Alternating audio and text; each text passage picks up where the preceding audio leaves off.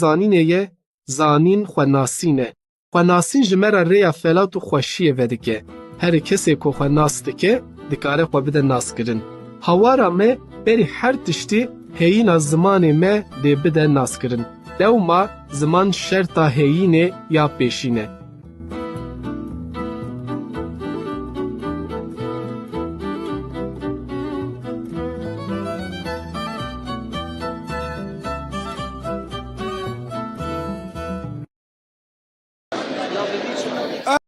قرابلغا کو لوی حولا مزن یا شارداری استانبولی تنی کرسیه کی والا جی لی نهیشتیه جبو رزگرتنا جلالت علی بدرخان کومبویه.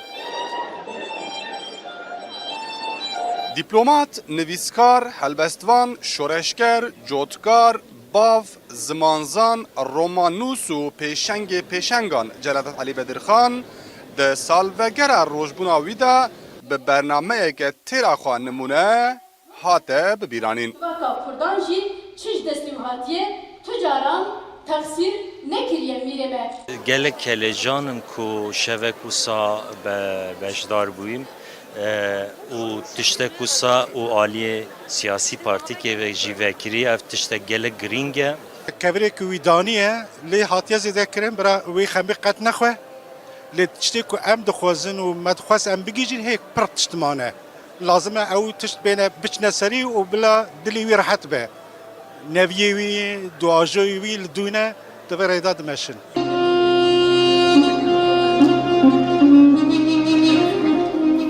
برنامه رزگرتنا جلالت به بلورا قنات میرو دست پیکر کو او جروسی هاتبو. پس رجی شانوگر عمر شاهین به لیستیکا خواه یا کو جیانا میر جلالت و ده بیجه لسر دکی بو. ستیرای واری گشت بو. کلوزین چیاین گور او حورانین وانین سور و زینین بونج. دو رجی نویسکار و حلبستوان سلیم تمو به گوترا خواه یا به ناوی چند جلالت هنه؟ لسر دکی بو. از کیجان جلالت هنه؟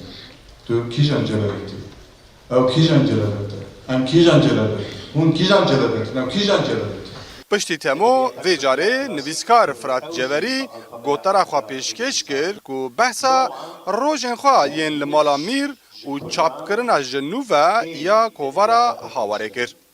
چل سالن از لبندی شبکه ویاوایی بوم جبک میر جلالت علی بدرخان دگلک شاغان دگلک وران دخبتیه دبیگمان خباتاوی حری بربچاف کووارا هواره جبک به کووارا هواره هم ج الفبای عربی درواسی الفبای لاتینی بو هم بویه که بنگه ادبیات کردیان نوجن آوید هم ادبیات ادبیات کلاسیک که الفبای عربی هاتبو نویساندن و با افکرنا کومبارا ترکیه را هاتبو قداخ کردن او گهاند ایرو یعنی دو گهاند ایرو و ام بیرو حساندن. ایوان باش.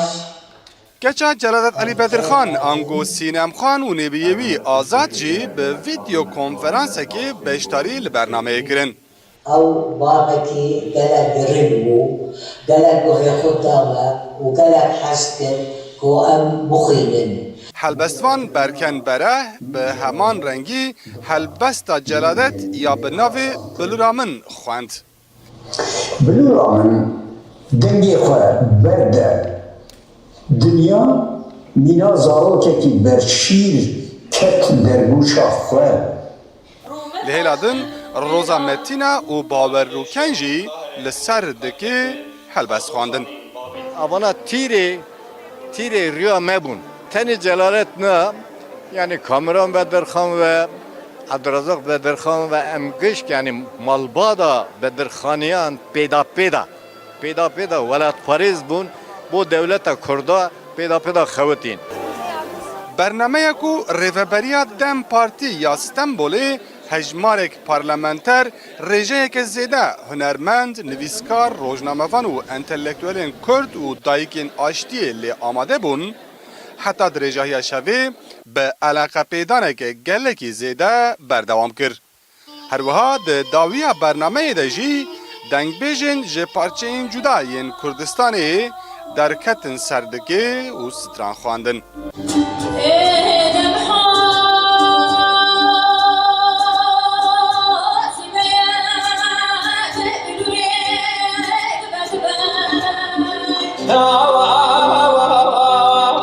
شكرم دالي أسيرم حوضي أنا ونسران سريد حوشاري پشتی 131 سالان جلادت علی بدرخان جارێک din li bajarê xwe vegerî li dû jî bi dehan bi sedan bi hezaran belkî bi milyonan şagirtên wî telebeyên wî yên ku gihîştine jîr û zanane di ser rêya wî de dibe ku Celadet Alî Bedirxan ew tovê ku çandibû gihandiye asteke serkeftin û serbilindî.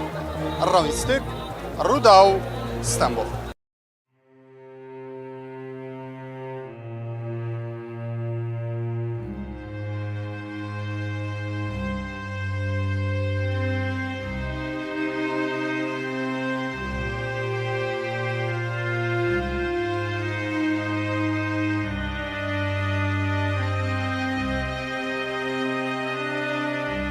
Di dîroka Kurdan de şopa Bedirxaniyan cihekî kûr û giring e. Mîrebotan yê dawî Bedirxanê Evdalxan, damezrînerê Cemiyeta Tealî ya Kurd Emîn Elî, xwediyê Rojnameya Kurdistan Mixdat û Evdirehman, pêşengên Kurdiya Latînî Celadet û Kamuran, çend kesên endamê navdar yê malbatê ne. Ev malbata ku duwarê wê je, siyaset, civakî, leşkerî û her wekî din di dîroka Mezopotamya û Anatolyayê de li peyxwe şopên kûr hiştine, beriya Mîr Bedirxan bi naveke din dihate nasîn.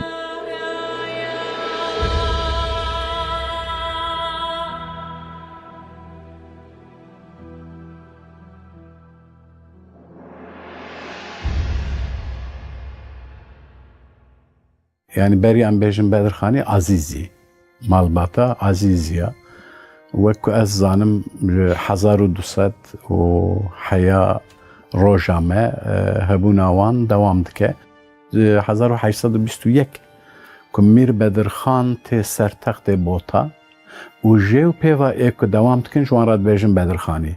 Ji 1200 heya 1847 ku Mîr Bedirxan ji aliyê Dewleta Osmanî ve tê bindestkirin û wî sirgûnî İstanbolê ji wê de jî wî sirgûnî girî tê dikin, Mîrgeha Bota bi serê xwe berdewam e. Mîrgeha Bota gelek cara ji derva êrîş hatine ser. Êrişên Aqoyniya, êrişên Qaraqoyniya, ê Safewiya ve paşiyê jî êrişên Osmaniya gelek cara hatine ser wan. Lê ev mîrgeh diber Xudaye û heya 1847 têkçûna Mîr Bedirxan hatiye dewam kiriye. Malbata Ezîziyan û Bedirxaniyan lê cihûwarê xwe her azad jiyan e. Ji ber vê yekê bûye ku gelek caran ji bo dagirkirina axa wan û bindestkirina azadiya wan hêrîş hatine welatê wan. Hêrîşa dawîn ku bû sedema hilweşîna mîrektiye botan û belavbûna vê malbata qedîm ji aliyê Osmaniyan ve hatibû. Bi vê dagirkeriya Osmaniyan re Mîr Bedirxan mişextî Stenbolê bû û bi dû de jî mişextî Kirêtê û Misrê kirin. Lê Bedirxanî her çi xas ji Cizîr û Kurdistanê dûr bin jî li wan welatên biyan di nav çandeke Kurdî de dijiyan. Kaideyek malbata Bedirxaniya û beriya wî jî bapîriya wan malbata Azîzî wana hebû ku dema zarokê wan çê dibûn ji bo kurmanciyekî safî û durust karbin biaxivin zarokê xwe didane berdestê dayîna.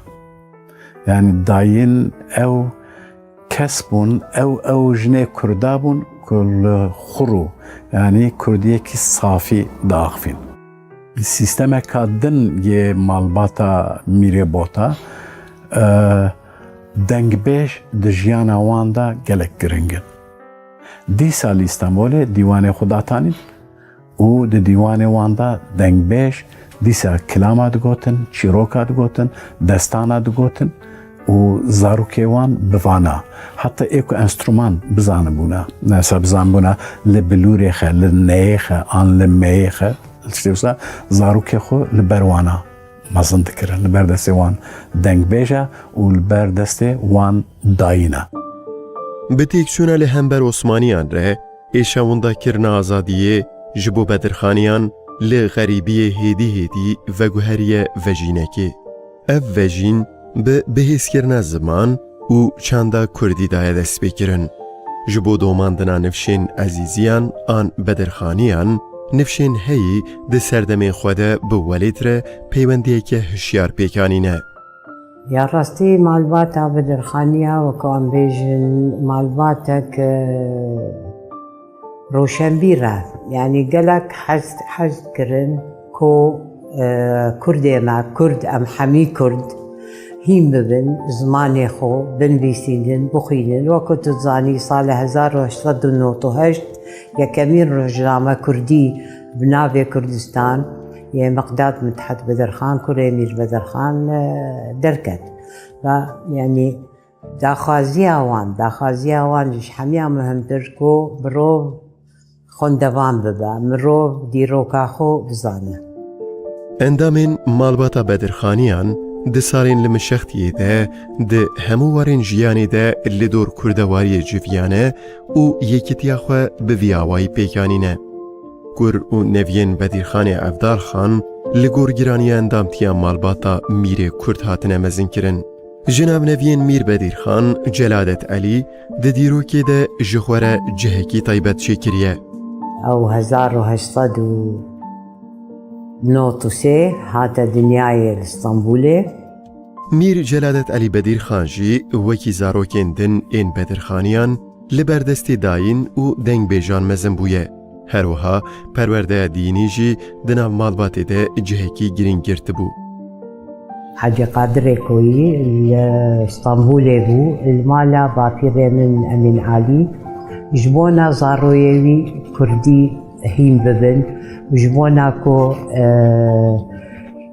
şeirê Kurdî jî hîn bibin. Hacı Qadirê Koyî wek helbestvanek ku bi xwe xelkê Koy sancaqe ew bi xwe dostê malbata Bedirxaniye ye. û ew jî li Stenbolê Mîr Bedirxan wê ji malbatê re wek mamostê olî mesela tayin dike û dibe tê dersa zarokên me bidî lê dersa wanî olî şû ji aliyê netewî malbata Bedirxaniye şû netewîne. Bedirxanî di jiyana malbatî de di nav aramiyê de bûn. Lêbelê di jiyana derveyî de newçend bi aram bûn. Her wiha bûyerek çêbû ku vê bûyerê rewşa wan ji mişextîbûyînê jî xerabtir kir. Kuştina şarêdarê Stenbolê ji bo bedirxaniyan û derûdora wan bo belatekî mezin bû. Em li 1906 em lê nerin ew kuştina şarêdarê Stenbolê ew ê Rıdwan Paşa ewana dixinstiye bedirxaniya dibên ku bedirxanî em taybetî jî Abdurezaq Bedirxan dixinstî dibe ku wan şarêdarê vê derê daye kuştin. Rıdwan Paşa daye kuştin. Di yek şevekî de Dewleta Osmanî dikare 3000 bedirxanî xwe girtiye wan. Di aynı şevê de sirgûnê ciyê cuda ji Trabluskar pê bigire heta Tayfa Suudi Arabistanê û aliyê Urdunê wan e. Yani ew der û dorên ku dibin sînorê Dewleta Osmanî de ne Kurdistanê jê derxe wan dişîne wê 3000 insana belat dikin. Di navbera bedirxanî û xesra Osmaniyan de carcaran pirsgirêkên bi vî rengî derdiketin. Lewre duwarê siyasetê de xwedî fikr û ramanên dijberê hevbûne. Emîn Alî Bedirxan ev dijbertî di xada siyasetê de bawayekî birêkxistin didomand. Her wekî din li gel endamên din ên malbatê celadet û birayên xwe jî di xada siyasetê de bi bavê xwe re bûn. Emîn Alî Bedirxan hukukzan bû û dawî di Edliya Edirneyê de teqawît bû. Piştî teqawîtbûna xwe ewakî aktif di siyaseta Kurd de cî digire. Yek ji damezrênerê Kurd Taawun Terakî Cemiyetî bûn, yek ji damezrênerê Cemiyeta Tealiya Kurdistanê bû û Celadet û Kamuran bi xwe jî endamê Kurdistan Tealî Cemiyetî bûn. û dema ku Kurdistan Tealî Cemiyetî jî parçe dibe, Bedirxanî di alî Cemiyeta Teşkilatî İçtimaiye de jî digirin. Celadet hê di wan deman de bi xebatên diwarê Kurdî de xwe digihîne asta nivîskariyê. Wî hê di 12 saliya xwe de bi rojnameya serbestî ya Mevlanzade Rifat re gava pêşîn a nivîskariya avêtiye. Dema serbestî derdikeve de hejmara sisiya serbestî de nameyekî Celadet Bedirxan heye rêkiriye herhalde ew nivîsawiya serekeye bawer dikin. Wekî di gelek warên jiyanê de diwarê xebatên ziman û nivîskariyê de jî bi birayê xwe Kamuran re her gav bi hevremeşiyane. Li gel nivîsên di Rojnameya Kurdistan de di sala 1913 de hin bîranînên xwe wekî pirtûk didine çapkirin. Yekemîn nivîsê wanê ku wesa weka pirtûk hatine çapkirin, bîranînê wanê di cepheyê şer de ne. Van nivîsê xwe bi navê Sukûta Hundirîna Edirneyê, Edirne İş Sukûtu. û paşê Celadet Bedirxan bobînin tûzaxê bi navê kitêbekî çîroka dinivîsîne. Dema em ev kitêb jî di nav weşanê îştihatê de derdikeve û reklama wan di îştihatê de heye. Ev kitêb dema ku reklama wan hatiye dayîn wisa dide nîşankirin ku xebata birayên Bedirxanî ne tenê ev e. Wekî dî jî xebatê wan hene navê wan hatine dayîn dibêjin wê çap me lê piştî wî heya me ji van xebata tune. Her du birayên Bedirxanî di xebatên xwe yên siyasî û yên nivîskariyê de bi hev re dimeşin. Di rojname û saziyan de gelek berpirsyariyan hildigirin ser milên xwe. Çalakbûyîna bi van xebatan navên wan û malbata wan serbilind dike. Piştî ku peymana Mondrosê çê dibe, Kurd cardin dest bi faaliyetê siyasî dikin. Em dibînin Emin Alî Bedirxan bi tevî Mevlanzade Rifat Partiya Radikala gel damezrandine. û heman demî serbestî nû ve dest bi xebatê kiriye. Di vê demê de herî girîng xebata Celadet e ku Celadet weka redaktorê alîkarê serbestiyê kar dike. Kamuran Bedirxan zî di nav serbestiyê de makaleya dinivîsîne. Serbestî jî weka organekî Cemiyeta Taliya Kurdistanê kar dike.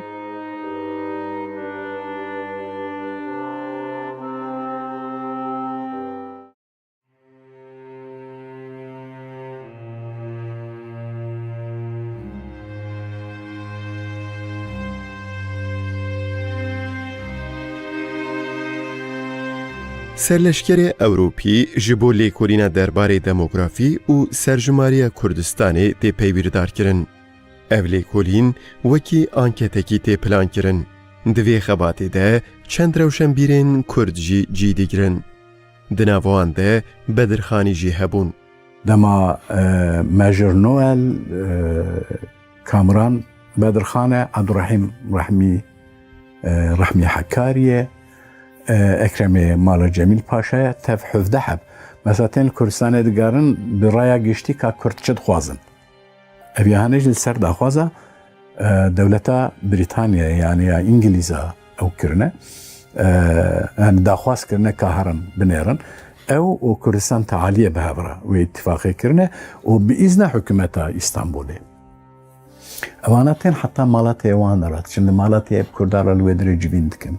Ser Meraşê de diçin Malatya. Wê demê waliyê Malatya jî ji Bedirxaniya Xelîl Rehmî bixwe ye. Dema ku ev xebat tê meşandin serdema dawîniya Osmaniyan e ku ev serdem di heman demê de destpêka serdema Kemalîstan e jî. Di vê demê de Bedirxanî û Atatürk wekî dijminên hev bûn. Mustafa Kemal dibîze li wê derê civîn dikin û ew dikin li wê derê esker ji El Azizê derdixin. Dibên wan bigirin yaxud negirin wan bikujin yani çawa hatine wê derê. û ew jî radibin Malatyayê terk dikin tên 5-6 rojî li çayê Kaxtayê yani kolkê wan de radibînin paşî ji wir jî derbasî ew ê dibin. Ji wir derbasî Helebê dibin yani ev jî meseleyekî dinê bi serê xwe ye. Kurdistanê de bingeha xebata herî mezin a jiyana xwe hezir dike. Zimanê Kurdî û alfabeya Latînî ji wê rojê û pê de دناف خباتین جلادت و کاموران ده بونه مجارین سرکه. شورش زمان کردی ده وان روژان ده دست پیدی که جلادت بری ده 1919 ده لسر الفابا کردی خباتک کریه. ميجر نويل تشتي كرديت نبيساند أو بيتي عربي نتزاني فبلاتينيت نبيساند أبا بالكيش بو يعني بابي من أبي ديكر كو أبا راستا تشتكي هولي تشيدبا ميجر نويل دبنجرا وقتك أو بجلادت بدرخان وان را لكردستان دقارن ميجر نويل tabi kurmancı başsane, soranıcı başsane. Yani berkul Süleymaniye maya o dınava kurda da maya. Ev gotine ku halk cerad bejin bi latiniya xud nefsine. Tipen latini. Celadet be Arabi nefsine. Tipen Arabi. Vakti celadet tipen Arabi mesela Noel de be kajmra tekrar ki yani eviya hane çivu lenlere xwandinawi gelek zahmete. لی وقتی که ماجر نوئل بلاتینی تخوینه و کردیه مکمل بلیف کرن جدوی وی درته. جبرویجی جلادت بدرخان دهواره دا دبی یعنی من بریار دا که الفابه کردی ام جبو اوی چیب کن جبو کردار چیب کن. لی مخابن دما که به حضر هانت که و دست به خباتت که 1919. ده دیروکه هفپاریا کردان و ترکان ده هنکسین کو قدر وان هر دو گلان دو هرینه هنه. مصطفی کمال پاشا جی یک جه وان کسانه. اف پاشا ده دهاتوی ده ببایا دامزرینره کومارا ترک و اف دولت. هاوار دنگ زانینه یه زانین خواناسینه. خواناسین جمره ریا فلات و خوشیه ودکه. هر کسی که خواناسته که دکاره خو بده ناس کرن. هاوارا me beri her tişti heyina zamanı me de bide nas kirin. Devma zaman şerta heyine ya peşine.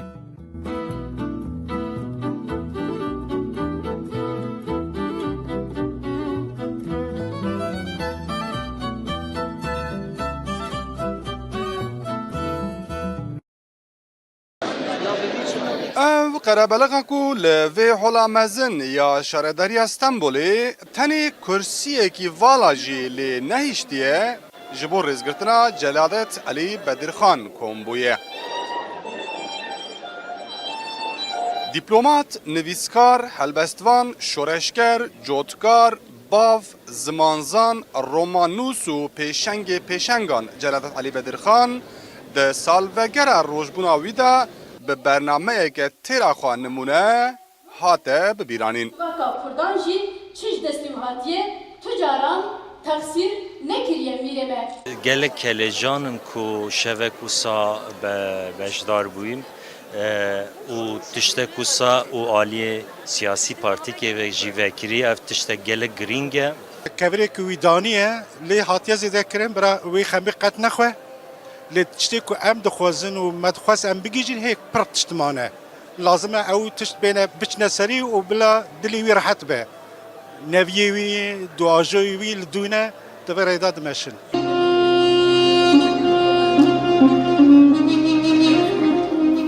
برنامه رزگرتنا جلادت به بلورا قنات میرو دست پیکر که او جروسی هات بو.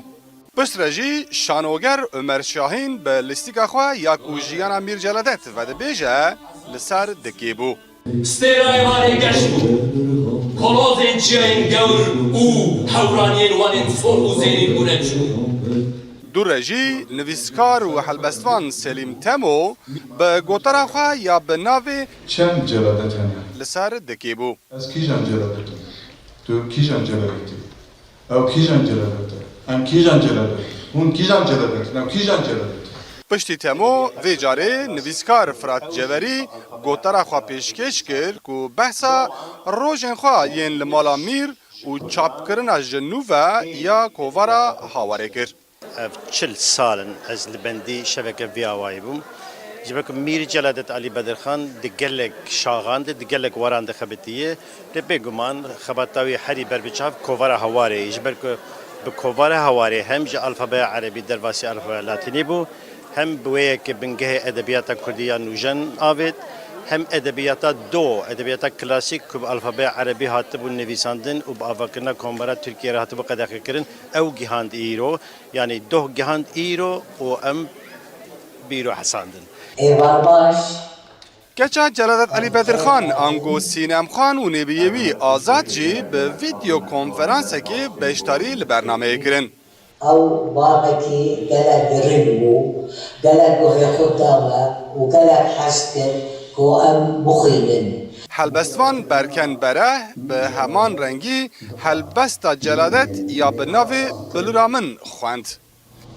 بلورامن دنگی خواه برده دنیا مینا زاروکه که برشیر کت درگوشا خواه لهلادن روزا متینا و باور روکنجی لسر دکی هلبست خواندن. Abana tiri rüya mebun. Teni Celalet ne? Yani Kamran Bedirxan ve Abdurrazak Bedirxan ve Emgişk yani Malbada Bedirxaniyan peda velat Paris bun bu devlete kurda peda xevetin. برنامه کو ریوبریا دم پارتی یا استنبولی هجمارک پارلمانتر رژه که زیده هنرمند نویسکار روزنامه‌وان و انتلکتوالین کرد و دایکین آشتی لی آماده بون حتی درجه شوی به علاقه پیدانه که گلکی زیده بردوام کرد. هر وها داوی برنامه دجی دنگ بیجن جه پارچه این جدایین کردستانی در کتن سردگی و ستران خواندن.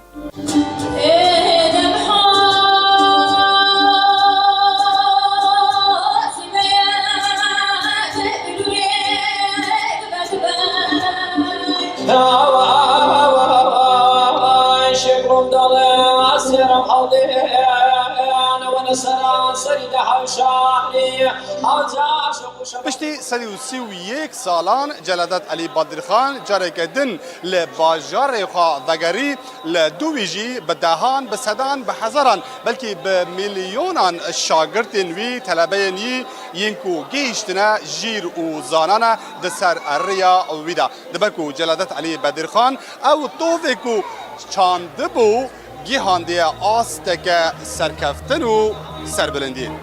Rawîstik Rudaw İstanbul.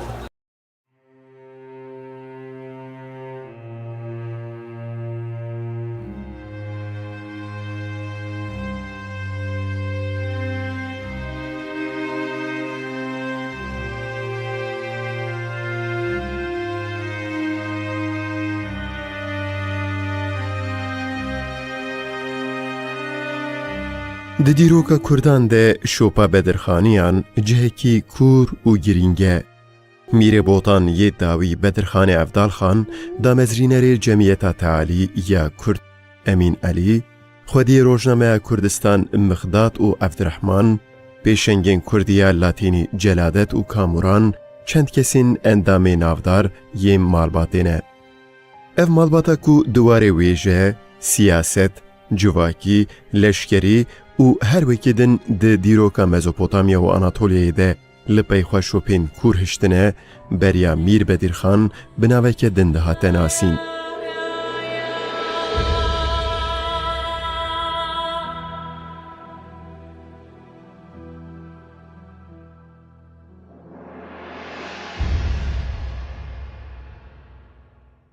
Yani beriyan bêjin Bedirxanî Azîzî, malbata Azîziya.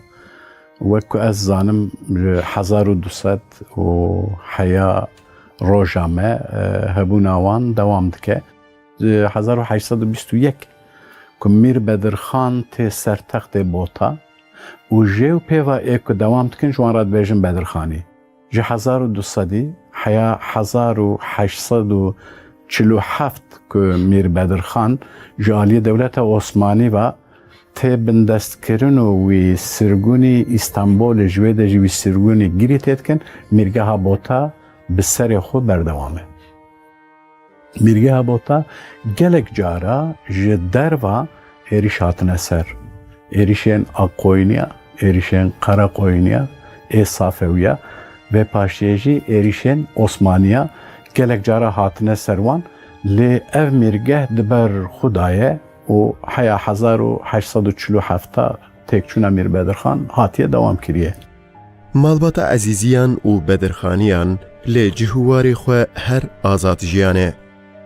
ji ber vê yekê bûye ku gelek caran ji bo dagirkirina axa wan û bindestkirina azadiya wan hêrîş hatine welatê wan. Hêrîşa dawîn ku bû sedema hilweşîna mîrektiye botan û belavbûna vê malbata qedîm ji aliyê Osmaniyan ve hatibû.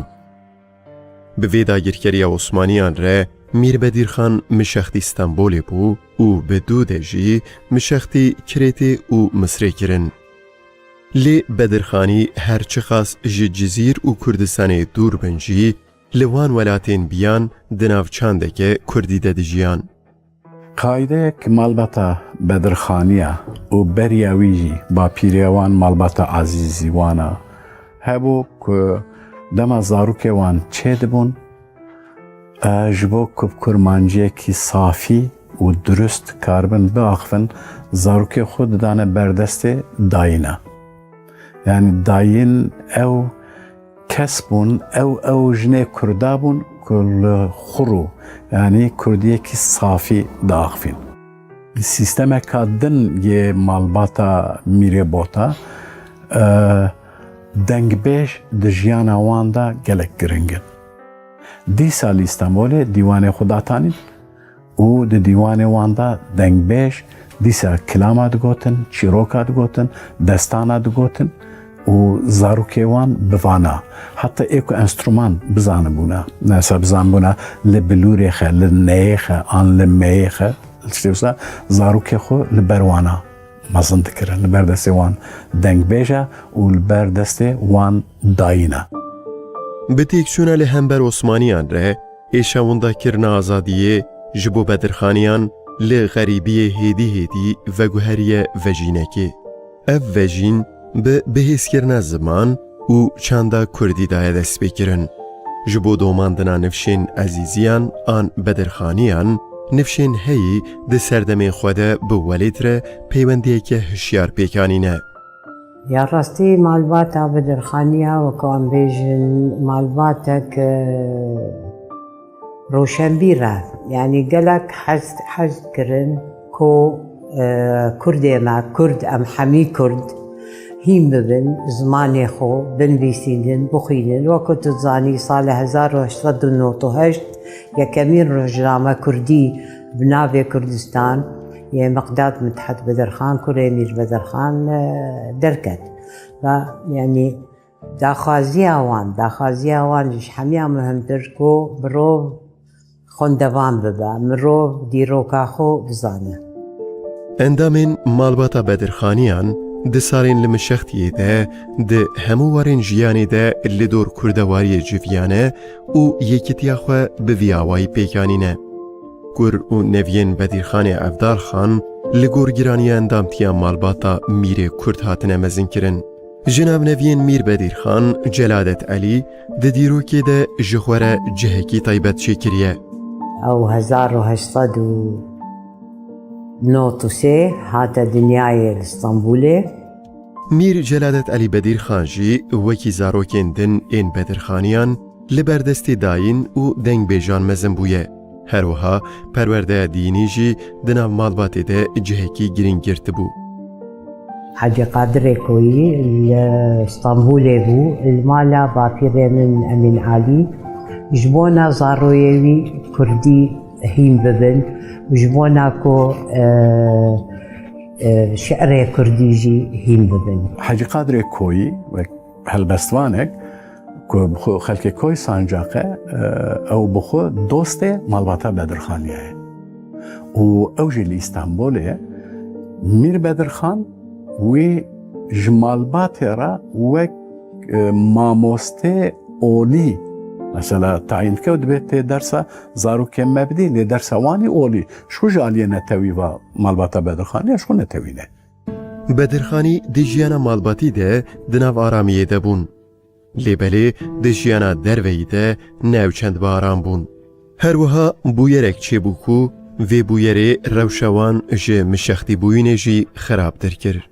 کشتنا شارێدار ئێستانبولێ ji bo bedirxaniyan û derûdora wan bo belatekî mezin bû. Em li 1906 em lê nerin ew kuştina şaredarê İstanbulê ew ê Rıdwan Paşa ewana dixinstiye bedirxaniya dibên ku bedirxanî em taybetî jî Abdurrezzaq Bedirxan dixinstî dibe ku wan şaredarê vê derê daye kuştin. Rıdwan Paşa daye kuştin. Di yek şevekî de Dewleta Osmanî dikare 3000 bedirxanî xwe girtiye wan.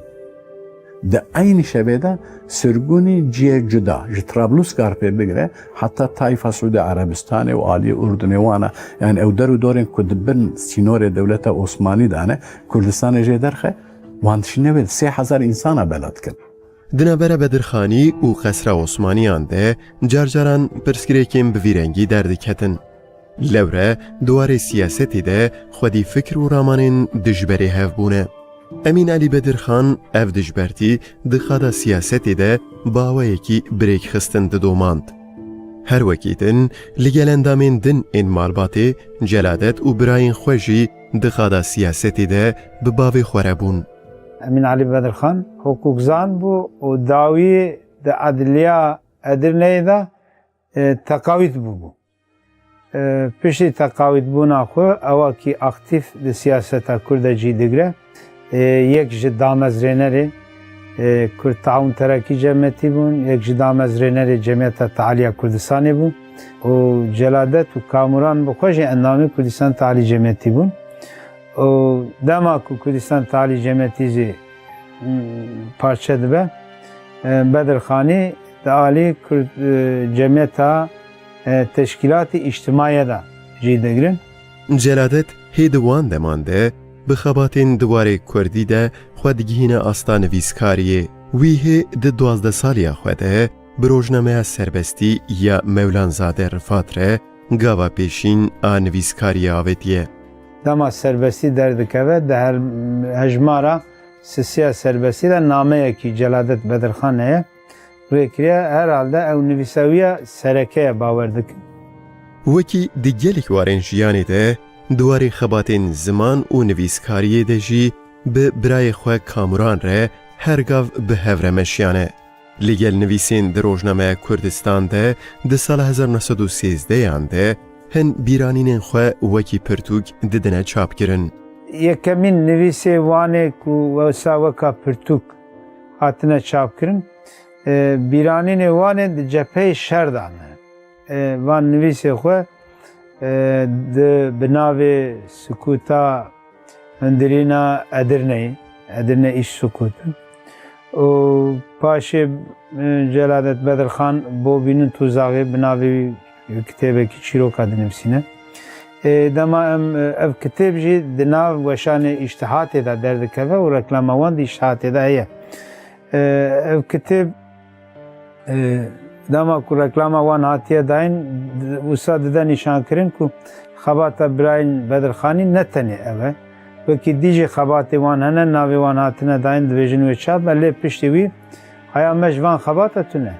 Her du birayên Bedirxanî di xebatên xwe yên siyasî û yên nivîskariyê de bi hev re dimeşin. Di rojname û saziyan de gelek berpirsyariyan hildigirin ser milên xwe. Çalak bûyîna bi van xebatan navên wan û malbata wan serbilind dike. Piştî ku peymana Mondrosê çê dibe, Kurd cardin dest bi faaliyetê siyasî dikin.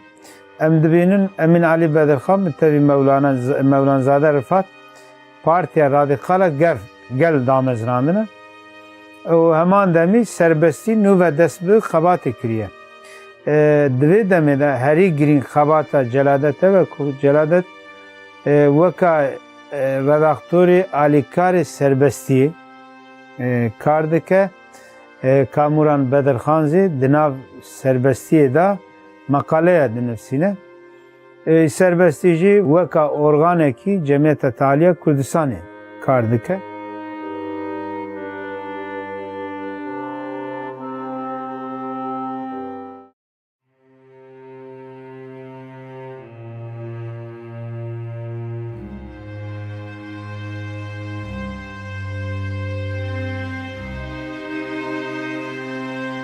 سرلشکر اوروپی جبو لیکولین درباره دموگرافی و سرجماری کردستان تی پیویردار کرن. او لیکولین وکی آنکتکی تی پلان کرن. دوی خباتی ده چند روشن بیرین کرد جی دیگرن. دناوان ده بدرخانی جی هبون.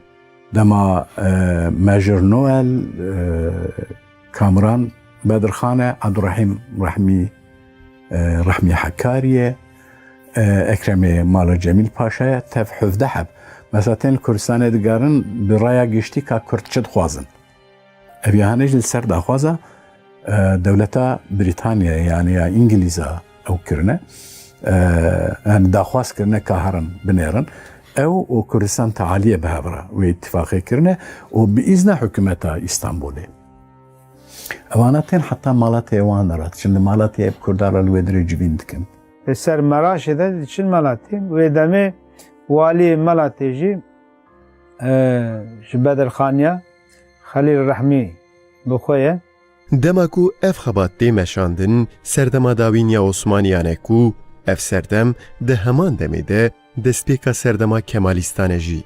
دوی دمیده بدرخانی و آتاتورک وکی دجمنین هف بون. مصطفى كمال دبيزا لويدري جيفين دكنو باوتكن لويدري عسكر جال عزيز دارتخن دبين وان بقرن ياخد نقرن وان بكجن يعني تشواهات نويدري او جراد بن مالاتي تركن تن بنشش روجي لتشاي كاختاي يعني كل كي وان دراد من باشي جورجي درباسي اويد بن جور درباسي حلبت بن يعني ابي مساله كي دنه بسري خويه کردستانی ده بنگه خباتا هری مزن جیانا خواه هزر دکه. زمان کردی و الفابه لاتینی جوی روژه و پیده دناف خباتین جلادت و کاموران ده بونه مجارین سرکه. شورش زمان کردی ده وان روژان ده دست پیدکه. جلادت بری ده 1919 ده لسر الفابه کردی خباتک کریه. ميجر نويل تشتي كرديت نبيساند أو بيتي عربي نتزاني فبلاتينيت نبيساند أبا بالكيش بو يعني بابي من أبي ديكر كو أبا راستا تشتكي هولي تشيدبا ميجر نويل دبنجرا وقتك أو بجلادة بدرخان وان را لكردستان دقارن ميجر نويل tabi kurmancı başsane, soranıcı başsane. Yani Berkul Süleymaniye maya o dınava kurda da maya. Ev gotine ko halk cerad bejin bi latiniye xud nefsine. Tipen latini. Celadet be Arabi de nefsine. Tipen Arabi. Vakti celadet tipen Arabi mesela Noel de ka jimra tekrar ki yani eviya hane çivu lennerek xwandinawi gelek zahmete. لوقتك ماجر نويل بلاتيني تخوينه وكرديه مكمل بليفكرن جدبي ويدرته جبر ويجي جلادت بدرخان دهواري دا دبي يعني من بريار دا كو الفابي كردي ام جبو اوي تشيبكن جبو كردار تشيبكن لمخابن دمك بي حزر هانت كو دس بي خباتت كه 1919 دديروكا هفباريا كردان و تركان ده هنکسین کو قدر وان هر دو گلان دو هرین هنه. مصطفی کمال پاشا جی یک جه وان کسانه. اف پاشا ده دهاتوی ده ببایا دامزرینر کومارا ترک و اف دولتا نو ده ببایا دسلاتاری نو یه کردستانی. 1922 yani Berya komar bedanin hükümeta İstanbul'e ya padişahı bu Prens Sabahattin Van'a. Evana peymane kebud nabera wan u Kürdistan Taali Cemiyeti de. Peymana wan çi bu? Eğer evana dişuna İttihad-ı Terakki perveranda cardın Prens Sabahattin Van'a verin seri evi otonomiyeki bidin Kürdistan'ı. Evane hane biryara idama Mustafa Kemal Paşa dedin. Mustafa Kemal Paşa çitke او حکومت خو لانقره داتینه و قرار د دارداکرنا امین علی بدرخان و زاروکین ویده ده لسرنیا کردان مشختی بوین پنابرتی و بیولاتی و لسر جیانا مالباتا بدرخانیان ده باوه کی زلال نشانده ده ji sala 1947 heta wê roja sala 1922 malbata Bedirxaniyan her ji hev hatin veqetandin û bidûrxistin.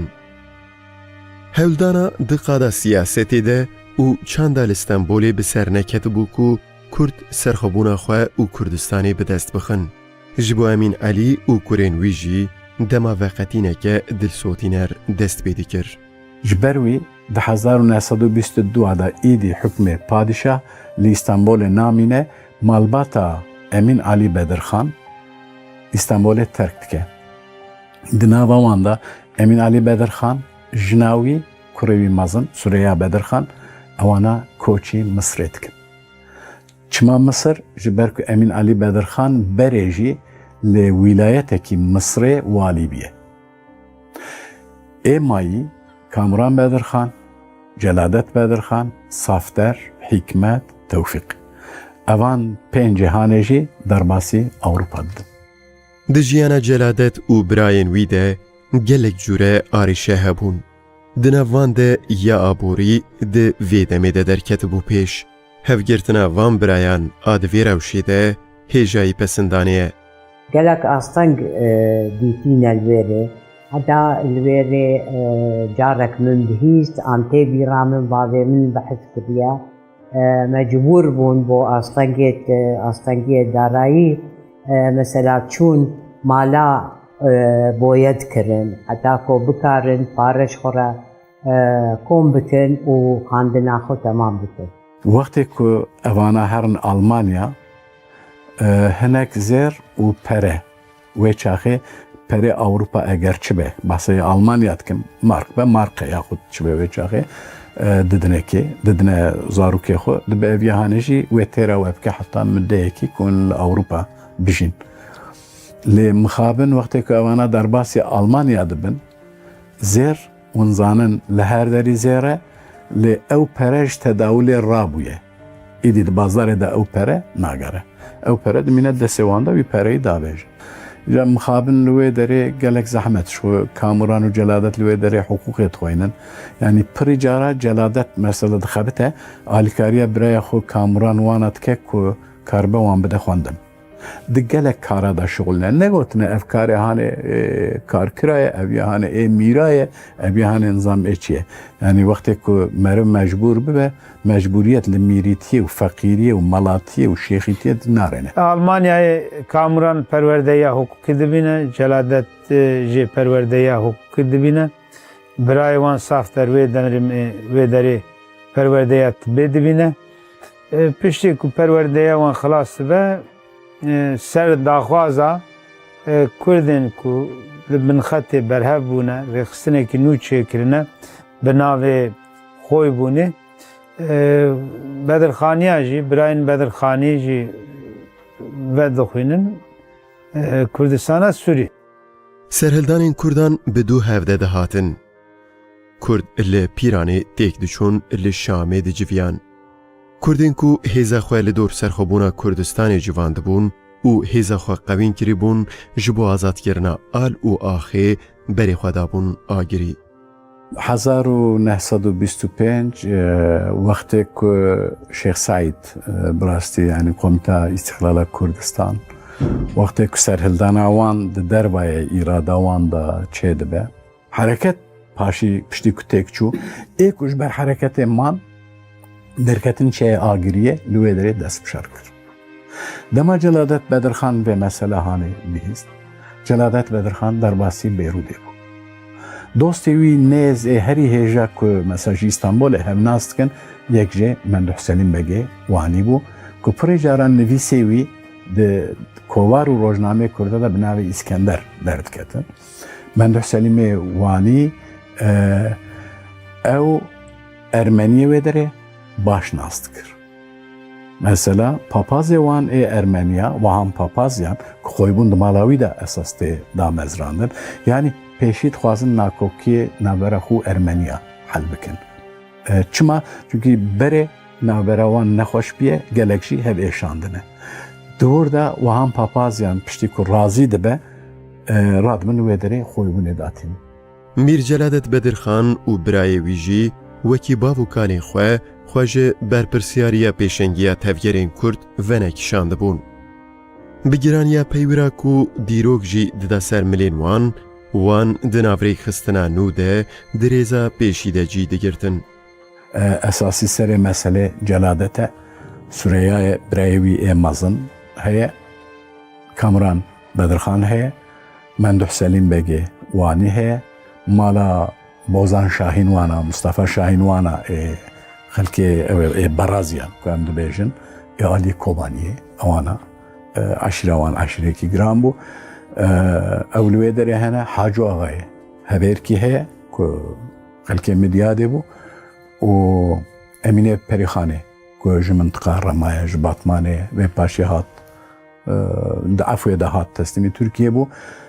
Ew hani gelek kesên din bu wan re belkî jî bu wekalet ku ez neşaşbim kurê Şeyx Saîd Kurê mezin Ali Rıza Şeyx Ali Rıza bu vekalet ku ez neşaşbim de Fehmî Begê meyli jî yani xalê Fehmî Fırat ku sekreterê Şeyx Saîd bixwe bû di dinewî ew li wê derê tevlî civînê dibe wî awayê xwebûnê datînin. Malbatên mezin û gelek kesayetiyên navdar ên Kurd dirêk xistinê de cê xwe digirin. Kurd di dîroka xwe ya dilşikestî de dîsa bihêvî di nav hewldaneke welatperwerde bûn. Ew bi awayeke şidiyayî dest bi amedekariya damezrandina komara agirî dikin. Kongra xwebûnê çêdibe, dema kongra xwebûnê çêdibe em dibînin ku celadet wek serokê xwebûnê tê hilbijartin. Xwebûn hereketa agirî rêxistin dike. Xwebûnê çima gelek Kurdê me li wê rêbûn Kurdê me yê ku nasraw eger bêjim li Şamê bûn, li Cizîrê bûn, wek mala Cemîl Paşa, wek mala Haco, wek Naîfê Paşê, wek Hecî Ebdilkerîm, wek Aliya Xezilfo, ev hemî pevre. Ez baş dizanim wextê bavê min hat Şamê ew li mala Aliya Xezilfo bû ku ew tiştê wî nebûn, ew li wê rê wek mêvanek cemî bûn ve ew ji civînê wan evê diyek dawan ku wek cem'iyetek çêkin ew destpê kir cem'iyeta Xwebûn. Destpê kir cara êkê li Libnanê, li Hemdûn. Hingê Sûriya û Libnan jî nebû, hemî pevre bûn.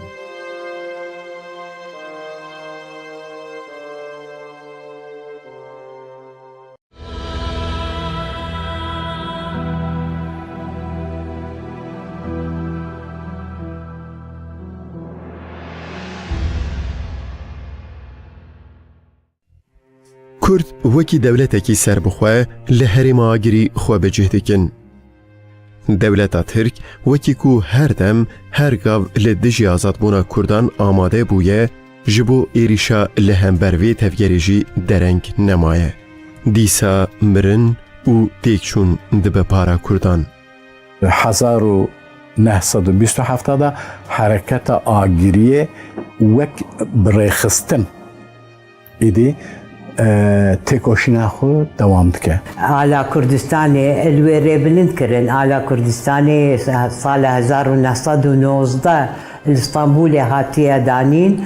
Sala 1930 li bilind kirin serçiyayê Agrî Ehsan Nurî Paşa ew al cemine. Hikûmeta xwe datînin, wezaretên xwe datînin li wê derê, ala xwe datînin û li wê derê sûdawanên niştîmanî heye wek marşawan millî agirî. Celadet û lehengên din ên tevgerê li ber xwe dane. Lê mixabin artêşa dewletê li hember hêzên rêxistinê bihêztir bû. Di dawî de Kurd têkçûn û ji bo civandina hêza xwe vekişiyane herêmên derûdorê. Celadet berê xwe dide Îranê. Nêzî 2 salan lê Îranê dimîne. û paşê berê xwe dide Şamê.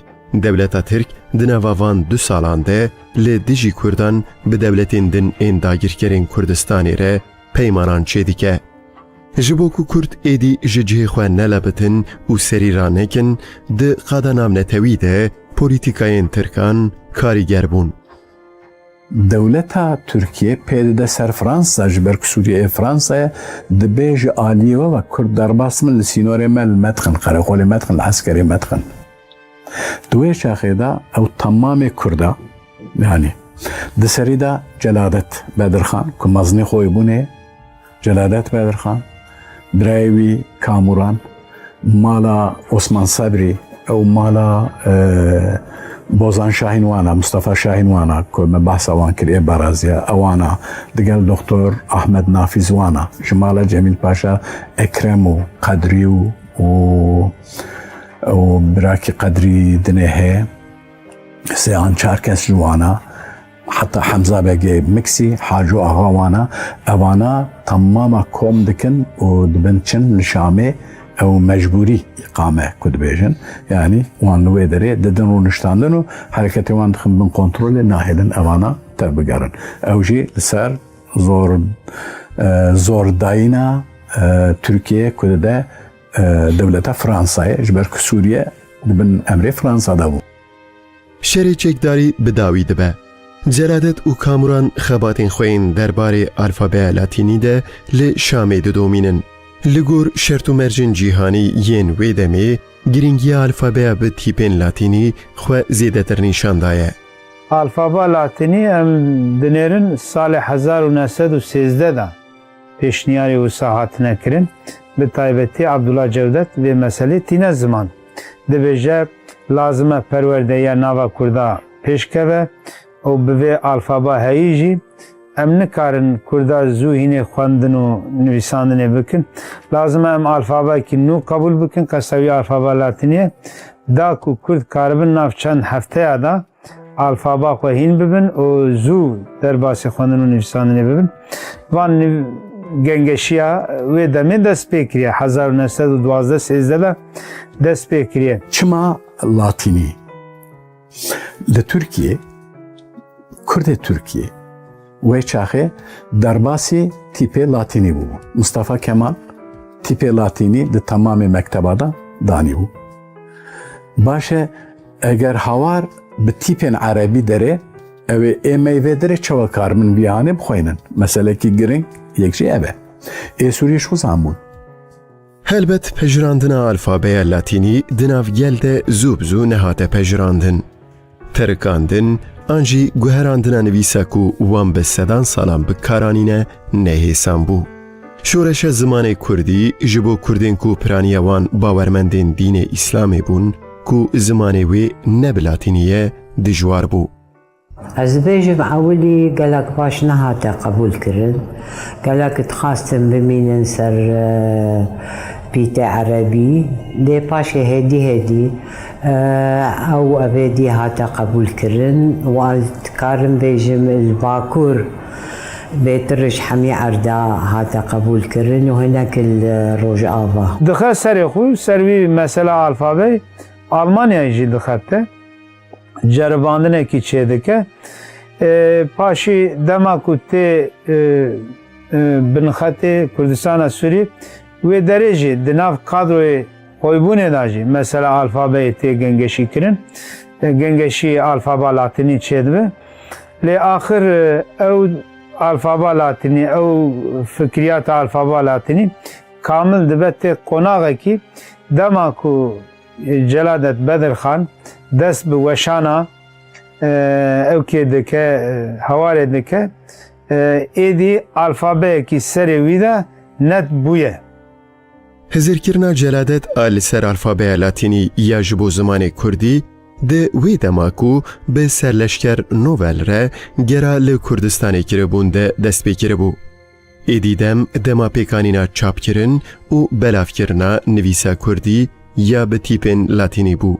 جلادت دوان گره خدا ilham خو مجر نوئل yani binbaşı Noel digre dibese alfabet latini çepkim o despet keçet ki vakti kul Almanya ji لسريت خبته بطيبتي بلكي شكل داوي نابجم اما بقشتي 1924 دا وي اواخو وي خباتا خو تمام تكي شرع آگریه که دقده ده جلادت شامیه yani dibin eva zor da ikama zor da lüye dere biryardı da 1932 da ku kovareki binave havare derx. Evdem didiroka Kurdan de demeke geleki giringe. Kurd beyku devletevan hebe, beyku pergaleke wan a perverdehiya Kurdi hebe, alfabeya ku bi sedan salan wan bikaranine dvê demê de diguherînin. Piştî ku hereketa agirî bi ser nakeve, Celadet Bedirxan êdî dev ji siyasetê berdide dest bi weşandina kovara hawarê dike. 15 Gulan 1932 سال سهودو روزنامه هاور الشامي إنها درخست وكو هون دزانن يكمين روزنامه بوكو بتيب لاتيني هاتيا نویساندن. سردانا وزارتا کار هندور یه سوریت که جارا اول رد کن. جارا دوا جلادت وقتی که سردانا واند که قبول دکن لی بشرطه که کوار نسیاسی به. نویساندن همی تشتاق أبدي يعني يام بحثا تشتين فولكلوري دكرن يام بحثا زمان دكرن يام تشيروكا كدقوتن يام بحثا سترانا دقوتن يعني حتى تشتكي كو همي خلق بكارن كيفاوان جيبت نبس مثلا سياسة وكو تدبيني روجنامة روناهي بيتر سياسي بو بحثا شريط كرو رسمت شريط تشتين هولي لي هاوار تشتكي كولتوري بو كو هر تشتي دهم يعني مثلا بيجمتا مامم كامران تيدا تفسير قرآن دينا يتارين خيام حديث جناب پیغمبر تشتين هولي Bi derketina hawarê re di warê nivîskarî û cure nivîsan de pêşketinên mezin dest pê kirin. Tîpên latînî kelecaneke mezin xistiye neva jiyana bi Kurdî.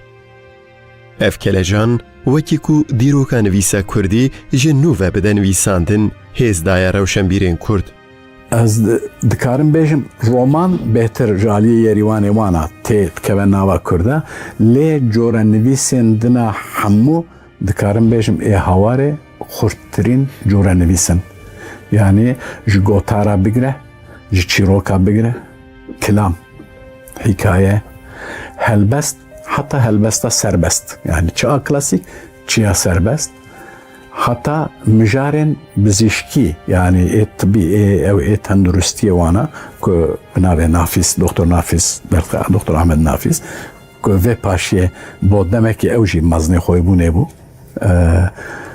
Yani ti wextê ku tu li hawarê dinêrî dikarî tu civaka Kurd hemû di hawarê da bibînî.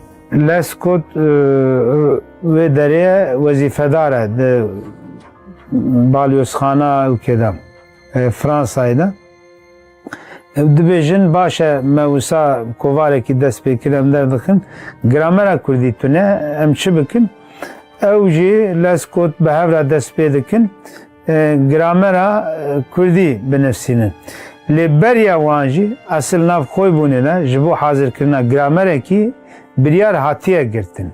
İnsanê ku li herêmê cûr bi cûr hatine, herêmê cihê cihê hatine, komisyonekî çê dikin, ew komisyon nava xwe da dixebite her kes hinek tişta dide berhev. Ji xwe xebatekî Ekrem Cemîl Paşa zî ji wê xebatê maye. Piştî ku ew nakokî nabera wan da peyda dibe, xebatê siyasî ji hev dibin, Bedirxanî ji xwe bûnê vediqetin.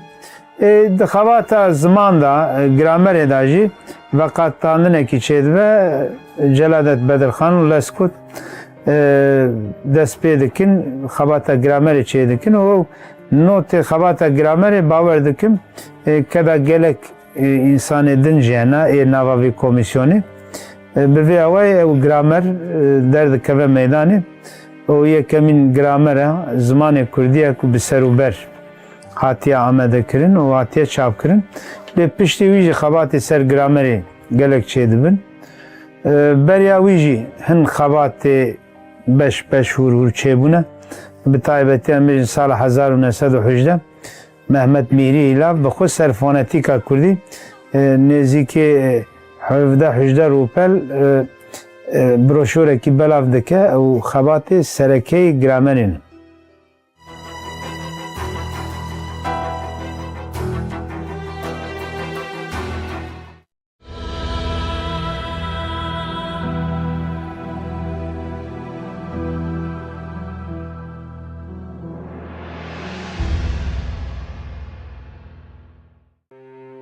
بسەرکەتنە بەرخوادانە بەدرخانیان ئالێ هەمبەر ئاستەنگی و دژواریان کۆڤارە هاوارێ دێ گەلێک واراندێ گەیشتاند بوو ئاستێن بلند. کارمەندێ باوان پڕیجارە عەرەبن باشەوێت تیپێ لاتینی ئەبنیست دۆ لە شامێ تیپێن لاتینی تنەنە ji bo ku çapekî karibe bike yaxud ewa xwe tabloya xwe dîzayn bike ji bo ku çap bike dibe here Beyrûdê. Eger li Beyrûdê jî têra wan tîp tinebin dibe siparîşa xwe ji Ewropa bide. Diçû ji wê derê tanî dihat. Yani Mîr Celadet nedigihîşt îca ku tamamê kara bike di belavkirina kovarê da ew navnîşan û ew ê wan jî Rewşen Bedirxan alîkariyê dikir. Watê ku ji aliyê maddî va mesela didît Mîr ew e yani zor gihîştiyekê mesela peretin em bêjin kaxaz bikire nizanim çi bikire bêy ku ew bêje Rewşen Bedirxan bi dizî tanî dihat her tiştê wî da tanî berê digova mesela kaxaz qediye nizam çi qediye. Di hawarê de arîşeyekê gelekî mezin hebû ku nivîskarên ku bikarin bi latînî binivîsin gelekî kêm bûn.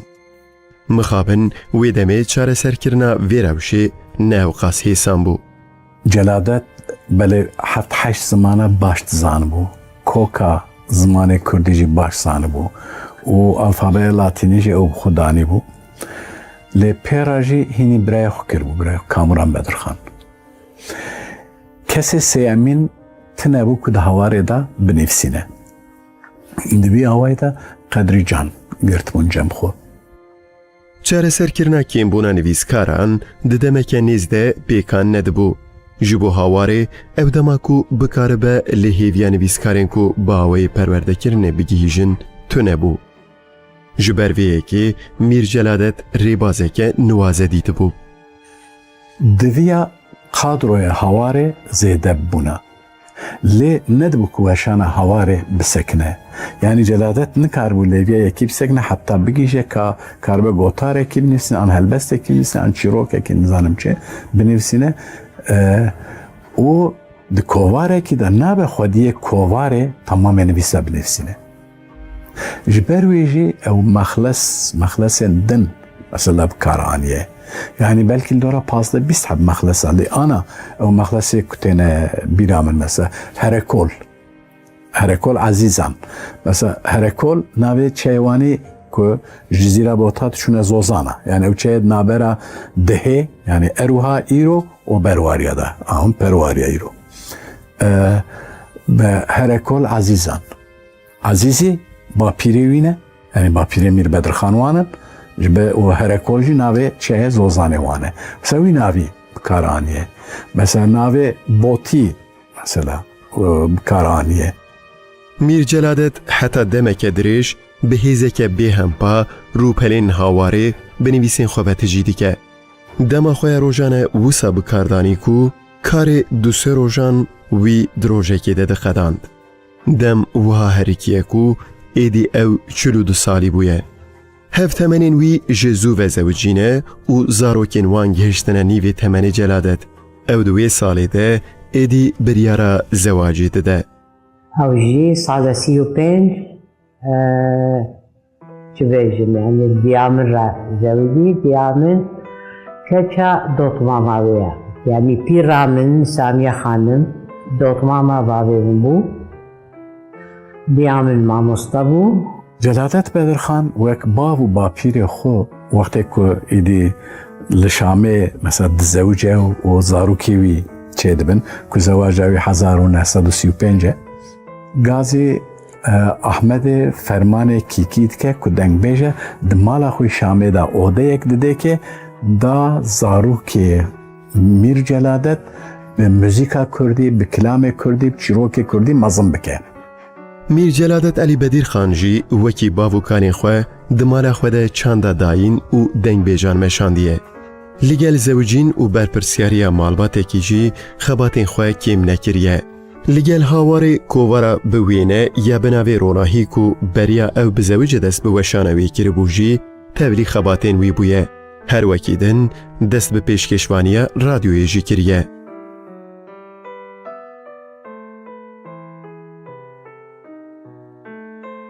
دولت فرانسه لبیروده و چاقی رادیو اکتانی بو. هفته دو جاره به کردی لویدری و شانده ها تکرن. اوی هانه جی کدزانن جی باش نابیجن مثلا اوی چیه یعنی دوی بیجن. حتی لمصری بری هبو. کس باسا مصری جنا که. لدوی دا میر جلادت دچو لویدری هفته دو جاره برنامه چید کر لویدری. لی کاریویش برکوزیده بو و پاشیه دکتر نوردین زازاجی ایدی اوکو یعنی گهشت بو قلمکی وی تر باشه بو و خباتک وی سیاسی گلک باشه بو و پاشیه جی خود ده دکتر نوردین زازا ده برنامه رادیو بیروده ایجاد تمشینه. دوان سالانده ابوریا جلادت روش بروش بر بخرابونی ودچه. هم جبو خباتین هیی و همجی جبو پروژین دسریوی ده بدوی بزیده تر دراوان هبو. ریا چاره سرکرنا قیران آبوری دیسا جه کارو خباتین خدا بیندکه. جبو که جاره کدن حواره وجینه نوه ده چاچوه که نو ده کوواره که نو به بلاف کرن دست به کار چاندنی کر پمو چنید. میر جلادت و پاشیه یعنی حالی مادی خوش نیم بو و به حواله کی خورا اویانه ارت آجوتمون کرمون پم بو یعنی میر جلادت گو بله حتی انها از خبتیم اما وانا زارو که میجی چه بونه مجبو وانجی تشتکی نکر و شخور شرع گرم چکداری وانا تنبون تشتکی تنبون یعنی دگو خباته من لعالی کش خواست خبتم از جالی کی واجی اداره مالی دویز بکم جناوی روشن بدرخان شو ماموسته بو و اوانا بیر کولانه دناو عردوی حواله خدا که پیپن بو آفدن بیر اوانجر حالده آخ بیه نوک یعنی جیانا میر جلادت علی بدیر خان به هلبراندنا برهمین ماینده در باس بویه. تمنوی تیراهیوین وی نکریه. کرنین وی فکرین وی تیر نکرنه. مخابن آوای کوچبناوی یا جوی دنیای جی نلگو رسمی وی یل دیروکی نشان دایه بویه. لی مخابن سالت پنجی جبر آستانگت آبوری و جبور بو بچا گنده هیجانه گل حسین بک ابش الویره چاندنا پامبو بکن هنگی نی بو پامبو الشامه سالا پنجی ویک بخو بیرک مزن آبا کربون و جیرا وک جنراتورک دانی بون لی مخابن دیار او جنراتور نباش بود وقتی جنراتور دان شولی بابه من سکنی بود سر بیره بیر حرفی و پازده ماها هفت پنجی ویک شو سر دلوانی خودی وید بند چن کلکا با پیریوی میر جلادت با پیری میر جلادت با بدرخان بک میر بدرخان لوی داره وی دفن دکن ترباوانجی به اویه به تشبیه برجا بلکه جوان دنگو رنگین کردی کو جه برجا بلک لجیهان بلاو بویه یک جه میر جلادت علی بدیر خانه کچک وی بتنه حال حاضر دجی سینم خان لهولیره که از نشاش بم 1999 کروی دکتر جمشید اول برزیل وفات کرد دکتر جمشید کچک و کرک ویه کرد و ابین اویجی سینم خان جی زلامه وی بخو دوست هیجا مام صالح سعدالله او یک جدا مزرینره کامرا خوندکار کرد لأوروپا ده دما کل انگلترا خوند لبریتانیا جویجی اوه کچو کرکی هنه بردامو الحال حاضره وی ده تمنکی کرد ده تمنکی وسا بردار جایکو برهمین وی انجخ ده 3-4 تمنان ده دکارن بیت دانین وی جی وکی گلک بدرخانیان شوپک کورهشتیه ده دیروکی ده و بری خدایه نمرتیه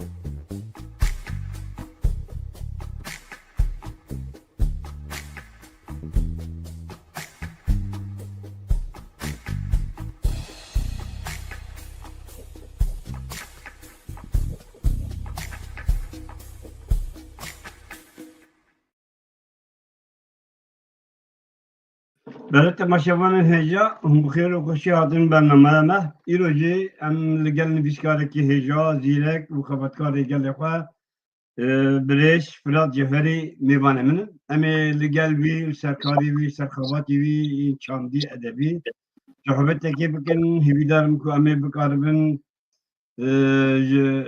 خواتی وی نشکلاوی سودکی ور بگرن و هایداری خواتی وی بین که فراد لگل کی خیر خوشی هاتیه sen sonra sarsamar hatiye u beji hamaz bejim pırsakoyu ver bugün Fırat Cevheri kiye parti dinle le valet çiğhandiye uçi deme valla terkandi u daketizler bele fermu سپاس gelek silav litte u habu guhdaru tamaşavanan ez bixwe li derika çe maz me dinyayê di salên hefteyan de me ji derikê koçî Nisêbînê kir bajarê Nisêbînê hingî Nisêbîn bajarekî pir xweş û guherî bû yanî ji bajarên derûdora Mêrdîn û Diyarbekirê yek ji bajarê pir guherî bû çawa guherî bû yek jê trêna Nisêbînê hebû pira alaman hebû ku almana pirek çêkiribû û çemekî mezin bajar dikir du şek û derbasî Binqetê dibû ji Nisêbînê derbasî Sûriyê dibû derbasî Binqetê dibû min li Nisêbînê çavê xwe vekir di salê xwe ê zarokiyê de min du dibistan bi hev rixwandin yek jê ez wek suxte çûm cem melê hîn li gund min hingî Mewlûda Kurdî xwend nîvê wê heta nihêja me bêje wek ji ber di bîra min maye piştî ku wiha ez ê dî bi firê ketim yani gavak ez bên Mewlûd hê di salê xwe zarokiyê de ne ê naşîtiyê jî dê zarokiyê de em bêjin 12 salî wan em dixwin 14-15 salî wan êdî wek hêdî min felsefe guhert 16 salî de êdî ez bûm komünîst mezû dest pê kir hingî dikarî di bin tesîra Mewlûdê de bijî ji ber ku Mewlûd bi kêşan bi wezin hatibû nivîsandin hewesa min çû ser helbestê min dest pê kir helbest xwendin min bi kîja zimanê xwend bêguman bi Kurdî hingî helbest li ber destê me tune bû min bi Tirkî dixwand û bi Tirkî jî şaîrên ku min dixwand piranî ên çep bûn ji bilî Nazım Hikmet û Ahmet Arîf em bêjin Federico Garcia Lorca û Pablo Neruda ev ji hin û Vladimir Mayakovskiyê Rûs ku hingî hevgera fütûrîzmê li Rûsyayê dest pê bû yek ji şabaşvanê bolşevîzmê bû bi wan şaîran جالی کی ده از هلبستا دخوینم جالی دن ده از باوی کی پر اکتیف کتمم ناو ریخستنکی هنگی ریخستنک بناوی ددکده هبو پارتیا ددکده جه هبو لی از دی تفگره خوردان ده بوم حتی دوی ده میدم لنسیبین کومله جی آوا کرد کومله کلتوری از بوم سروک کومله هنگی و آرژاناری بو جگرین من هم من هلبست نویسان همشی آرژن آرید نویسان مد نویسان لی بدزی مد نویسان مد نویسان لی مبد شارت ام بیجن دفترک من هبو از هدیدی ام بیجن ام نزیکی سالین داویا سالین هفته آندکن هفته و حیشت هفته و نه ایدی ام ببون وک آگر و پیتی ما خانین خلقی سلوگانن خواه اچلوخواری دهشت لی جبوان بو دیگل خباتا پر اکتیفیا سیاسی باوی که پر اکتیف مد نویسان جی دیگل که من همو برهمه که من دخواندن به ترکی بو لی من کردی نویسان من بکردی نویسان دفترک من هبو متد نویسان گاوا عسکر و پولیسان شخافل دگرتن سر تاخی آنسان مالی من او دفتر آخوا دفرفران سر دی آخوا ویجی دپاقل آخوا دفت شارت دمک وهابو گاوا که من نزدیکی سالین حیشته آنکر از هین دبن 20 سالی ربوم 18 سالی بوم ایدی کنان اورندجی تهدید دکر کوه جون تاک لشکری ببره ادي دقال كم قرطون بهبالي خوش ما مناقشه كر ما قلت وهابه بالتبري بيرا امين نكاربن سلوغان امين نكاربن زورا جونتا لشكري ببن واز بالنخوشيا نبي ساندن يكتمم اذا بيجم نخوشيش بقى براسيجي نبي سكاري نبي ساندن وقت فيروسكي قبل مرو دقر درجمرو برنامج بري كجونتا ورا دي سالا 1908 ده اما بيجم بشتي يعني دمها قلانه ده من حاضرية غبكر دمها قلانه ده از داكتم بنخطي قلانه 1908 ومن بريجي بحث كريه او حمو هلبستي خوا ايكو من نويسان دبون جبرك قاچاق بو وسوجي قاچاقي جرام بو يعني قوتنا كردي قاچاق بو حمو هلبستين خوا من جبر كربون متني سرناوي وان هلبستان نويسان دبون او سرناوي وان هلبستان من دبن بزيد دربيا خود بشارت بو از بياوي داكتم برقته وازهاتم سويدي قابوك ازهاتم سويدي تشتي بيشي مكر من دكتولة كري اسكتم هندر ومن نبيسان أمي دور ورسي حتى بس مال الطابة أمي هدي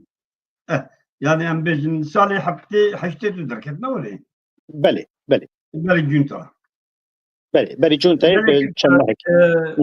راستی بخورتانیا خود دست بگیری مالتا آبادش برکویدی بنگه حکمره چوادین و بنگه بهاد بردام دکر وقت زمانی که این سال 127 سالی روزنامه کردستانه یکم روزنامه کردی که در کتب بود وقت نویسکاره که تکانه در حق بشمار چه بیجی تماشاوانه مر چه بیجی و نویساندنان ایرو که گورات تو شوپین گلوگاندی و آسته روزنامه کردستان در دکر کردیا و دمی و دمی هم بیجن چی نزیکای من بدهی فرمو وقت اجي كلام كر اري اي سال 127 ساليه روزنامه گریا کردیه قبل ما كوبرانو دمه دفست بمناسبه 100 ساليه روزنامه گریا کردی ما هجماره که تایبتی لسر روزنامه کردستانه درستو روزنامه کردستان جي نه لعراق دكت او جي لسرغنه للقاهره دكت لمصر جاليه مقدات مدحت بدرخان ده مقدات مدحت بدرخان آبی جلادت علی بدرخانه جلادت علی بدرخان کره امین علی بدرخانه يعني مالا بدرخانيه تراديشونك وهاوا كرن كو ام بيجن روزنامه گریا کردی آنها کو همو کردان قبول کری که به روزنامه کردستان دست پیدا که روزنامه کردستان روزنامه که سیاسی بو روزنامه که هم سیاسی هم کلتوری و هم جی دوزا کردستان که دکتر دگل کل لسرگونه دکت لسرگونه دکت لگلک هجمار دشاندن کردستان جی حتی برپرسیار مقداد مدحت بدخان دویجو که امی جنها پیوه جاری 2000 لبان بشینن کردستان بلاش بشینن ناف گلی خواه روزنامه گریه یعنی کردستان 4 ساله devam کرد روزنامه کردستانی بگمان چاپمنیا ایرو tabi li gora wê demê 127 sal berê û îro ferqek mezin heye çapemeniya îro ji ado bi pêştetir e lê ado bingeh e gotineke em dibêjin mesela hin dema de danîna du keviran ji avakirina avahiyekê zehmettir e yani wan du kevir ji merdanîn ser hev me avahiya xwe li ser wê avat. بله گلک سپاس دکم دویج گله که فرات yani em düzenin elbette gelek xabat geri gelek de nasıl dikin li vaki me got bernameyi me hem arşiv ki çedikin bunu çıkarın ku rojen 5 de 10 sal din ki bu xazı Fırat Ceferi gibi yine gana ev gibi balikari yakşı bu an amnek fırsat dikin demek ki o fırsat da gelek jaraj şuraya kelebin yani noha em düzenin ku telsevede بکارێکی gelek giran rabû bi rastî ew karêkê te dikir yani derxistina nûdemê kareke nerhet bû yani û ne karê şexsekî bû lê tu wê ciwaniya xwe û vê xortaniya xwe ku wê demê yani em bêjin hin porê te reş bizne şaş bin yani tu biçe armancê biçe defê ketbin barekî wiha giran û de ev barê xwe heta kî derê hegir û telkû danî هنکی توش مر بحث اوی بکه و به گریدای جی از نشاش بم نودم ورگرجی هبو تو هنکی مر بحث او نودم ورگرجی بکه کدا خوندوانه من تماشاوانه مجیکا بزنم یعنی اوجی کا کوورا گلک گرین بو یعنی پر کاری هجا سر ورگری اتو بکنه فرمو گلک سپاس نودم د سال 1992 من دست باشناوی کرد بگمان هنگی از abonên hema bêje hemû kovarên ku li Tirkî bi Tirkî derdiketin ê edebî ji ber ku hingî piştî cuntayê bi demek dirêj çapemenî wiha çapemeniya Tirkî jî sekinî bû wekî din gava ku ez hatim Swêdê li Swêdê بربانگ بو ارگان فدراسیون کمالین کردستان بو از یک جه نویسکار بربانگی دست بکیبم حتی مد بربانگی ده بدون نافه ده نویساند شبکه ما نوشکره کی اسکارم بیجم او نافه دوم جی دکتر پولوچو بو اف دست بک حیشته ده بری نودمه انستitüya کردی یا پاریسه کوبرک بنافه هیوی درخست که از در رداکسیون هیویه دبم او جی دی سال 1984 ده ایجا من دخواست یعنی لسویده وقت ما قلت بیجم روزنامه کردستان لسرگونه درکت کوبارا هواره لسرگونه لشامه سال 1932 داده کوبارا روزانو ستیر اوانا همو لسرگونه درکتن لسویده جی گلک کوبارو روزنامه همه اروپایی دردکتن پرانی کوبارو روزنامه ریخستن سیاسی بود او جی نورمال بوش برکو هنگی ام بیجن وها تبگرین سر بقوه آنجی دزگین سر بقوه تو نبون مخواست از هنکی ادبیات و سیاست روزانه جهه بقدینم لی هر تشتی که مدکر و نها هر تشتی یزکم سیاسته ام بیجن بکردی دی نبیسینن زمانی که که ظلم لی عادی کرن نودم پیشی مخواست مگوازی 5 سالان درخم لی جبر کو تجربه من کوبرین سویدی جره بو هم حتی جمد ها جالی استتیکه جالی سپهبونه ام بیجن ترکان هرتم زمان کردی نشان پاشتماینه نشان جهالت دیتنن متخصص از وها بکم که کچو خورتین لولید جاب لوی کوبری بکردن راهش نیست بر سر بلند بن حتی جمد ها برگن و قاپاغین نودمه فراني فمنين مداتاني بكوي شاغي هم تشك و سلاح بون داسو چاكو كل مدخست از بوايكي رنگكي ادبي بدم نودم 5 سالان درکت 5 سالان نورمال ادیمنی خاطر بخواستا مشبک لستوکولم جبور نودم دارخست لرستورانه که دوشت سه کس هاتبون دوی شبیده کلجانک هاتمن جبردلا کو از بیجم بخاطر و مگو 5 ساله در ایجا نودم 10 سالان درکت 10 سالان بی نابر 10 سالان روجکی بدرنگی در نکرد هر چون در روجا خود دم خود درکت تشتكي نودمي من دستور تجاري مثلا مجينر دا بوليميكان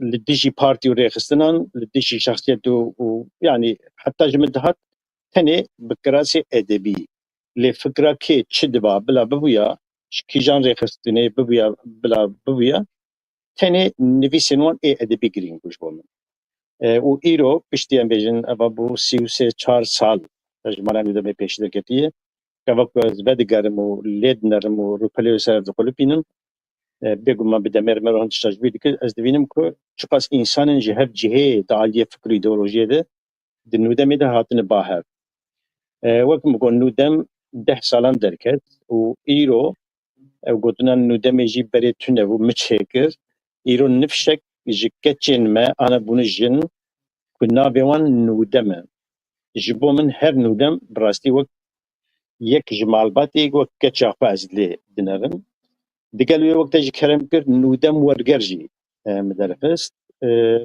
اوجي التاني ورقرين جي ادبيات الدنيا جبركو زمانك بورقري تكمل نحن نبيسكارك بقاسي زانبونو تيجيش ناخد نبيسين قفاكو بنبيسين قوتني هو هاب كارتينا لقفاكو ورقرك نبيسكاركي هوستا جزمانكي دن ورقرين كردي وكراسكي كرمانجي لبجنه بك او تشدبه هم فورمولاسيونين زمين تيغوهاتن هم زمان بير دولمند به هم جي ادبياتا مد به شريك ادبيات الدنيا يعني 10 سالان بينابر من ودم درخست بشتي 10 سالان من خاطر جي خواستو و اشتشوم لي بيقومان هرتم جبو من قفاوك از لي بدقرم هيجي او كالجانك وهاب من رهية اللي آنها كجهورتن مي پر شارزا گهيشتنن كوبارا در دخن وهي درخن نویسکارین پر شارزا گهيشتنن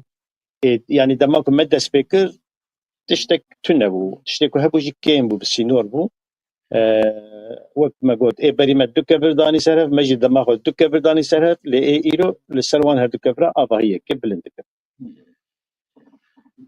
كيف تكون هناك بحث مثلا بيجن دركتنا كوارا كيف راسي نكاركي رحت وهيسانه يعني چلواري ابوري هبه چلواري ابوني هبه چلواري بلاكرين هبه چواري وشانت هبه بحثا وانك تكون هناك چوان جوندوان مجي بحثا بك وهر واز حميم خيراتنا ميوان خودكم تماشاوان هجا هوي بخيراتن اگر پرسي وهبن داويا برنامج انتقالن پرسي خواج بريس فراد جوری گیر بیجه هر جار نکان به میوان ما براستی خوابی وی گله هجانن و ام خوشی بیشتر بلندن ام هر دوی دیرکا چای مازینن بلکه بهتر نزدیک هفته که و ام هر دوی سوید دیجین و سالانه که ام ما که دو برادر دوستن تنک بحثا بیجی بگیان ام بیجن دواری abonetiye دواری بلاف کنه ده و گلو وقتی درد کت دیگه هاش ترکیه ام باکوره کردستانه yani جیتر بلاد دهاتیم بلا کنن daha yek jê em bêjin hejmara yekê Kurda bawer nedike wê dewam bike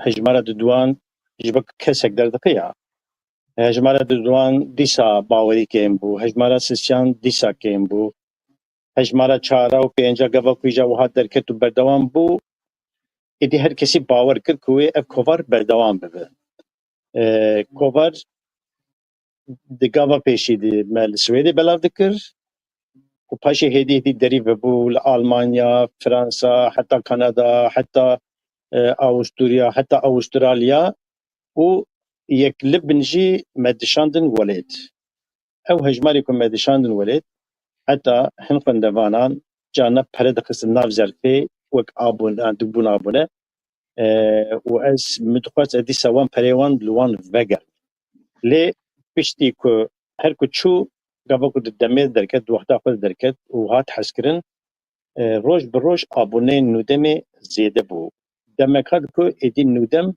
با آبونه خوشیا از بین بکی یکمین کوبار و هنگی بوی آوایی حتی نهاجی گاوا کو از هنامین كيفن بذكر نرم مارك نهبت كيفن جانا فريقا وقت ابونتي خد خصنا زرفه وتشاندن يدي مارك يكون ناقبتن يعني كوفار يشبك وقت مقود جديتك ونها وقابلك از ابوني كوفارابون ومزاني بو كان در كيفن وقابلك بوست دهات او كوفار نهاتا اسبر خمجين دبم واللي بردكتم ايجار وقت امباتيجي مقود ما وقابلك وهذا اويكو ابونن دخوازن كوباراوان دو وقتي بكيشوان قابلك دمير دو وقتي ديجيشت او جي دون ابونه وهي بريك ام بيجن صالاوان دقديا بريك ام بيراوان بين دبي او ابونتي اخن بكن وان بقى فريق الشامل حتى قال لك جي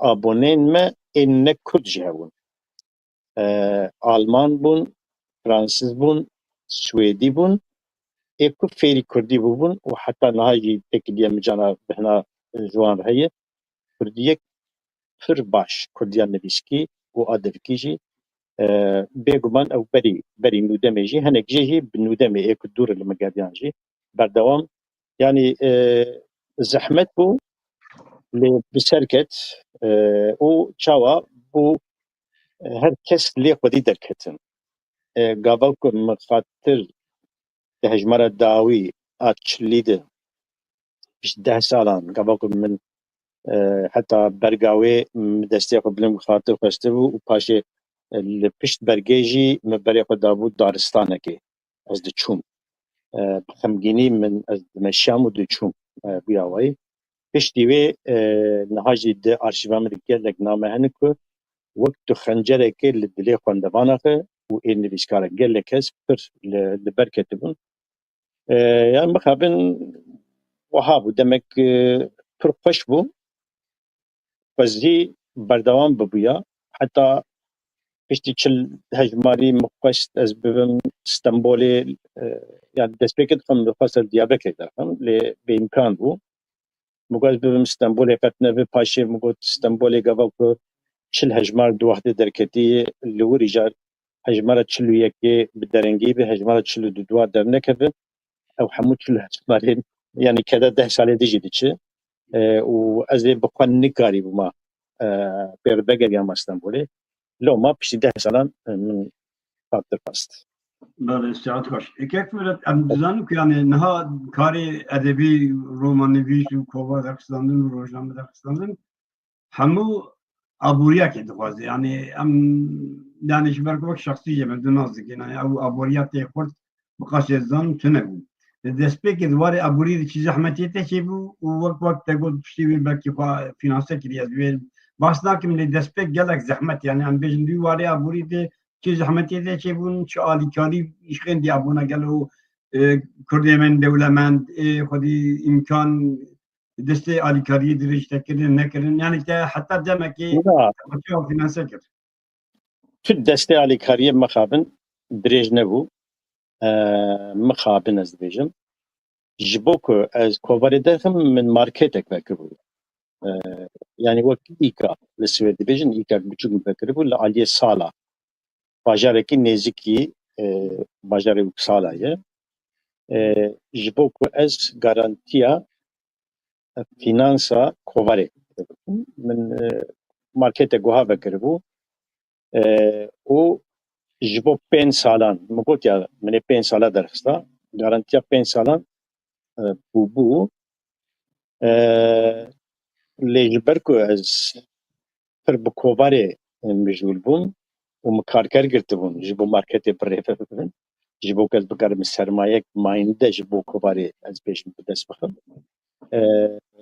مخابن هركو چو ايدي كاري ماركتي كيم بو يعني كوبار دركت بيش اي غارانتيا كو 5 سالة دركت هبو وبشتوي دي وقت موت ابونا بريا ابونيان کوواری خو فینانسه کرد و 10 سالان درکت هکه نه بگومان کده که جبلی کده مزن جعادی آبوری جیده از گله کی پیشیا نه تنه بوه بلکه بپرسجی کووارا هواری جی او جی بیا اره yani tu dezgehên Kurdan, tu partiyên Kurdan, tu dewlemendên Kurdan bi tu awayî tu carî û heta niha jî li deriyê min nexistin. Belki Fırat yani Hamdülillah ki tu kare zahmet destedecek kare zahmet ki kare rahat yani bu tane güncadı. Naham dizan ku kovar jite vak du cilt derxizin havar. Vak du cilt havar derxizin. Gelo te ev hejmana gişte cevap edekir û çapkirina wan jî kabrasî yani em bêjin pir birêk û pêk pir xweş ciltekî gelekî yani moderne duwarê aborî de qasî zanim perakî pir jê dixwaz yani ew çapek gelek heybet e. Yani em bêjin te ew hewar çawa topkirin hejmarê wa çawan dest xistin û çima wek cilt du cilta ku te jî bas kir bi perê xwe çapkir ku nivîskarê me bêtirîn hemû perê xwe kitabê xwe jî çap dikin û yani duyî warî jî gadê yani te ji bo çi armancê te ji bo çi ew hewar wek du cilt û kedek mezin bi aboriya Kurd te derxist û pêşkêşî xwendevana kirî. Tu kaninek behsa wê jî bikişme. Niha gavok ez hatim Swêdê yani em bêjin berî me hêt salên hefteyan de hemreş reşo çapek hewarê a biçûk derxistibû. Spas ji bo kedawî lê haya min ji wê jî tune bû. Gav ez hatim me digot çawa dibe bi zîmanê qedîm tişt nehatin nivîsandin. Haya min ji hewarê tune bû. Haya nifşê min ji hewarê tune bû. Rojeke ez li Uppsala'ya çûm kitêbxaneyekê min ji xanim ber kitêbxaneyê pirsî ka gelo kitêbewanî Kurdî heye an na. Sal 1908 heye. Ez hê xortim. Xanimê kitêbek dirêjî min kir yani da pêşa me em çûn ber refê kitêba kitêbek dirêj kir kitêba yekî oryentalîstek ya jî em bêjin rojhilatnasekî Swêdî bi navê Stig Vikander bû. Min dît ku di wê cara pêşî me pexşan yani Prusa ya jî düz yazı me di wê kitêbê dît. Ew kitêb di sala 1905 nihan de li Uppsala'ya derketibû. Wek malê dinyayê bû bê min yani sal 1908 min rûpelê wê kitêbê di ser hev xulipandin cara pêşî ez biriya wê kitêbê bi kovara hewarê, ronahî, rojanî û stêrê hesiyam. Min navê Osman Sebî, Celadet Bedirxan û Bedrîcan û yani ew bêjin ew nifşê hewarê min biriya wî rojhilatnasê Swêdî Stig Vikander ez pê hesiyam. Min got ez ê jî bidim du şopa vî Stig Vikander ez ê xwe bigihînim hevkarên hewarê ê ku saxmanin û ez ê hemû hejmarên hewarê bicivînim. Di sala 1987 dijmir bû qismet ez Swêdê min berê xwe da Şamê 1987. Wan dibin nêzîkî 40 sal. Ez çûm Şamê min Osman Sebdî dît. Bi rojan min pêr sohbet kir min dengê kaset jî mikirtinin. Ji wir min berê xwe da Helebê, ji Helebê çûm Banyasê bû mêvanê Rewşen Bedirxanê. Rewşen Bedirxan kevaniya Mir Celadet Ali Bedirxanê mala wê Banyasê bû. Mêvandariyek pir germ, pir dostane nêzdîkîm bû wek dayîkekê berê xwe da min. Wek min got ez hê xortik bûm. Min hemû yani hejmarên kulbavê hebûn min civandin. Ez çûm paşê Qamiş li nêzîkî 2 mehan ez li Sûrî mam geriyam. Hemû hejmar min bavê jî peyda nekirin. Gavok ez vegeriyam Swêdê çend hejmarên kêm ji ba Mehmet Uzun û çend Mahmud Lewendî. Ba Mahmud Lewendî Mehmet Uzun hebûn. Çend hejmarên ku kêm mabûn. û min ji Rewşen Bedirxan re soz dabû ku ez ê van ji nû ve derxim û min got ez ê di 15 Gulanê de derxim. 15 Gulanê ji ber ku di hejmara hewarê ya pêşî di 15 Gulana 1932 de li Şamê derketibû.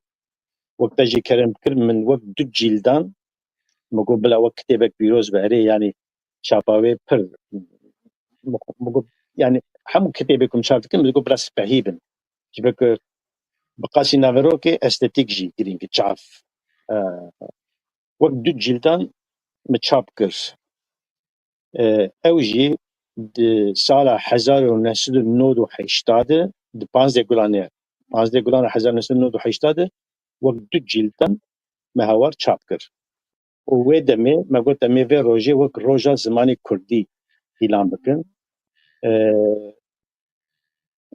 مسرح بد کر مجبین دار فستن و هیدی پشتی بسالان او روش آنها بوی روژه زمانی کردی جی هنک نابه جشنه جی لیدکن لی بهتر وقت روژه زمانی کردی ما اعلان کربو او جی بمناسبت درکتنا کوبارا هواری بو ما قلت یا 15 گلانه 32 1932 شامل درکت همو هجمانه وی 15 گلانه 1980 مرسویل درخست گاوا درکت ام بیجن او زمان حزو ادبیات وانن که جزمین حز دکر هدی نزدیک هواری بون کرین دیسا دزگهن کردان مخابن حزبین کردان پارتین کردان ریخستنین کردان دیسا هوار نکرین نهاجی بیست و چند ساله کریه دیده و هیچی یعنی ام بیج 15 گلانه پیروز دکن زمچلی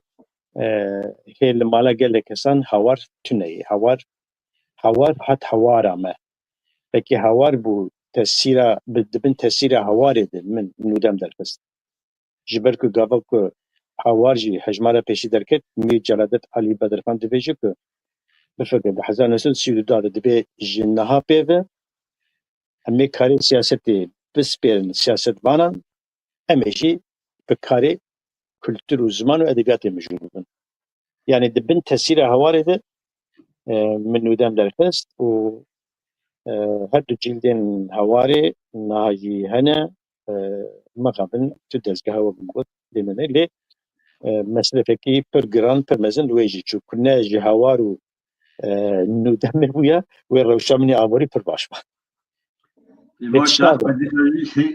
برات دلگش بخرناک اولاجی کلام شگی گالا کشی که یعنی ساعت تفاش راستی کاری که مزن بکن گفتاری شو وقتی اجهات بسوید من گاردیان درخواست بود از بخوازم کردی فیر ببینم میشه هوار من ده هواری جلالت بدرخان دیگه اگر ما در شرع چکداری دوان دا کردی به ایدی ام شرع قلمه بکن اوشی مربو پیوانک براستی یعنی از هینجی قال سروید فکرم کو اوی کده هواری بو اوشی مربو پیوانک میگه مادم که مهاتن اروپا ایدی ام شرع چکداری جنیکا بکن و امریکا چی بکن دیگه ام ایدی گرانی بدن کاری نویسکاری و نویسندری میشه شوی yani ajwe bu spas bu kadar teji ومش بيها يدستيكر ام جهاشتن مرحله كي ماجي غورا هنا كانوا خبط كذي كيف فرات دوزان يعني ام وقت ما ساعتها كان نيجي 5 دقيقه ما هي ام خيراتنا ميبان خوش لكن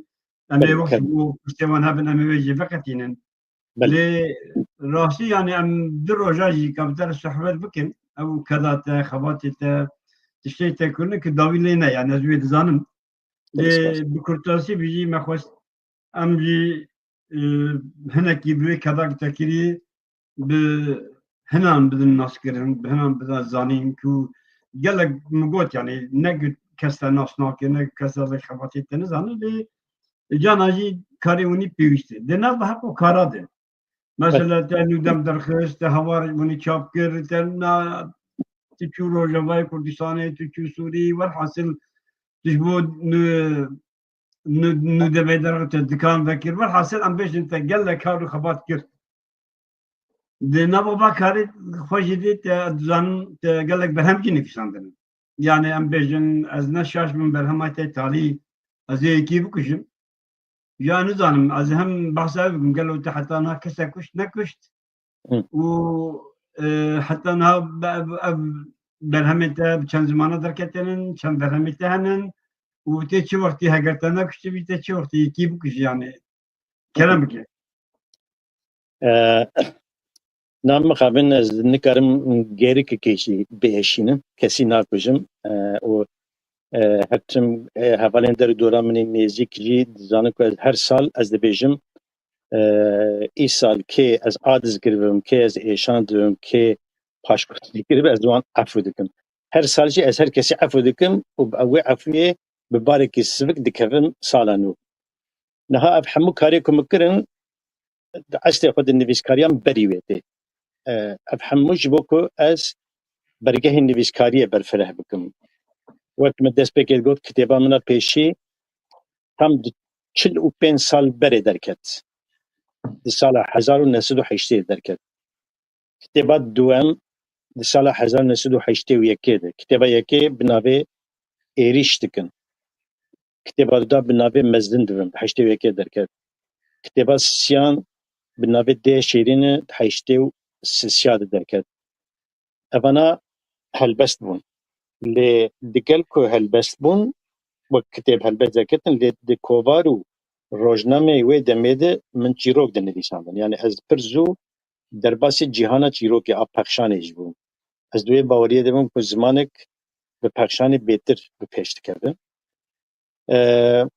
یعنی ام بیشتر سالا که از هاتم سوئدی 45 سالن دزک هفته سالی آن مکتبک خواشاندی آنجی میک ورگراندی جبلی او کوبارن که ما بحث کردن یعنی حتی نها 20 کتاب من بقا درکتن تپه واجه وان 45 سالانده دکرم کر از یکی بکشم نه رومان داویه لی یکش رومان منن رومان حری داوی بنابه در زابدلی من بو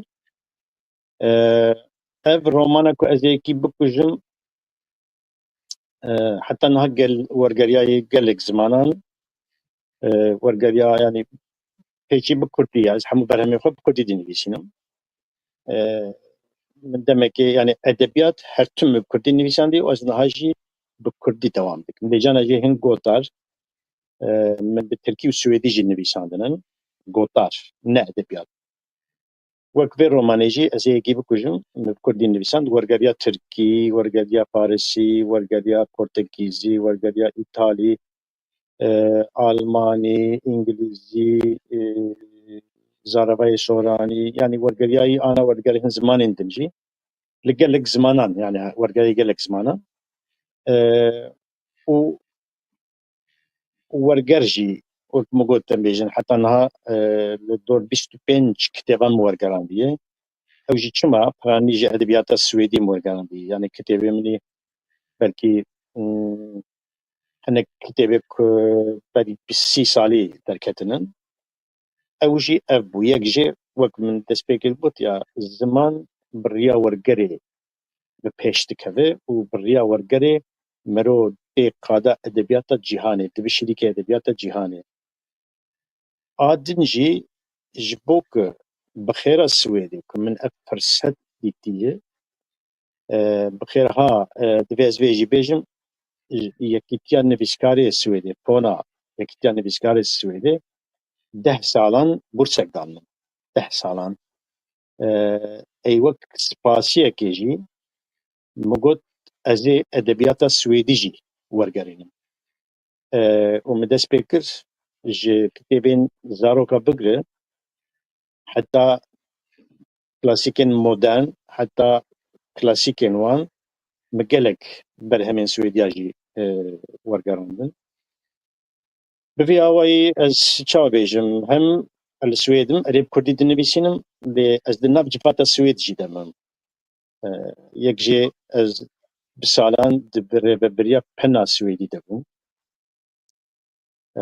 niha ez serokê komela nivîskarekî bi navê Gunnar Ekele ku şaîrekî Swêdî ye di salên şêstî di demek got li Stenbolê maye ew jî endamê Akademiya Swêdê bû û li ser mîrekî Kurd nivîsandiye ku bûyer di dema Bîzansa derbas dibe yani mîrê Kurd ji aliyê Wanê ye ji aliyê celadên Bîzansî ve tê girtin îşkence lê dikin çavê wî dirjînin û wî bi korîtî dişînin welatê dengbêjên kor yani dişînin Kurdistanê ana از سروک و کاملیم بجی yani سوکم کو از بکردی دنویسینم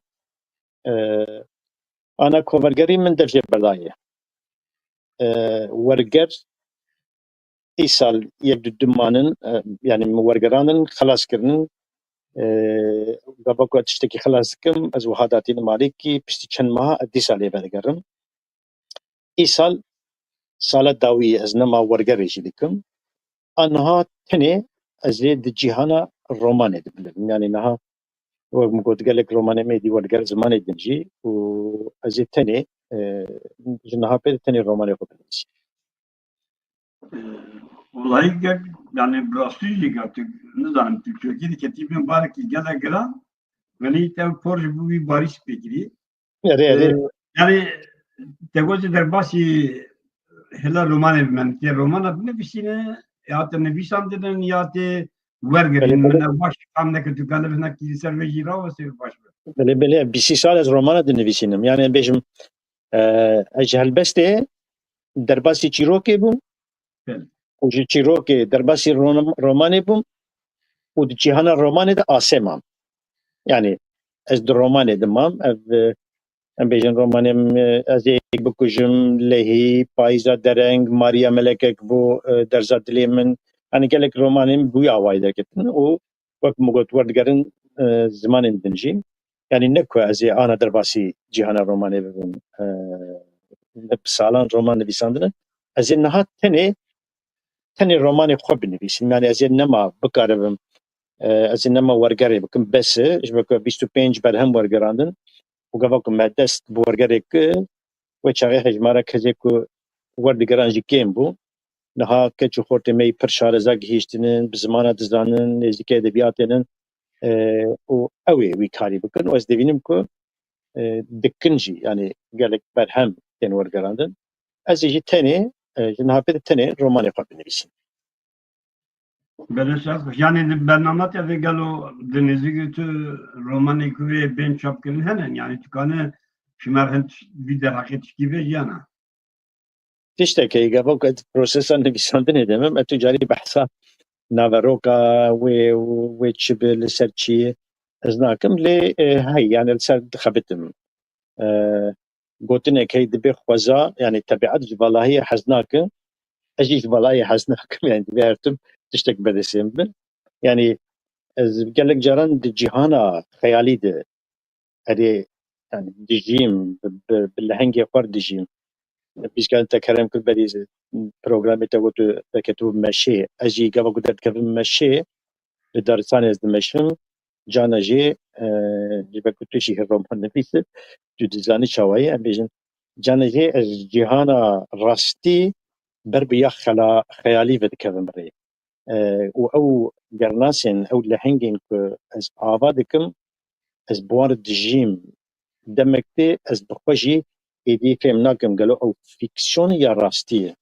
چکری آن راستیه yani شخواه گوتنه که دبی ادبیات اریه فیکسیونه اریه لحوانینه که بگوتنه که دنه بیشن داره ورکه لدبی او راستیه راستر بکو و دریجی دلی قاندوانا بکو اچاوا دکم از بیشم از 1000 کسی کسکی در دخم 600 کسی کسکی از دگلک کسان گاوا کل سر مجارکی هور دبم اگر مجار جن بس بقلك جنان قداري دكم واجوان يكدر دكم اگر بجن مجار اشكنجه نها رومانا منا ماريا ملكك بو قال ناس سركه نابي دانيال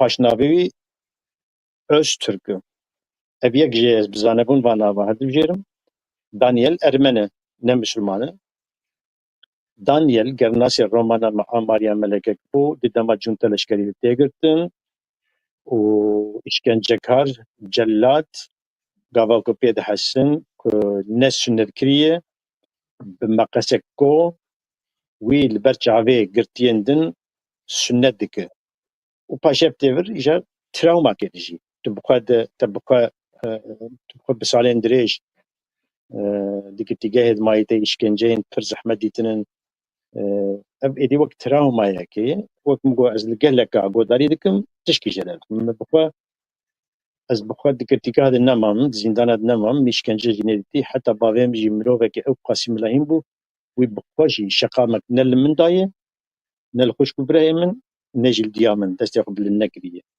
دقل ويجي از لقلك كسنوها مثلا وقت كرم كر بجن ازيكي بكوشم قرناسي ازيكي بكوشم جي او جي 15 سالان بگرتیگاه باجار خود مایی زندان باجار خود مایی 15 سالان جبو دوزا خواه جبو ایدئولوژیا خواه تید مایی اشکنجه دیتیه پشتی 15 سالان گوه که در بکبه باجار جی وک مروانن وک مگو بری پاره من هسپی بو دمیر سپی دبن باجار جی یعنی گوه که 15 سالان نچ باجاره کی پشتی 15 سالا یا پشتی 30 سالی کلیه بدگه تدنره که نه او باجار نه باجاره بری اف گرناسی میشی دیسا دندری وی تراومایی دن يعني از قال لك جاران بوار دجيم قبلكو از سروان هور دبم از او قاسي دكبم روحيات تاوان وانجي دقم روحيات تاكوكو از دبم يك جوان اجي ادي باور لكم كو حتى از بقى براستي جي جارنا لسر هند لهنجي خو جريامن ليه مقدروان نگوهر بيه چاوا دبيجي قوتنا كي دبي ودي عبد خوش باندي خو رومان نویس جی ادبیاتوان جی بوی آوایی یعنی قدر آوان ناگوهره گفت قدری بگوهرم و چاقه نابن بیشن اگر یک دوی بکشتن در رومانه ده از نکشم نابس قدراوی دو گوهرم دوی قدراوی نگوهرد بله ساعت باش تماشاوان هجا yani heger pirse ve mümkane bikin bahset ki gele girin kek fırat yani mici vakti ki fast ser anfali romana ki şano bini bişinim براستی مخواست از یک جوان چون باشوری کردستان توزان سالک ما آرمان جامن که از به یک جوان دا که کارم ایشان و رومان بنویسیم و قناعت من يعني تابع نزال خندمان نزال از بیواری بسر کتم يعني من او گذاری شش من او گذاری کردوان گریا اشتیویجی من او نویسان وک رومان و شانو و پیشکش کرد جناب تاجی يعني بیواری ده خواتی گله خوشی سپاسیته دکم تماشاوان هجان پشتیوان هفن حاضر بکن که فرات نها تو نوا دفعه کردی دی بکی تشمک اشتگاه بیتر شارزایی چیزانی چی نها لگورت رومانا کردی گهاشتی آستا نبنتوی آنها هم توازم تو به زلال بکه به اگر هب مینا کش یعنی مناقشه به گله جال هیه فرمو بله يعني يك جي انها بيجن زماني كو نقد خنن قبلكم ما دس بكر ما بقاويكي ولا باريزي دس بكر جبوما وك سري هلدانا كيبو جبوما وك بروتستو يك لديجي فكر وايديولوجيا انكار كريبو لان بيجن ايكو زماني وانا قد خنن ادبيات جبوان كارك ده جبوما جيوي وهابويه قبلك وادبه لان بيجن حوالي من السويدي نبيسكارين السويدي قبلك بياسة كده نبيسن دبيجن من هي بياسة خود نفروتيه قبلك الرومان كده نبيسن یک جه قبلك وشانخانه جدر وشانخانه البازار يتفكر تا از بی رومانی درفم بازاراوی هی آنا جبو کردان چی کمه آژانسین ادبیات کمه او آژانسین ادبیات کو بکاره به ادبیات کردی لمازات جهانه لبازار جهانه لبازار ادبیات دنیای بده بازار کرن او لبامه کمه لجالیدن اری رومانا کردی گهیشتی قادا ناونتوی گاوکو بازار هبه و ورگرین کجوی زمان اورجینال جی بخوازن ورگرین چه ببه یعنی گاوکو بازارک رومانا کردی لدنیای هبه و ورگر و فیری کردی بکن انگلیز دبه فرانسیز دبه سویدی دبه جبوک بکاربن برهمه وی زمانی ورگرینه وان برهمه که ورگرینه لمازار تا دنیای بفروش حاجبو ما او كميانا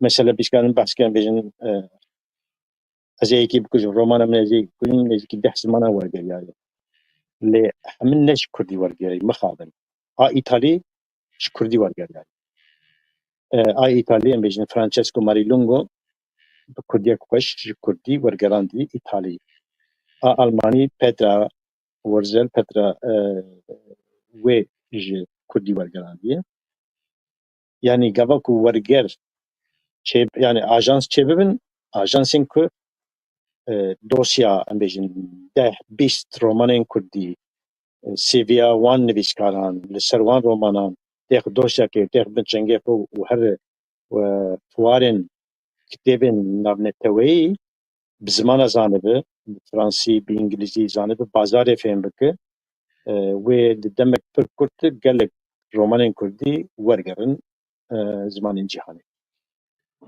ساعت باش وقت گفت یعنی راستی نزدم یعنی رمان من گاردیان اولی بود یکم بود از آن تجربه مثلا اولی که بوی پیش زبان دکتی انگلیسی و جهازه که وقتی چابه وسی میتونم نهار مسیری عربیه بکی چابه کن بعربی دکتی بود دکی yani gibi em hawl bilin ku berhemin Kurdî wergenên zimanê biyanî ez bawer me çare ve bêter em kanî rahetî bêjin berhemin Kurdiyan romanê Kurdî di qada namnetewî cê xwe girtîne wisa ye.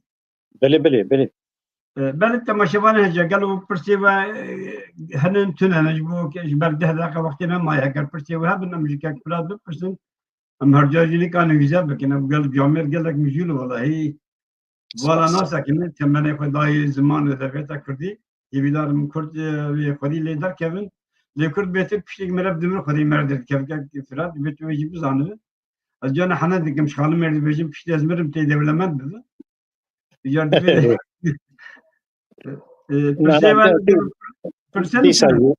dîsa jî li me xwedî derdikevin ça xwedî derketin yani gava ku ez mesela berî bi demek Kurd bi komek nivîskarên Swêdî re çûbûm welê mitît yani gelek keçûxortên me ew qasî şarêzanin heta ez li Mêrdînê li kafederiyekê wiha li bendê hevalê Swêdî bim li kuçê ez rûniştibûm çend keçûxort derbas bûn ez rabûm heqê qehwa xwe bim got heqê qehwa te hatî dayîn yani ev îstê mane ku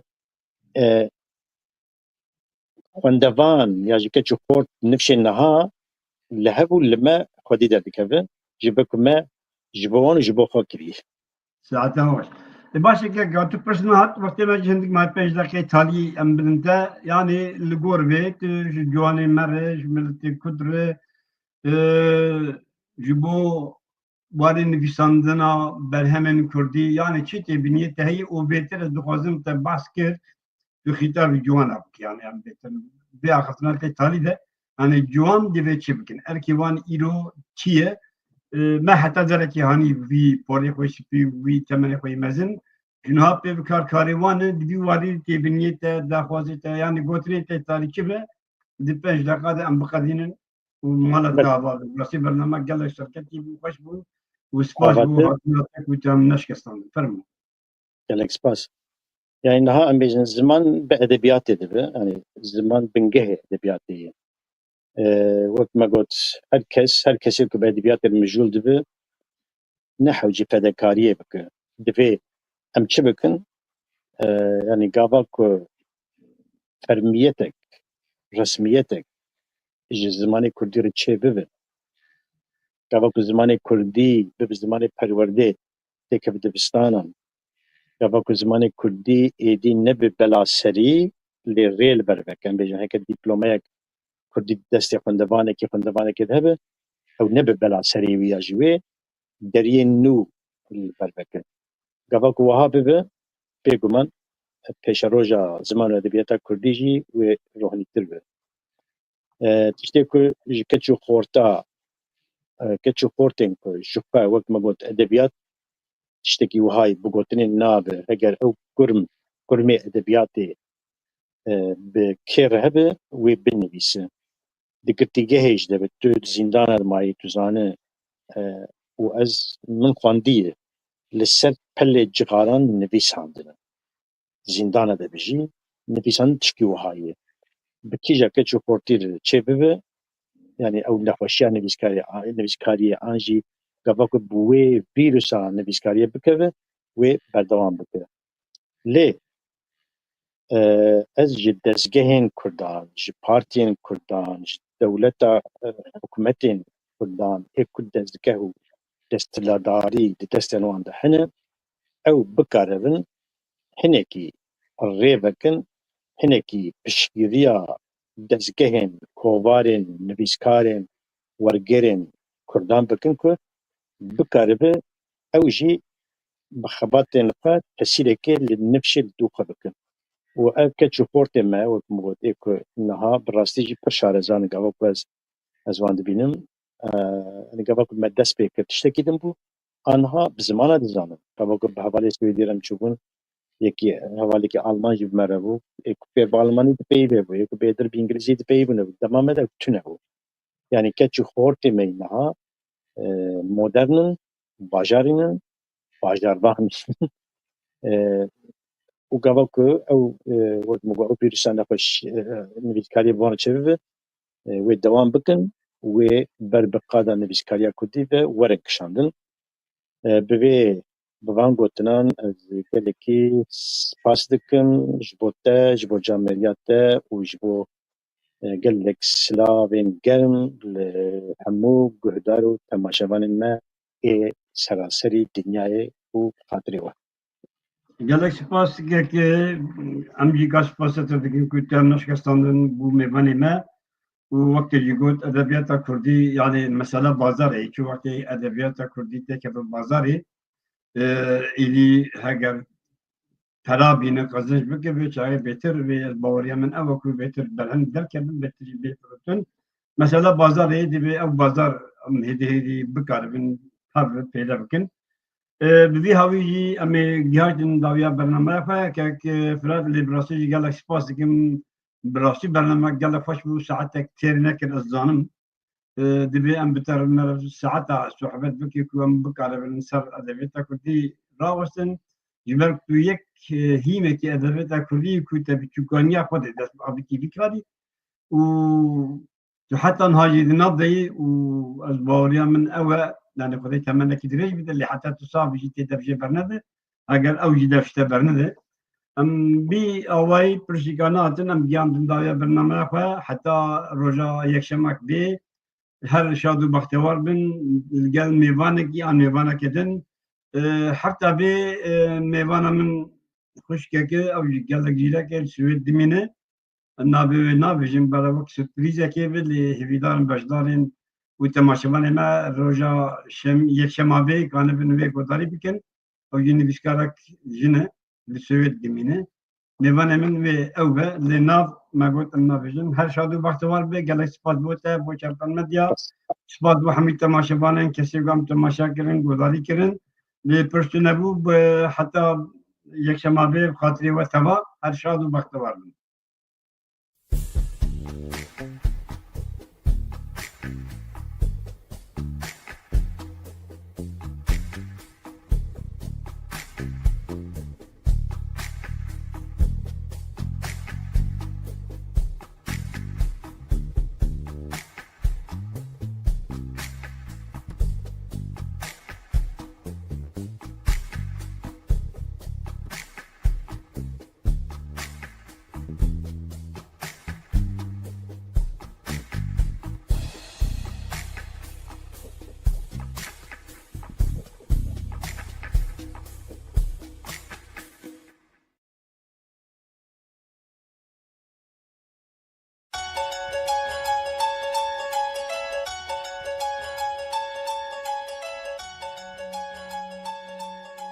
Zilamek û zimanek Berekol azîzan ango Celadet Alî Bedirxan Pelê heke ev zilamê xurt û bi vên peyda bû zilamek dikare zimanekî ji hevdeketî saz bike û carina zimanekî mirî vejîne.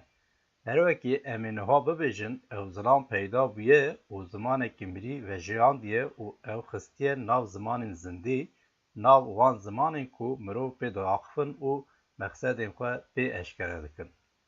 Me got zimanên mirî û zimanên zindî.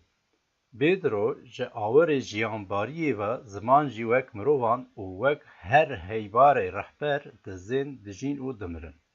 Ji zimanên mirî hin hene warkor û kordûn da diçin, د پی خوره تو تشتی ناهیلن نکیل نکتیب هنین دنجی پی خوره اثرین مزن کتابین هیجا دهیلن او کتاب حتانی ایروژی تینه خواندن لی او زمان بخوا مرینه جبر کو ایدی او نه زمان دفکینه او تو کس بوام ناپیوه لأوروپای لاتینی لروجلات نزینک ایبرانی زمان مری بون لاتینی ایروژی زمانه کی مریه لی هرچی ایبرانی ایدی نه زمانه کی مری لی بری زمانه کی زندیه بری او مروین بوین در ناو جوهیان دا درکت و زمانی ایبرانی وجاند ایبرانی زمانه کی سامی زمانه کی کوناره حوال عربیه تورات یک 4 کتاب مزن پی هاتیه گوتن و نویساندن به تنه زاناین پی دزانن او د کنشتان دا تورات بوی زمان دهات خواندن هرچی جوهی به زمان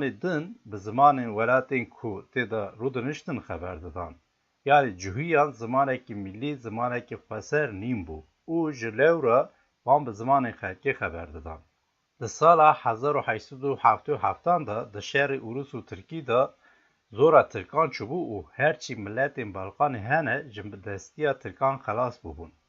خلاص کرنا دولتین بالقان نمازی به دست 4 روس چوبو سری و ملت اوروس بخواه به وی ایشی بندوار بدبو و روزنامه روسی گلک قالا دولتین بالقان این نود کرن. دولت اوروس دا خورده که جوهو به ناو الیازر بین یهودا هبو. کور یهودا وک هر کسی به وی شری بندوار دبو و دیدید که ملتین بندست وک سربیستان و بلغارستانه او این ماین جنیری زورکرین خواه خلاص دبون و دگهیشتن استقلالین خواه.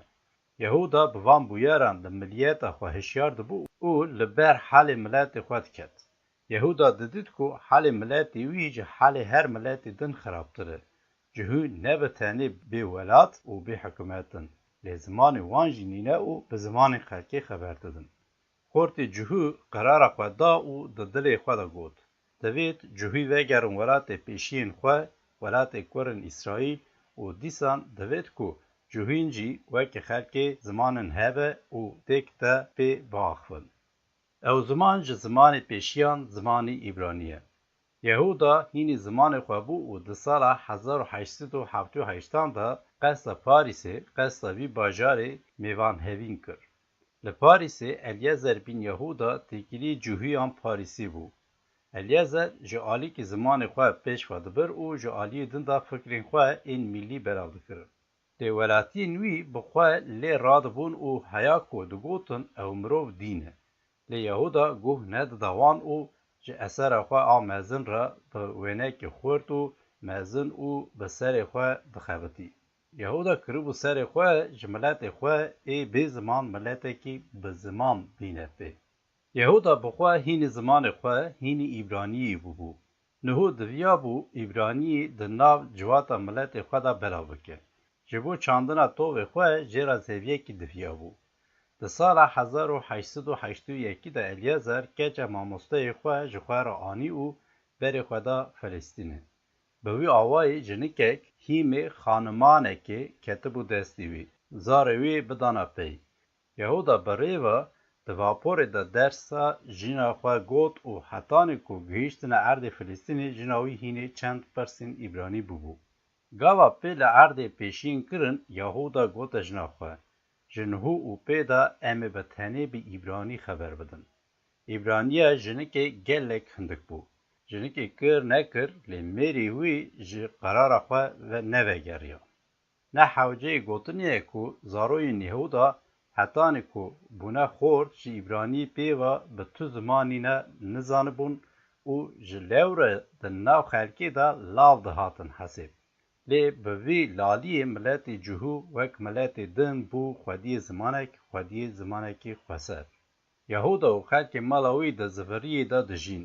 لی چخم جه فکرینی مزن را فدکارنا مزن دویتن جبر کو خلق به دربکی بیرا فکر مزن نابه یهودا نانی تسید خوار لی گاوا ددید کو خلق مالاوی به ایبرانی خبر دادا باور بکن و بختیارتی مروین دنیای ده حسبان داوی یهودا روزنامه که به ایبرانی بلاف کرو جخوارا خواندوانان جی پیدا کرد برێڤا û di hin dibistanên cuhî de dest bi xwandina îbraniyê jî kirin.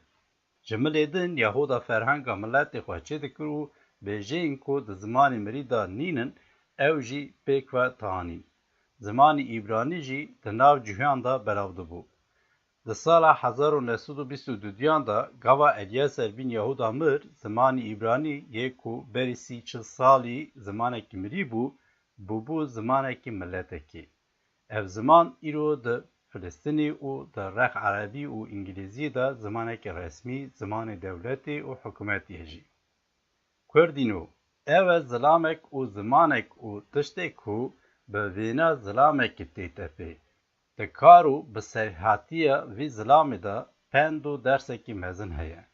Herçî miletên bindest û bêziman an bê zimanê nivîskî divêt jê îbretê bigirin. Herçî em Kurd me zimanekî delal heye û em pê diaxivin û piraniya me jî bi vî zimanê pê ve bi tu zimanê nizanin. Bi tenê divêt em hînê xwendin û nivîsandina zimanê xwe bibin. Îro hînbûna xwendin û nivîsandina zimanê mader ji bo her miletê êdî ne bi tenê wezîfekî şexsî lê wezîfekî millî jî. Hecî bi vê wezîfe ranebûne, wezîfe xwe a millî pêk ve neanîne û bi kêrê miletê xwe ve nehatine. Ji bona ku mirov bikare xwe ji miletekî bihesibîne, divêt bi kêrî vî bêt. Piştî ku em Kurd jî wek miletên din bûne xwediyê elfebeyekî xweser, xwendin û nivîsandina zimanê me gelek hêsanî bûye. Tecrîbe şanî daye ku li gorî jîriya mirov, Kurd jî heftekê heta 4 heftan da dikarin hînê xwendin û nivîsandina zimanê xwe bibin. Belê piraniyan Kurdan bi tenê bi zimanê ava û mader dizanin û jî lewre li mal be, li derva be bi tenê bi Kurdî dipeyivin. Lê nav Kurdan da hindikahiyeke kiçik heye û xelkê vê hindikahiyê an di welatê xerîbiyê de bûne, an îro têda dijîn. Tiştê ku ji vê hindikahiyê re divêt, heke bi zimanê xwe nizanin, berê ewilî hînî vî bibin û pişt re di nav mala xwe û bi zar û zêrçên xwe re her wekî Eliezer dikir, bi tenê bi Kurdî xeber bidin. Belê ji wan Kurdan re divêt, gava ji derve tenê mal, her wekî cilên xwe ji xwe dikin û wan bi cilên malê diguherînin, zimanê xwe jî welê biguherînin û bi zimanê kûçî di nav malê de neaxivin û zimanê malê, zimanê mader wek tiştekî miqades hilînin. Em dixwazin behemin zimanê xwe, em naxwazin behemin zimanê Tirkî. Zimanê Tirkî xera dike mirov, mirov dixwazin zimanê xwe bielîmin.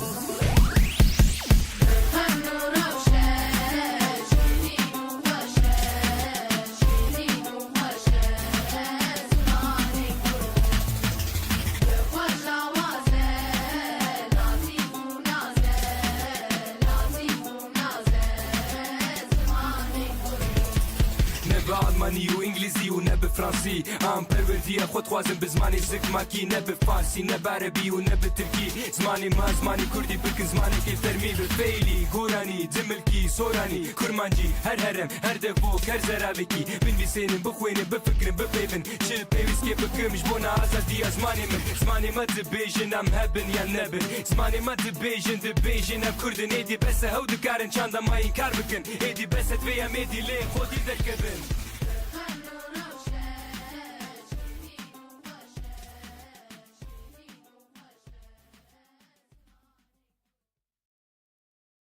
Bele mêvanê neja. Em ê bername xwe dîse bidomînin, niha jî çepkên wên Xurt, nivîskar, helbestvan, her wa akademîsyenên Kurd, Birêz Selîm Temo ve dixwînim ser dike. Ji bo ku vekirina axaftina vê şevê, çepkên wên Xurt, Selîm Temo.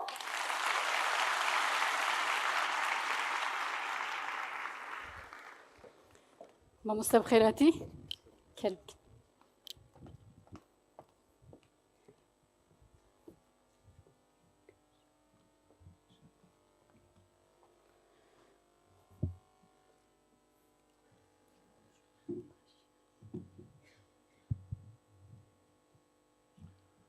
هونچکا زافن ماشاءالله جوره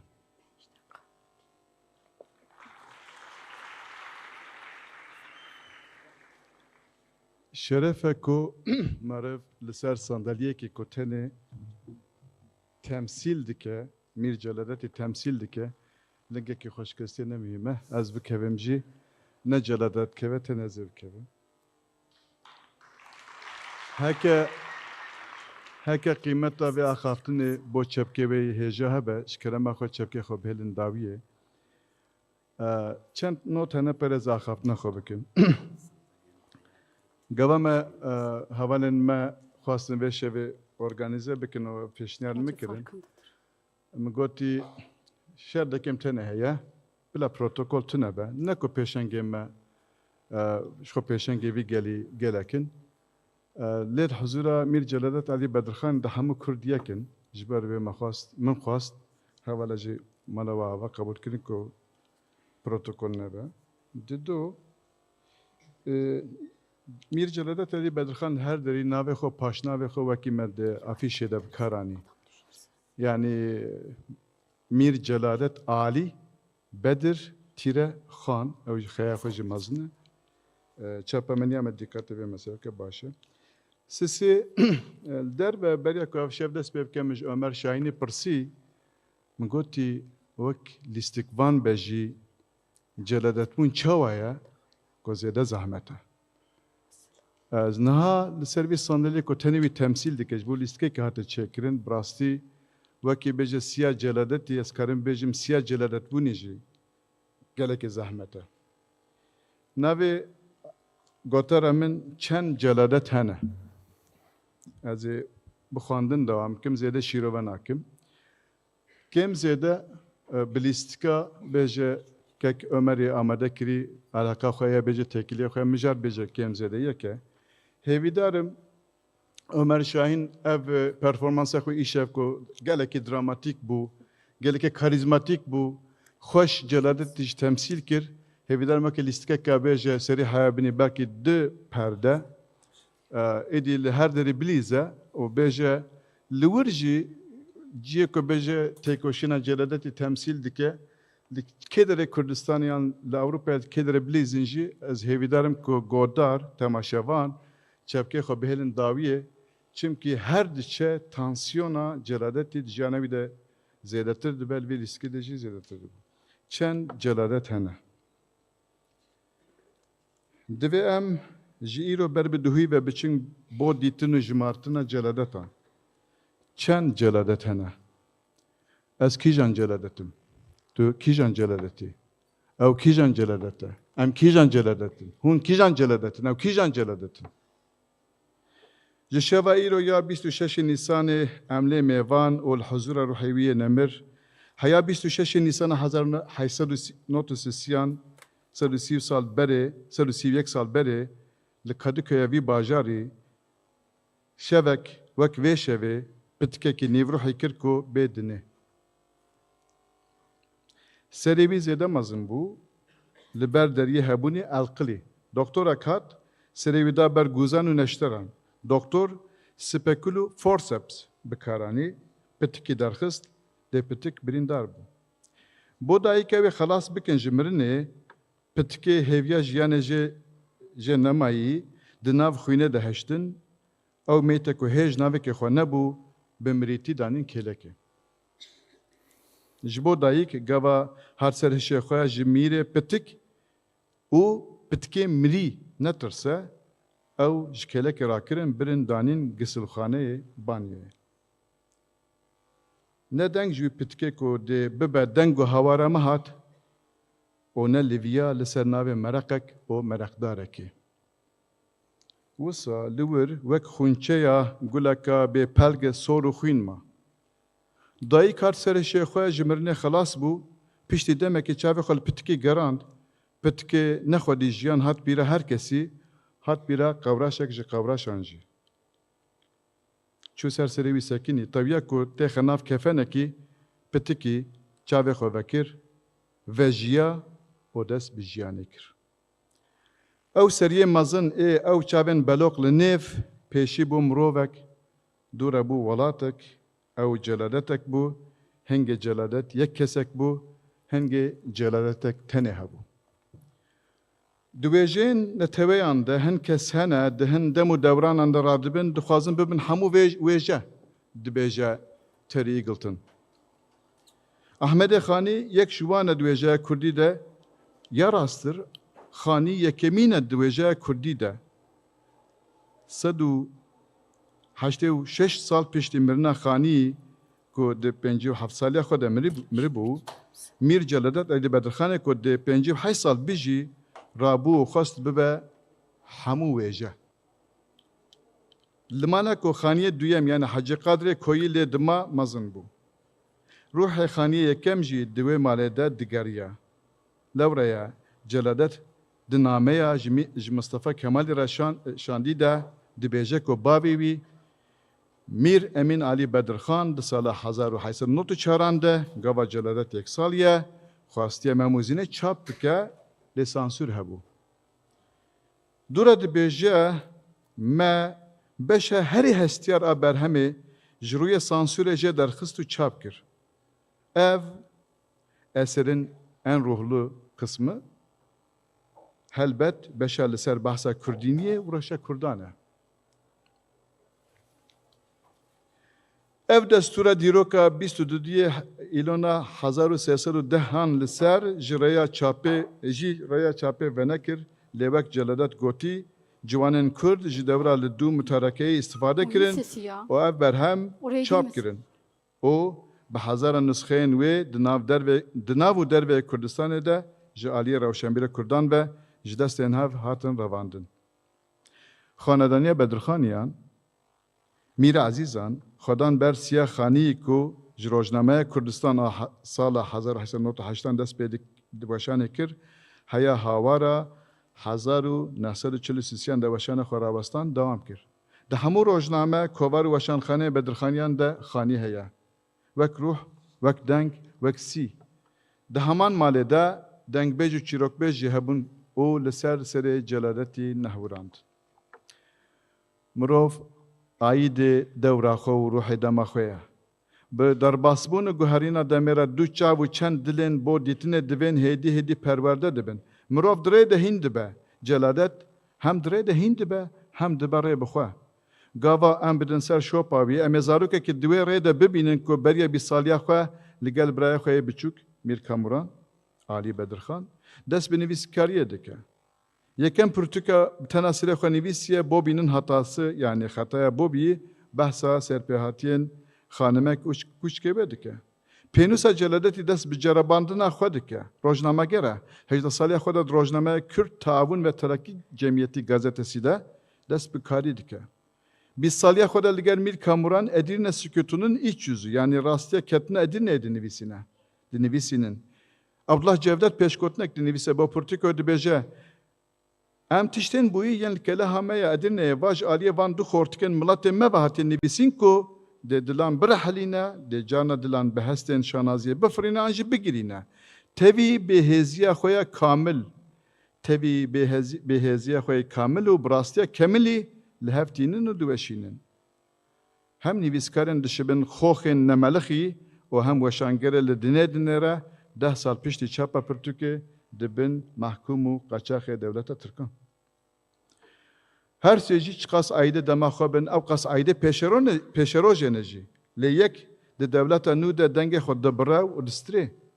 Her duyên din li axeke nenas radikevin hê jî.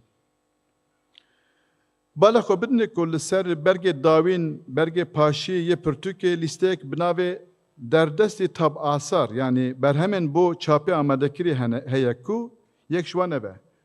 Kurd Azîziye hikûmetê. Yani hikûmeta Kurd a Azîziyan.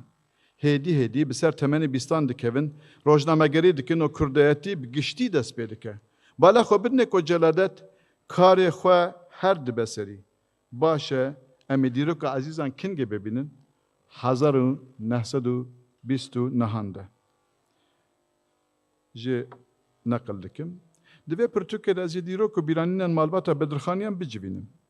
Dibe hin bûyerên weşandî ne pê derpê û di demên ne wek hev de jî bin و هن بویر و سرپیاتین نوشاندی جی هبن لسر زار و زمانان با آوایی که چیروکی هاتبن گوتن هگر فرتوک به بلگه اکش بو بجه کرنا دیروکا بدرخانیان عزیزی جهله که دن وجی دبه بلگه اک قنجو علی کرج بو دیروک ناسین دیروکا کردستانه دبه بحثه ده دبه دیروکناس او برهفکار من دیروکناس خست ناف دنینو کن جبر که دخباتا خود بحثه چند پیشن بدرخانیان چند چیروک و سرپیهاتیان لسروان برهف کرنه او بخو جد زانه خورتانیت دخواست برهمه که مزم با افرینه لدوته لی باش آمده کریا خو نکریه و داگر کرج لدونه و خورتانیاوی دبیجه جمیش دمندل هبو کو بیرانینین خواه ده پرتوکه که ده بجوینم بری نهاب دمکی من هنجی جواندن لی مخابن لباجار خرپوته جهیلا دادگاه استقلالی و به کاغذن من را هاتن گرتن تیوی که دلی منو نویساندنا تو کاریجی تو نیا لی از و جاره دست بنویساندنا بیرانین خوب بکم و بنویسینم جبر که پرگالا درون من نتبتی و آشوفته یا جانگرانیه که جی خواه برا ورگه همن دیتیه کریه ورگه همن دایه اف هست دکه ببه سدمه درخستنا من جگلک کارو نویساندنان 16 تباخا 1929 دکووا روزنامه و شانخانه کملان ده کار دکه دوزانه طبیب روه ده به مموزین دیوانان ده چاپ کردن جا عقل بچونا عثمانیتیه که دمک دنام روشنبیر عثمانی ده لدار بود دور ده به و برای خود ده کردایتی و کردستانی گوا مصطفی کمال ولایت کردان دست خبرتن سیاسی دکه او جوک گلک ناو و مالباتن کرد پیریا و پید خابه مصطفی کمال گوا کیسل کردان خوش دکه برای ارتش ده وان و بو روشنبیر وان جی سیداران لدو هف آماده دکه دوره جلادت تبی کامورانی برای خود دا آلمانیا جلادت بحثا چوین ماین و جیان خوی آلمانیا دکه روش بروش 27 ایلان 1922 دیان روز چهارشنبه ساعت 1 ده جلادت و کاموران تبی نه والیزان لواپور ایتالیا بنابه سکریویا سواردبن و دچین بر به وارنایه o dura şunda roja ini saat 8'dan da dikevin bir trena saata dehu nivan da bere xodedin Sofya'yı. Düdye jotma hedet gijin Münih'e. Ew şeva peş. Ew ev hava ke ser rupelen rojniviska miri. Em çava payabun em çun konserteki bara şevi besteyn Mozart lexist. ده هشت جوتما 1922 در روز یکشنبه جلادت وسان نویسی سر روپلن روز نویسکا خو. روزن یکشنبه لمونیخه مزاخانه بلاشن. ما سردانا ناسیونال میزیوم و آرمه میزیومه کر. روش آلمانیا هر دچه خرابتر دبه. دما چوینه ده دلارک 2 مارکن لگاوا جلادت ج آلمانیا درد که دلارک دچه 4 تریلیون و 200 میلیارد مارکی. Celadet 8 adara 1923 de vahani visiye. Ev çend rojin em bi marmelat û nanê reş debara xwe dikin. Dilê min heye ku sibê xwarinekê bixwim. Yazdê berfanbara 1923 sêşem di destê me de tenê tiştek me heye ku em bikin. Kêmkirina xwarinê. Dehe adar 1924 düşem. İro ji üniversite kağızak jimra şandine tebliğ dikin ku jiber nedana haqqi üniversite azatma qavrandin. De fikrim ku sibê pantore xwe reş yekane bifroş. 29 Nisan 1924 sêşem min cilê xwe hemû firotin. Bavê wî تمنی لکریه کو خو فقیر نکه لورا جیا خو نه خواره ورگرن ترکی بو آلمانی دیکه او جنابه دچه مالا بویاخت که د 14 ربندان 1923 نامه که کیوی سوریه بدرخان گیجه دستی بی کد بجه ملی اسکندریه چبلیک کریه ور جمن جلادت سری لکنسولسخانه انگلیزان ده سالک شونده 25 گلان 1925 ده روزا دشمه گاوت گیجه اسکندریه د چانتایی وی ده د گوره د جوت گوره هنه او چانتای پرتی مالزاروکا نتویا میه جوی چانتای پرتی درکتنه celadet bi dehan kar û pêşengî xistine jiyana xwe. Kemal Mazar Ahmet dibêje hejmara nivîsên celadetê digîje hezarî. Di gelek waran de kesê yekem e, yekemîn e. Ez ê çendin li du hev îca tiştek heye niham jimartine serware. Wek alfabetîk ez ê rêz bikim, lê dizanim ku gelek ji wan dê di lîsteyê de nebin. Bernameger, spîker. Piştî sala 1930 hefteyê du caran li radyoya Bêrûdê nûçeyên Kurdî belav dikir. Cerebenûs li ser nav kes mijar û bûyerên xwe kulliyateke ye. Yek ji yekemînî yan pêşengiya mîrî coğrafînasî ye. Qeypeyfa coğrafya li dilê wî rûnanê ji erebî farisî erdnîgarî çê dike. Dilê nizanim dîsa bergera coğrafya yan na. Taybetmendiyên celadetî bi tesadüf dîtina kêmasiyan û mutalayê dest pê dikin. Gelek mînakê xwe hene. Dez vê bêjim. Hurbûna celadetî bo cîhanê nasîna der û deveran dihewîne. Çima dest pê dike? Wek pedagojî. Diyeke tabaxa 1943 de Sînemxanê jê re wisa dinivîsine wek mektûb. Sînemxan. Wê rojê gava min tu dibirî dibistanê birê ve tejmin re bi Fransî stran got. J'aurais un voyage à faire important de l'Alaska pour aller voir le Panama sans passer Canada. Un lieu de courir sur terre, l'océan me portera. Uvardgerine. Min dil heye ez herim da bibînim Panama. Rêk xwe nakim Alaska. Derbas nabim ji Kanada. Beher dike min bibe, çira bidim daru devî.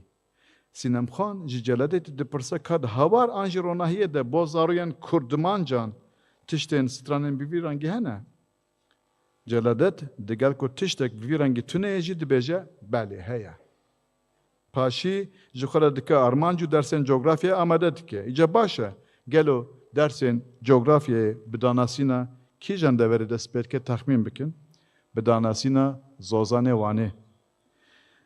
Divan metnek ku ji çiriya Dozdê çiriya paşîn 1941 dest pê dike heya adar 1945 di kovarên ronahî û hawarê re tên weşandin de celadet zarokan li cîhanê digerîne. Wek mînak dibêje par hêvind çûbû Efrîkayê. Ev çend salin tajdîn li Amerîkayê li bajarê New Yorkê de ye. Wek ders behs dike paşî praktîk dixwaze dibêje ka kurteya vê nivîsê bêjin. Ha kaharin cekê bilin li dora xwe mêze bikin û behs bikin. Îca zarokan li ku û ku digerîne behsa kîjan perçeyê cîhanê dike ez rêzkim nedeh rû pelin. Çendin ji wan bibêjim. Birmanya, Cebelî Tarık, Giravên Behra Spî, Sardunya, Hawland, Hindistan, Swîsre, Kaledonyaya Nû, Laponya, Leningrad, Stalingrad, Tokyo, Ukrayna, Kharkov. Celadetê ku dê û bavê jê re digotin ceco ku niha na me hunermendek, şairek, stranbêjek ji Xorasanê jî heye kek Haşim Ferhadî li wira li hengekî Kurda hebû navê xwe Cecoxan û dewletê Îranê Rûs bûne yek ew kuştin. Seyret têne tesadüfeke ku dê û bavê celadetê jê re digotin ceco di lîstika kek Omerî de jî hebû.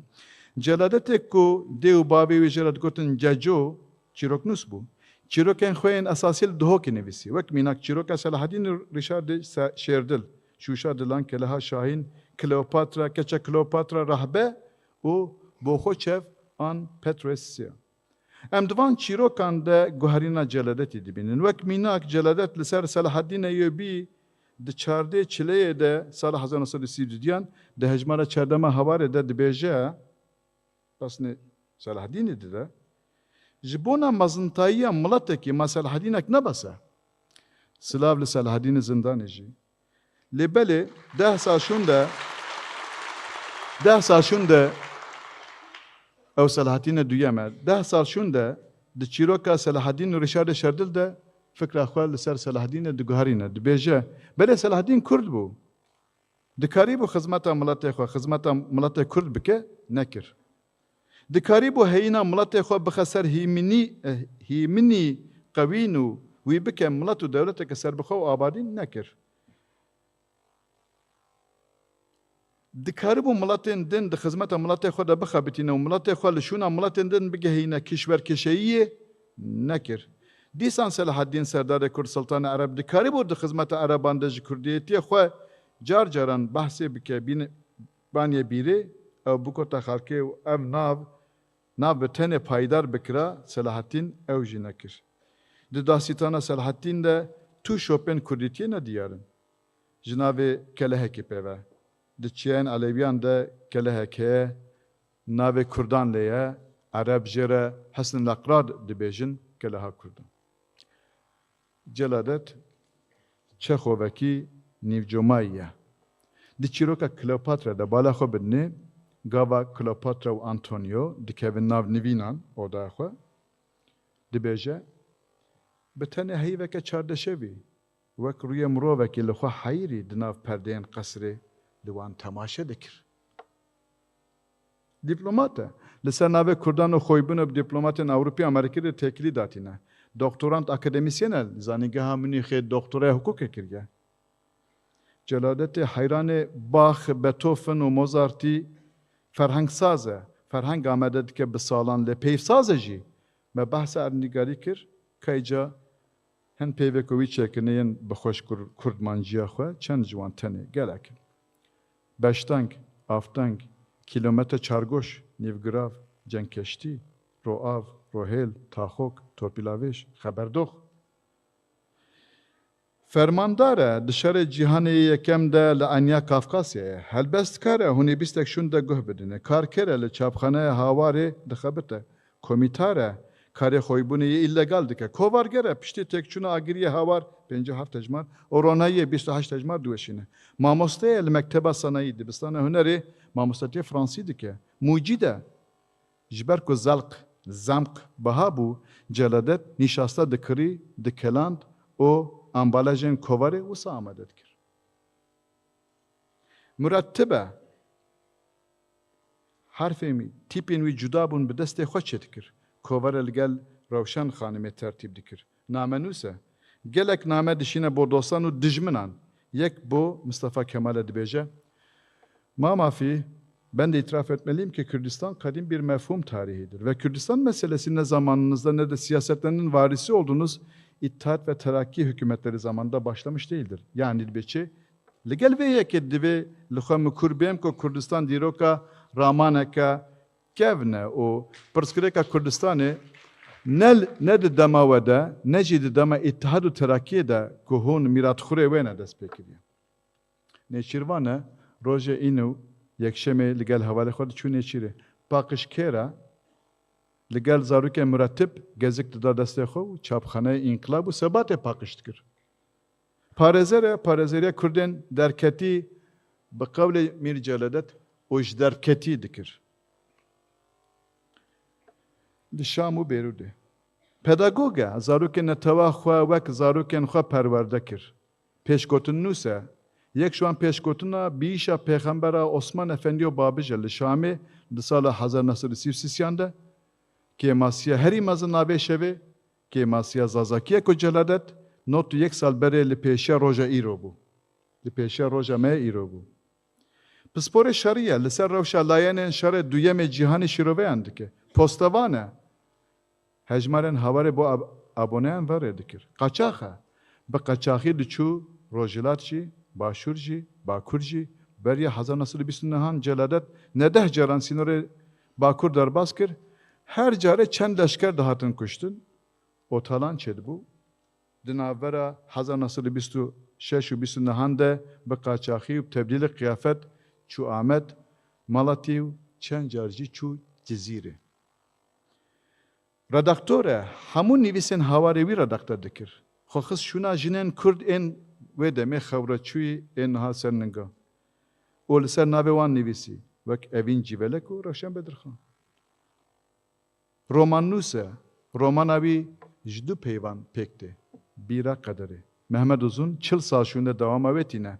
Sevda seru tolaze. De partiyen bu hemen de sermeste li garnizonan şahil li dar kardeşi belli hangi kihin romanen Fransiyan en ber bi daviya sarsalan nozdan be.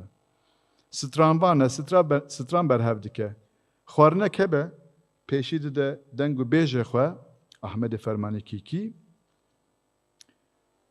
dure kuçke xwe têr dike, birçî dimîne, cigarek dikeşe û guh dide Ahmedê Fermanekî ku ew jî piştî mirina mîrî bi sêçar mehşûn de dimire dengmêjê mîrî gava dimire 118 salî ye. Di cara li emrê mîrî. Şanonûsa em werin hevindê. Li hengê lîstikê evin. Serwerbek ji tornê Serhedan, Lewend axa sereke eşîrekî, Xurşîd axa sereke eşîrekî, bijîşkek pisaxayekê madene, kurê axayekê madene, Gurgîn pisaxayek, Felemez birayê wî, Qeşem destgirtiya Gurgîn, Menîje destgirtiya Felemez, Qubat xulamê Serwerbegê, Hevind sêviyekî 12 salê.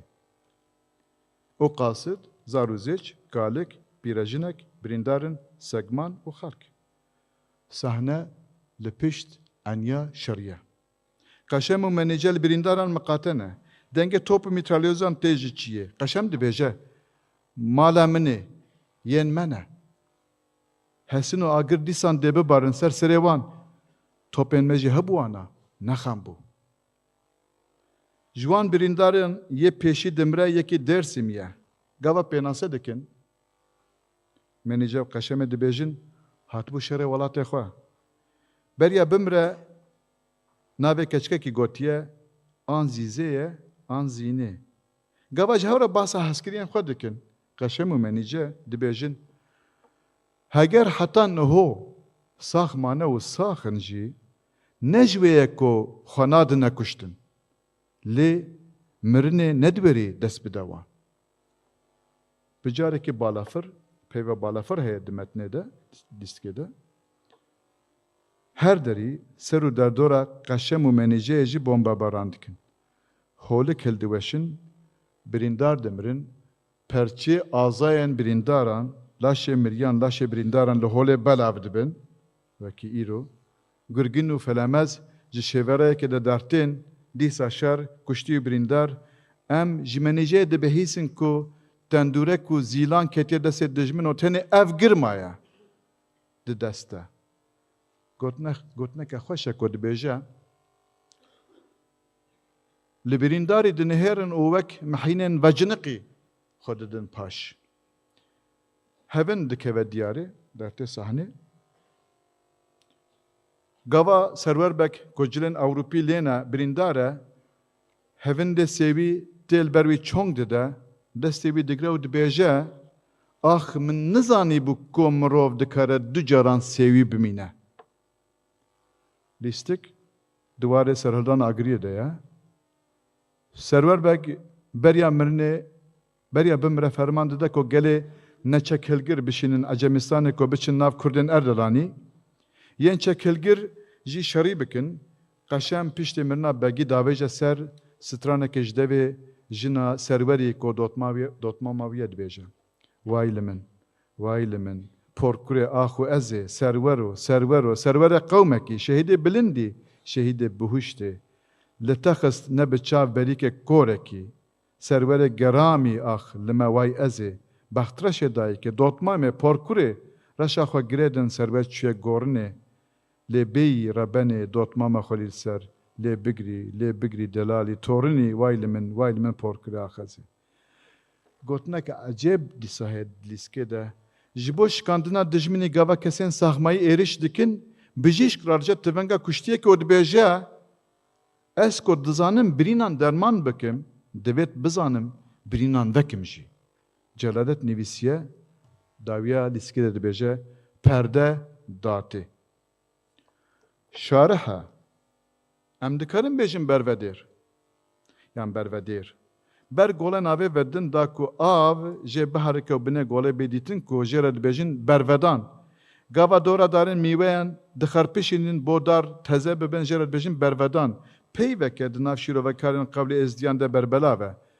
Bervedêriya mîrî herî zêde nivîsa klasîkên me an jî şahir û edîbên me yên kevin de dertê pêşiya me.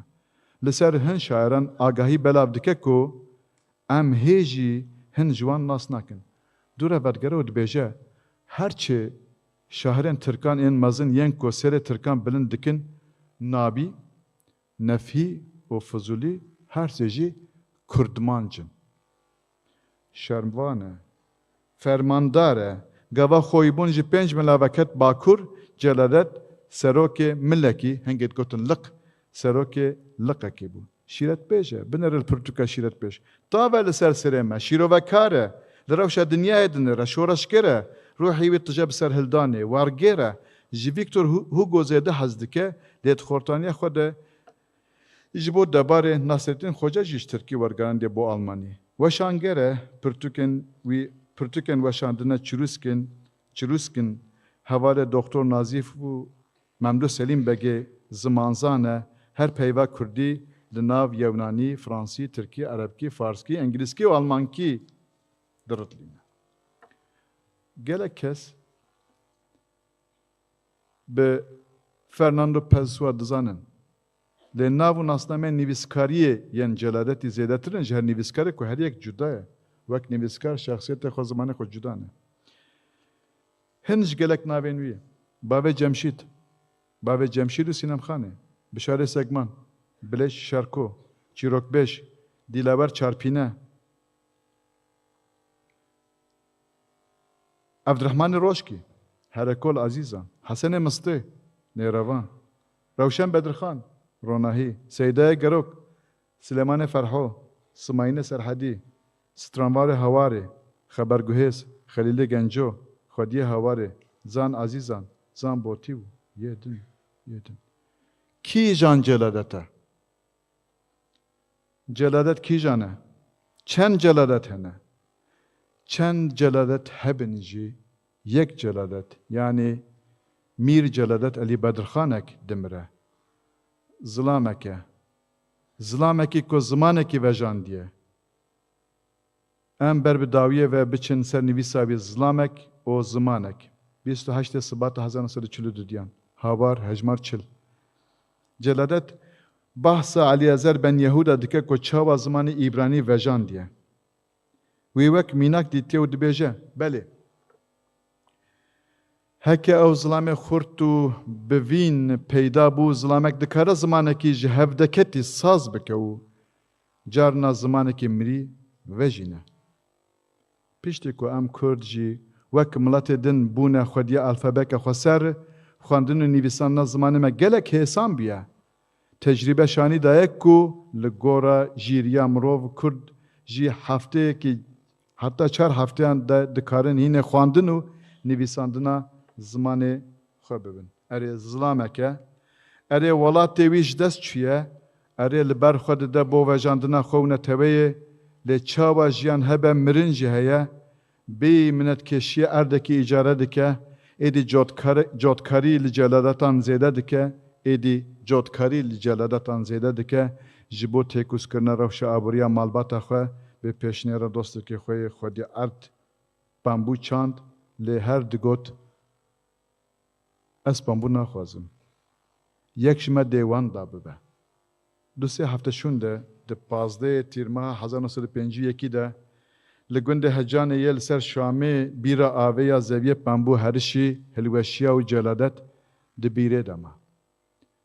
Birîndar e, birîn xedar e, hêvî ji jiyana wî namîne, gotina xwe ya dawîn dibêje bo doktorê wî cîhanê dibêje, derziyekî li min xe êşa min sakin bike.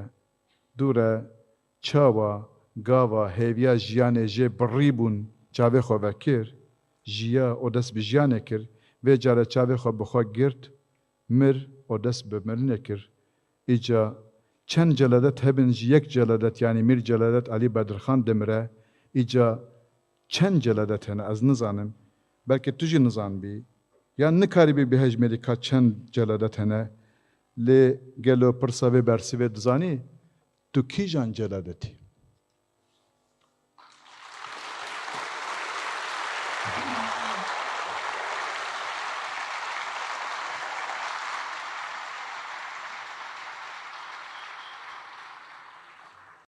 میر زمان و روشنبیریya Kurdî ya Resan. Afrênerê tîpên Kurdî yê Latînî. Mir Celadet Bedirxan. Îro em ê behsa xebat û têkoşîna wî di ber gel û çanda Kurdî de bikin. Di xeleka kenû de ji bernameya Dûrbîn. Pêsponseriya medyayî ya Ciyayê Girmênc. پشتی گو بدرخانیان دولت که بهیز دورا بوتان آوا کرن عثمانیان شر وان کرن حتی وشکاندن میر بدرخان سرگون کرن نفی کرن استنبولی و پشترجی او سرگونی جزیرات کرید کرن حتی داوی اتمن خو سلطان عبدالحمید ری داید کو وگر شامی و جان خویا داوی لور بکا حتی گود سال 1886 دا وفات کر لی سلطان عثمانی ری ندا کورنوی گو وگرن واره باو کالین خو پرانی اوان کرن حاکم والی پاشا لی لدروی ولاتوان دا کوج شر و بلاوان خلاص با و هنگی امین عالی پاراوی بو حاکم جزایل استنبولی و دوی هنگی دا خودی کرک دای دا ناوی وی کر جلادت آنگو صبر و سامان دا سال 1893 دا جبر کو پر بهیوی بو گوجوه تنگی خلاص ببن و روژه که وگرن ولاتین خواه لی مخابن او هیوین وی پیرچون گوره و نگهان سری لی کره وی جلادت او هیوی باو کالین خواه بخواه هل گرتن و دبروان دا خباتی کر حتی روژه داویج تمنی خواه میر جلادت دا سال 1914 دا انیا قفقاس دا بشداری د شر جهان یکمین دکر حتی گوگها تبریز و باکو د سال 1919 دا او برای خو دکتور کامیران اکرم جمیل پاشا و فایق توفیق سلیمانی دگل نوول انگلیزی لکردستان باکور گریان دا کو داخوازه گلین کرد ناس بکن بری کو پیمانا سیوره بیمور کرن د نوورا حوالبندان و دولت عثمانی دا د سال 1922 دا مصطفی کمال باشا فرمانک درانی بکشتن و سرگون کرنا مالباتا بدرخانیان بولو ترکیه لشونه خواشتن و بشار ولات دنیای کتن حتی کو او براین خوال المانیا بجی وار بون و باوی امین عالی و برای مزن سوریا چونا مصر لباجار قاهره و الالمانیا خوندنا خود یاسای دا بربسری و دست بخوندنا دکتورای کر لی دما کو بهیست شورشا شیخ سعید پیرانی دست بکریا دجه دا خوندنا خوال رخکی هشت و خواب شورش وگهاند لی مخابن او شورش ند دم و چاخا خودا دست بکر و داوی به هویتی هات پرچخاندن میر جلادت جارک دن وگری آلمانیا د سال 1927 دا میر جلادت و ممدوح سلیم بکوانلی با آلیکاری ارمنیان کوملا خویبون للبنان دا مزراندن و بجداریا گلک ولاد پریز و سروکن اشیرین مزند کردستان دا د سال 1929 1930 دا خو آماده کرن جشورشا آگری را کو جسینور سوریای ریچی ترکان بکن باو جنسر مردین مدیاد جزیر و اورفای بکن دا کو آکام ارتشا ترکان جسر شورشوان آگری سفک ببا لی صد مخابن وکا کو میر جلادت و حوالین خود خواستن بوان را نچو سری جبر کو هنگ آغا و بگین بن خطه خواب خواج هف نرازی بون و شتر هفد کرن و جبولو میر جلادت جنچاری خواب بشورش آگری وگهاند دا کو دشر دا لکلکا احسان نوری پاشا شربکا لی دیسا او شورش بدست ترکان هات قرمچاندن و سروکن ویج نچاری خوال ایران گرتن و میر جلادت بدرخان جیر گلوان بو لتهران میر جلادت به شهر رضا پهلوی را رونشت و دوزا آلیکاریان کردان لیکر لی شهر رضا خونه دابر تو تشتی کو خدا بر کو میر جلادت بیاوی بکا و ببا شالیاره کی بکیفا خواه لدولتک اوروپی لی میر جلادت بیاوی نکر و پهلوی جی اوبدار زوره جتخوب ایران درانی و بروی دا عراقی دوی چاخه دل عراق انگلیزان شر کردان کر دما کو انگلیزان بهیست کو میر جلادت البغدایا ریتانگی جره چکرن دا کوش عراق درکبا جبر کو میر جلادت بدرخان دوی دمیدا وک سمبول کی بو جنتویا کردرا و داویج نچاری میر جلادت عراق درکت و دیسا خود سوریای گرت پشتی شکاندنا شورش ارارات د سال 1930 دا پرانیان سرکشن شورش و اندامن کوملای خویبون خلناف کردن سوریای گرتن لسر دخوازا کمالیستان حکومت فرانسی یا کود سوریای دا دستهلات بو پرانیا وان لهنگن شورش ولاباتن کوملای خویبون جبر سینور ترکیه و مدور خستن او لشامه جواندن دا کود دوری خوبن ترکیه بن هنگ میر جلادت یک جوان بو د سال 1931 دا بسروکن ایل و عشیرن کردان را به شیخ ملا و پولاد پریزان را کوملک دا مزراندن بناو اجوات آلیکاری اجبو کردن بلنگاز لجزیره هنگی سروک اجوات لشامه دکتور احمد نافذ زازا بو و الباجار حسک حسن حاجو بو جبر گلک سدمان او جوات پوچ درکت و میر بهیوی بو میر رابو ریکنو دا برخوا خواست به پینوسا خوا آزادی از زمان خوا بلند بکا و به تنا خوا کووارک به زمان کردی تیپین لاتینی دناف کردان دا وشاند بوی الفبای لاتینی یا کج سال 1919 دا پیو مجول بو وها د 15 هیوا 50 سال 1932 دا جمارا پیشینج کووارا خوا هوار لشامه چاپ کر و دناف کرد و بیانیان دا بلاف کر دگل کووارا هوار را دروجا یک هیوا 4 سال 1942 دا لشامه میر جلادت کووارا کدن بناوه روناهی خورو بکردی لاتینی چاپ و بلاف کر 28 هجمار جوه کوواره هاتن چاپ کرن و بلاف کرن میر جلادت به بهتری 15 نوان دوان هر دو کووارن خود دنویساند جبر کو کس نویسکار کم بون و ندخواست گوبیانی زانبن کو او بتنیا میر جلادت جبلی زمان کردی به 7 زمان دنجی زانی بون ترکی عربی فارسی انگلیزی فرانسی یونانی و آلمانی جبلی کوواران گلک برهمن میر جلادت دنجی هبون وک فرهنگ و پرتوکن و دیروکی و هلبست د سال 1935 دا میر جلادت زوجیا و کبانیا وی روشن خانم بدرخان بو جزواج وان کور و کچک لوان زیده بو کور ناوی وی جمشیدا و کجی ناوی وی سینم خانه پشتی کنفرانسی سوریه جلی بونا د سال 1946 دا اف ریکن روزنامه‌وانی لبر میر جلادت هات نگرتن زمان کردی قدغه بویا و هن بهن روشا میر جلادتیا بوریج بر خرابتر دوا د سال 1950 دا جنچاری راضی بو کو بحوال خوینه چیره را حسین بکیبش و مالباتا خطاب را پمبو بچینه لگنده حجان نزیکی شامه بنوی جوی پمبویرا بیره کولا کاروی مابو چاونریا کارکرین افدانا پمبو دا کوب حوالن خورا روسپی درکوا ولسر وی بیرجی گلک جاران دروشا خودت پونیجی و دگوت از لکو جنانی و افدانا پمبو لکو دیارا اوا قدر من د 15 و 70 سال 1951 دا میر جلادت کتوی بیره دا و چو بردلووانی خوده کوروجا ایرو ناوی وکستر ککگش د ازمان کردستان دا دچرسا کچا میر جلادت سینم خان بدرخان له حولی ردمینا و بریدمه که من دوکومنتری لسر آماده کر نزیک زی بلاف بکم کام تف ده پارچه که جب بینن به دای سینم چل سر باوی خود بیجا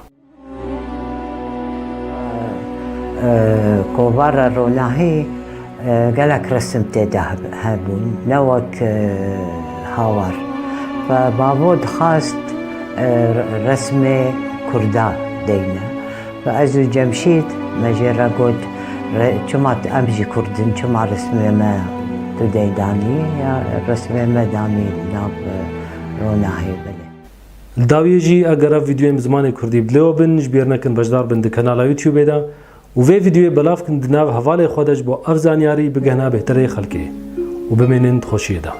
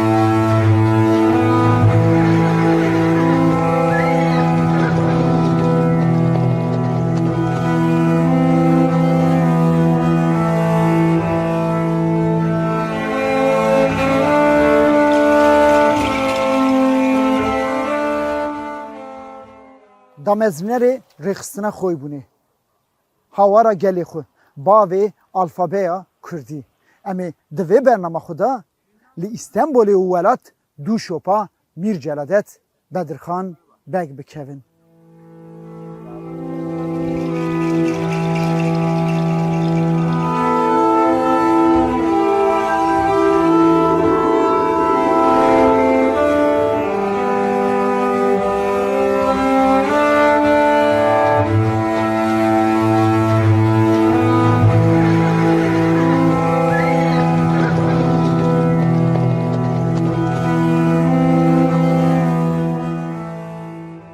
گلان سال 1830 دا لی استنبول مودای د کوشکا بدرخانیان دا هیورزه هیه هفجینا امین علی بدرخان بگ Semiha Hanım ye bu elede lezar nay.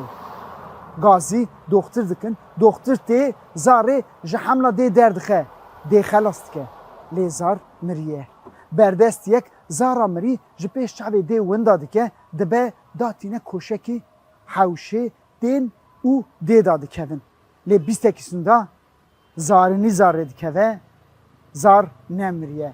Celedet Bedirxan dijî.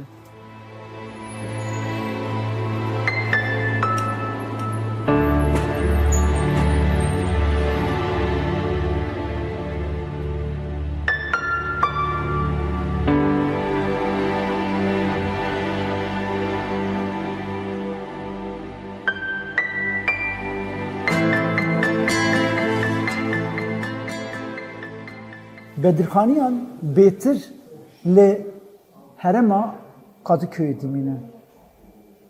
Bostancı, Fenerbahçe, Cevizli, Göztepe. Koşka Emin Ali Bedirxan Bekji Kızıl Toprağı'ya. Celedet 5 saliye vek xewneketi bîrawiya. Malbat hemû bi hevreye pîrozayê dikin. 22 avrêla 1880 da Migdat Bedirxan Bek li Qahirê Rojnama Kurdistan weşandiye. Dünya bexşandiye malbatê. Çend heb jî ji wan re şandine hemû malbat bi hev re pir bextewarin. Celedet Bedirxan jî yê pêşe rojê da heman bextewariyê bibexşîne malbatê.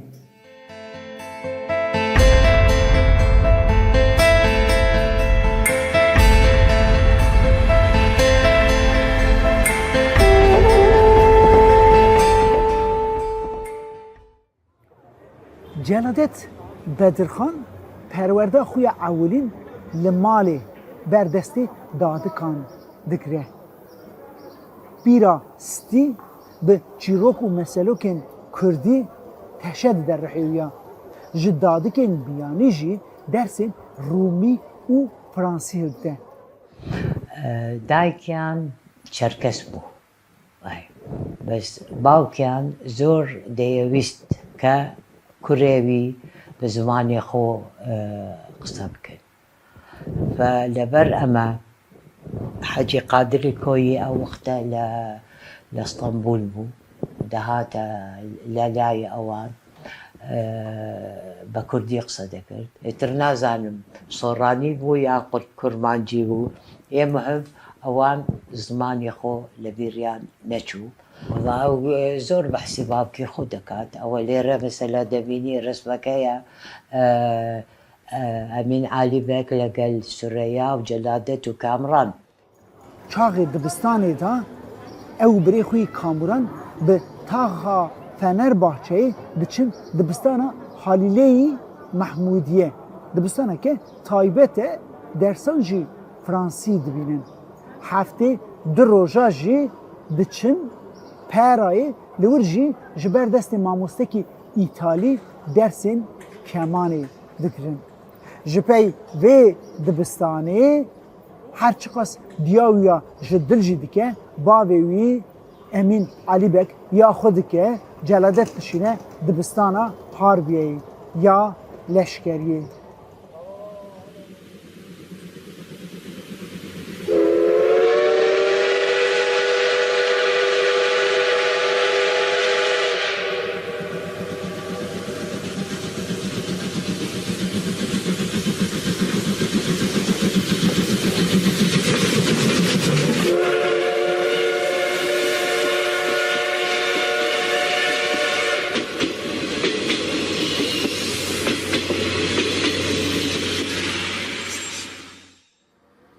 Di 23 Adar 1906 da şaredar İstanbulê Rıdvan Paşa ji nêzî îstasyona treneya Göztepe'yê tê kuştin. Li wê demê Alî Şamîl Paşa fermandarê Üsküdar û Selîmiyeyê Ebdirezak Bedirxan Bek jî di sarayê da ezaye. Rıdvan Paşa rika xwe dike wan navbera wan ne baş bûye. Ew kesên ku Rıdvan Paşa dikujin nasên Bedirxaniyan e. Bedirxanî tên dewanbarkirin. Alî Şamîl Paşa û Ebdirezak Bedirxan Bek tên girtin, yên din bi malbatî tên sirgun kirin. Ne bi tenê malbatên Bedirxaniyan. Bê pirole kesên ku silav dabin wan jî sirgun dikin. Xwe wisa winda dikin ku hêjmar digihîje 3000 kesî her yek cihekî. Emîn Elî Beg jî bi malbatî sirgunî Ispartayê dikin. Celadet Bedirxan wê gavê 13 salî. Di sala 1980 da hemû muhalîfên Abdülhamid dibin yek û meşruiyeta duyemîn tê îlan kirin. Ev dibe wesîle sirgunî vedigerin ser hîmên xwe, Bedirxanî jî disa vedigerin İstanbulê.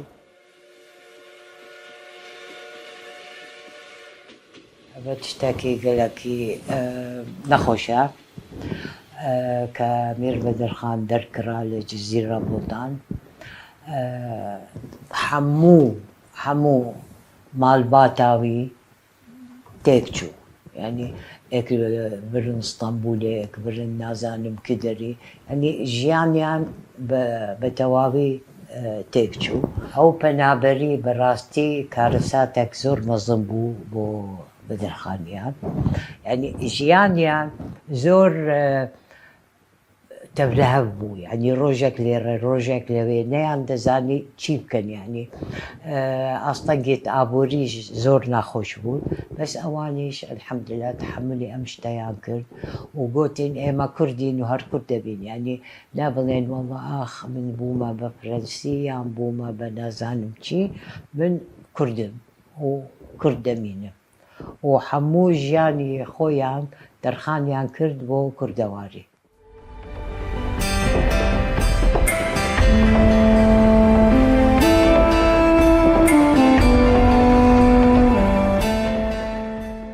Hinek ji bo cananê dixwazin, hinek ji bo cananê ji can derbas dibin. Celadet di sala 1912 da êdî xortekî bi bejn û bal û bede û xwînşîrîn e. Çavê hemû keçikên cîrana û yên nas wî ne, lê çavê wî ji bilî keçika cînara Muradê apê wî kesî nabîne. Keçik jî wek wî bi bejn û bal û bede û çav hingivîne. Ev pera palas şahidî û malovaniya eşqa wan dike.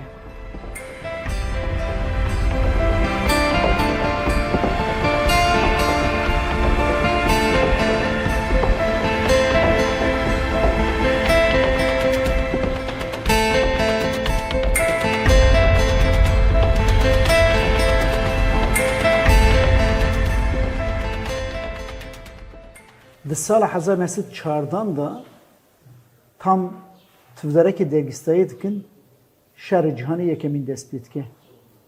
Rayedarên Osmanliyê alîgirê Almanyayê Ser Sultan Mehmet Reşat pêkutiyan çê dikin û Osmanliyê tevlî şer dikin. Celadet Bedirxan wê gavê eniya şer e Bakûyê. Ji fermandaran bi gohê xwe dibîse dibêjin me zo qedandin dor ya loyane. Ji nava wî agirî sav difilite û vedigere İstanbulê.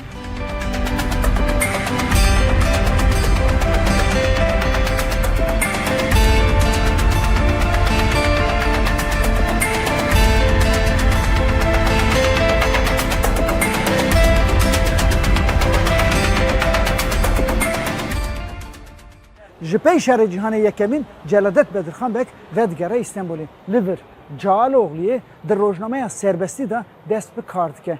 Rojnameya serbestî Mevlanazade Rifat Bek derdixe.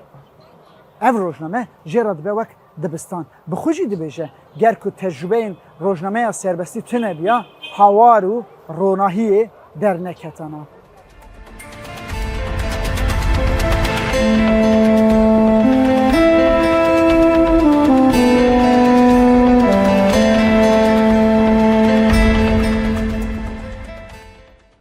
Ji pey şerê cîhanê yekemîn nexşeya cîhanê ji nû watê diyar kirin. Kurd jî di nav liv û tevgerê de ne. د سال 1918 دا لور استانبولê dibin serweriya Seyid Abdülkadir da Cemiyeta Tealiya Kürt dava kirin.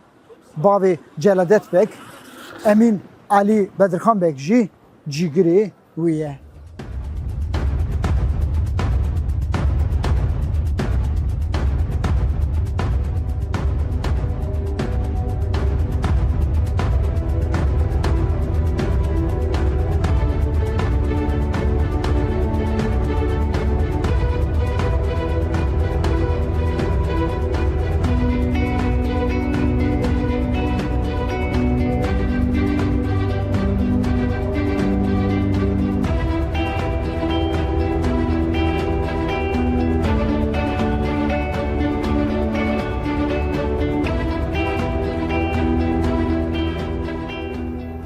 İngiliz de havina sal 1919 da ji bo politika xwe derbarê Kurdan da şember bikin mejrnoil pêwîrdar dikin.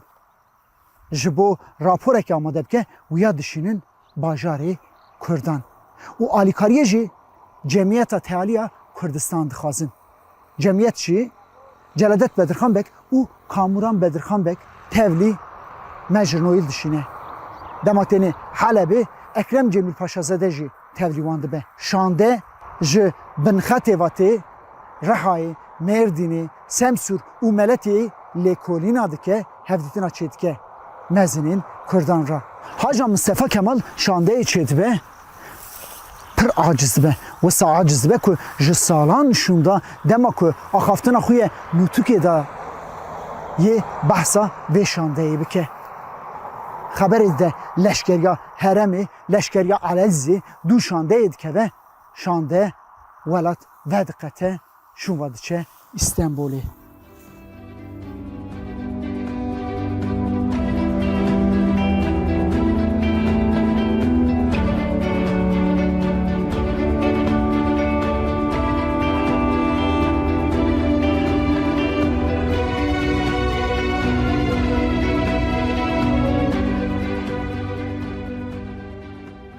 Mustafa Kemal ve gerrawan tücari ji bîr nake.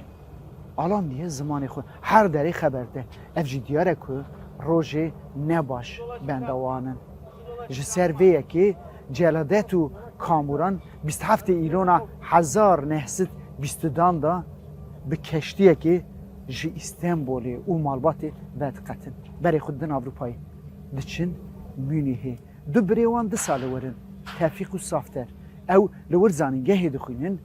Kamuran li vir hukuk xandiye yê li wir doktorayê bike. Celadet jî Almanyayê beşa hukukê dixwîne. Ser wêje û zimanê Almanî dixebite. Gelek bir İstanbul kirdiwe. Çimku ez anî çî mamê wî Ali Şamil Paşa min çû وەکو قەسرێک لە ئەستەمبول هەبوو لەسەر بۆسفۆر. طبعا ترک بردیان و ئێستا کردویانە بە ئوتێل. جێگایەک ئەوەندە خۆش لەوێ دادەنیشی ئەو بۆسفۆرە لە بەرامبەری تۆیە دێ مەخابنی ترک بردویانە و حتا یعنی مەسەلا کە شتێک دەبی لازمە پەرە بدی وەنیە هیچ بردیان و ئەوی دەریان کرد و چۆ بۆ طرابلس غەرب و نازانم چی و لەوێ ئەمرێ خوا کرد. یعنی دیرۆکێک زۆر درێژە. ئەزانی چی ئێستا هێدی بیرئانینێ خۆ دەمویسینم. زۆر تشت بیرا منە دەخوازم خەلکی بزانن. یعنی ژیان ئەوان چاوا بوو.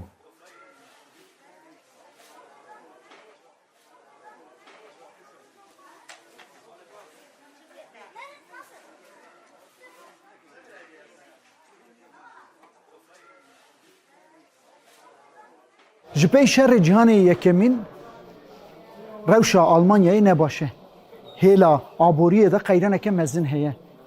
Demekê şûn da perê Mîr Celadet û Brian xelas dibe.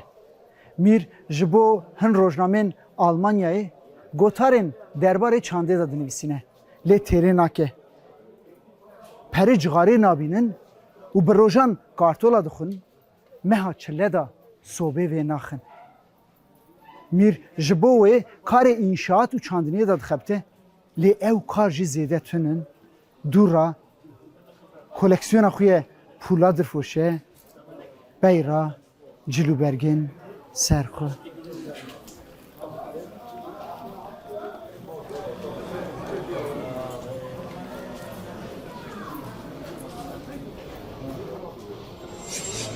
Hitler di 8 mijdara 1920 da darbeyekê çêdike. Herçiqas ser nekeve jî diyare devxûn bûye yê disa biceribîne û gelek xwîn bêrijandin. Celadet Bedirxan Bek bi stûdiyê Gulana 1925 da ji Almanyayê terk dike, diçe Misirê, Qahireyê. Li ba Sûreyayê birê xwe. Dê û bavên wan jî li werin. Bav li wir dimire. Di şîna wî da ji salan şûnva dostê xwe yî qedîm Memdûh Selîm Bek dibîne.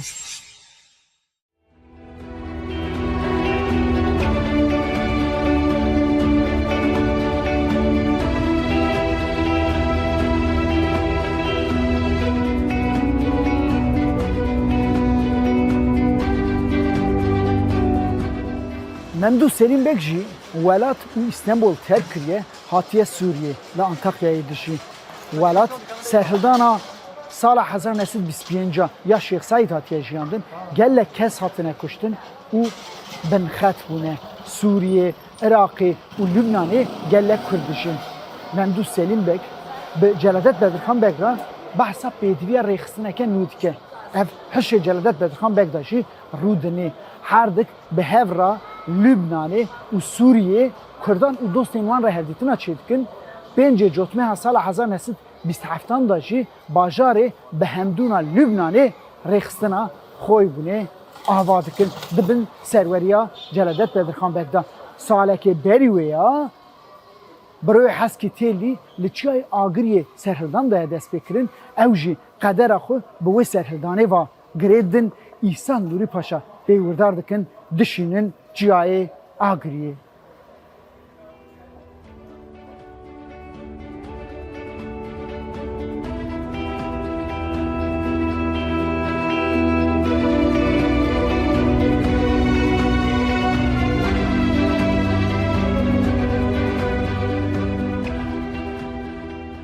Ji bo serhildan û xweybûn di nav civaka çar parçe welat da bibe pire, vê carê jî Mîr Celadet Bedirxan bi çend kesan diçe Başûr û Rojhilat. Dixwaze civakên wan dera jî rake ser piya. Lê rewşa civakê Mîr pir deşîne. Ji ber ku ji hev xwîn rijandine û neyartî ketiye nava civakê. Pir nakşîne haja dewletan vê serdaniya Mîr çêdibe, taybetî jî ya İranê dû şandeyê dikevin, Mîr wan şûnva ve digerin Sûriyê.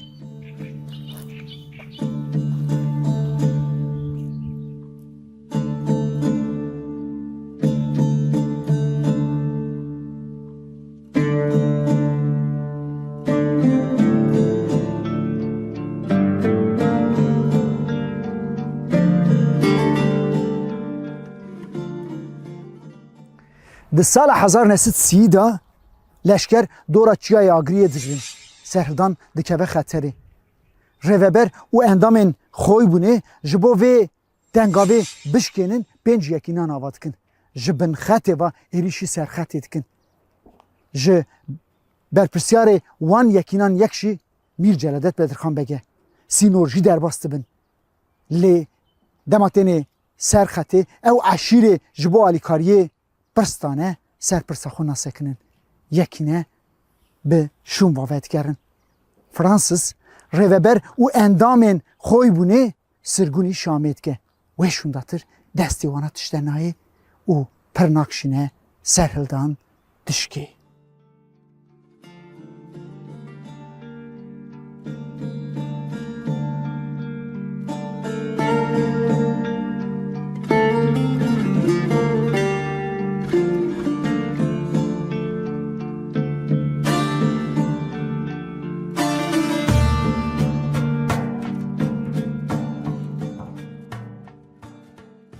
جپی سرهلدانا آگریه جلدت بدرخان بک شور داتینه قلمه هلدکره ل شامه دا مالک دکره به تجربه این سالان تفداره که کوواره که دیگه جبر که دنیا لهمبر ایشا کردان گر لال و گوره ناوی هاوار داتینه ده 15 گلانا 1932 دا هاوار دست به وشانید که جلدت بدرخان بک نه به تنی برپرسیاره همان دمیدا نویسکاره لی نویسکاره که ریزه دا نینه به چند ناوان دنویسه به همان دمیدا کتکاری ویشی و دمی تیپین کردی ین لاتینی شامی تونن ده چه بیروتی تیپان چیدکتینه روزنامه مطبعی دا درکوه بر ساعتان اوجی دخبته تیپان ریز دکه هاوار دبه دبستان جلدت بدرخان بک جی ده کردی لاتینی دا دبه اکول بریگو از هرم سوری یعنی بریگو از جبر هرم هوار در دکت از دسیهو نهات چوبم او دسیهو ددوات درکت میر گو هوار بلابک بیجا هوار کمجی تانین ملوی دارید دان خلکه جبو گو بخوینن هما بعلمن میر جی دگو احمو وظیفه گلکی مقدس که دگو داهول و زرنا احمو گلکی خوشه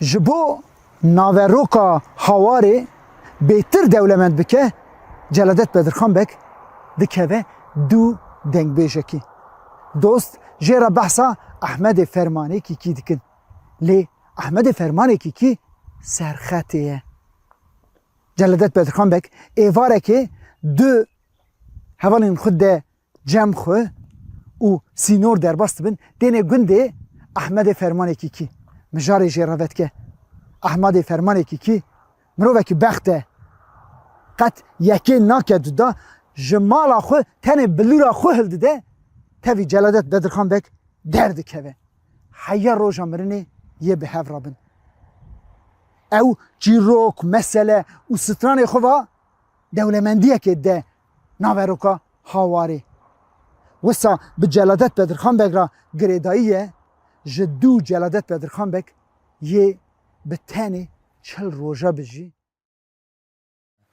احمد فرمانه کی هوا و کردکی ما اوش بنابر بو لشام لتاخا كردا دجيه تحات مالامه از جمشيد ام ترونشتن چیروک بو مدگوت و سترام دقیوی گلا خوش بو تاکو ایمه چنکو لناو عرب گوربون مطاب خانه ایمه فرنسی بو مثلا زمان فرنسی بو که تاکو ایمه دیروک خوش بیر نکن زمانی خوش بیر نکن هبو نبو بلش خوده مصدر نبو شنگامن پنگامن امشتانه ازو برای من جمشید متخاشت ام بچنج دربه بلیزن قال زاروكا نا لازم امرونن گوهی خوبدن احمد فرمانه کی و ابا قالك باش بو که زمانی خو جبیر نکر و زمانی ما ناسنامه ميه حميمة كردي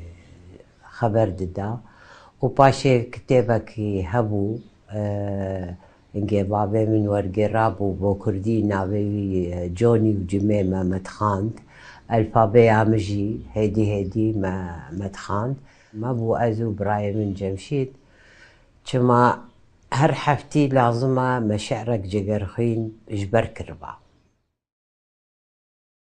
ده 8 سال 1933 دا لسر خواسته که دوستو اولان جلدت بدرخان بک جه مصطفی کمال را نامه که دشینه او دوروتی و پولیتیکای وانین درباره کردان دا رخنه که جبو دهمین سالوگرا دامزراندنا کوماری عفو یکتی اعلان کرن کرد لدروای ویتین هشتن کرد تنتین حسباندن و قدخه سر کردی لب گراند به آخافتن دی جزا کرن.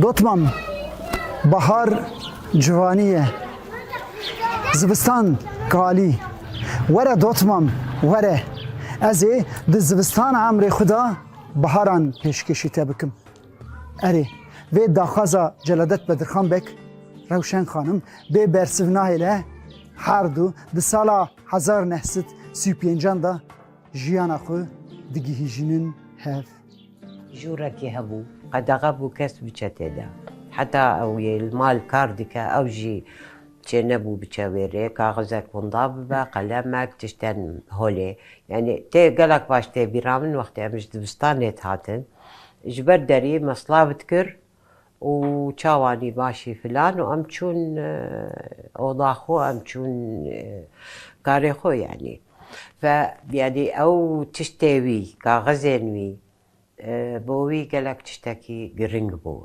يعني حز نذكر كاس دستي خو بكت ناكو تشتكي ونضام با تشتكي بدرة عم تشتكي هولي ووكو باش تبي رامن يعني وقتكي وي هبو بو نفيسان دني بو رونشتنا ناب اوفيساخو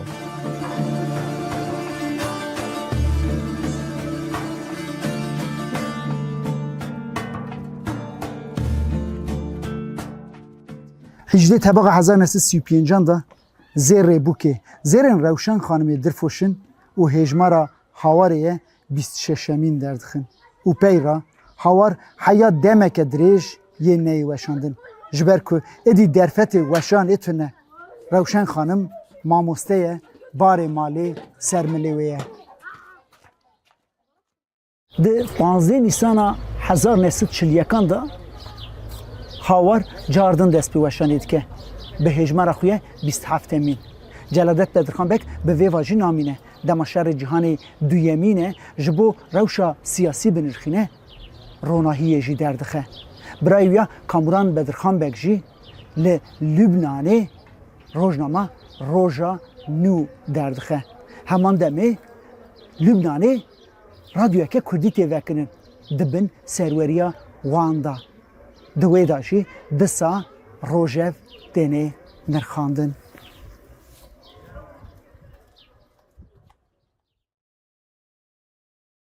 مدی جار که 40 فاسیکول درگی هواری هاتن مبرن مالا احمد سیدا و مبرن مالا مجید دریعی و لوی دریشی هوار سربست بو نه قاچاق بو و مدست هواری کن مبر گنداشی مش ملا حسن رمجو أمي هواري ببن تركيا باكر مجو ببن تركيا مناقو باكر ملا حسن جو شيد به ملا حسن نابي سيز لاماش مرقوت ولا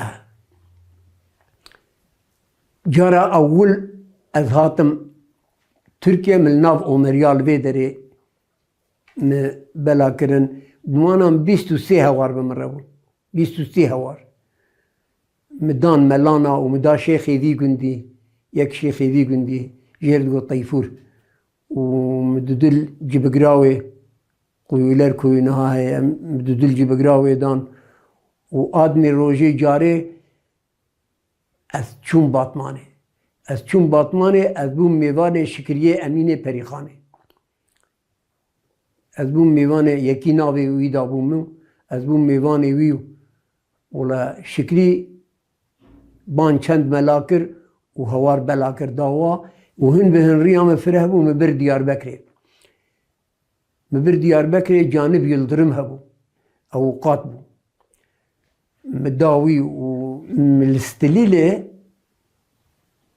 دو زلام ناس کرن و اوان زلاما دیجا هوار دشان اسطنبول جا عبد الرحيم رحمير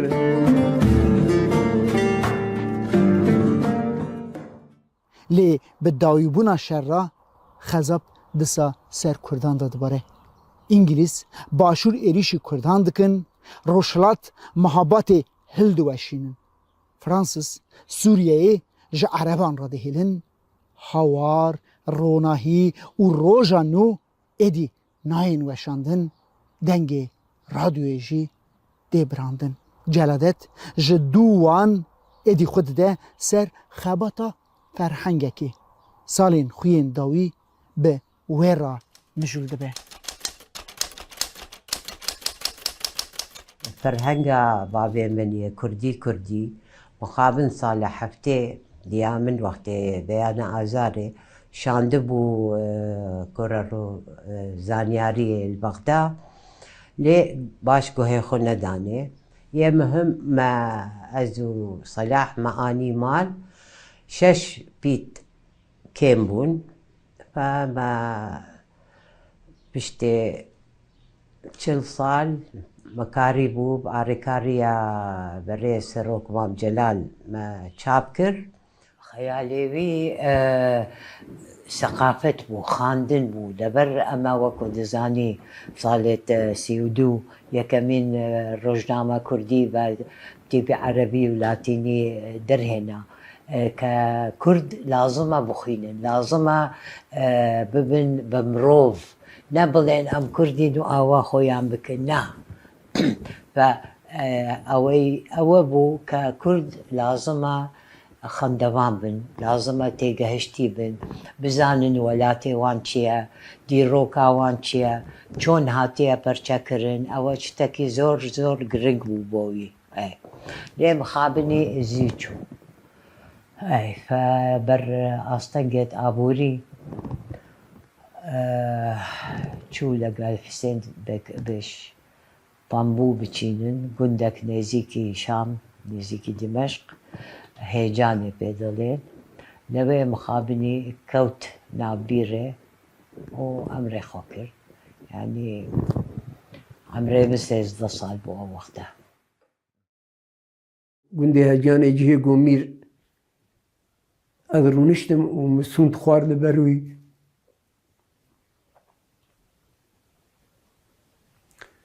مگو از دفش دوجا تناقرم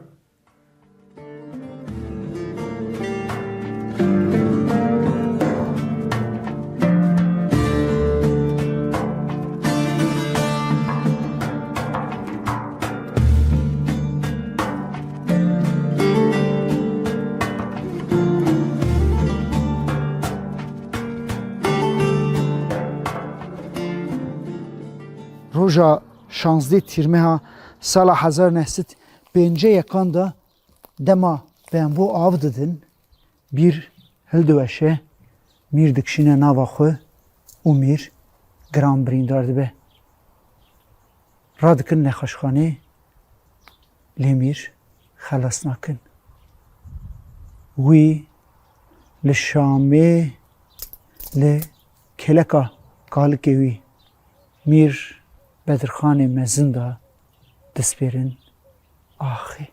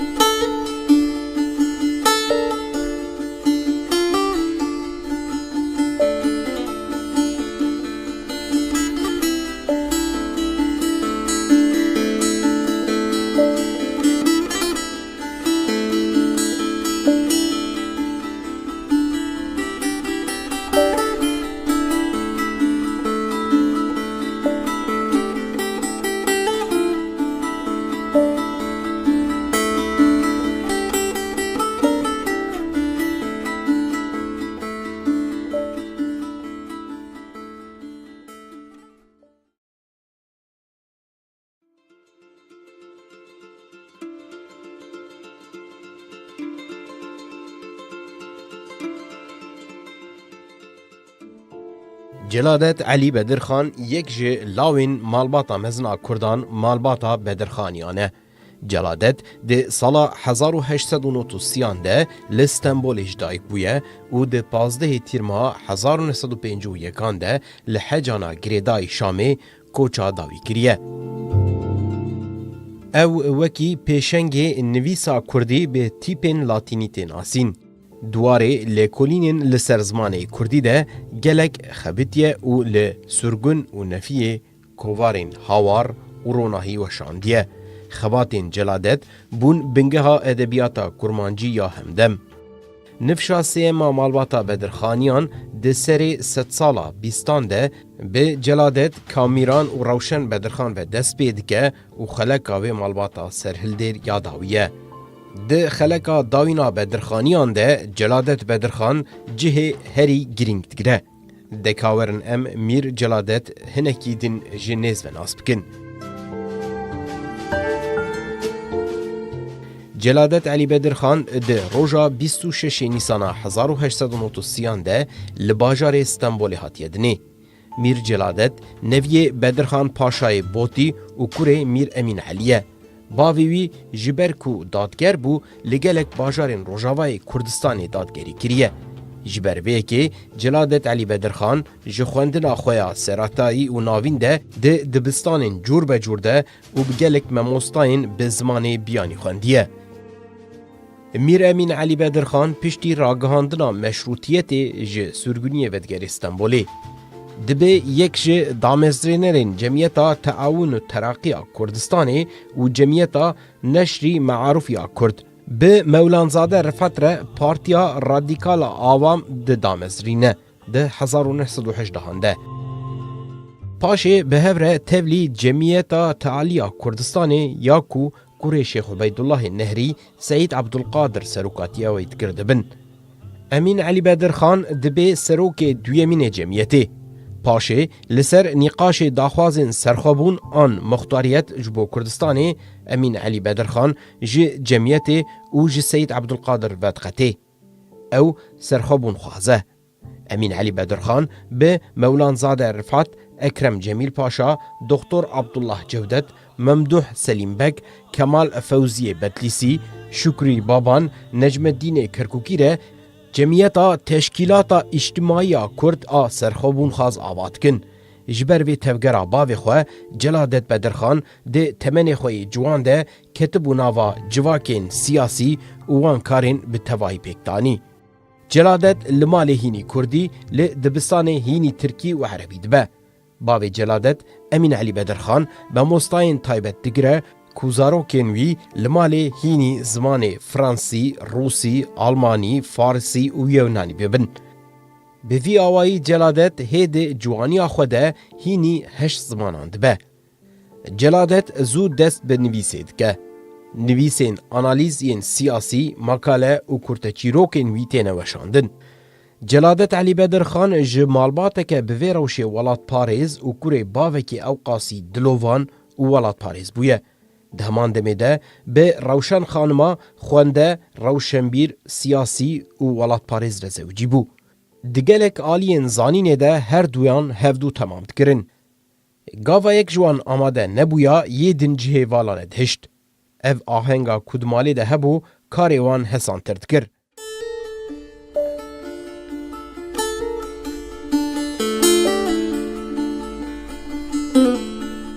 روشن خانمه ماموسته بو میر جلالت جی ماموسته و هم جی پاریزر بو.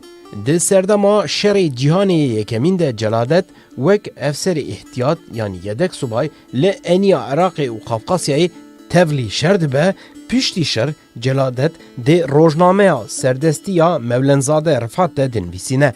سربستی وک نشتره جمعیت تعالی کردستان دوشه.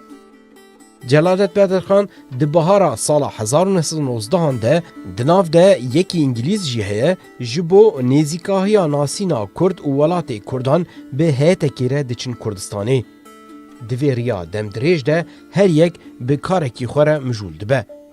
جلادت جی چیروک، کرت چیروک، متلوک و سترانا برهفت کر و به تیپین عربی دنویساندن. لجارنا نکاری بو نویسین خوشی بخوینه.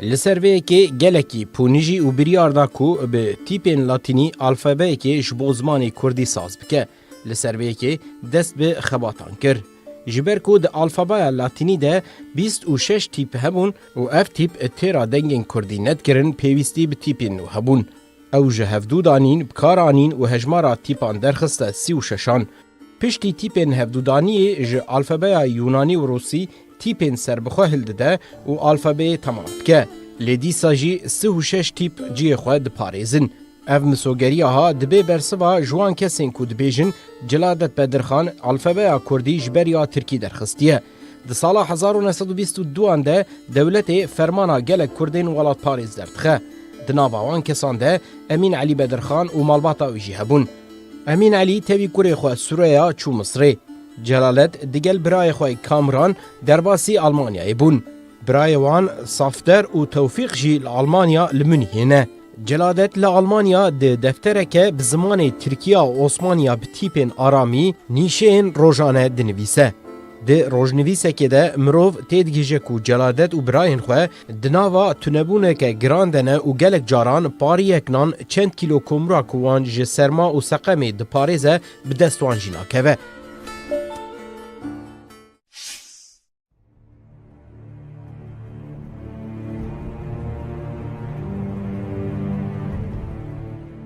جلادت لزانینگاه منیه دست به خوندنا فلسفه دکه کامیران جی حقوق دخوینه ده شر جهان یکمین ده آلمانیا دیک چویه لآلمانیا هر تشت سرو بنو بویه ده مجدار 1923 ده هیتلر به کمک حوالبندین خوی چکدار ره دگریسل مجلسان تویی گلی آلمان به جوشک مزن هیتلر دستک دکن هزین هیتلر ده شر نافخوی ده بسرد کون دوان روژین کو تبلیغیه ده بویرکه بالکشت قومی کاموران بدرخان بی جلالت و براین خویندن دیچه وزارت کار شر وک دلخوازا ناو خو و برای خو دنویسینه خویای بدرخانی مجی جی هیتلر بهوینه بلی قد بشتاری شر هیتلر نبونه در روزنویسه که جلالت کو 150 نفشین روزانه هنه و پرانی بحثا زور و زحمتی روزین لآلمانیا درباست بند که جخواه بدرخانی جی لولات غریبیه دناوا تنبونه که دجوار ده دگوزن صافتیر لآلمانیا بنخوشی دمره توفیق دبار ناکه ودگری استنبولی پاشناوی خواه دکه چنار و جبو کمارانو خزمتی دکه جلادت لسر بانگا ککوی سوریا دچه اسکندریه جورجی درباسی قاهره دبه و پاشجی درباسی لبنان دبه هری داوی بری خود ده شامه کامیران لآلمانیای دمینه دکتورا خود قدینه پاشی خودگین جلادت دست به خباتین خویبونه دکن بهن ولات پاریزین کرتره ریخستنا خویبونه دامزران دبون لبله ده انجام تکچونا سرهلدانا آگیریه ده هیوین جلادتین سیاسی شکستن و ایدی بالا خود ده سر ویجه و چانده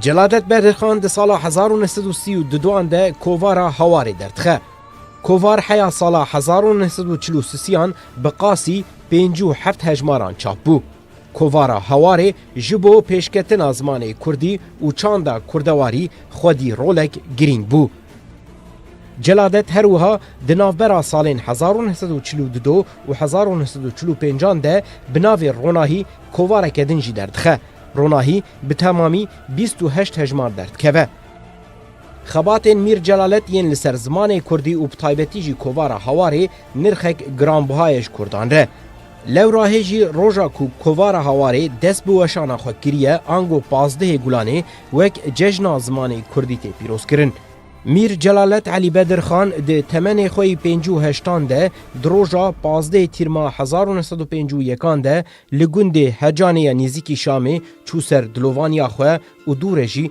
لگورستانا شامی هاته بشارتن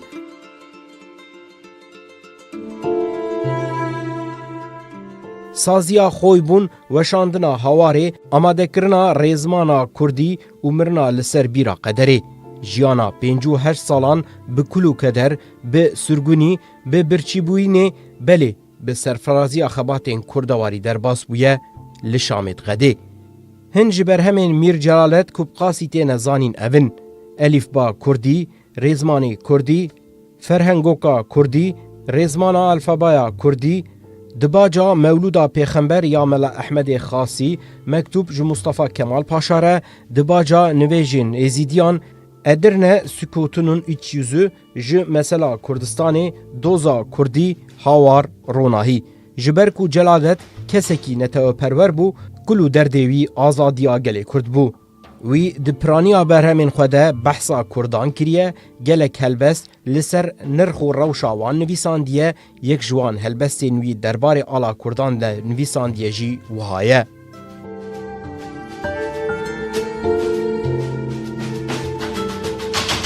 Ala Kurdan di nav rok çi bede û çi biheybet bir çar rengî rengê te çi delal û çi xweşkok xêzek kesk û xêzek sor nav spî û nîvek sor keske sor e bi roj e ew li jêr û ew li jor.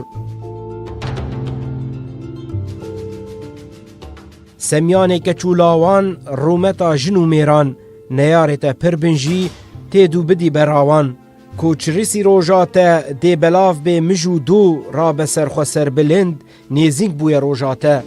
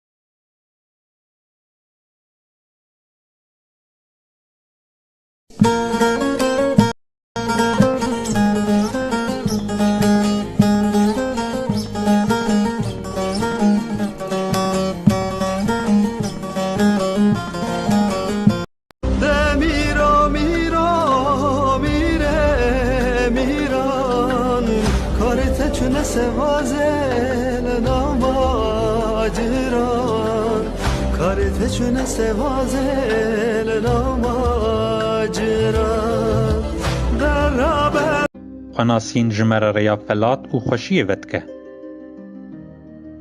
Her kesê ku xwe nas dike dikare xwe bide naskirin. Hawara me berî her tiştî heyîna zimanê me dê bine naskirin lewma ku ziman şerta heyînê a pêşî ne. Hawar jê pê ve bi her tiştê ku Kurdanî û Kurdîtî pê bendewar e dê mijûl bibe tenê siyaset jê dûre xwe naxe siyasetê. Hawarê siyaset ji civatên welatî re hiştiye bi siyasetê bila ew mijûl bibin. Em jî dwarê zanîn, huner û sinhetê de dê bixebitin.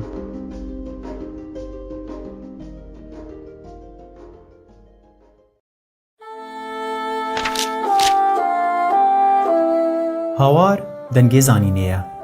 Zanîn xwenasîn e. Xwenasîn ji me re rêya felat û xweşiyê vedike. Her kesê ku xwenas dike dikare xwe bide naskirin. Hawara me berî her tiştî heyîna zimanê me dê bide naskirin. Lewma ku ziman şerta heyînê a pêşî ne. Hawar jû pê ve bi her tiştê ku Kurdanî û Kurdîtî pê bendewar e dê mijûl bibe. Tinê siyaset jê dûr e. Xwe naêxe siyasetê. Hawarê siyaset ji civatên welatî re hiştiye. Bi siyasetê bila ew mijûl bibin. Em jî dwarê zanîn, huner û sinatê de dê bixebitin. Hawar zarokeke nûza ye. Zarowa me ye, zarowa Kurdan e. Wek her zaro bi xweyîtiya dê û bav, bira û pismamên xwe dikare bijî. Her kes, her Kurd dikare alîkariya hawarê bike. Du kes mebêje ku ez mirovekî reben û nekêr hatîme. Ji min ji diayê pê ve tiştek nayê. Belê, du kes vê xeberê me bêje. Her kes bi tiştekî bi awakî dikare bê hawara hawarê.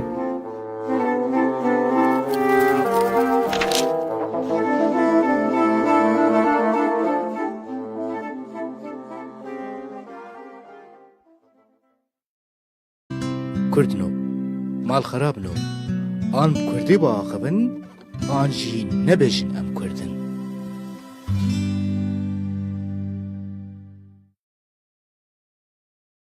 Celadet Ali Bedirhan'ın 1932'de çıkardığı Kürtçe Havar dergisinin yayına başladığı gün olan 15 Mayıs Kürt Dil Bayramı olarak kutlanıyor.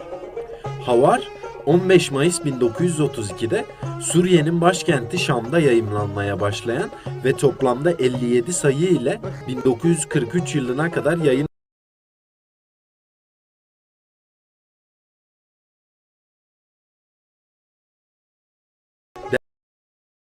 Derginin ilk 23 sayısı hem Latin hem de Arap alfabesiyle basılmış ancak 24. sayısından itibaren yalnızca Latin alfabesiyle hayatını sürdürmüştür. Havar aynı zamanda Kürtçe'de Latin alfabesinin ilk kez kullanıldığı dergi olarak bilinmektedir. Fransızca ve Kürtçe ağırlıklı dergide Kurmancı'nın yanı sıra Zazaki ve Sorani lehçelerinde de yazılar yayımlanmıştır. Mirovek û welatek Mîr Celadet Elî Bedirxan Çinaremeya gewre ya ku rihên xwe li welête lê pelên wê li surguniyê vekirine. Ew civaknas, nivîskar, zimannas, siyasetmedar, diplomat, rojnameger, ernîgarnas, şoreşger, berxwedêr, çîrokvan, helbeskar, cerebenûs, weşanger û her wiha surgunêk bû. Bi taybetmendiyên xwe yên bêhejmar ve em vê nirxê xwe yê mezin ê ku rihê xwe tevî hêvirtir şêmekiriye bibîrtînin. Em vê navê di serdemeke tarî de tovên dahotiyeke ronak çandine bibîrtînin. Ev mirovê çandperwere ku di welatê mirinê de gelê Kurd bi têkoşîna xwe zindî kiriye em wî bibîrtînin. Werin em hemû bi hev re şahîdiya emrekî kin û westiyayê bikin ku çawa bi têkoşînê watadar bûye. Şeva rêzgirtinê ji bo Mîr Celadet Elî Bedirxan 26 Nîsanê saet 19 de li salona Cemal Reşît Rê li dar dikeve û Selîm Temoyê bi pêşkêşiya xwe şeva rêzgirtinê bide destpêkirin.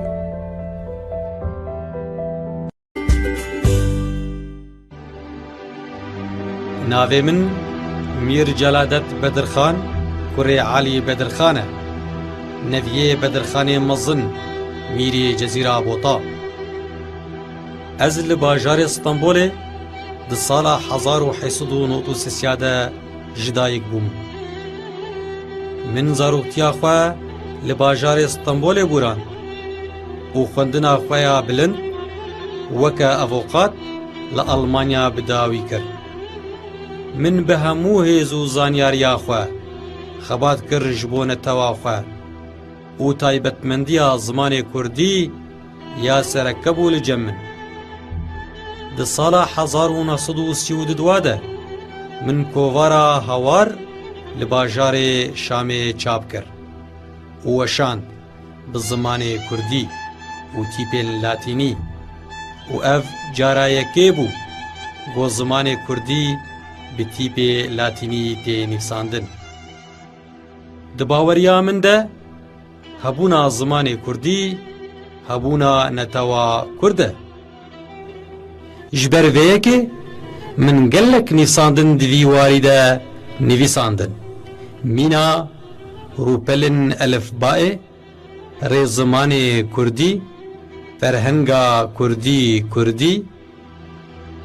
Zimanê ku ez pê daxivîm ev bûn: Kurdî, Erebî, Türkî, Farsî, İngilîzî, Almanî, Fransî, Rûsî û Yûnanî.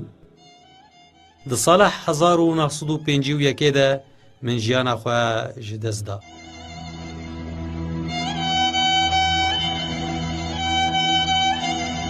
Yek ji wan helbestên wî derbarê ala Kurdan de nivîsandiye jî wiha ye.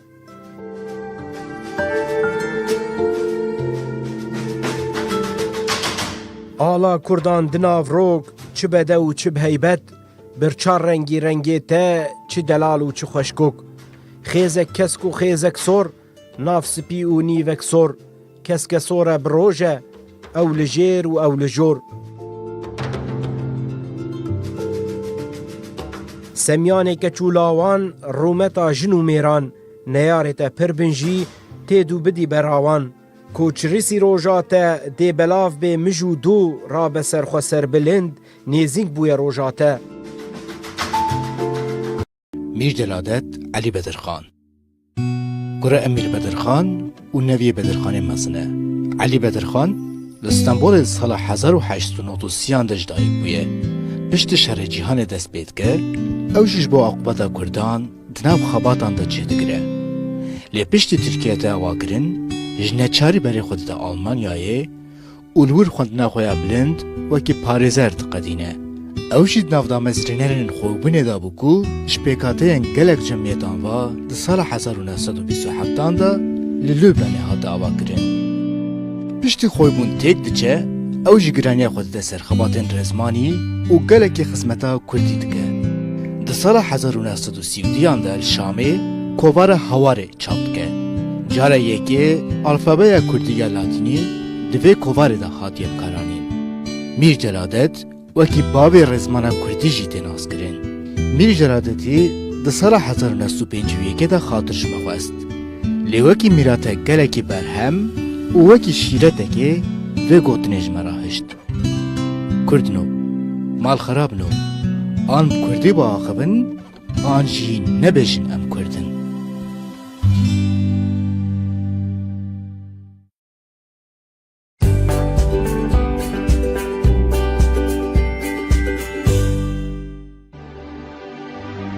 Navê min Mîr Celadet Bedirxan kurê Alî Bedirxan e neviyê Bedirxanê mezin Mîrê Cezîra Bota ez li bajarê Stenbolê di sala 1893 de ji dayîk bûm min zaroktiya xwe li bajarê Stenbolê bûran û xwendina xwe ya bilind weke avokat li Almanya bi dawî kir min bi hemû hêz û zanyariya xwe xebat kir ji bo netewa xwe û taybetmendiya zimanê Kurdî ya serekebû li cem min di sala 1932 de min kovara Hawar li bajarê Şamê çap kir û weşand bi zimanê Kurdî û tîpên Latînî û ev cara yekê bû got zimanê Kurdî bi tîpê Latînî tê nivîsandin di baweriya min de hebûna zimanê Kurdî hebûna netewa Kurd e ji ber vê yekê min gelek nivîsandin di vî warî de nivîsandin mîna rûpelin elifbaê rê zimanê Kurdî ferhenga Kurdî zimanê ku ez pê daxivîm ev bûn Kurdî Erebî Türkî Farsî İngilîzî Almanî Fransî Rûsî û Yûnanî di sala 1951 de min jiyana xwe ji dest da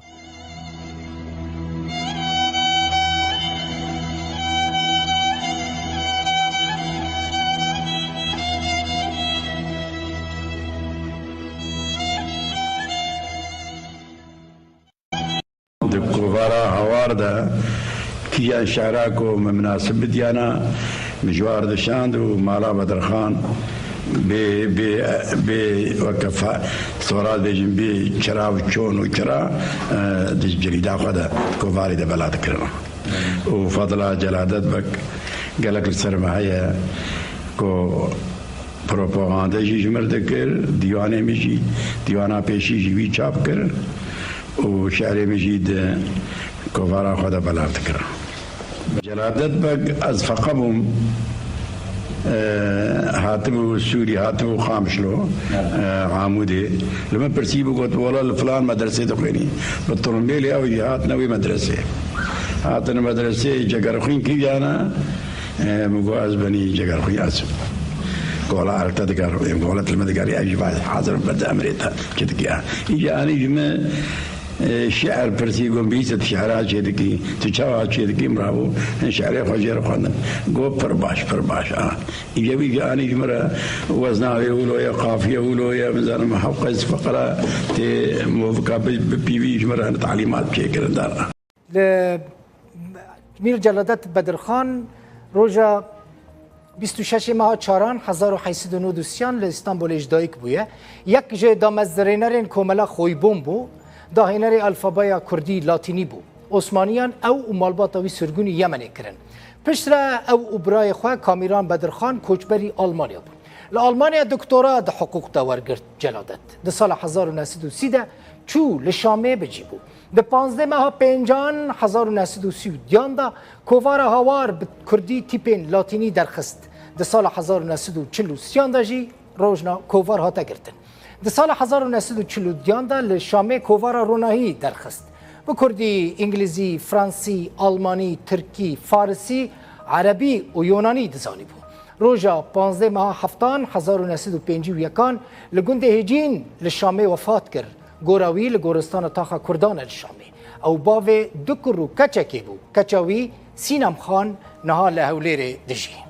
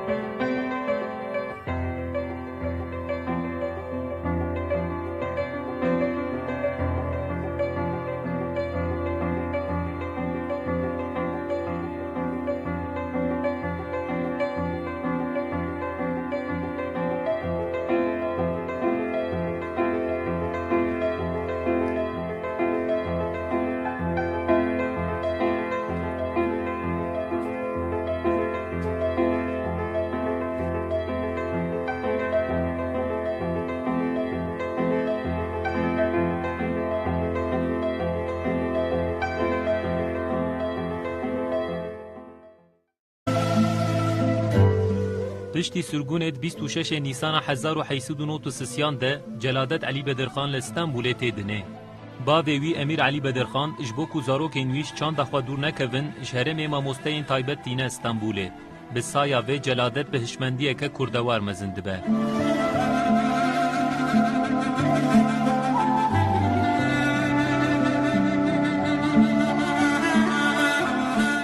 ده حربا جهان یا یکم ده وک سرباز لکافکاسیای دناو ارتشا عثمانی آن ده شردکه. دناو چالاکین سیاسی دل گلک ده ورانگریا و لسر فولکلورا کردان آگاهی برهف کرن. پشتی کو انگلیزان پشتکریا خوش کردان وکشاندن و دولتا ترکیه آوا بو جبوهن سروکن کردان بریارا سرگونه و جبوهن اکانجی فرمان امرنه هاتاین. مالباتا بدرخانی آنجی لیستیا فرمان امرنه ده بو.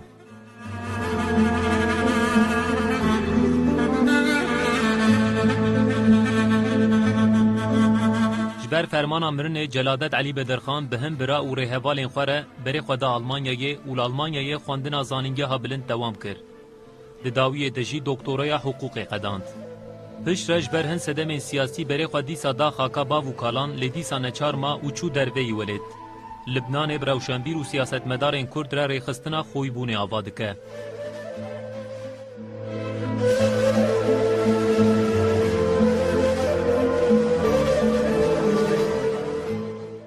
پشتی سرهلدان آگریه سرگونی ایران و عراق دبه. لیل عراق جی وی راحت ناهلن و سرگونی سوریه دکن. لسوریه جی دناف سرگونه ده سرگونه کتن دجی. پشت را جیب زوره وی دشینن شامه و لور جیب تکوشینه که جدا دست قباتین کردوار دکه. براوشنبیرن کرد را کووارن هوار و روناهیه درخستن. دو کووارا هوار ده الفابیا کردی یا تیپین لاتینی جرباند و بخباتین چاندی ین سر زمان کردی لشامه اکوله کنو چکر. پشتی کووارا هواره حتی روشا داوی عمر خواه بحمو درفتین خواه هاو دا کل سر زمان خواه بخبته. لشامه دنا فقیریه که داد پازده تیرماها سال 1951 که داد چو سر دلووانی آخوده. جلادت علی بدرخان لپی خواه گلک برهم و اکولکه نوهشتن.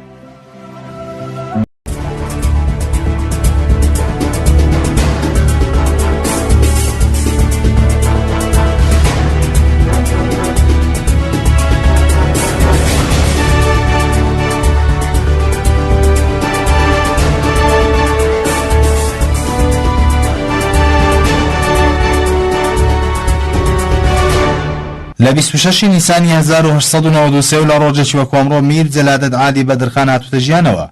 میر جەلادەت عالی بەدرخان یەکێکی ترە لە ئەندامانی خانەوادەی بەدرخانەکان.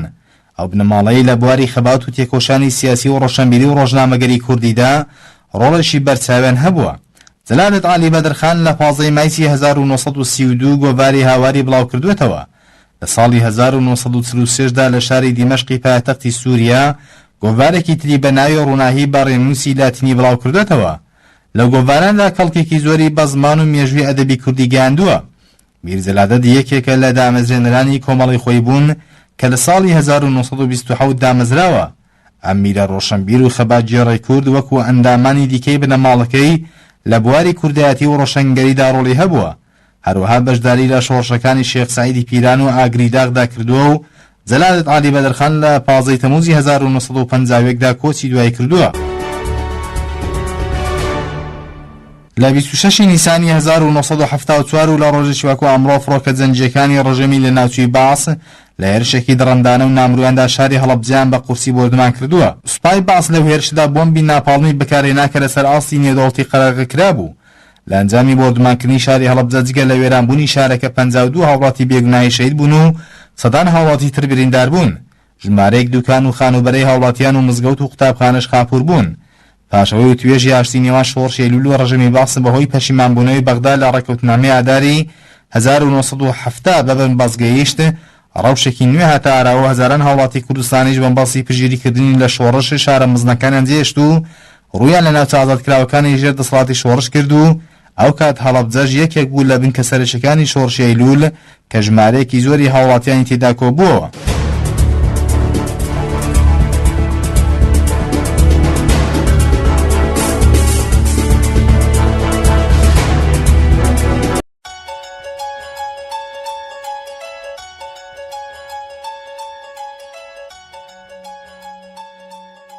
زلامك و زمانك Berekol azizan, ango Celadet Ali Bedirxan. Pelê heke ev zilamê xurt û bi vên peyda bû, zilamek dikare zimanekî ji hevdeketî saz bike û carina zimanekî mirî vejîne. Herwekî em ê niha bibêjin ew zilam peyda bûye û zimanekî mirî vejiyandiye û ew xistiye nav zimanên zindî, nav wan zimanên ku mirov pê diaxivin û mexsedên xwe pê eşkere dikin. Me got zimanên mirî û zimanên zindî. Bêdiro ji awerê jiyanbariyê ve ziman jî wek mirovan û wek her heybarê rehber dizên dijîn û dimirin. Ji zimanên mirî hin hene warkor û kordûn da diçin, di pey xwe re tu tiştî nahêlin, nekê li ne kitêb. Hinên din jî pey xwe re esirînê mezin, kitêbên hêja dihêlin û ew kitêb hetanî îro jî têne xwandin. Lê ew ziman bi xwe mirîne, ji ber ku êdî ew ne zimanê devkîn e û tu kes bi wan napeyve. Li Ewropayê Latînî li rojhilatê nêzînk îbranî zimanê mirî bûn. Latînî îro jî zimanekî mirî ye. Lê herçî îbranî êdî ne zimanekî mirî, lêberê zimanekî zindî ye. Berê ew mirovên bivên di nav cûhiyan de derket û zimanî îbranî vejand.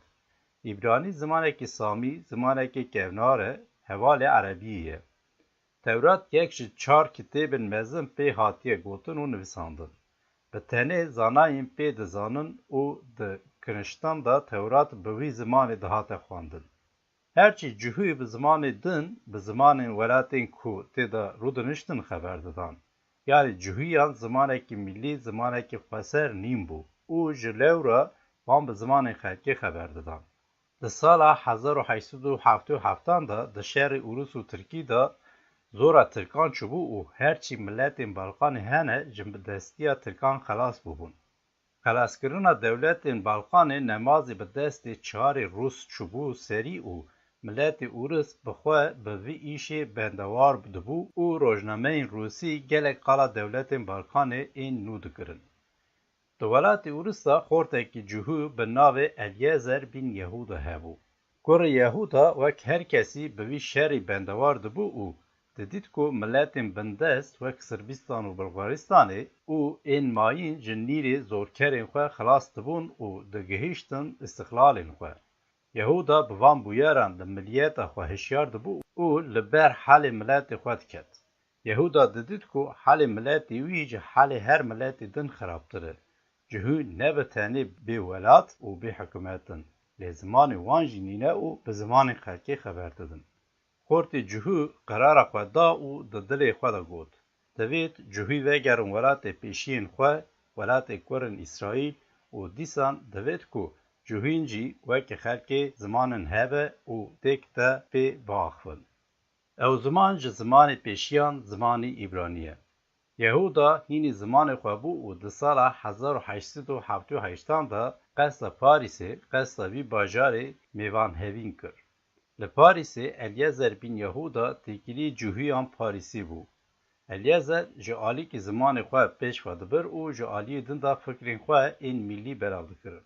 Tê welatiyên wî bi xwe lê radibûn û heya ku digotin ew mirov dîn e. Lê Yehuda guh nedida wan û ji esera xwe a mezin re bi wênekê xurt û mezin û bi serê xwe dixebitî.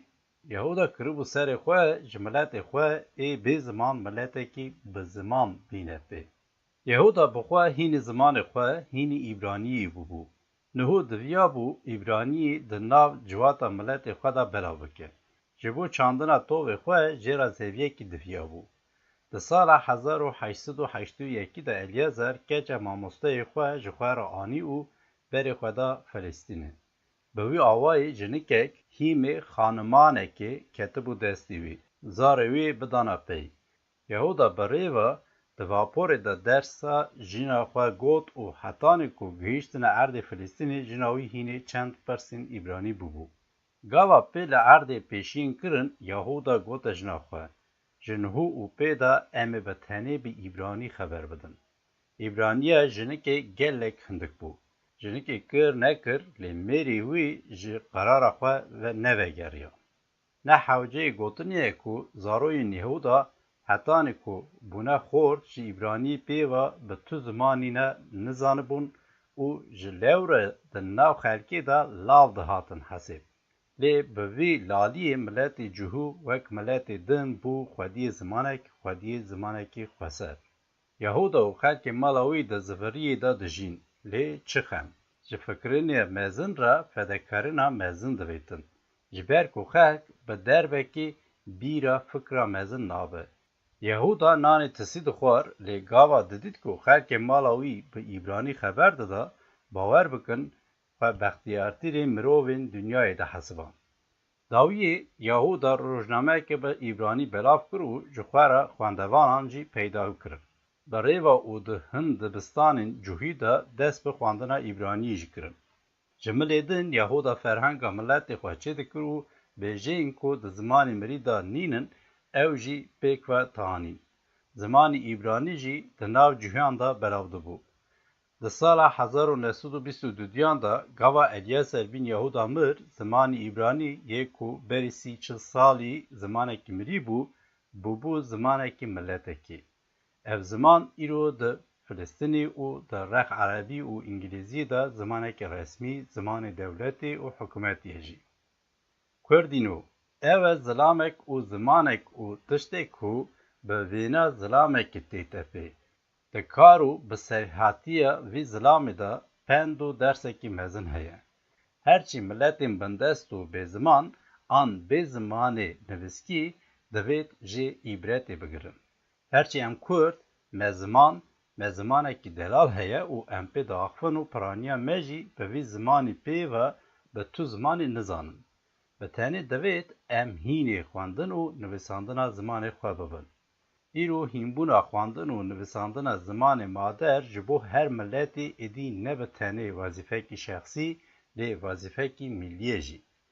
Hecî bi vê wezîfe ranebûne, wezîfe xwe a millî pêk ve neanîne û bi kêrê miletê xwe ve nehatine. Ji bona ku mirov bikare xwe ji miletekî bihesibîne, divêt bi kêrî vî bêt. Piştî ku em Kurd jî wek miletên din bûne, xwediyê elfabeyekî xweser, xwendin û nivîsandina zimanê me gelek hêsanî bûye. Tecrîbe şanî daye ku li gorî jîriya mirov, Kurd jî heftekê heta 4 heftan da dikarin hînê xwendin û nivîsandina zimanê xwe bibin. Belê piraniyan Kurdan bi tenê bi zimanê ava û mader dizanin û jî lewre li mal be, li derva be bi tenê bi Kurdî dipeyivin. Lê nav Kurdan da hindikahiyeke kiçik heye û xelkê vê hindikayiyê an di welatê xerîbiyê de bûne, an îro têda dijîn.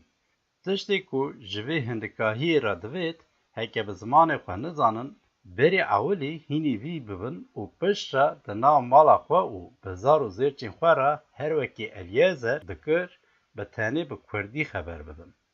Belê ji wan Kurdan re divêt, gava ji derve tenê mal, her wekî cilên xwe ji xwe dikin û wan bi cilên malê diguherînin, zimanê xwe jî welê biguherînin û bi zimanê kûçê di nav malê de neaxivin û zimanê malê, zimanê mader wek tiştekî miqades hilînin.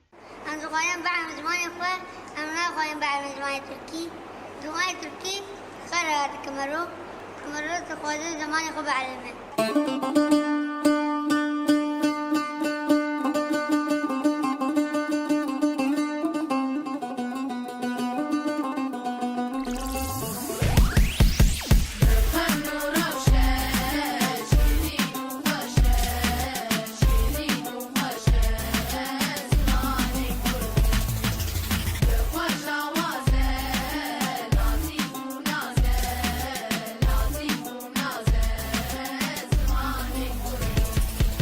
Almanî û İngilîzî û ne bi Fransî Am perverdiya xwe dixwazim bi zimanê zikmakî Ne bi Farsî ne bi Erebî û ne bi Tirkî Zimanê me zimanê Kurdî bikin zimanekê fermî bi Feylî, Goranî, Cimilkî, Soranî, Kurmancî Her herem, her devok, her zeravekî Binivîsênin, bixwênin, bifikrin, bipêvin Çi pêwîstê bikim ji bona azadiya zimanê min Zimanê me dibêjin em hebin yan nebin Zimanê me dibêjin ev Kurdin Êdî bese hew dikarin çanda mayîn kar bikin Êdî bese divê em êdî lê xwedî derkevin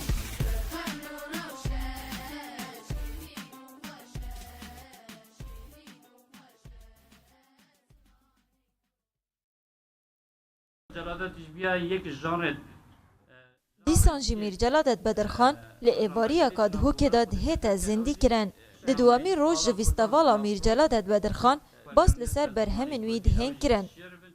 کلینک بو سر توای شعر دوی لهم باراندا مینا کیشه مینا شعرا مینا بکار اینا خالبندی دناف شعران دا خالبندی براستی دناف شعر کردان دا کم هاتیاب کار اینا نه هاتیاب کار اینا تنی لسرده به جلادت بدرخانو و هندک لدیفی وان خالبندی بکار اینا جلادت اف شعره مامستای که زانکوی صلاح الدین که آماده ویستاوال بو خویا کرد هبونا ویستاوالان جبو کسان بوی آوای کاره که جوانه نماز هر کسیاتیک والباجار وی ویستاوال بو بهین الدار خستن زی خویتی ریابریا روشنبیری و هنر و لاوان ام کاری ساز داو خلچی لا شوینایند که بانکرو بتایبتی باشکانی که کردستان لباکور و لروج آوا أروها لشاركاني كردستان باشورش كبين ليرة درباري لانكاني جياني أوك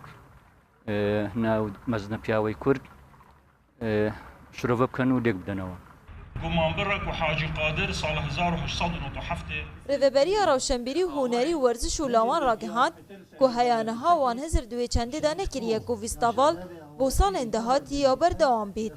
مرچین سالکادی بردوام بید بس یا گرینگتر او راسپار دید وی کنفرانسی بو سال دهاتی که ببینه پروژه و بینه جبجه کرن امیدوارین اگه هندک شوان راسپار دا اگر پشتی 10 سال دیش جبجه بکن از بارد کم دی خدمت باش بو روشنبیری کردی و نماز زبان کردی کردن حالا پینجان جلادت گرینگی بیزارو کن جدایو ویستاوال بداوی هات لیمیر جلادت بدرخان ده هزرو فکرین آماده بویان دا بداوی نهاتیه بلکو دیسان به هندک پارتوکین دیان لسر جیانوی هبونا خود دیار کرد.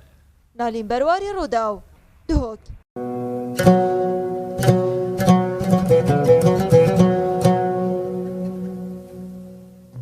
جلادت بدرخان دقادا كلتور و ادبياتا كرديدا وك جوتكارك زويكي جوت بكا خبتي وببرهم وخباتين خوا بو يك جبن قهدارين ادبياتا كردي يا همدم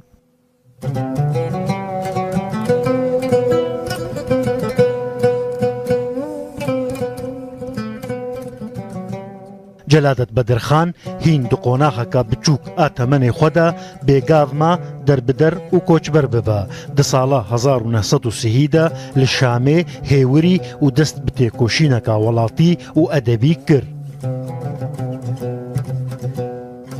جلادت زمانزانکی مزن بو جغینی زمان کردی وی بیتری 7 زمان دنجی زانی بو یکش دستکفتین وی ین هری بر بچاف چیکرنا الفابیا کردی یا لاتینی بو و دانینا ریزمانکی کو نوسرین کرد خو بسپیرنوی و بکار بینن تفی هنکی ماسیان لی امدکارن بیجن کو جلادت بوی خباتا خوا هیمه رینویسا کرمانجی یا مدرن دانی هر وها جلادت هن کووارن کردی ین است بلند و هیجا دامزراندن و وشاندن نخاسم کووارن هاوار و روناهی کو بسر نویسکاری آوی درکتن و پرانیا روناکبیرن کرد این ویدمه لدورا خوجواندن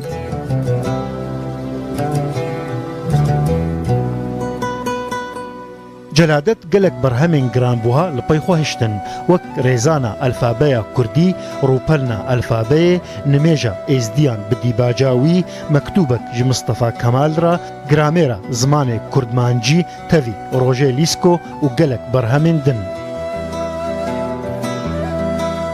جلادت بدرخان هستیار و دلنازک جیبو و کومک هلبستین کلاسیک و نوژن این بالکش نویساندن جلادت کوچبوتان و کردستانی هاتب و سرگون کرن و دور کرن هر دم دناو آگره بری کرنا ولید دد شوطی دبیریا بوتانی دا جلادت و هاد بیجا کاوستانی کا قصارا کا کانی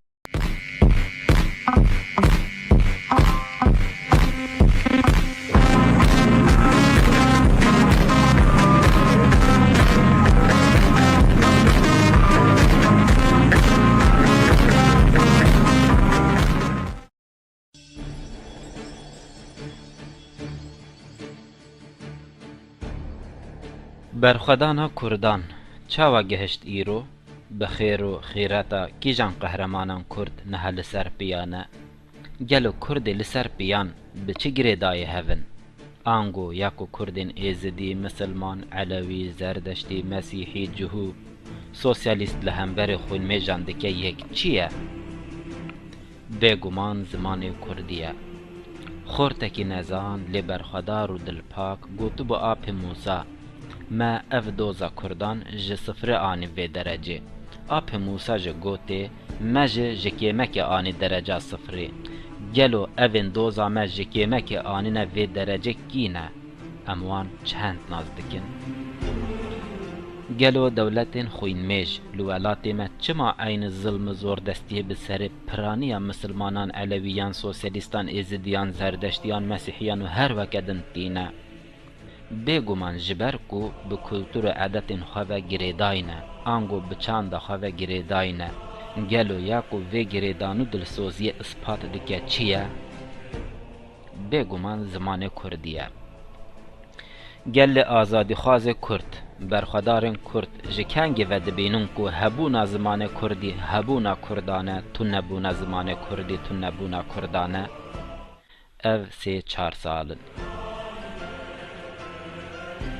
herkes ji bo yekîtiya Kurdan digeriya li rêyan gotin divê tev Kurd bibin zerdeştî hinekan lê xeyalperestî bû ew hinekan gotin divê tev Kurd bibin fillah an ji nizanim çi lê ji rastiyê dûr bû ew hinekan gotin yekîtiya Kurdan û Îraniyan li ser esasê aryanîzmê lazim e hineka gotin yekîtiya Kurdan û cihûyan her kesê tiştek gotibû wan hinekan hizrên wek henekan ji rastiyê dûr pêşkêş dikirin lê kesek hebû ku ta 1932 dermanê Kurdan ji salên 1600 anîbûn li gel dil û mejiyê xwe bi zanistê hêra bû û danîbû dermanxaneya Kurdewar ew kî bû derman çi bû ew kî bû ku beriya 69 salan dermanê yekîtî û azadiyê dîtiye û ev 3-4 salan hêj em nû vî dermanê naz dikin ew Celadet Elî Bedirxan bû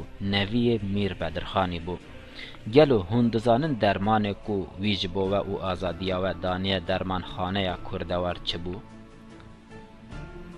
bêguman ew zimanê Kurdî bû ango zimanê we bû Kurdên nû Kurd nû nîşana dilsoziya we axaftina bi zimanê Kurdî ye heya ku hûn di jiyana xwe de bi Kurdî neaxivin bizanin ku hûn xiyanetê li pêşiyên xwe dikin zimanê Kurdî ji dapîra we ya bimbarek ji dayîka we ya şîrê helal daye we ji bavê we yê jiyanê xwe qurbanê hebûna we kiriye êmanet e xiyanetê li êmanetê xwe nekin bi Kurdî biaxivin bi Kurdî binivîsin bi Kurdî bixwînin belê ew kesê beriya 69 salan xwegihandiye salê 1600 xwe avêtiye dergehê Ehmedê Xanî û dermanê me yê kurdewariyê yekîtî û azadiya Kurdan çêkiriye kî bû ew Celadet Elî Bedirxan bû vî navî ji bîr nekin Celadet Elî Bedirxan ez pir heyîrî me ku şivan perwerî li ser celadetê stran negotine çênekirine çima şivan ez ê piştî çend peyvan sebeba wê ji we re ruhnî bikim bi xêra xebatên celadetê zimanê Kurdî hin de pêşketiye yekem car wî kitêba rê zimana Kurdî nivîsandiye gelo celadetkiye û çi ye li Emerîka di kitêba dersê ya Üniversite Harvardê de Profesör İzadî dibêje celadet ji malbata Bedirxaniyan e ji binemala babekê şoreşvan e babekî beriya 1200 salan cenga azadiyê ji bo gelên me pêk anî navê malbata wan Betih bû navê bohtan û behtînan ji vî navî peyda bûne malbata wî dewleta Merwanê ava kiribûn û piştre nav guherîn û kirin dewleta Rozhakî û li dawiyê nav bû botan ango Bedirxanî vê dewleta Kurdan 864 salan xwe li ser piyan girtibû belê vê dewleta Kurdan 864 salan xwe li ser piyan girtibû ên ku dibêjin ev 2000 salan Kurd bin dest û êxîrin ez vê peyvê 864 caran dikim diyarî wan peyv ev e vê dewleta Kurdan 864 salan xwe li ser piyan girtibû belê nû Kurd nû او پروفسور aynı wiha dibêje. Pirtika wî ji pirtika dersê ya Üniversite Harvardê ya ku di cîhanê de mezintirîn üniversite yek jê ev e. Lêbelê li dawiyê bapîrê wî Bedirxan Begî sala 1842 botan ji otonomiyê dîsa kir dewlet. Piştî çend salan Osmanlî vê azadiya Kurdan têk dibe, komkujiyê li Kurdan dike. Lewma malbata Qiralê Kurdan Mişextî Stenbolê dibe. Celadet 1830 li Stenbolê tê dinê. Bavê wî Emin Elî Bedirxan Bek müfettîşê Mehkemeya Stenbolê bû. Ji ber ku çivîna wî ya Kurdistanê qedexe bû ne serbest bû, ji bo pêşketin û kurdewariya zaroyên xwe dengbêj, çîrokbêj û seydayên Kurdî ta ji Kurdistanê anîbûn Stenbolê. Vê demê rêyeka pir dirêj bû. Ez dibêjim ta ji ber ku vê demê ji Stenbolê ta Kurdistanê rêyeka pir dirêj bû û dirêj dikêşe. Belê, ez pirsekê ji we bikim. Derfet û îmkanên we pirin ji bo elimîna Kurdî, pêşxistina Kurdî. Gelo hûn tiştekê dikin ji bo pêşvebirina ziman û çanda xwe? Gelo hûn pirtir bi kîjan zimanê diaxivin?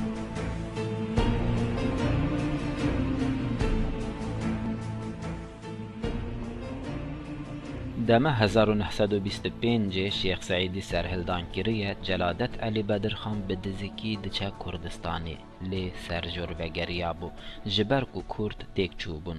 1927 Kurd li agirî serhildanê pêk tînin dîsa diçe wir pêşkêşiya berxwedana şeref û azadiyê dike. Lê dewletên Tirkiye û Îranê xwe dikin yek û wan Kurdan têk dibin. Celadet Elî Bedirxan hê sîr dibe. Ji ber ku Kurdan jê re pir hez dikir, Îranî nevêriyan wî bikujin. Gotinê bibe zimanzanê Farsî, qebûl nekir. Gotinê bibe xebatkarê karên derveyî yên Îranê, dîsa qebûl nekir. Gelo derdê vî camêrî çi bû? Bi tenê kurdewarî û zimanê Kurdî diviya wî. Neqşe li we ji guhdarên hêje. Celadet Bedirxanê hêsîr teslîmî Fransayê kirin. Fransayê ew bir Şamê gotê nebe ku tu biçî nav Kurdan de. Nebe ku tu xwe nêzî sînorê Tirkiyeyê bikî ji ber ku ji bo te qedexe ye. Lê ew dilsozê gelê xwe bû, şîr helal bû, zana û jîrek bû û li wê derê biryarek da û wiha got. Milletên bindest heyîna xwe ji serdestên xwe bi du tişta bi qeweta du çekan diparêzin. Dîn yek, ziman dudu. Lê heger dînê milletên serdest û bindest yek be, hingê çek dimîne yek, ew ji ziman e. Ji bo Kurdî alfabeya Latînî çêkir û bi vê alfabeyê kovara hawarê derxist. Kovar çi ye? Tirk dibêjinê dergî, Erebî dibêjinê cerîde. Kovar ew e. Belê, Celadetî kovara hawarê bi alfabeyakan nû çap kir. Ji bo çapkirinê nivîskar lazim bûn. Gelo vê demê li Sûriye di nivîskaran ji ku ve peyda bike? Diçeba hevalê Şêx Mus. Şêx Mus hêj xortekî 30 salî bû. Gelek welat parêz bû. Dilê wî ji bo Kurdîniyê dişewitî. Got, Şêx Musê hêja, ka were bi Kurdî binivîse, zanûn û helbestên xwe Kurdperweriya xwe li rihê Kurdan biçîne. Ez ê ji bo pêşketina te bibim arîkar. Ev xortê ku navê wî Şêx Mus dinivîse û bi navê Cegerxwîn navdar dibe. Dibe kaniya stranên şivanperwerî û gelek hunermendên din. Şiirên wî dibe quweta berxwedana me. Lêbelê guhdarên hêja min gotibû ecêbiya ku şivanperwerî heya niha li ser Celadetî stran çê nekirine, stranek jî çê nekiriye, ev ecêbiye êdî we ji sebeba vê ecêbiya min zanî. Piştre diçeba Osman Sabrî. Ew hêj xortekî 27 salî ye, destê wî digire pêş diêxe. Nûreddîn Zaza û Qedrîcanî jê dide milê xwe. Xebateka pir serkeftî dikin. Ji 1932 heya 1943 47 hejmarên kovarê çap kirin. Piştî kovar tê girtin, bi kovara ronahî dest pê dike. Hingê birayê wî Kamranî jî li Lubnanê kovara roja nû derdixist. Piraniya nivîsan yê Celadet Bedirxanî bûn. Çima yên wî? Ji ber ku kesên ku bi Kurdî binivîsin pir kêm bûn. Wî bi gelek navên cida, nivîsên cida dinivîsandin. Hinek navên wî yên cida evin.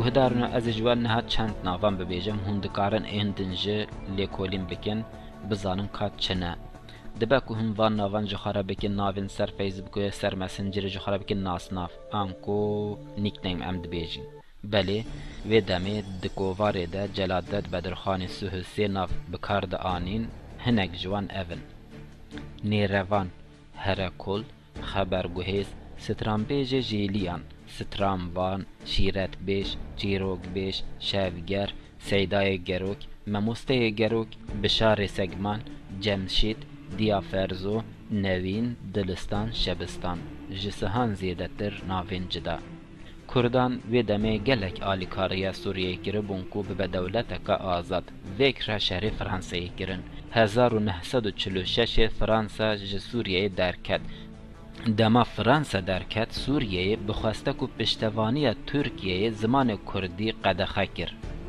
ایدی دستور ندا که کردی بهتن ویزاندن دولت ترکان دست دانی بون سر مال و ملکین بدرخانیان گلک فقیر ما بون لو ما ده 1950 ده پرزگرکن اکونومیک ین جلادت علی بدرخانی دست پیدکن ایدی خباتن وی آسید بن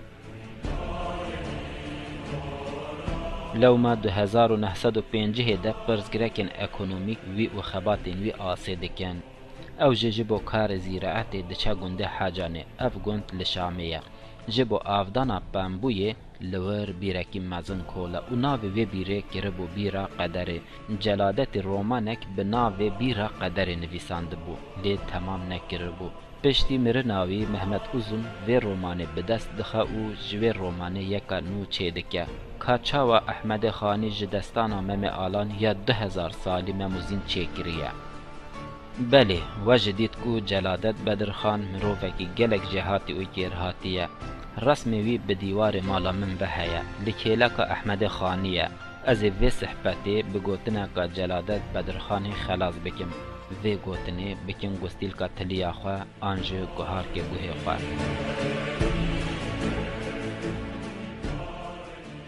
مال خراب نو گرو عیبه شرمه فهیتا آن هینی زمان خواه ببن آن نبیجن ام کردن به زمان کردیتی جمره نترومته جمره رورشیه که گرانه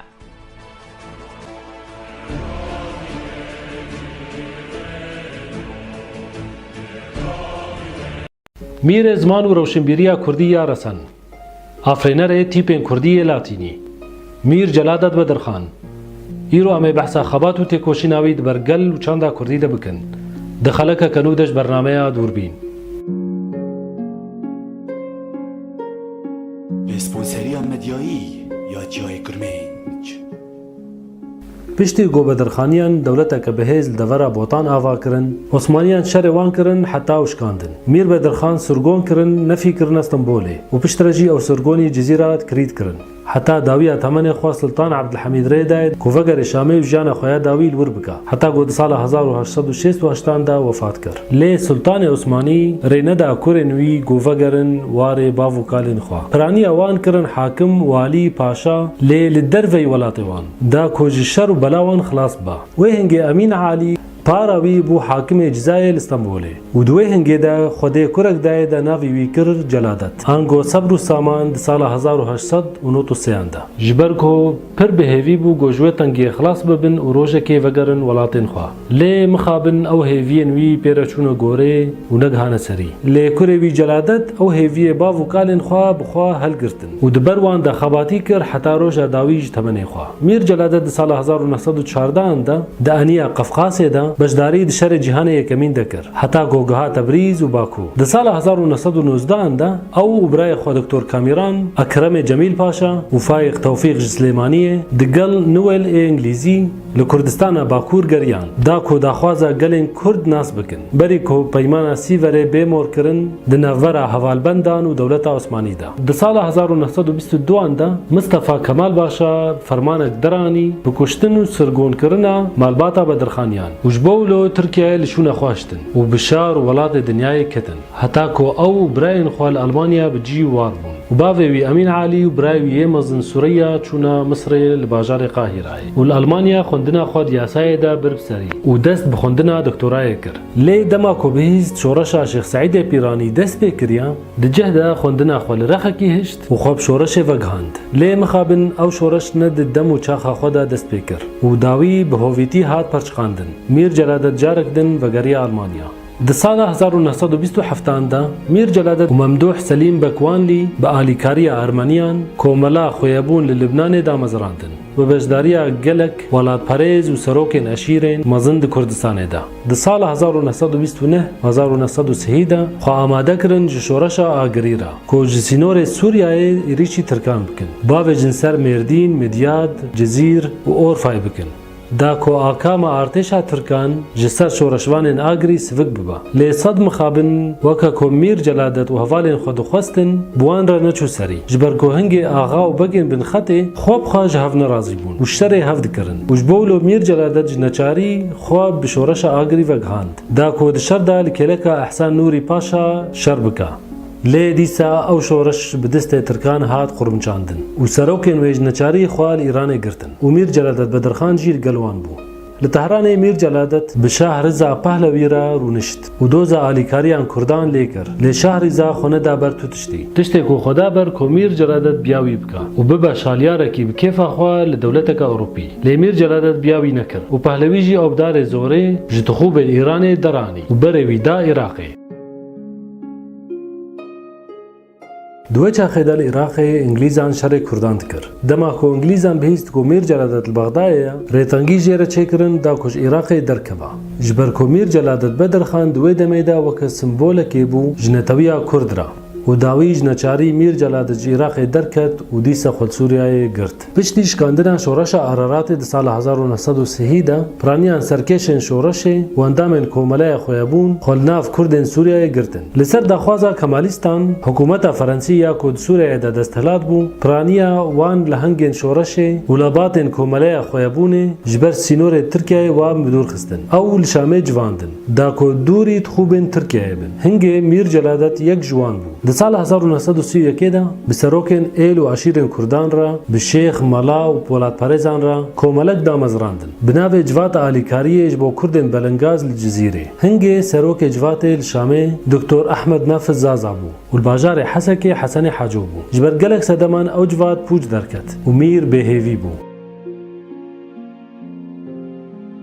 میر رابو ریکنو دا برخوا خواست به پینوسا خوا آزادی از زمان خوا بلند بکا و به تنا خوا کووارک به زمان کردی تیپن لاتینی دناف کردان دا وشاند بوی الفابه لاتینی یا کج سال 1919 دا پیو مجول بو وها د 15 هیوا 50 سال 1932 دا جمارا پیشینج کووارا خوا هوار لشامه چاپ کر و دناف کرد و بیانیان دا بلاف کر دگل کووارا هوار را دروجا یک هیوا 4 سال 1942 دا شامه میر جلادت کووار کدن بناوه روناهی خورو بکردی لاتینی چاپ و بلاف کر 28 هجمار جوه کوواره هاتن چاپ کرن و بلاف کرن میر جلادت به بهتری 15 آوان دوان هر دو کووارن خود دن ویساند جبر کو کس نویسکار کم بون و ندخواست گو بیانی زانبن کو او بتنیا میر جلادت جبلی زمان کردی به 7 زمان دنجی زانی بون ترکی عربی فارسی انگلیزی فرانسی یونانی و آلمانی جبلی کوواران گلک برهمن میر جلادت دنجی هبون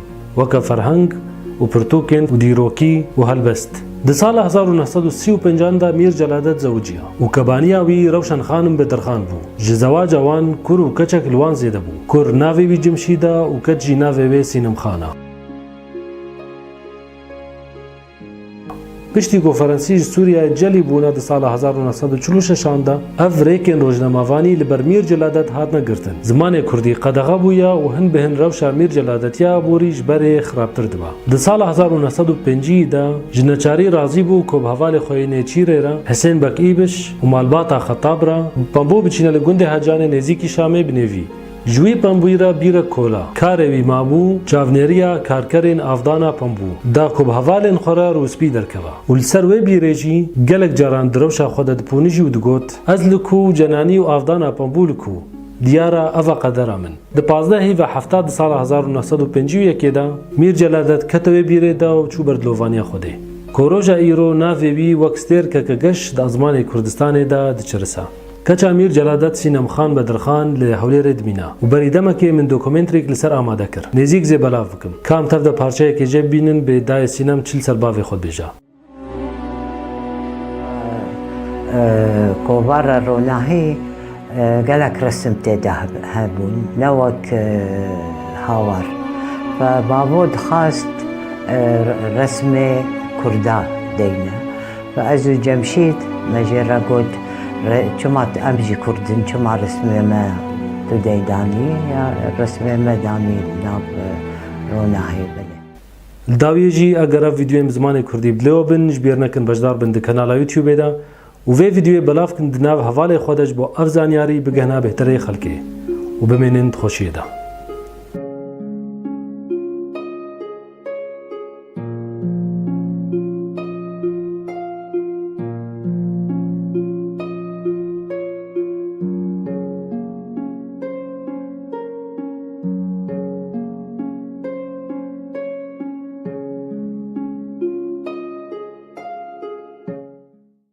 لە جوولەمێرگ و چوونە لە ئالێ ورمێ و هاتنە ئەو مۆنتیقە و چەندین بوو نەما یاوی کومە لە ئاشووری خستە بێ ئەو نەڕاستە قائیدێکی لیدەرێکی لەشکری عێراق کوردە حکوومەتی مرکزی دەوڵەتی مرکزی و مەلیغازی ویشاندیە بۆ شەڕێوان ئەوە لەسەر کووردا حسێب ناکرێت نحساب کە جا نحساب بکەن ئی بەدرخان پاشا دوو ئالیە ئالیکی در بۆ مەسیحی چ بێژن عیسایی یا فەڵە بە فەڵەرا باش بووە ئالیە دینی ڕێ کەنیسەیەوان دێرێوان دۆستی کەشیش یا قەشەیەوان بووە ئەوە خویایەکە کو بەدرخان پاشاژی ئالی لەگەڵوان باش بووە بەس مەسئلە نەستۆری مەسەلەیەکی دنە لەبەروی دەبێ بەهێدی بە ئالیە دۆستانی لەگەڵ ئەو ئاشووری سووریا کومە هەیە لە عێراق نەپڕن حتا بێژی ئەم بەحسا فیدرالی دکەین کورد دیفاکتۆ تشتێکی فیدرالیمە هەیە کۆ نەهەمی کوردستانە گەلش دۆسادیشی هەیە دەبێ بێتە سەر ئەف فیدرالیە کوردستان کورد دکارەیە و هەیە بەس ئەو دکارن فیدرالیژی بدەینەوان لەکوێ بەڵام ئیدارەیە خۆ لە هەندێک منتیقە ئیدارەیەوان حەقاوان هەیە دەبستانەوان مەکتەباوان شقاس شاگردێوان هەبەت شایبێ حەقەوان هەیە یعنی حەقی ئەوژی دیارە ئی مەژی دیارە ئی عەرەبژی دیارە ئی تورکمانژی دیارە شقاس دکارن بکەن ئەم لەگەڵ تورکمانژی ئەو دانوستاندن هەیە تورکمان گەلێک هەنەوە بمەرانە بەس تورانی ژیانە هەمی ئەف منتیقە بەی عوسمانیا زانن بەی تورک زانن ڕێ بدەن بەڵام نابە چقاس ئینی توانایەوان هەیە و بکەن یانی ئەجا لەبەروی ئەس باوەڕم نابە بەدرخان پاشا نە ئەم نە برایان مێ ئاشووری و نەستوری بە دوژمنێ فەڵەدانێن مەگوت فەڵە باشقەیە ئەو نەستوری کو دخواستن بێنە جزیرە حکومی جزیرە بگرن تشتێکی دنە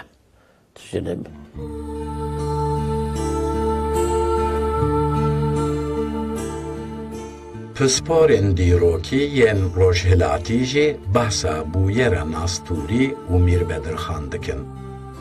Evan pisporan û pisporên Kurd jê di yek noqtekî de hemfikirin ku ew qewmandina ha pîlanên Osmanî û Rojavayiya bû.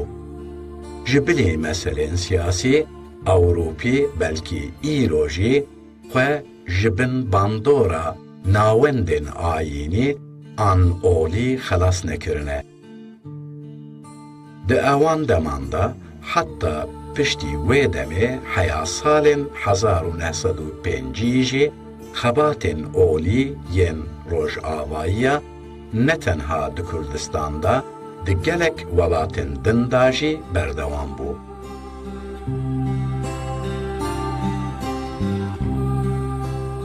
میر بەدرخان و نەستووری پەیوەندیاوان gelek bi hevra baş bû. Tu kêşe, tu mişkîle, tu arîşe, tu nebû.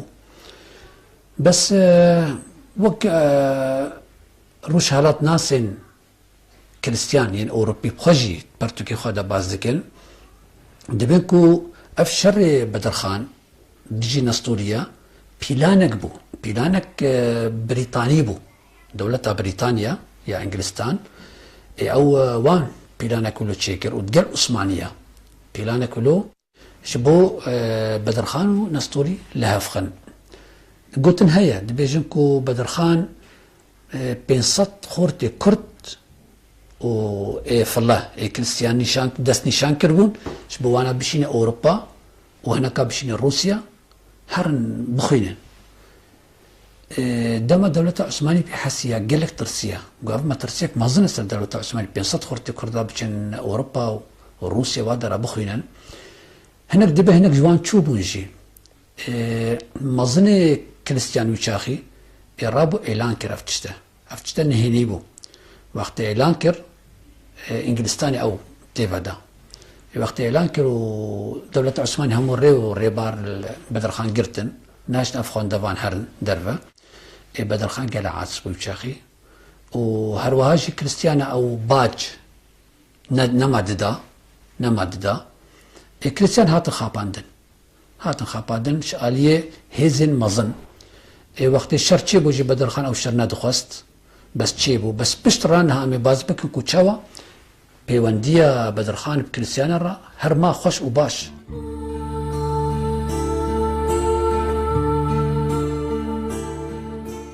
Di bingeha xwe de nastûrî bêhtir di nav sînorên mîrgeha Hekariyên da bû. Bes em nizanin ew qewmandina mabeyna Mîr Bedirxan û nastûriyan boçi di mabeyna Mîr Nûrullah û wan da neqewmî bû. Belkî ji ber peymana pîroz an jî ka qeweta Mîr Nûrullah negîştibû wan. Em nizanin. Geliyê tiyare ku di bingeha xwe de rexekî file bûn û rexê din jî nastûrî bûn. Ev gelî ji bin colemêrgê dest pê dike û heya ji Qazaçelê derbas dibe. Texmînî ji 6 kîlometreyî zêdetir e. Nüfusa nastûriyan jî ne gelek zêde bû ku ew qas Mîr Bedirxan li ber çavê xwe mezin bike. Em di evê babetê de cardin li pisporan guhdarî bikin.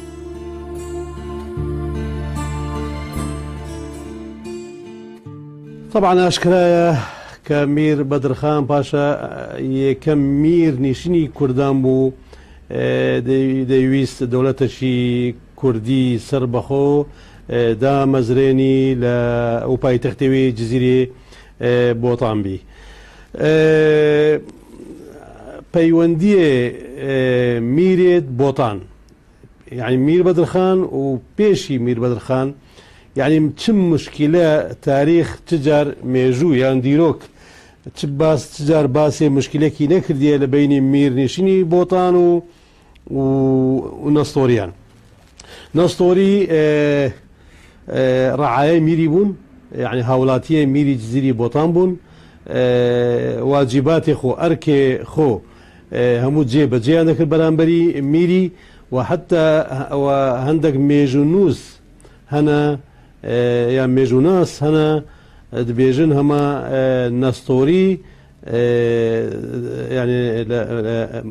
بەڕێگەز کوردن یعنی نه مجرد دینیوان مختلفە دەگەل کوردێت مسلمان بەڕێگەز کوردن لەبەر هەندێ لە ساڵی 1942 چ مشکلە نەبوو بەڵام ئەوی مشکلەی کرد ئەوی مشکلەی پەیدا کرد ئەوی مشکلەی خلقاند لە مابینی میری بۆتان بەدرخان پاشای بۆتانی و مابینی نەستۆری بەڕاستی بعثاتی تەبشیری بوون بعثات یعنی ئەرسالیاتی تەبشیری ئەرسالیانی تەبشیری ئەوان لە بینی خۆیان منافەسەکیان هەبوو کە مەسیحیەت کوردستانی کەسب بکەن، یەک بۆ لای کاتۆلیک، گێدی بۆ لای پرۆتستانت، ئەو سەرۆکێت بەعثێت تەبشیری ئەوان نەستۆریان تەشجیع کرد، نەستۆریان هاندا، نەستۆریان تەحریض کرد کە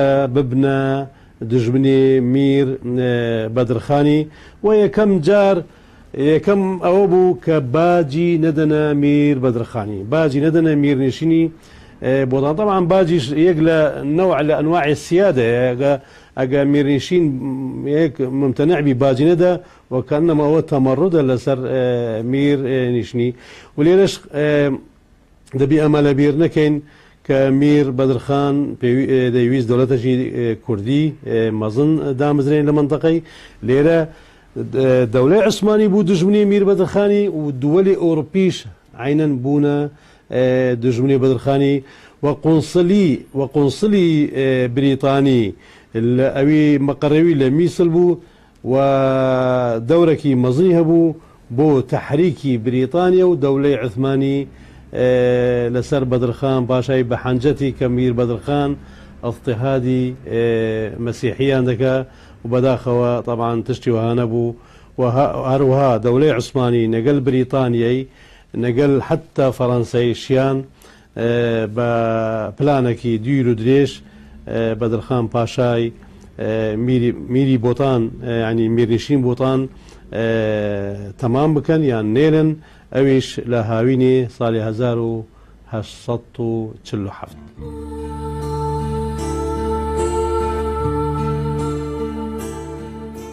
ڕاکردنا میرگەهێن کوردستان بوو هەدەفێکی بنگەهین بۆ دەوڵەتە عوسمانی. سەدەمێ پەیداکردنا ئالۆزیە مابینە ناستوری و میر بەدرخانژی ئەو بوو.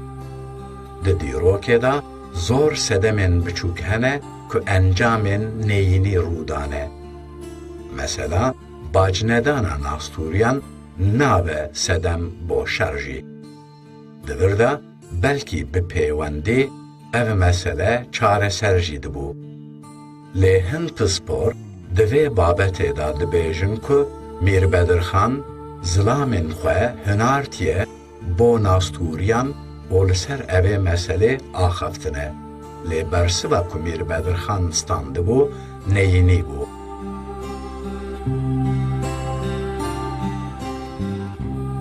میر بەدرخان هەرچەندە چجارە dijî dewleta Esmanî nerasta bî, lê dewleta Esmanî demê ku Mîr Bedirxan neçar bî ya yasayekê biçespînê li ser devrûberê bin deshelata wî taybetî ser Astûriya ku diviya bajê nedene mîrî neçar bî hêzê bikarbînît, ev tişte derfet zanî û dîv daxwasa komisyonê dewletî konsulê Fransî, İngilîzî, taybetî İngilîzî ewane rol hebû ku daxwazê sultanî bikin ew hêrişa bike ser mîrê Kurda. Dewleta Esmanîş ev tişte zûr pêxweş bî, berhindê leşkerê Esman Paşa hat bû Cezîrê.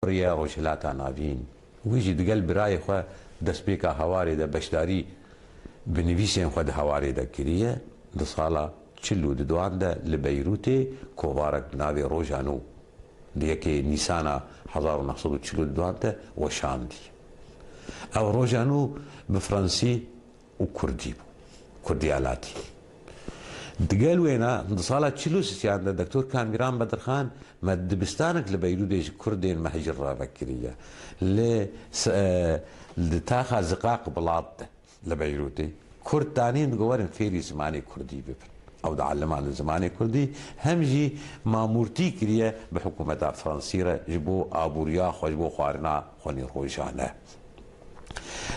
وێ هەنگێدەژی ئێزگەیەک رادیۆ vekiriye bi navê radya Rojhilatê bi zimanê Kurdî hengê rehmetiyê Doktor Nûreddîn Zaza jî wek bêjerkî bû wek spîkerkî bû di wê îzgeyê de kar kiriye û Doktor Kamiran Bedirxan çîrokên Kurdî helbestên Kurdî folklorê Kurdî di wê kovarê wî êzgeyê de digotin digel wênadî jî Kamiran mîrê Doktor Kamiran Bedirxan sala çilûsiyan de کو ڕۆژنامەیەکەن و وەک زێدەبوونا ڕۆژان و بناوێ ستێر سێ هەژمار دەرخستنە خوڕ و بکوردی دوێ ڕۆژنامەیە ستێردە ڕەحمەتی ئۆسمان سەبری پێرە بەشداری نویساندنێت کریە مستەفا ئەحمەد بۆڵی بەشداری پێرە کریە مەلە هادی ئەو مەلە عەبدولهادی ئەز ناس ناکەم بێکیە ویژی نویسێن ویژی پەڕن و گۆڕن ڕۆژان و ستێرد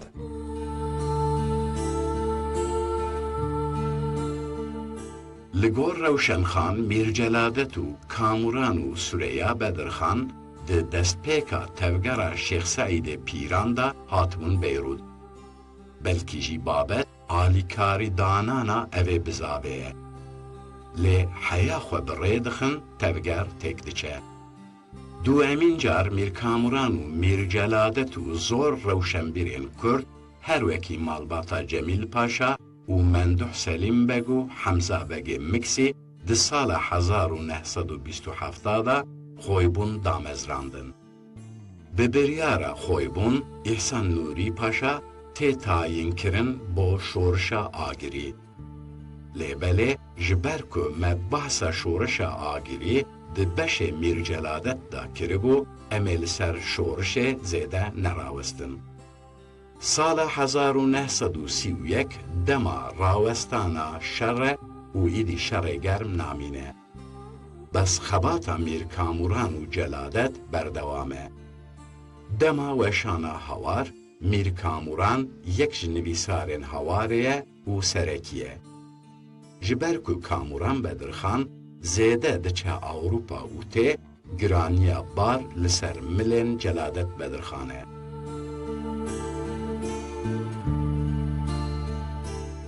پشتویش زەڤڕێن سووریە لە سووریە دەست بکارێن زمان و ئەدەبیاتا کوردی زمانی کوردی نوژەنکردن هەینی وەختێدا بزانە هۆی بوونێدانین خۆی بوونێدا کو جارێک دن شۆڕەشە کوردی کوردستانە باکوور بە پشتیوانیا ئەرمەنیا ئۆرگانیزە بکەن کوردوورداژ سەر نەکەتن گرانیا خۆ وێ چاغی تەبی ئێحسان نووری پاشاوە بەشێکی تاریخی هەیە بەجێ هەیە ئەو چاغ گرانیا خوددان سەر نوکردنا زمانی کوردی نویسینا زمانی کوردی نوژەنکردنا ئەدەبیاتا کوردی و دەست بە کۆڤارە هەوارێ کردم میر کاموران بەدرخان ناوێدا هەم دە هەوارێدا دنویسی هەمژی هەن کتێبۆکە هەن وەرگەڕاندنە بەسەرە هەن جوان وەرگەڕاندنەوە تەفسیرا قورئانێ بوو کو کورمانجی بەلابزکردن هەن هەلبەستێن بۆدلەر وەرگەڕاندن چارینێن ئەمەر خەیام وەرگەڕاندن بەلافکردن ئۆ ji ber ku pir tazîqa dewleta Tirkiye li ser Fransayê hebû demekî Fransa ji bo Tirkiye nerazî neke çûyîna wanê hudûdê Tirkiye qedexe kir îja li Şamê bû û pirê jara ji li Beyrûdê bû hem karê xwe dikir ji bo jiyana xwe wek awqat û filan bêvan hem jî bi karûbarê kurdayetî de meşğûl bû.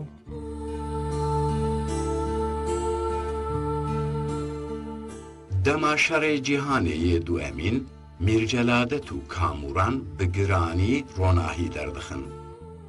ڕۆناهی بڕاستی تەورێ ڕەوشەمبیرên کورد divî şerîda çine bo xelkê diyar dikin. Di heman salan da Doktor Kamuran û hemû nivîsarên ronahî li diş aniya faşîst cê xwe digirin. Di hemû nivîsînan da bi demokratî tev digerin. Her çi qas ronahî li gor demê tev digere jî bi qiyas hawarê bi ramanên me li paştir e. Ji ber ku naveroka hawarê zêde berfire he. Belkî jî şert û mercên hawar ji aliyên dem û aboriyê de xweştir e. Mirov dikare bêje Kamuran Bedirxan giraniya xebata xwe baxusus di salên şerê cîhanê yê du emîn de dabû Beyrûdê. Li Beyrûd roja nû û kovara stêr derxistibû. Xebata wî ya di radyoda jî bêhtir xebatek cuda bû. Lê babeta ronahî, roja nû û stêr zor nêzîhev bûn.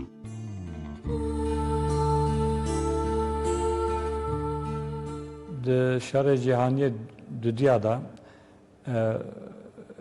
Fransa destpêkê da ku di şer da şikest Sûriye bin destê Fransayê da bû. Ew Sûriye berê bi hikûmeta Vichy yani ev ku alîkarê Almana bû wan ra peyvendiya wan hebû. Piştî demekî hereketê De Gaulle dest pê kir. Îja ra digotin Fransa azad. Îja Kamuran Beg wê çaxê bi eksê gelek rewşenbîr û evên Ereba ku terafê Almanya nazî helbijartbûn ewî alîkariya Fransa azad kir. Got ku ev ya bû azadiya hemû mirovahiyê ye ya hemû dünyayê ye. O ji bo alîkariya wan li Beyrûdê rojname roja nû bi Fransızî û Kurdî o pêra jî stêrk derdiket. Ji bo Kurdê Beyrûdê û Lubnanê agahdar bikin di ser bi zimanê wan agahdar bikin ser pêşveçûna şer. Şer çawa pêşve şer çi dibe û hêvî bidin wan ku evên hêzên hevalbend yani Fransa ser aza, Britanya, Amerika ve zora faşizmê bibin. Ew rojname piranî li ser wî ne. Yani hem zimanê Kurdî pêşve birine hem jî alîkariya Fransa serbest kirin. Piştî şer ji bo spasdariya hikûmeta Fransa ewan dawetî Fransayê kirin. Ew hat ku li Fransa ji bo Kurda karê nasandina Kurda pêşve bibe. Berî wî sala 46 da li xwendegeha bilind ya li zanîngeha zimanên rohlatiyên jîndar beşa Kurdî ji bo cara pêşîn hatbû vekirin. Wê beşahan ji bo salekî rahmetî Roger Lescaut derstariya wê derekirin. Roger Lescaut General Rondo vana diplomat û askerên Fransiyê Sûriye bûn ku Psaya Bedirxaniya bûn dostê Kurda ku hînî Kurdî bûn û ku ser zimanê Kurdî, li ser folklora Kurdî, li ser edebiyata Kurdî, gramera Kurdî gelek xebatê wan bûn. Ja Roger Lescaut ji ber ku Fransî bû cara pêşîn profesorê Kurdî wî dest pê kir. Piştî wî Lescaut bû wek dîplomatekî bû sefîr çû. Dişûna wî da Kamuran Bedirxan bû profesorê zimanê Kurdî û ziman û medeniyeta Kurdî li zanîngeha Parîsê. Ez xwazim ji bo neslê niha bêjim ku însanekî ew hin dewelatparêz bû ku wê çaxe ji bo wê beşê pere neddan. Ew got nemihîm ez ê bê heq jî dersê Kurdî bidim heftê da du cara. 17 sal bê ku maaş bistîne li zanîngehê dersên Kurdî da. Piştî wî bû kadro maaşê wî ew ê wî da. O heta sala heftiyan li wê derê profesör bû. Ber profesoriya xwe da tiştek danî bû navê mijûlgeha Kurdî bû. Ser navê mijûlgehê yani ew mijûlgeh ew e mijûlgeh malbenda lêkolînên Kurdî ye. Li ser navê wî bültenek derdixistin bi zimanê Fransî. Li ser rewşa Kurda çavpaşeyên Kurdistanê agahdarî belav dikirin bi Fransizî û rojnamevan ra bi rewşenbîra ra peywendî û tiştê wa datanî. Eva xebatekî yani mühim bû ji bo biraya Kurdî برای گشتی کردا بدن ناس کرن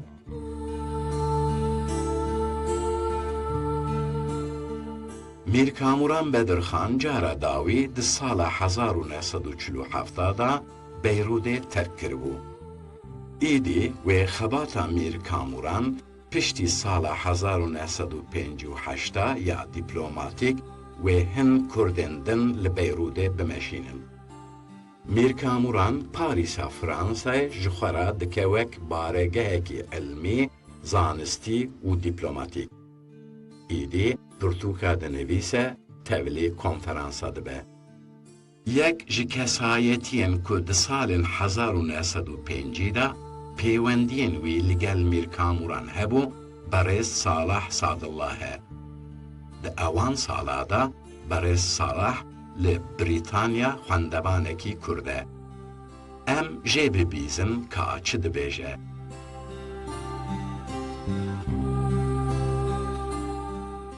بله من رحمتی میر کامران بک باش ناز دکر لپاریس من لندن دخواند و استقلی خباتا کردیاتی ببوم دکومه لهبون لجنه کردی لأوروبا اکار سیاسی دکر و کومه لخواندکار کرد لأوروبا دیسان کار کردیاتی بوم دویره کیرا ما پیوندی لگل رحمتی میر کامران بکی کرن از چند جارا چوما پاریسه بودی تناوی گلک هاری مدکر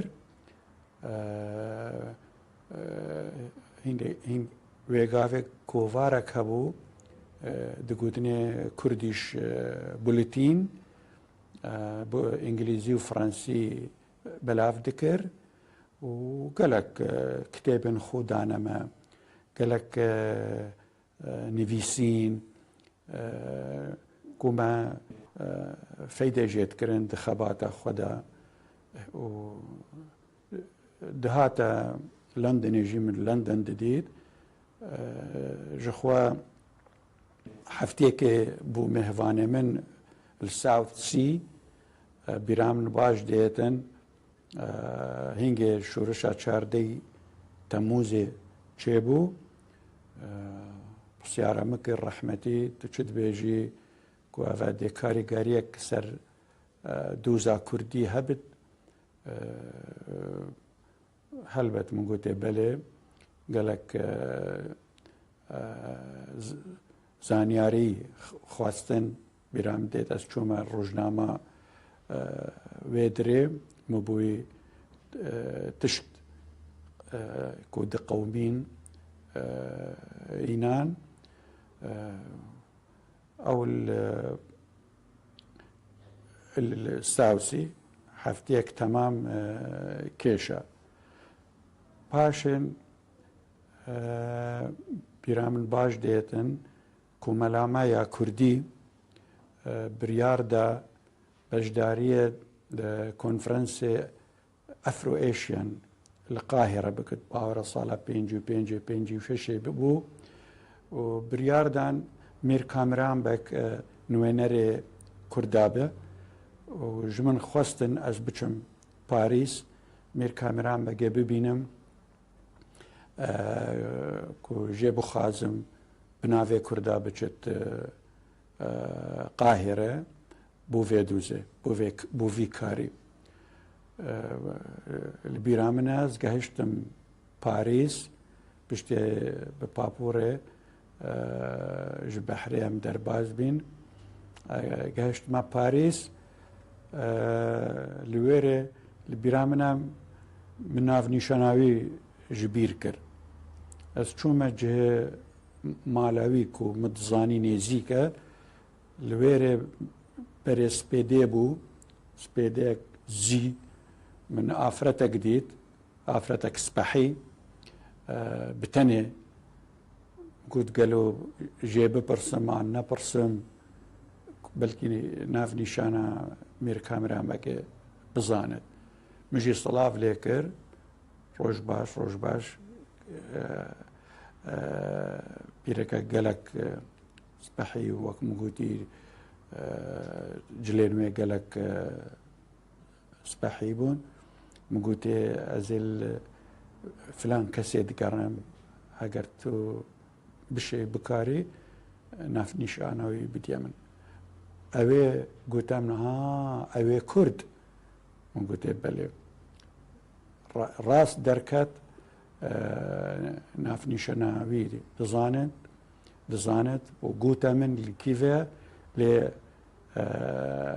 ئەزڤی تشتی دبێژم گولوێرێ ڕەحمەتی میر کامرانبەگ ناز دکردن و ئەوێ کوردە و ڕەمزێ کووردا بوو بۆ کووردا خەبات دکرد و ناوێوی بە کوردایەتی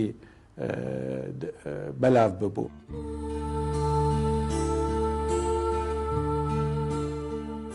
مەسەلا کو بەڕێ سەلاح سادڵڵەه دەبێژە هەروەکی ئەمژێ زانن بریارە کو د کۆمبینە باندونگدا هاتبوو داین ئەوە. Di sala 1955 da welatên serbixwe û goya bêlayan gir bo sala 1956 biryar didin ku li dij kolonyalîzmê li Kahîre civînek Asyewî û Efrîkî bikin. Mixabin Mîr Kamuran nikarbû tevlî kombînê bibe. Berê Salah Sadullah bi devkî di babet evê konferansê da evan agahdariya dabûme. Lê bo nasînekî zêdetir em cardin guhdariya berê Salah bikin ka Mîr Kamuran kesayetîkî çewa bû.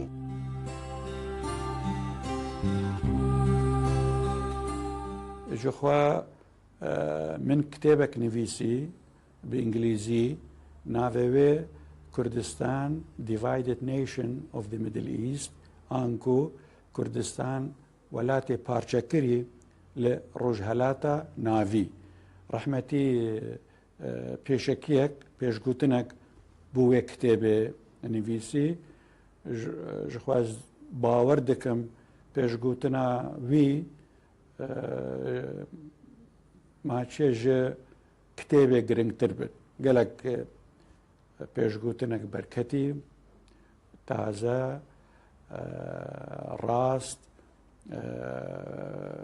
birayetî ya milletê Kurd gel hemû milletan ku ji Kurdan dixwest bixwînin û fêr bibin û da ku pêş bikevin an ku pêşgotinek gelek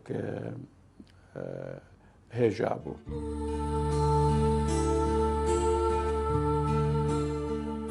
Mîr Kamuran di jiyana xwe da nerawestiya bû. Dem demekî nû û bo Kurda pêvajoyekî din dest pê kirbû. Di sala 1958 da Mala Mustafa Barzanî û di sala 1959 da jî hevalên wî yên di sala 1947 da çûbûn Sovyetê zibirî bûn. Abdülkerim Kasım wê Kurda bilî bike û piştî 3 sala şorişa Kurda di sala 1961 da dibin serokatiya Mala Mustafa Barzanî da dest pê bike. Mîr Kamuran wek dîplomat û piştgirê şorişê tev digere û hemû xebata xwe dide ser şorişê di qada navnetewî da.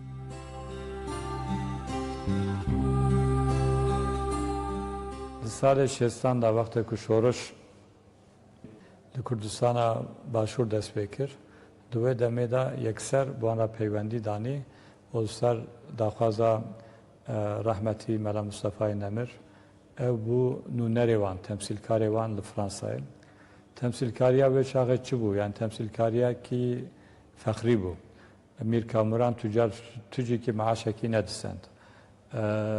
Lê li ser navê Tevgera Kurdî rojnamevana didît, beyan didît, wextê ku em bêjin neşriyatê şoreşa Kurdistanê hebû wan werdigaran Fransîzî û wan belav dikir. Wek sefîrekê Kurdistanê bû li wê derê û baş tê bîra min wextê rojnamevan diçû لسر کارت ویزیتا خو بسه خطا نوستان ج کلمه خو را ریکاریا فلان کسی بکن و بگهینن ملا مصطفی برزانی او کافی بو او پاسپورت کی بو او خلق چون سوریه یان چون لبنان و ریا خود دیتن حتی پشتی هفته کی ده روزه خود گاندن کردستان ایجار حتی سال هفته یعنی حتی لهفهاتنا کرد و عربا یا 11 آذر و تمثیلکاریا ویدگو نمینندهی یا کردستان باشور وی شکلی هاند وی مالا خویا پچوک باریکاریا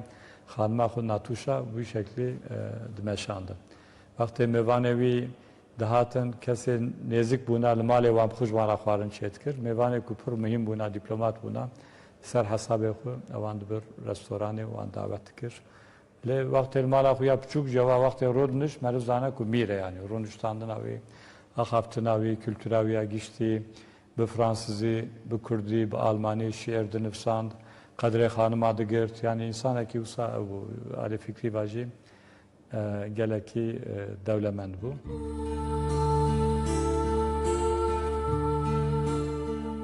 Jidilji malbata Bedirxaniyan zor diplomat gihandine. Abdurrazak Bedirxan, Kamil Bedirxan, Mir Celadet u Mir Kamuran. Ev insanın kadir bilen gelek xabaten diplomatik kirine. Le ahir kese malbate Mir Kamurane. Zmanzam, pispor, kesayetiki edebi u pevendidar.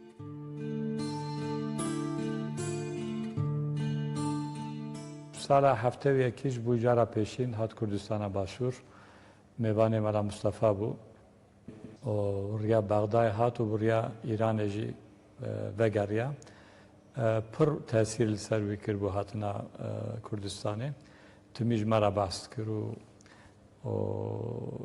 او yani hevi hebu led godisa bakte araba tune am nizan nabi bsar keve ser nekeve dve demed ab şahi İran eraji پیوین آوی چه بو خواست بو شاه خانه بکه قط نبه زمان کردیل ایران مکتب آبدن خواندن شاه بخوشی گلک باش فرانسیزی زانه بو و کلتورا فرانسیزی حس کرد بو جاجرا گوتو جناب امیر که ایران کرد شو ایرانی اصیل اون و هر تشته آری آما پاراستیه که تنه فارس و کرد هبونا ما دلخوشی قبول بکرم نهم وی مافیا هم بدن با کرده سبب آذری بلوچ و ترکمن و عرب هر کس بخوازه ایران نامینه ایجار جوه بونه اما هند تشتابه کنه دم لازم هم نکارم زیاده پیش بهرم و روزنامه کردستان و شاخه لوی درد خستن سنانداج درد خستن شاه زیاده او نکر یعنی گو دمایی وره اما هند تشتابه کنه رادیو ده هم پروگرام رادیو کرمانشاهی هبو لی علاقه کیوان پیوندیه کیوان هبو جالی داینوس لندن فرانسا demek zahmet bolete bir rağmen ko dema günde kurda hatun veran keren ve dere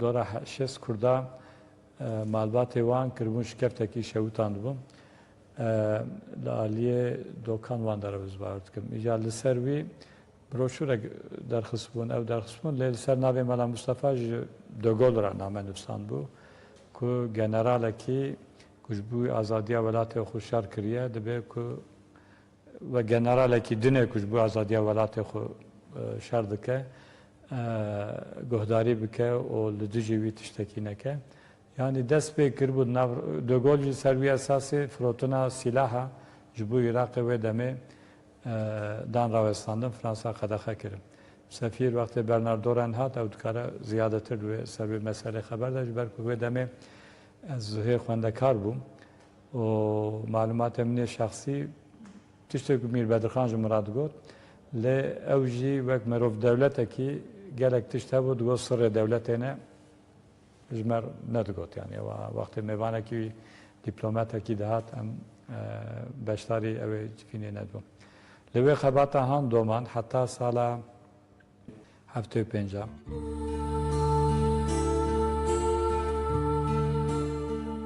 سال 1907 ایدا دم امیر کامران دچه سردان بارزانی نمر لحاج عمران نوی امیر جلادت دلنازخانجی لەگەڵوانە وەک بچووکێکی وێ دەمێ ئەم نزانن وەک ببیرئانین کا چ دە حەزراوێدا مایە مەژی لە کەنیا ئەvê پرسێ ji dilnaza keça Sînemxan Celadet Ali Bedirxan kir.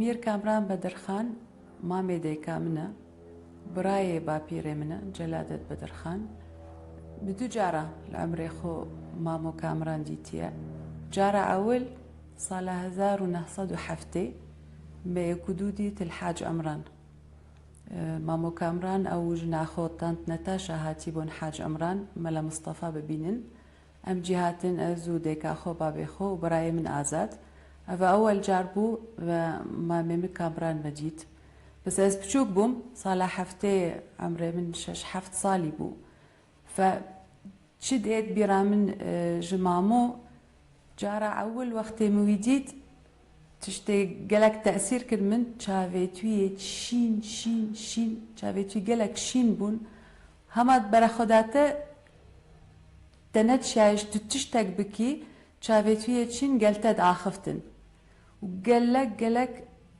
چاوێتوی زیرەک بوون gelek چاوێتوی زیرەک بوون فهر ئەم درونشتن ئەزوو برای خۆ مەدلەیست بەس ئەم مەد بەرەخۆداویش دیر بەس مە gelek گەلوی ناخفت چما ئەم هێش بچووک بوون هەما مەد بەرەخۆداوان ئەvە جارە ئەول موی دیت جارە دوێ ئەز مەستر بووم مامێ من مەعەزم کرد پاریسێ ساڵە 76 ساڵە 76 ژناوی ئەمرێ خودێ کری بوو مەعەزم کرد پاریسێ حتا بچە گەلوی بمینن و ئەوە ئەوەل جارە بوو مامۆ بەحسا خاندنامە کرد بۆ دایکا من گوتێ کە چاتە وەختێ مەزم بێت وەختێ بە کەلۆرەیە خۆ خلاص کرد بلە بێت پاریسێ بخینت بابێ من نەگەلک ڕازی بوو نەتویاز دەرکەومش بەغدا بەس گوتن باش ئەمێ بەرەخودن وەختێ بە کەلۆرەیە خۆ خلاص کرد دێ ئەمێ بەرەخودن ئەمێ چ قەراردن ئەvەژی ساڵە 76 بوو پاشی وەختێم بە کەلۆرەیە خۆ خلاص کرد ساڵە 78 ئەم هاتن پاریسێ چما مامۆ قەراردا بۆسیەیە خۆ نویساند خاندنا من و خاندنا ئازاد دێل پاریسێ بت سەر حسابێوی ئەو دێپارەدت و تزانی مامۆ بچیک نەبوون دویا بەریمە دەیکامت بێت فرەنسا خاندنا خۆ بکرد بەس مع الأسف وەزع نەوەسا بوو دەیکا من نەچیا فەگوت مادام سینەمخان نەشیا بێت خاندنا خۆ لە پاریسێ بکرد بچیکێتی وەختێ مەزم بن دلناز و ئازاد دێئێن دەفمن ئەزێ گوهێ خۆ دماوان و دێئێن خوێنن فرەنسا چما gelek دویا ئەم فرەنسی بەعلمن چما مە کوردی داخفت مە عەرەبی داخفت مە ئینگلیزی داخفت چما ئەم لە عێراقێ بوون بەس بەوەی فرەنسی ئەزمانێک gelek تازەیە ئەزمانێ کتێبانە ئەزمانێ خاندنە فەبەوەی فرەنسی gelek مهم بوو کۆت بلە بێن پاریسێ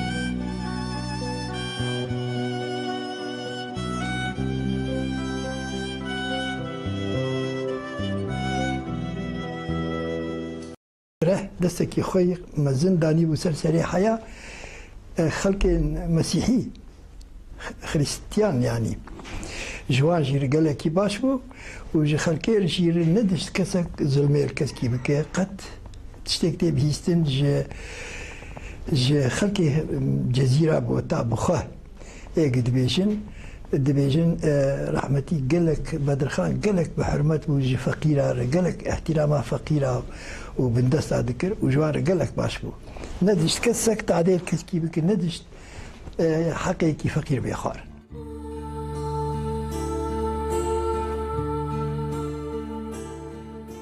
یکمین پیمانا مابینا میرگها بوتان دمابینا میر بدرخان و عشیرن بوتان دا چه دبه. اف پیمانا یکمین دبه وکی توفدانینا بنگهین یا فرهبونه. دما مرو مالبات بکه یک و درو دور خواه اوله بکه پیوسته پیوندین خورد لگل جیرانین میرگهیجی خورد بکه. میر بدرخان جی اوی تشتی کریه. با خصوص او پیوندین که بناوین پیمانا پیروز تی ناواندن. اوان پیوندیان لبنگه کی وکهوی و دادوری هاتنه دانان. ده پیشتاجی هی امی بزانبن که اوان پیمانین پیروز سینورین حکومتا بوتان آن باندورا وان چندین فره کریه.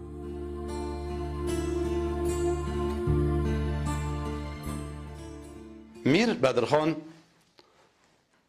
رابیه دناف عشیرن کردا دا یه بوتا دا پیمانک یا مزن کود بیجن یا پیروز یا قدسال چکریه کودی کس هبرا خواهین نبه براتی و تبدتی چه به ویت ناف گرک فلاح دا گرک مسلمان دا گرک ازیدیا دا و جهوین جزیره دا یکیتی تبدتی براتیک چکریه یعنی وی قانونک ولی در خستیه خورت کردا گرک و کچه جهویا یه فلاح یا ازیدیا بینن دا ببن مروه هف صبال هفدو خواهین نبن ناو بینا دینا دا دیالوگ که مازن چه بی چونگو زمانش بریابی دا گرک زمان عثمانلیو دا مسلمانی دو گوتان ما وی اف گوتنن در حق فلاح و جهی و ازیدیا دا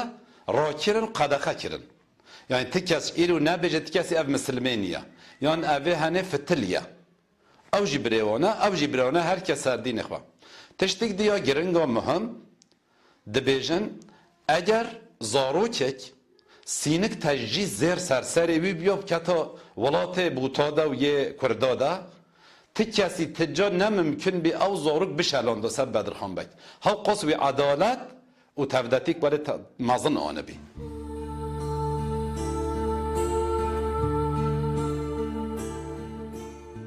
دربای میرگه ها جزیره دا گلک میرگه هن کجیران بونجی هبون دو امینجی ده چارچوبا پیمانا پیروز دا میر بدرخان به اوان میرگهان آنجی حکومتین کردان را اتفاق گریده ده. به فرهبونا پیمانا میر جول مرگه مکسو جزیره بوتا هزکی زور زیده خورد تهوله. لی دروشلات دا اساساً سینورین بدرخان جهولیر دبوره و هرچی قص حکومت بابانی و اردلان نمانجی اوان هرمان نبی خودینه و هزن میر بدرخان به بابان و حیا ارمیه بونه یک. ده سال ما بین 1825 و 30 جخوه شرک ده ما بین روس و عثمانیان دا لورمیه قومی بو. میر بدرخان جی بلشکرک زیده به عثمانیان را لهمبر روسا شرکر بو و بسرکت بو. جبهجی تیزانین که سینورین پیمانا پیروز زیده فره بو بو.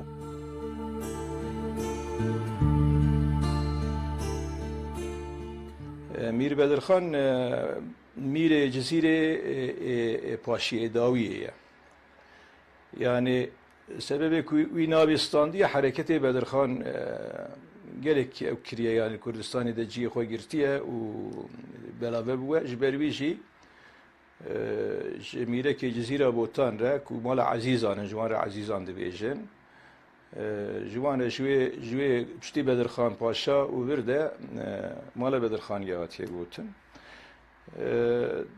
di vî delavî de hinek evê min hene yani hinek dîtinê di min hene ez xwazim wan dîtinê xwe û bikim yek ji ew e ku dibêjin Bedirxan Paşa dawa Kurdistanekî serbixwe kiriye û ji bo wî gelek xebatê di rêkûpê kiriye û haziriyê rêkûpê kiriye û heta dibêjin ji Erdelanê yani ji Erdelaniya Senandeşê û Kermanşahê heta Qersê hemî Kurda honandiye yani yekrêz kiriye û wan tanzîm kiriye û wî şeklî wî şemalî dawa Kurdistanê kiriye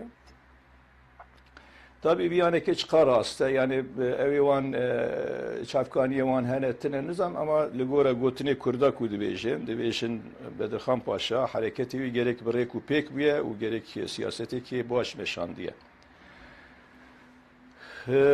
ya min ku ez dibînim li gora dîtina min Bedirxan Paşa gelek evekî wî şansekî wî mezin vebûye yani şansekî gelek mezin jê re vebûye ama wî şansê xwe li gora wê quwet û hêza xwe ew rojê dibê nexebtandiye yani naku em bibêjin wela Bedirxan her tiştî kiriye ama quweta wî quwetê İmparatora Osmaniya Sultaniya Osmaniya neketiye û ji ber wî jî mecbûr bûye û filan bûye bêvan wê ji vî re jî yani ew mirov nikariye ew bike yani ya bêje çünkü ya rast ew e ku Bedirxan Paşa piştî babaniyan yani babanî 1806 de serî hildane û mîrê baban têk çûye piştî jî mîrê soran 1836 de serî hildaye serî hildana xwe ve mîrê soran nexwe tenê ew kiriye yani ji nav wê rakiriye mîrê Behdîna jî bixware biriye yani ew mîrê soran û mîrê Behdînan û mîrê baban wextê Bedirxan Paşa dest hareketê tinenin yani ew hikûmetê wan tinenin çünkü her sêjî hikûmetê de ew in zexmin mîrê Botan heye mîrê Hekkariya heye û mîrê Mehmûdiyan heye yani Nurullah Beg Xan Mahmûd e û Bedirxan Paşa sê hikûmetê Kurda hene wê gavê sê hikûmetê zexmin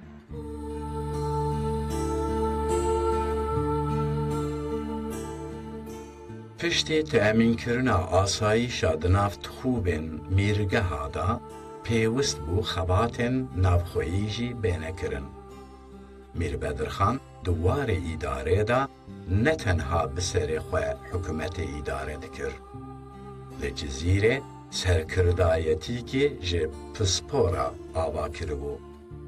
Heta têgotin ku wezîrê wî yê darayî fileh bûye. Mixabin berya Mîr Bedirxan kesên xeyrî Müslim nikarbûn biçûna birca belek. Lê Mîr evan usul û qaîdên ne li rê û li diş komelayetiyê ji holê rakiribû. Herkes bêferq û meyl dikaribû bijiya û pirsgirêkên xwe yên çi taybet çi jî komelî û dadwerî bibirina koşka Mîr û çareser bikirina. Bo parastina dewleta Cizîra Bota ya Kurdî pêwîst bû zor xebatên din di nav xwe da bihatana kirin. Evan xebatên ha îdarî, komelayetê, fermandarî û pêdiviyên afirînerî bûn.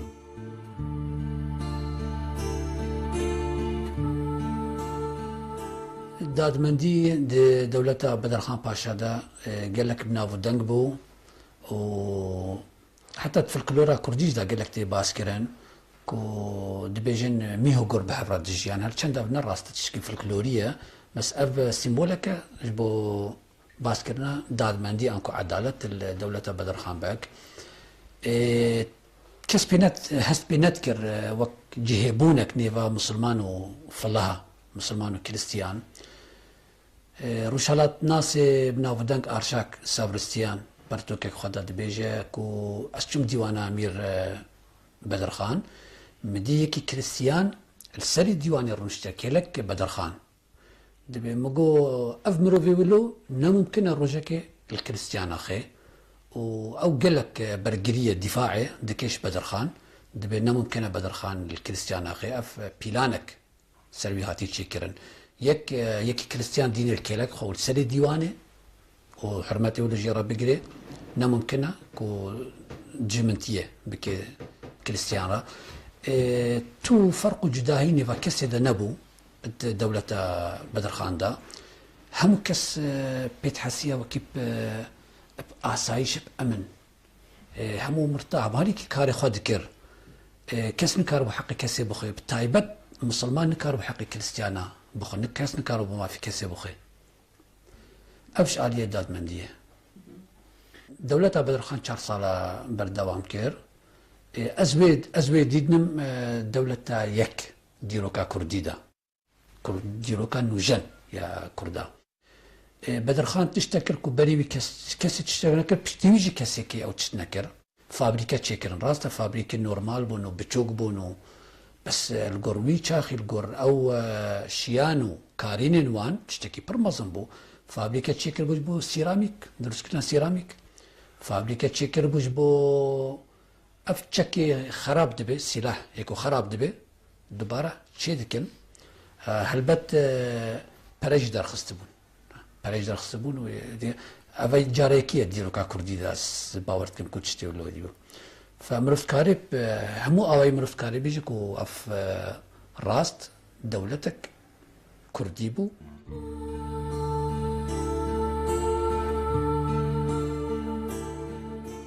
دما میربدر خان هاتبو سر حکم زور مسئلن چاره سرکرنه هبون. جبو یکیتیا کردا زور رئیسن عشیر و میر ندخواستن که مافنوانی شخصی تک بچن. بو بیجی ام نکارم بیجن که پیدا کرنا یکیتیا کردان بهسانی چه بویه. مطلق دویر یا یکیتیه دا گلک آغا و رئیس عشیر و میر جهوله هاتنه را کرن. اویکا هاجی اگرا دولت بونه. ده تکچونا دولت و بزاون کردی دا سدمکی تکچونا وانجی رابونا اوان عشیر و میرانه کلدش بزاو دولت کرد رابونه. آگری، مهاباد، شیخ سید، کوچگری، درسم و ساسونجی زور میناکن اوان انجامانه. بس ده فرح کرن و دامزراندن دولتا جزیره بوتان دا امی یک بیک لسر اوان بویران نراوستن. گر ام بگلم پری بیجن میر بدرخان همو عشیر و میرن نافتخوبن خواه کربو انجمنا دولته. بس اوان کسان نریوه بربون. ریوه بری به لیاقات و جیرکتیه بو. زور جور خباتن دولته هبون. که ام ساکن نوی مالباته ده اوان بابتان دا چه دبیجه.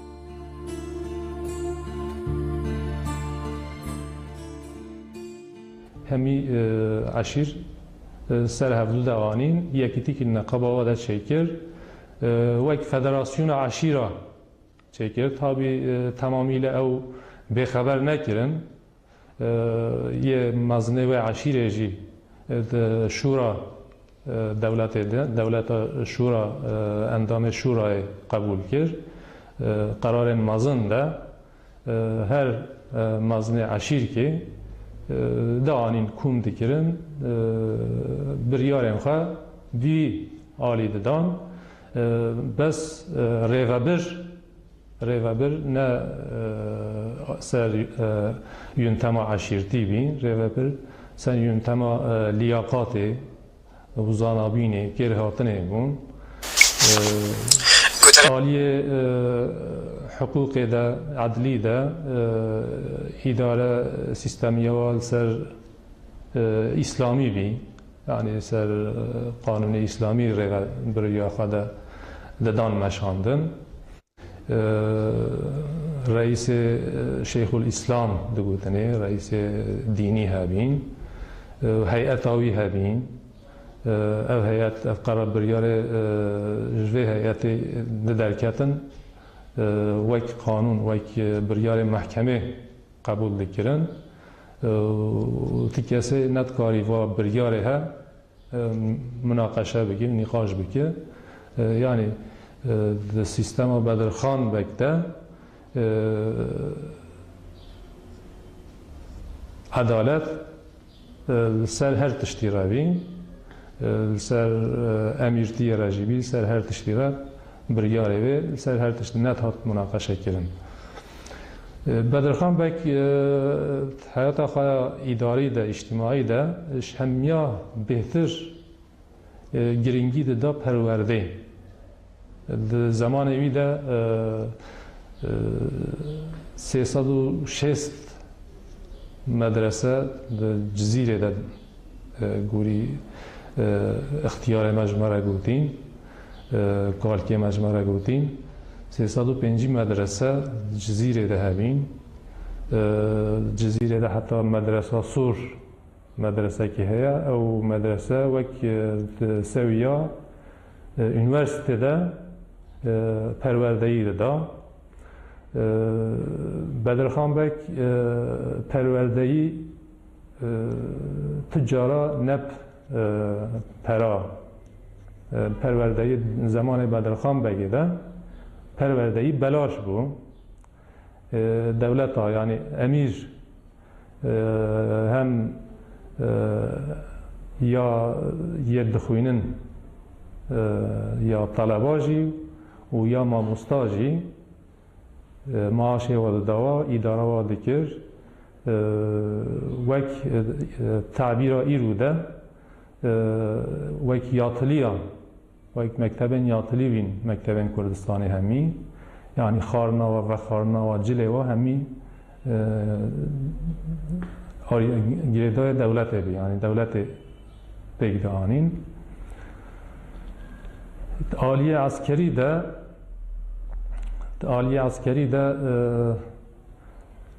ده قسم عسکری هبی یک جی یه داخلی بی یا نافخویی بی یک جی اردی یعنی یا پیشبری تهلیکنج در بی یا ناوندی یا نافخویی askeri nafkhayı özel eğitime taybet de dalma meznin vaji insanın genelde insanın xwenda bun insanın hem uli de hem vekdi yani tekniki de insanın xwenda bun نکو آقای عشیر که بین آن مزن قبیله که بین آن فلان که بین بدرخان بهرا پیتر یعنی ایش اداره ده و یه عدلیه ده و یه عسکریه ده قیمت ده لایقتیه هیچ لایق بیا او da ani dikir fermandar, او ani dikir amir, او ani dikir müfti, an qazi, an nexwe Şeyhul İslam.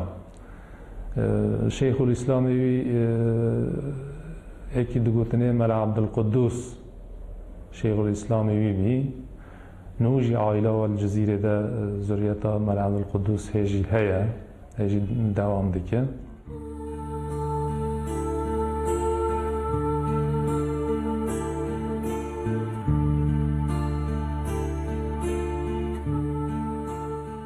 ڕێوەبریە دەوڵەت ئان کۆمەلەکی بمەزناتیە عەشیرەکی ئان ملەتێکی نابێت. دمانە ڕێخستن و ئیدارە دەوڵەتێکی نوژەندا خوێندن، قابلیەت و تێگەیشتن ئەساسە. میربەدرخان jî di rêveberiya dewleta botan da evî karî kiriye. Şêwra kar û barê bingehên bi her kesî rakiriye. Ev şêwr mirovan biçûk nake. Bilakîs mirov pê mezin dibe û berj dibe. Di hemû bizavan da dema karê malbat, eşîr û dewletê tevlihev dibe, encam têkçûne. Di dîroka me da zor mînakên evê gotinê hene. Dema Mîrbedirxan di nav xelkê de pêwendî datîne, ne behsa xwe lê behsa pîlan û bernameyên hikûmeta botan dike. Ji ber ku Mîrbedirxan dizanibû kes ne daîmîne, lê netewe her tim daîmîne. Bernameyên dewleta botan ya Kurdî bi xwe pêwistiyên hin kiryarên netewî dianîn. Ev kiryarên netewî zor caran li dij mafên hin eşîr û mîran bûn. Lê nedibû ku Kurdistan bi qurbana hin eşîr reîs û mîran bihata kirin. Rêveberiyên hikûmeta Cizîre Botan hemû xwenda û perwerdekirî bûn. Ev bû sedemê berdewama desthilatdariya Mîrbedirxan ku di ser 26 sala da serkêşiya hikûmeta Kurdî kir.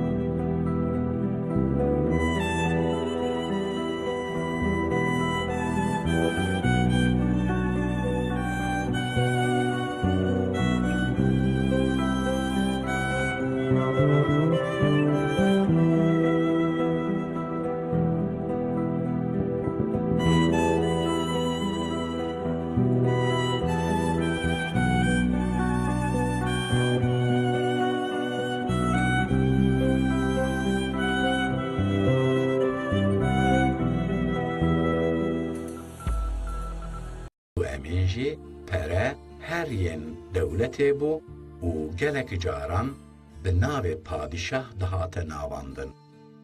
Her wekî Reşadî an Mecidî. Reşadî yê dewra Sultan Reşad bû, Mecidî jî yê dewra Sultan Abdülmecid bû.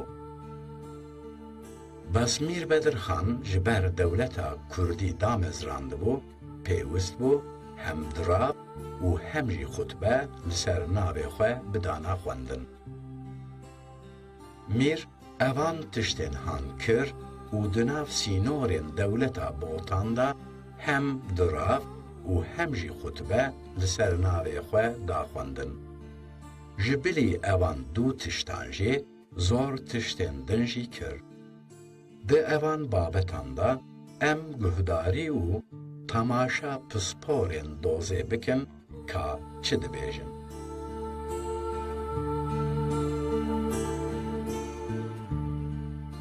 Ji derê dîrokî xwe ya dikim ku Mîrbedirxan li sala 1742 ta 1746 dewletek Kurdî mezin damezrandiye.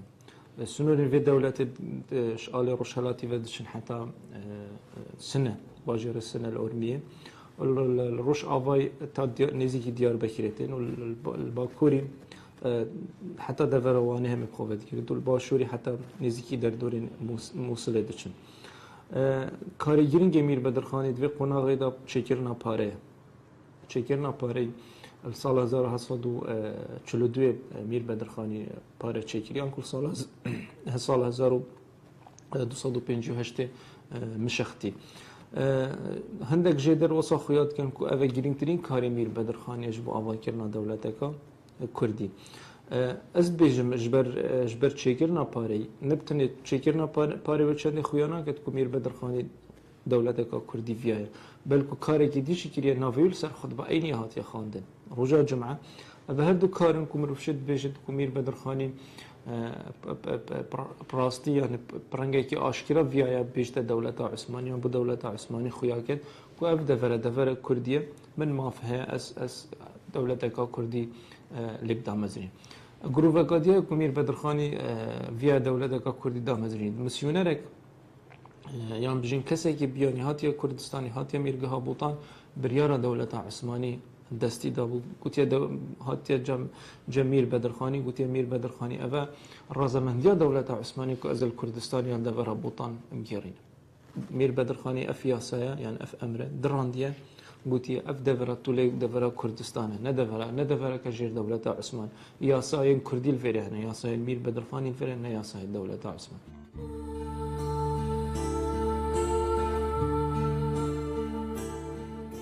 میر بدرخان پیدوین دولتی همو بجیه آنی بو پرادر خست بو خطبه دا خواندن لسرناوی خواه لشکرکی نظامی بریک خست بو فابریکایان آوا کر بو او پرورده به زمان جزیره بوتا دهاته کرن بس دبابت باج داینه دا میر بدرخان به حکومتا خواه بیریار دا بو که باجه نده دولت عثمانی او یک دهات واته رد دولت عثمانی ده کردستانی دا اوان کریارن دولت جزیره بوتان و میر بدرخان دولت عثمانی عاجست کر هرمک زور فره جدست دولت عثمانی درکت بو او دولت نه تنها عثمانیان لی انگلیزاجی عاجز کر جبر کو کردستان هم جیکی دولمند سر آخو بن آخی بو سدمک دنجی ریا بازرگانی ما بین روژ آوا و روژ هلات ده کردستان دا در باست بو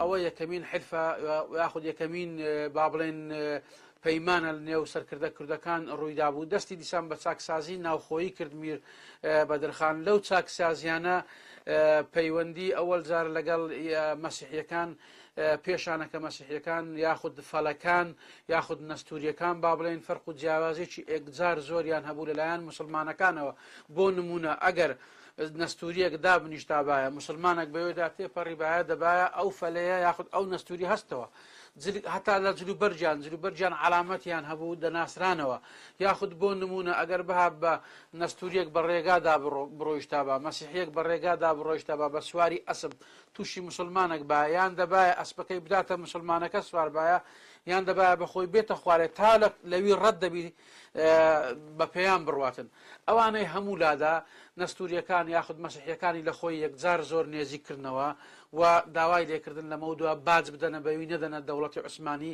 و ئەو پەیوەندیە جێی داخە ئەو پەیوەندیە بەردەوام نەبوو لەبەر ئەوەی گەڕیدەکان لەبەر ئەوەی موژدە دەرەکان دەورێکی باڵایان هەبوو لە تێکدانی ئەو پەیوەندیە تونند و تۆڵی لەمابینی بەدرخان و لەمابینی نەستوریەکان و ئەوەش دەوڵەتی عوسمانی دەورێکی باڵای بینیلەوە داوایان لە نەستوریەکان کرد کە ئەوانە چیتر باز نەدەنە ئیمارەتی بۆتان چیت کە باز نەدەنە بەدرخان ئەوە وای لێ هات ئەوانە سەرپێچی قرارەتەکانی ئیمارەتی بۆتانیان دەکرد بۆ مایە ئەوە بەداخەوە کە بەدرخان لەو حاڵەتە مەجبور بوو جەبهەی ناوە خۆی بە تیم بکاتن لە نەستوریەکان بدا بۆ ئەوەی کەلێن نەدەنە دژمن لە ڕێگای وانەوە بێنە ناو ئیمارەتەکە. میر بەدرخان ئەوی ڕاستیبی زۆر کاری گرنگی کرد لە ژێر ئیمارەتەکەی خۆی. یەکەمین شت هەستا منسەبی شێخ الئیسلامی لە ناو ئیمارەتی بۆتاندانە. منسەبی شێخ ئیسلام منسەبێکی ئاینیە، ئەو منسەبە گەورەترین پلەی ئاینیە و دەلالەت لەسەر سەربەخۆیی دەکات. دەوڵەتی عوسمانی منسەبی شێخ الئیسلامی هەبوو کەواتە لێروکانە ئیمارەتی بۆتان بەدرخاندی ئەو منسەبەی دادنێ کەواتە ئیعلانی ئیستقلالکردنە لەگەر دەوڵەتی عوسمانی کەواتە پەیوەندی دەپچڕێتن. ڕۆژانە لە خوتبەی جمعە و یاخود هەفتانە لە خوتبەی جمعە ناوی دەبایە سوڵتانی عوسمانی بێتن لەسەر مینبەرەکانی مزگەوت لە کوردستان. بەدرخان ئەو شتەی ڕەفز کردەوە وتی نابێت کە ناوی بینن دەبی ناوی من بینن ئەمن میرین گۆمە کەواتە لێرە ئەوەش ئیعلانی استقلال بوو. میر بەدرخان بڕیاری دا هیچ کە باجی ساڵانە نەداتە دەوڵەتی عوسمانی کە باجیش نەدایە یعنی ئەوە ئیعلانی سەربەخۆیی کردنە. میری گەورە هەستا و یاخود میر بەدرخان هەڵسا بە لێدانی پارە لە ساڵی 1942 پارەی لێدا لە دیوەچی نووسی بوو. میر بەدرخان لە جێشتر نووسی بوو ضریبە في سنة 1258 هجرية يعني صالي 1958 هجري کەواتە لەو حاڵەتە کە دەکا مقابلی ساڵی 1942 میلادی لەو حاڵەتە پارە لێدان خۆی لە خۆیدا بانگەوازیە بۆ سەربەخۆ. جگەلەوەی ئەمە دارکمان هەیە یەک لە باحثەکانی ئەوروپی دەرێ یەکەمین کەس بوو میر بەدرخان کە هەستی نەتەوایەتی لێ هاتە جێ یەکەمین کەس بوو داوای سەربەخۆیی کوردی کرد. جگەلەوە میر بەدرخان کاری تکەی زۆر کرد. یەک لەوانە هەستا سندوقێکی دانا ئەو سندوقە پارەی کۆ دەکردەوە بۆ کاتی پێویستکردن بۆ پێشمەرگەکانی ئەو کەسانەی کە دەجەنجێن لە شەڕ پێویستیان بە تەموین نەبی بە ئەرزاق نەبی بچن بەسەر گوندیتکەدادەن یاخود لە خەڵک بچین بەڵکم بە پارەی خۆیان بکڕن. جگەلەوە سندوقی تەبەڕوعاتی دانا دەتوانین ئەو سندوقی تەبەڕوعاتانە پارەکەی دەدا بێوەژنەکان ئەو بێوەژنانەی کە مێردەکانیان لە بەرگریکردن لە کوردستان لە ڕزگارکردنی کوردستان شەهید دەبوون کەواتە ئەوانە دەمانەوە ماڵ و مناڵیان هەبوو کەس نەبوو بە خێویان کە میر بەدرخان قسمێک لەو پارەی تەخەسوس کرد بۆ ئەو ژنانە. کەواتە دەتوانین ئێمە لێروکانە بڵێن میر بەدرخان یەکەمین کەس بۆ موئەسەسەی شەهیدی لە کوردستان دانایە بەڵام ناوی موئەسەسەی شەهید نەبووە بەڵام خۆی لە خۆیدا لە ئیستنتاجات کە پارە دابەشکردنەکە بۆ سەر ئەو بێوەژنانە بۆ سەر ئەو مناڵانە چاک و چاویان لە دەستی خەڵک نەبوو یاخود ئەو پێشمەرگانەی کە لە بەرەکانی جەنگ دژی دەوڵەتی عوسمانی دەجەنجێن بیر لەوە نەکەنەوە سبێنێ ئەوانە شەهید دەبن کەس نییە ئیحتیمام بە ماڵ و مناڵەکانیان بدا ئەوانە وا هەست بکەن کە ئەگەر ئەوان ڕۆیشتن ژیانیوانە تەمین کرایە بەدرخان باوشی وانە. کەواتە لەو حاڵەتە ئەوانە هەمووی علامەتی سەربەخۆیی بوو. جگەلەوەی میر بەدرخان بیری لەوە کردەوە کە هەندێک لە خوێندکاران لە فێرخوازان لە قوتابیان هەرچی لێدەنەی بنێری بۆ خارج ئەوەش دەگەڕێتەوە متەئەسیر بوو بە محەممەد علی پاشای میسری کە لە ساڵی 1905 جلەوڕەوی حکومڕانی لە میسر بەدەستگرت. زۆر خەڵکی لە میسر لە گەنجەکانی نرد بۆ ئەوروپا بە تایبەتی لە فەرەنسا بۆ ئەوەی فێرە پیشەسازی کشتێوانی بن بۆ ئەوەی ئامادەیان کا سبەینەکە لەگە دەوڵەتی عوسمانی بجەنجێن ئەوانە بە زانستی لەگەڵی بجەنجێن. میر بەدرخان هەڵستا محاوەلەی کردووە ئەو فکری هەبوو کە خەڵک بنێری هەندێک دەڵێن ناردیتیشی بەڵام من لەو بڕواایەدانیمە چکە هیچ بەڵگەی ڕسمیمان نییە کە فێرخوازی نردبی بۆ دەرەوەی کوردستان یاخود دەرەوەی ئیمارەی بۆتان بۆ ئەوەی لەوێن دەرفێرە خوێندن بوون فێرە پیشە سازی بن. وە لە هەمان کاتیشدا میر بەدرخان یەکەمین میرە لە کوردستان احتیمامی بە دەریاچەی واندا احتیمامی بەوەیدا کە بازرگانی بەهێزبی لە دەریاچەی وان چکە لە حاڵەتی ئەو ڕێگای بازرگانی هەم تەمینتر دەبی هەم زووتریش دەگاتە جێ هەم ئەو کەلۆ پورە شتێگەیشتی زیاتر هەردەگرێتن.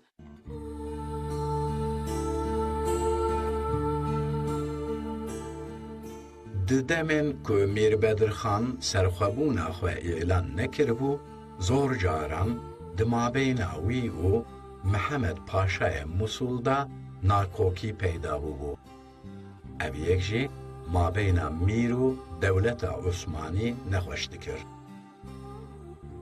لە مووسڵ سەفیرێن دەولەتێن ڕۆژئاواژی هەبوون باخصوص یە ئینگلیزا وێ دە پێشتاژی ئاشکرا ببە کو کا مەسەلە چەوە دمابەینا ئینگلیز عوسمانی و میر بدرخان دا دقومه افسدم و ببه جی یک سدمن شر بدرخان و دولت عثمانیان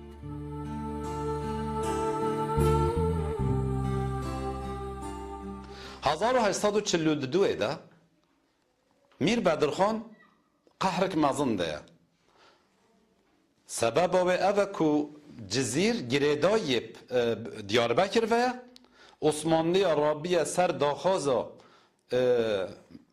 بیلر بی موسل جزیر موسل و گریدایی حچی که میره موسله حمد بک دو گوتانه وی زحفش اوه دعانر یا میر بدرخان او حجوینت کرا دائم افترالت کرا حتی جار که رابی وی نامک نویسش بو استانبول را گوت لشکر میر بدرخان چونه وانه وستانه نجده و آوشتی سروا لبله او نجده نچوبین پادشاه رابی لیکولین کریه تشت کولونین وردر کتیا گلک وره هولو البدرخان بکربین دا بدرخان بک جیب که زلامی وی چیبن رابی جزیره اشراف نو گرنگ زلام سرکرده یه مازن و مختارا نامک نویسین حمیا امضا آوشنه برای میر بدرخان چو نک بیلر بگی دیاربکر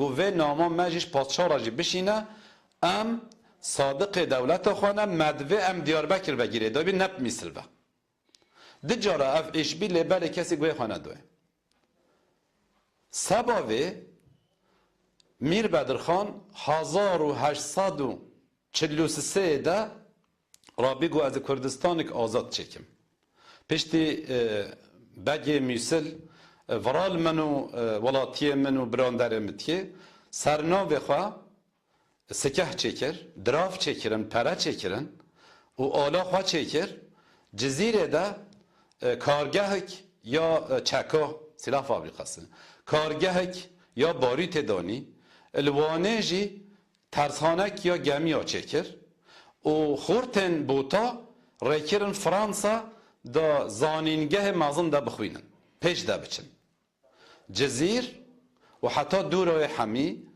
و 3-4 سال بدرخان بک سر بخودا زحف کیف خوش بین تودتیک براتیک مازن هفرا براندن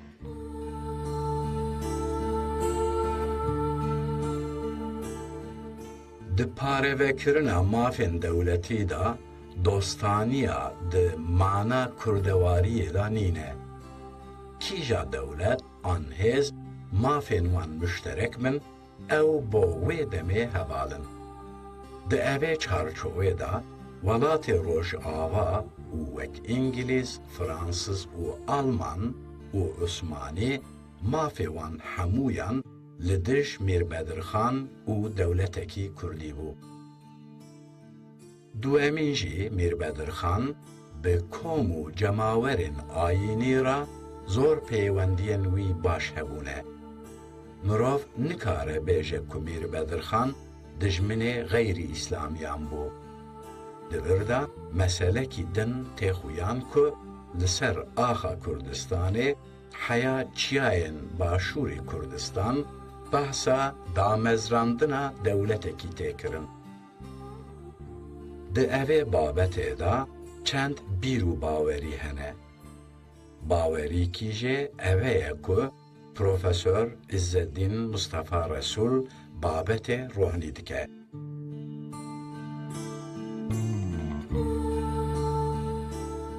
ناخوازین ئەو قازمەزن بکەین و تەنێ باسی ڕووپەرە ڕەشێ خۆ بکەین لەگەڵ نەستوریە تەمەن نەستوری و حیا ئاسووری نهۆک و هەن لە عێراق خۆ بە نەویە ئاشووریە کەڤن زانن ئینەی نەوا و ئیڤانە و ئینە و حتا ئەو مەنتیقەش بە ئی خۆ دەزانن جارنا بوان رام دين سنين يعني بزاف ديمقراطية عاشوري من از دوستي وانم لقلق بوانا مناسبتي وان بيفيم ناف برلمان هذا دا 12 سال برلمان كردستان بوم هر دم ما دیفاعیوان کرد بەڵام بێژین کو ئاسووریژی نەخواستنە بێن لە کوردستانی تشتێکی چێ بکەن لە ئاخی کورد ئەوە حەقیوان هەیە چقاسن لەکوێنە حەقی ئیداری و کولتوری و وی تشتێوان هەیە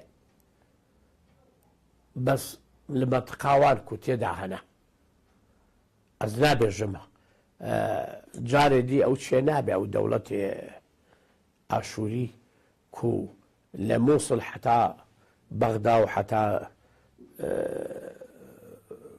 باشووری عێراق جاری چێ نابێ و خەیاڵە مەسەلەی مارشەمعون هەیە نابەی ناماک و مارشەمعون ئیسماعیل خانی سمکۆوی و کوشتیە و چێ و تشتێکی ڕەنگە باش نەبوو بێ بەس ئەو مەسەلە و ئاشووری ئەو دەمی هاتن لە ژولەمێرک هاتن لەکوێ هاتن دخوازن تشتێ چێکەن ئەوە دەبێ مینا برا ئەموو ئاشووری بینە هەفکۆ شاشیێوان بووە یا ئیمە بووە بەدرخان پاشا لەگەڵ نەسووریا خراپ بووە بۆ خۆیایە پلانێ غەرب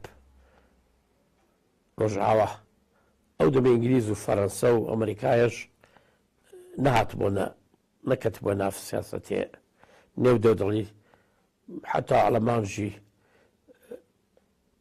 پلانێوان ئەوە بوو ئیسرائیل چێکەن ئیسرائیل لەسەر ناو وڵاتی عەرەب واتان هۆژی ئیسرائیل چییە ئیسرائیل مینا ویلایەتێکی ئەمریکایە سیاسەتاوی هینێوی چیوی ئەمریکایە ناف ئەردێکی کو عەرەب بەهی خۆ دەزانن ئەو بەحث دکەن کو بەری ینی بەختە نەسڕوان ئانیە بۆ بابل و چکری و تاریقا بەزنەوە چێکردنەوەن ئەو هەبوو کە دەوڵەتێکی ئاشووریشی ئاسووری نە ئاشووری لە کوردستانە چێکرێ هەر منتقا بەرزان و منتقای نابین چێکرێ هاتن لە جوولەمێرگ و چوونە لە ئالێ ورمێ و هاتنە ئەو منتقە و چەندین بوو نەما یاوی کومە لە ئاشووری خستە بێ ئەو نەڕاستە قائدێکی لیدەرێکی لەشکری عێراق کووردە حکوومەتی مرکزی دەوڵەتی مرکزی و مەلیغازی ویشاندیە بۆ شەڕێوان ئەوە لەسەر کووردا حسێب ناکرێت ناحسابکەن جا نەحساب بکەن ئی بەدرخان پاشا دوو ئالیە ئالیکی در بۆ مەسیحی چ بێژم عیسایی یا فەڵە بە فەڵەرا باش بووە ئالیە دینی ڕێ کەلیسەیەوان دێرێوان دۆستی کەشیش یا قەشەیەوان بووە ئەوە خویایەکە کو بەدرخان پاشاژی ئالی لەگەڵوان باش بووە بەس مەسئلە نەسووری مەسەلەیەکی دنە لەبەروی دەبێ بەهێدی بە ئالیە دۆستانی لەگەڵ ئەو ئاشووری سووریا کومە هەیە لە عێراق نەپڕن ینی حتا بێژی ئەم بەحسا فیدرالی دکەین کورد دیفاکتۆ تشتێکی فیدرالیمە هەیە کۆ نەهەمی کوردستانە گەلش دۆسادیشی هەیە دەبێ بێتە سەر ئە فیدرالیە کوردستان کورد دکارەیە و هەیە بەس ئەو دکارن فیدرالیژی بدەینەوان لەکوێ بەڵام ئیدارەیە خۆ لە هەندێک منتیقە ئیدارەیەوان حەقاوان هەیە دەبستانەوان مەکتەباوان شقاس شاگردێوان هەبەت شایبێ حەقەوان هەیە یعنی حەقی ئەوژی دیارە ئی مەژی دیارە ئی عەرەبژی دیارە ئی تورکمانژی دیارە شقاس دکارن بکەن ئەم لەگەڵ تورکمانژی ئەو دانوستاندنەیە تورکمان گەلێک هەنەوە بمەرانە بەس تورانی ژیانە هەمی ئەف منتیقە بەی عوسمانیا زانن بەی تورک زانن ڕێ بدەن بەڵام نابە چقاس ئینی توانایەوان هەیە و بکەنیانی ئەجا لەبەروی ئەس باوەڕم نابە بەدرخان پاشا نە ئەم نە برایان مەیە ئاشووری و نەستوری بدوژمنێ فەڵە دانێن مەگوت فەڵە باشقەیە ئەو لە سووری کورد خواستن بێنە جزیرە حکومی جزیرە بگرێت تشتێکی دنە تشتێنێ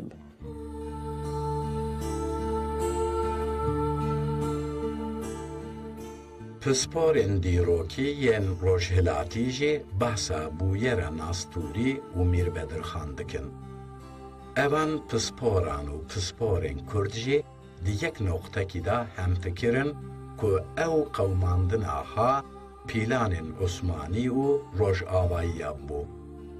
Ji bilê meselên siyasî, Ewropî belkî îro jî xwe ji bin bandora nawendên ayînî an olî xelas nekirine. Di ewan deman de heta piştî wê demê heya salên 1905 jî xebatên olî yên rojavayiya ne tenha di Kurdistan de di gelek welatên din de jî berdewam bû.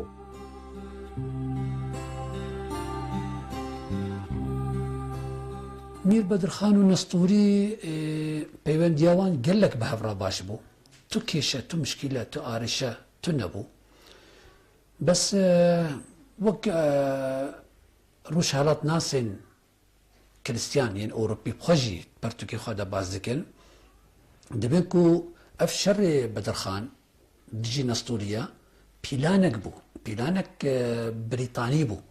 Dewleta Brîtanya ya Inglistan ew wan pîlanek û çêkir û digel Osmaniya pîlanek û ji bo Bedirxan û Nestûrî li hevxin.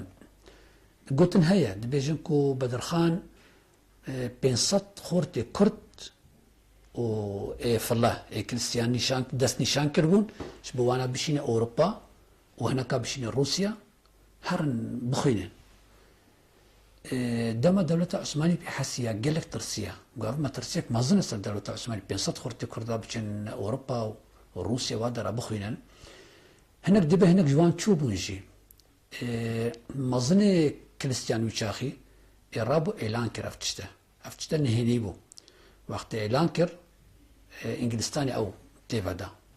Wextê elan kir û Devleta Osmanî hemû rê û rêbar Bedirxan girtin. Naşin ev xwendevan herin derve. Bedirxan gele aciz bû çaxî. û herwiha jî Kristiyana ew bac nema dida. Kristyan hatin xapandin. Hatin xapandin ji aliyê hêzên mezin.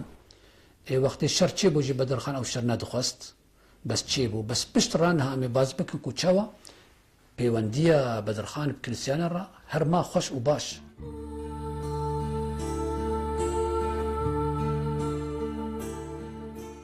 Di bingeha xwe de Nastûrî bêhtir di nav sînorên mîrgeha Hekkariyên da bû. Bes em nizanin ew qewmandina mabeyna Mîrbedirxan û Nastûriyan boçi di mabeyna Mîr Nûrullah û wan da neqewmî bû. Belkî ji ber peymana pîroz an jî ka qeweta Mîr Nûrullah negîştibû wan. Em nizanin. Geliyê tiyare ku di bingeha xwe de rexekî file bûn û rexê din jî Nastûrî bûn. Ev gelî ji bin Colemêrgê dest pê dike û heya ji qeza Çelê derbas dibe. Texmînî ji 6 kîlometreyî zêdetir e. Nüfusa Nastûriyan jî ne gelek zêde bû ku ew qas Mîrbedirxan li ber çavê xwe mezin bike. Em di evê babetê de cardin li pisporan guhdarî bikin.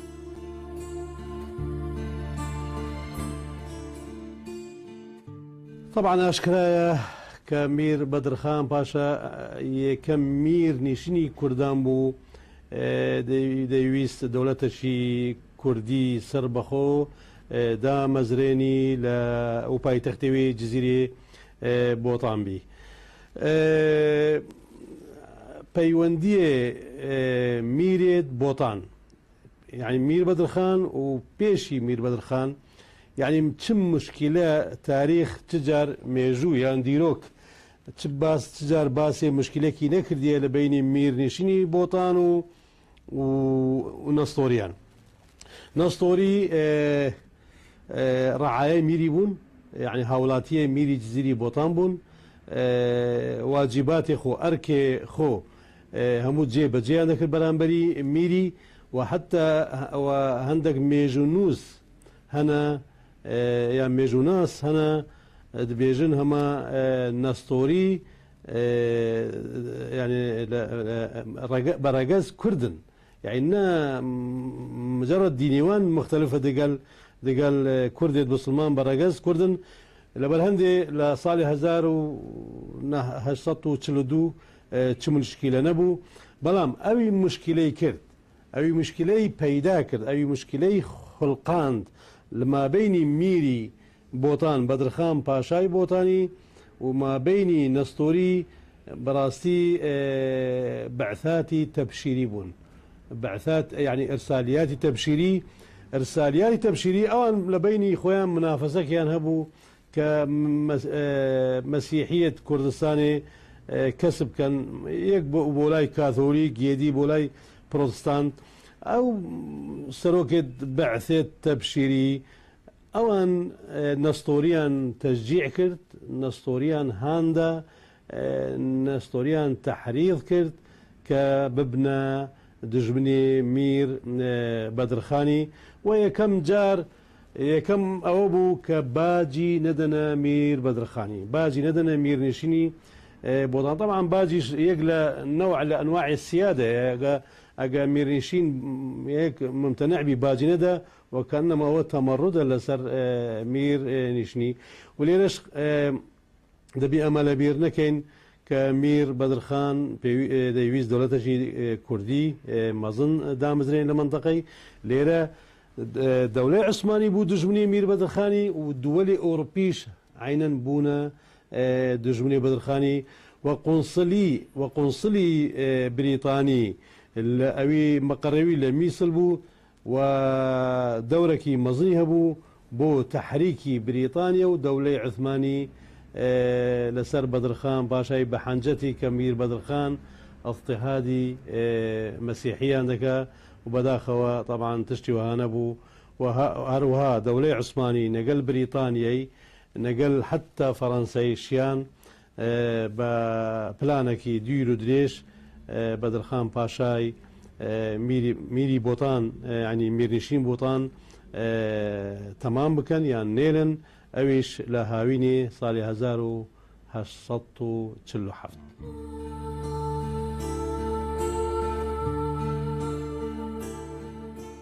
راکرنا میرگهین کردستان بوبو هدفکی بنگهین بو دولت عثمانی سدم پیدا کرنا آلوزیا مابین ناستوری و میر بدرخانجی او بو دیروکه دا زور سدمن بچوک هنه که انجامن نینی رودانه مثلا باجندانا ناستوریان ناوه سدم بو شرجی دورده بلکی به پیوندی او مسئله چاره سرجی دبو لیهن پسپور دوی بابت دا دبیجن که میر بدرخان زلامن خواه هنارتیه بو ناستوریان اولسر او مسئله آخفتنه لی برسوا که میر بدرخان ستانده بو نینی بو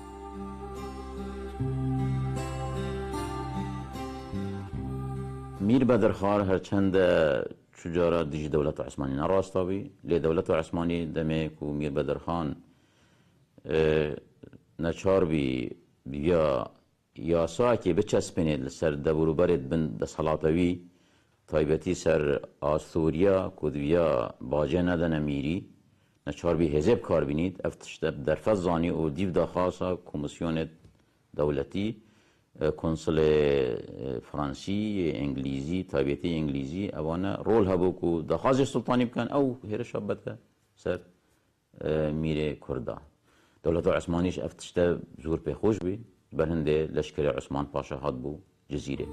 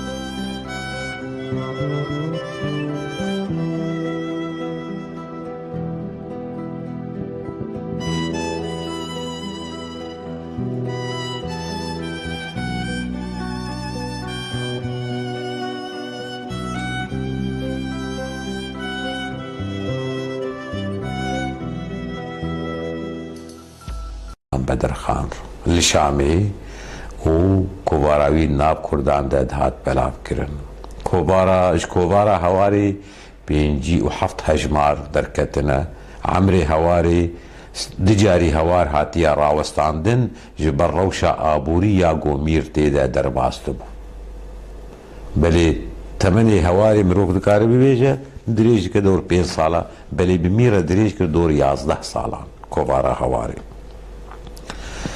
کوبارا هواری دستی که کوبارا هواری هات وشاندن به تیپین کردی لاتینی و به تیپین عربی به پاشیه شیمارا 24 آورده خورو بو تیپین لاتینی به هات وشاندن یکمین جاره دیروکا کردان ده گو زمان کردی به تیپ لاتینی تی نویساندن ابزی قنجیه که بدرخانیه یا گوب مکن مرۆڤ لەسەر کیژان ئەساسی فێر ببە ئەو بۆ مرۆڤ ددۆمە خوێندن بەرێ di مەدرسە و حجرên مزگەفتاندا بوو فێرکردن یەک بiyek û ڕووبڕوو بوو ئەv yek zêde klasîk bû alemek mezin û fire hemû bi tîpên latînî lê bi ziman û tîpê lîsanê xwe dinivîsandin Mircaladet û birayên xwe hemû li Awropa bi tîpê latînî xwendibûn.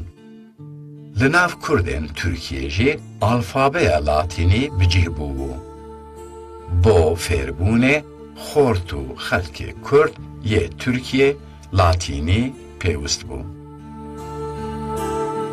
پاشا مەسەلەی ئەلفوبێ لاتینی ئەوە حانەوە مناقەشە هەیە کیژان باشترە بۆ کورد و کیژان قرابترە ئەوی گوتنێک هەندێک دەبێژن نە ئەوە بەس من گوت ئەو نێوی هەڤاڵێ نوێیەک و مابوون مواندیت پیر بوون ئەو نابێت کوم گوتن نە ئەو کوردی مستەفا کەمال نویسینێ تورکی کرە لاتینی یعنی نەڤیەک تێن لە تورکیا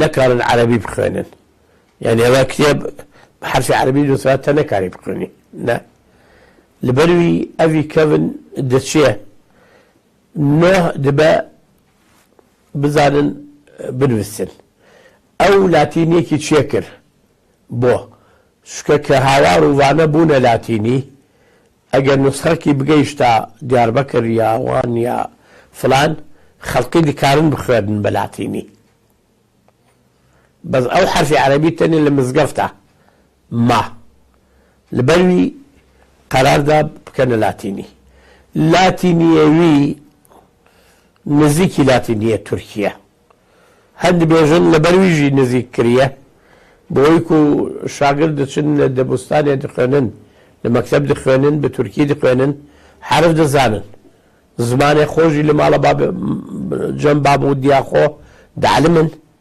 كوتين أفرجي بكردين وفسرائد خوانن لبروية تدبيني إنه هو ترشيا سيرة حفتا صال كردي نينا بالرسمي بس قلق روناقبير مهلا بكردي دنوسن كردي زانن رومانا دنوسن الشعر دنوسن بكردي شكا أفتشتي كفنيش اللي هاوار ولوانا خواندنا نخاصم كنت شنا أوروبا ظاند خواندن بروي ألفوبيكي كردية باش داناية بلاتيني حتى هست بمسؤوليات هنا برامج بكرد أول هاوار بلاتيني وبحرف عربية دبيجي أم بحرف عربي جنوسين شو كما بيستيه توفيق وبيل العراق ألفوبيكي تشكرية إلاتيني بو كردي دخوازين إيوي ببينين حتى كرد بدو ألفوبينا نفسن دو لاتيني نفسن يكبه باش صالة كده بيجي توفيق بيها تشامه مويديد يعني مديد ألفوبيوي شوايا إما باش خيو إيوان نزيكي أذاكو زیا گۆڵپ ئاڵپ باوەڕکە و دانا و دەستاوی هەبووە نزیکی وانە ئەلفوبەیەک و هاوار و وانە پێنووسینە و حتا نۆژی لە سووریا حتا ئەوی مەلاشک وانە کە کوردی بخوێنی کوردیە لاتینی بخوێنن. میرجەلادەت ئیدی بریاردا بوو کو بتیپên لاتینی weşana hawar bike. Ev di nav milletên nûdem da egera xwe parastinê jî. Em li berêz Şerafeddîn Elçî wek kesayetîkî Cizîra Botan guhdarî bikin ka çi dibêje. Neviyên wî yani kurê wî kurê Emîr Alî Mir Celadet û Mir Kamuran heta puan ve ew yani ew şûpa Kurdistaniya û ya Kurdîtiye ew carî gelê serfirazî û camerî her ajûtin. Bilxwase Mir Celadet hinga demê Fransê Sûrî xizmetê wî yem mezin çêbînin mirov dikare bêje Mir Celadet biye sebeb ku zimanê Kurdî hindane bitin elfebawa çêkiriye weşanê wî hene yewek hawar wek ku nahiye filan. Xebata Mirceladet duwarê alfabeya bi tîpên latînî bes yek noxtekî ye. Di pêşda jî hê em ê gelek behsacore xebatên Mirceladet Bedirxan bikin. Xusûsen di babet çand, huner, çîrok, gotar û gelek core nivîsandina xebatên hêja bo Kurdan kiriye. Di derbarê xebatên Mirceladet da jinekî rewşenbîr ku zor pêwendiyên wê bi malbata Bedirxaniyan heye û zêde bi rûmet û qedir behsa wan dike diya ciwan e. Em guh bidin evê rewşenbîra Kurd bila biaxife ka çi dibêje. Dikarin ser giringiya tiştekî ku elfebaya Kurdî ev yek ji karên mezin ê ku malbata Bedirxaniya kirine ku Mir Celadet li Sûriyê kirî, li Şamê kirî. Yekemîn elfebaya Kurdî bi tîpên latînî gorî zanînên me ku hatiye danîn ji bi destên Mir Celadet. Çend evê yekê feyde daye, sûde daye milletê Kurd. Ji ber ku çend elfebayên dî bi çend tîpên cuda hatine çêkirin lê em hemî zanin ku taybetmendiya zimanê Kurdî ti tîp têrê nakin ji tîpên latînî pêve. Adî jî eve bawer dikim belkî 55 sala wefat kirî.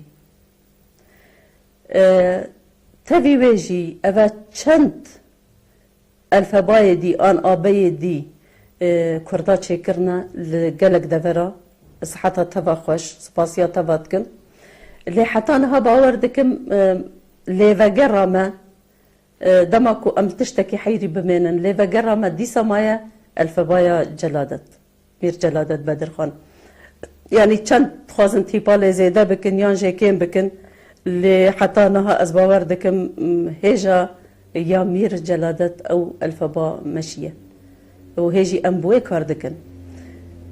Mesela mirov dikare bibêje gelo çilo derdê xist çilo ev elfeba derxistiye çawa kuvarên xwe derxistin di çi rewşê de kar dikirin di van lêkolîna de ev tişt hemî giringin îro mesela karê tiştekî wiha yek rabê karekî bike gelekî bawer dikim hêsa ye gorî dema Mir Celadet û birayên wî û hevalên wî de.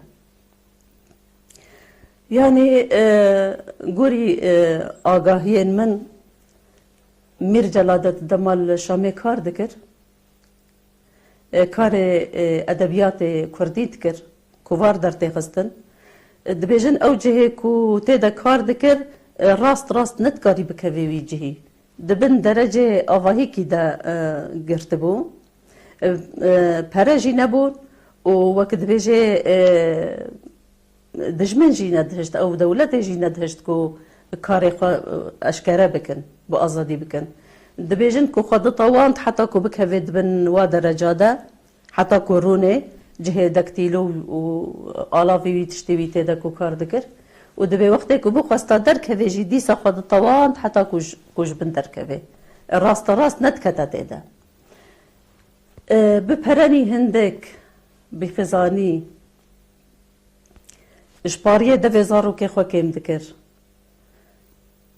li biyaniyê li xerîbiyê wekû şam ne welatê wî bû ne cihê wî bû lê dîsa her tiştê ku fikrê Mîr Celadet meşğûl dikir û wexta wî dibir her edebiyatê Kurdî her rewşenbîriya Kurdî her tîpa Kurdî باwer dikim ev e zanebûnekî ecêb taybetî li cem Mîr Celadet Bedirxan hebû her wekî ku ewî paşroja Kurda xwendibû baş dizanî ku wê demek were çekê rewşenbîrî û ragihandinê ew ê çekê serketî bê di cîhanê de îro ku em vê yekê eşkere li ber çavê xwe dibînin Vêja dê çi bêjim hezar rehme Xwedê li teva bê û milletê Kurd em deyndarê wan e deyndarê xebata wan e li her erdekî li her derekî Kurdek li kîjan erda dinyayê hebe heger Kurdek li ser heyvê hebe dîsa gerek e bibêje em deyndarê xebata Bedirxaniyan e ew xebat û ew semiyanê ew berhemên ku xebata wan ji me re hiştin heta îro em ku serê xwe bi wa berhema bilind dikin di nav elemê de Mîr di babet werger û nivîsa helbestan da jî xebat kiriye. Bes yek emîn care ku dertê derbayê Ekkola Hecî Qadirê Koyî û Malayê Cizîrî û Şêx Ehmedê Xanî. Ji ber ku helbesta bi wezna serbest wergerandibû û yek emîn jî bi wezna serbest bi navê bilûra min helbestek nivîsîbû.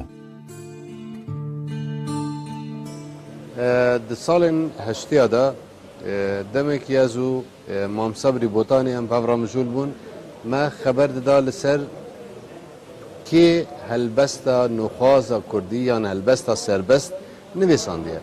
Mam Sebrî got min ji cegerxwîn bihîstiye ku di salên çila da êkemîn helbest ji aliyê Mîr Celadet Bedirxan ve hatiye nivêsandin û piştra jî bi çend saleka Qedrîcan ev yani çavlêkirin yan jî li gora vê helbestê helbest nivêsandine. Lê tiştek destê me datû nebû, tiştek destê Mam Sebrî jî datû nebû. Min gotî te carekî viya ji Qedrîcan pirsiye got a min ji Qedrîcan pirsiye Qedrîcan got ew helbesta ku êkemîn helbesta Kurdiya serbest di govara hawarê de hatiye nivêsandin. Viya ji min rabû mereq lê hejmarê hawarê li berdestê me tune bûn. Heya vê dawiyê dezgehê kawe kovarên hawarê hemû hejma li ser hev çap kirin min jî xwendina wa kir ji xwendina hemû kovar û rojnamên beriya wî demî kir bi rastî di jimara 22 de di jimara 22 de û di jimarên beriya wê jî de çend heb helbest çar heb helbestên Mîr Celadet ên serbest hatine belavkirin sê ji wan wergerin lê bi helbest wergerandine yek ji ya Victor Hugo ye ji Fransî yek ya Elfriede dîsa ji Fransî yek ji ya Lamartine ye dîsan ji Fransî lê helbesta çarê bilûra min helnivîs a mamosta Celadet Bedirxan bixwe û dibe êkemîn helbest ku hem nûxwaz hem di şiklê xwe de hem di naverokê xwe de û hem di şikandina mezîka her aliya klasîk û nodema wî demî jî de yani her alî şikandiye bi tiştekî nû yani helbestek nû ku dibe wê derê paşî wê bi 4 sala di govara hawarê jimara 36 da sala 44 êkemîn helbesta Qedrîcan کو لبر وی هلبسته یان لبر تاثیر وی هلبسته نویساندیه ریا تازه اف هلبست به کمین هلبستا قدری جان لی 4 سالان پشتی هر 4 هلبستین میر جلادت بدرخان کو یکمین هلبستین سربستین کردی بو ویرجی من از بارکم گوتاره که پر درش لسر هلبستا کردی دو گوارا پیو جمارا سه دا بلاف کریه اون کارم پتر مفاجئ بود تەوی و کەچا میرجەلادەت بتیپێن عەرەبی خوێندیەژی هێسانیە خوێندن و نویسینە کوردی بتیپێن لاتینی خۆشتر و هێسانتر دەبینە. بەخصوص خوێ ژە ئەڵفابەیە عەرەبی ڕزگارکری دەحەسبینە. ئەم بەیەکێ ژە ئەمیرە سینەمخان گۆداری بکەن و تەماشە بکەن. الوقت الزاني ألف بايا كردي داني ونها كردي تركيا كردي سوريا هناك كردي عراقي بألف بايا لاتيني دخينن ودنفيسينن وأو ألف بايا راستي قالك ما فايدة جيكر قالك هيسانية تشابا تشتغلي تدنفيسيني نوك تيبي عربي يعني حتى انه از زحمتها جمرة از عربي بخينم حفت وهشت الدين ونظانم 3 نقطة و 4 نقطة يعني أفا از بيجم تشتاق لك مظلم بو كردا كو اف الفابي هاري حمي اكر وامرج الفابي تيبي عربي ام خلاص بون میرجەلادەت دەما هاوارێ دووەشان زۆر جۆرە نویس تێدا هەبوون. بەس ji سەریوە زۆر زەحمەت کێشایە. هەموو چاپخانەیەن سووری bi tîpên عەرەبی بوون. ئەv pirsgirêkek gewre bû بۆ میر. حرفên لاتînî li Beyrûd durust kiribû û îna bû Şamê. Bes rêzkirina evan harfan jî bi serê xwe teşqelekî bû. دما چاپخانه ایوارا دهاتن گرتن هنو خباتا میرجەلادەت دەست پێت کرد. ئەم ژڕەوشەن خان دەزانن کو شاگرتên بچووک یەن خۆر di çapxanada fêrî rêzkirina tîpên latînî dikir.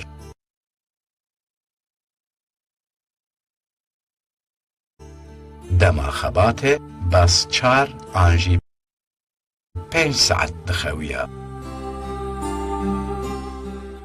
نەڤیان بەدرخان پاشا و لاوێن ئەمین عالی ناف هەمیە ڕاستە ڕاکبیری مەزن ناوانە بوویە یعنی مەگوتەوە کامل بەدرخانە سورەیە بەدرخانە دکتۆر کامەرانە کەوژی ڕووناکبیرە مەزن بس وەک کو دەبێژن جاز بەگ نەدیتیە گاواز شومە سووریا و نەمابوو بەس هەمی دۆستێن ویە هی بەرێ هی کۆمەڵەن کورد هێڤی خۆی بوون مەمدوح سەلیم ئەکرەم بەگی جەمیل پاشا قەدری بەگی جەمیل پاشا حەسەن ئاغای حاجۆ وانە هەمی کو بەحسا میرجەلادەت بەدرخان دەکردن مینە سمبولێکی بەحساوی دەکەن بەحسا شەخسیوی ئەخلاقاوی و فلانەوی و کرێوی لا ئالیەک ئالیە ڕووناکبیریژی ئەو لە ئەڵمانیا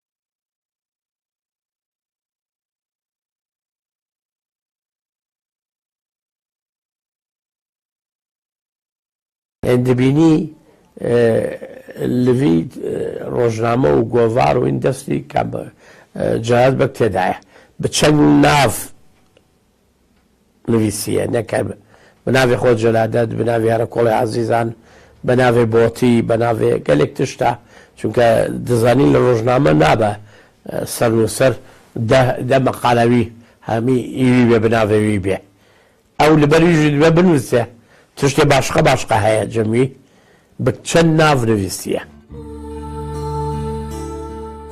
باشه هاوار دست بوشانا خو کربو و دشرت و مرجن زور زحمت دا دوشیا و بلاود بو. لدما مروف لولاتکی کوبار آنج روزنامه کی در بخه نپیوسته که جدست هلات دارن اجازه بستینه.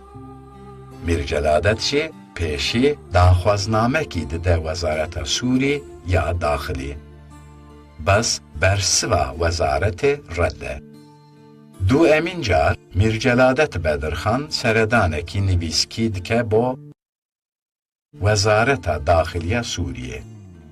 جارا دوی برسف به ارینیه. بس یک شرطکی دولت سوریه پیوسته کووار نسیاسی به. لی پیوستی هاوار با کردان چه بو؟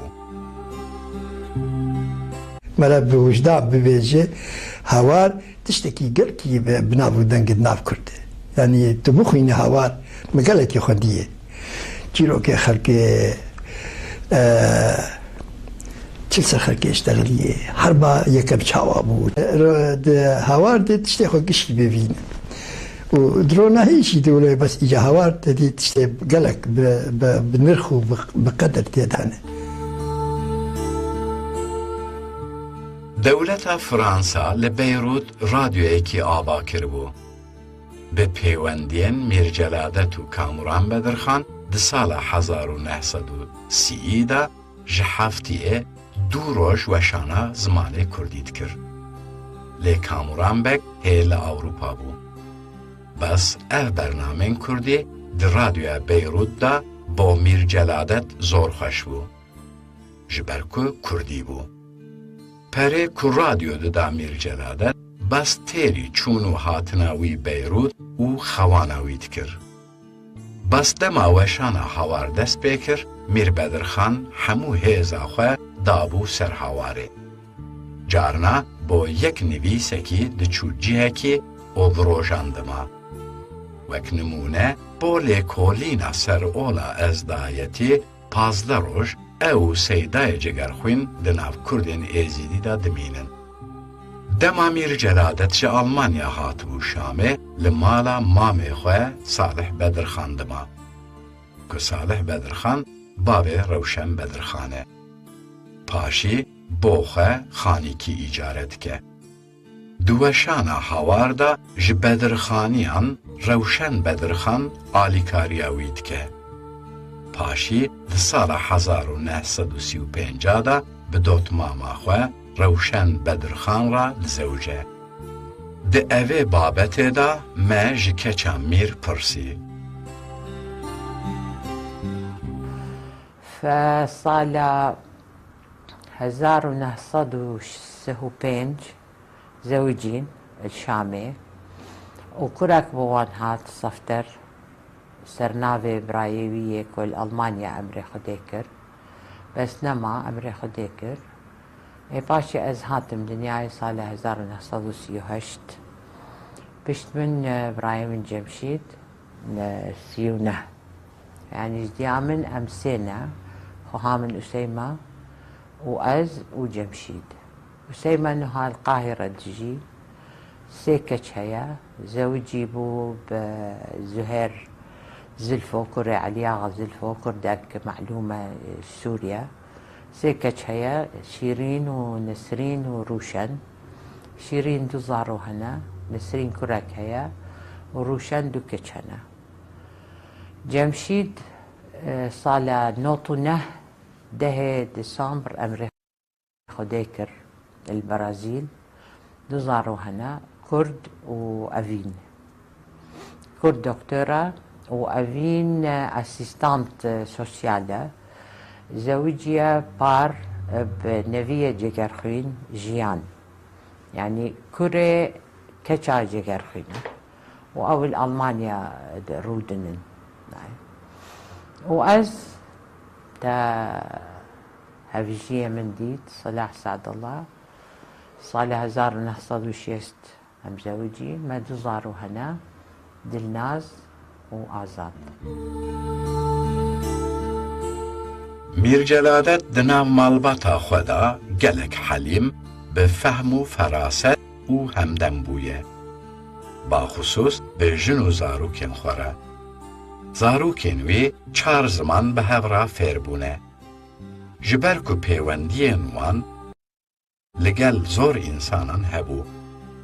Bes di babet zimanê Kurdî de Mîr Celadet ji Ekrem û Qedrî Cemîl Paşa daxwaz kiribû ku dengbêjek bo wan peyda bikin. Ew jî bi navê Ahmedê Ferman dengbêjek anîbû. Ahmedê Ferman zaroka bi ziman û stranên xwe perwerde dikir. Li gor Rewşenbedirxan dema Celadet hê li İstanbol bû, her roj ji dayika xwe re baqekî çîçekên sînem tanî. Mîr Celadet 27 sal bû dayika xwe nedîbû. Lê hemû xusûsiyetên dayika xwe di Rewşenda dîbû.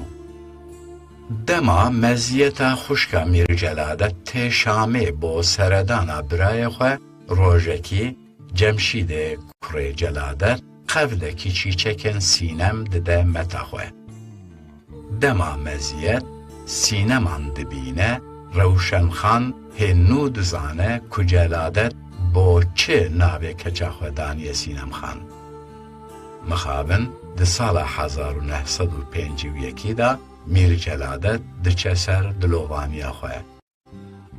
Lê em vê beşê cardin jî ji Sînemxan Celadet Bedirxan guhdarî bikin. Sala 51 berê bavê min emrê Xwedê bikir. Meta min meziyet qarî bû bê Şamê. Çiko tu zanî ew li Tirkiye navê wan guhartibû, navê wan kiribûn Çınar. Fe izin danê, hat Libnanê û ji Libnanê hat Şamê. Teqrîba 35 sal bavê min nedîtibû.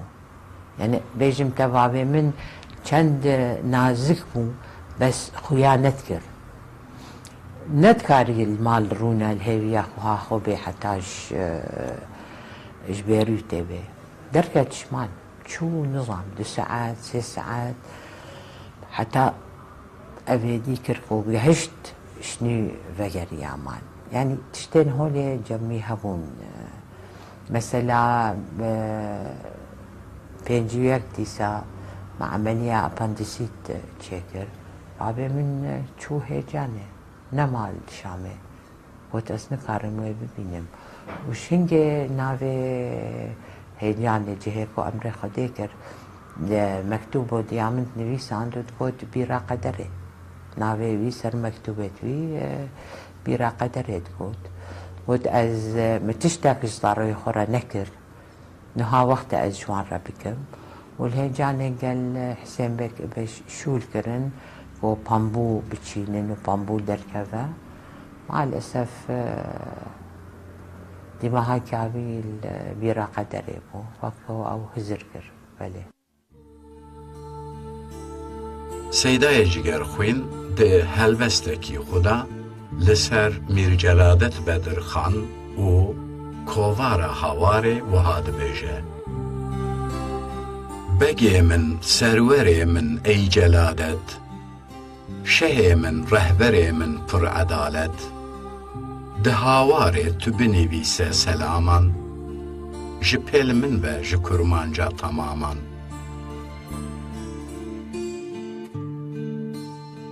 Çi kurmancên Anadolu çi Sûrî, çi goran û çi loran û çi sorî, çi gavan û çi saman û çi mîre, belê bêhtir li kurmancên cizîre.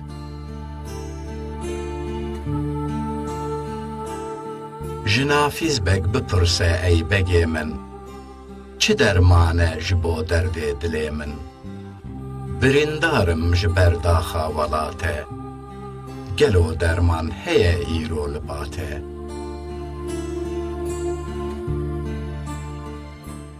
Belê îsa ji esman hate xware, belê jêra nedît ew tu çare, li ser singa medanî destê taze, di rengê ayînî dî dil nesaze.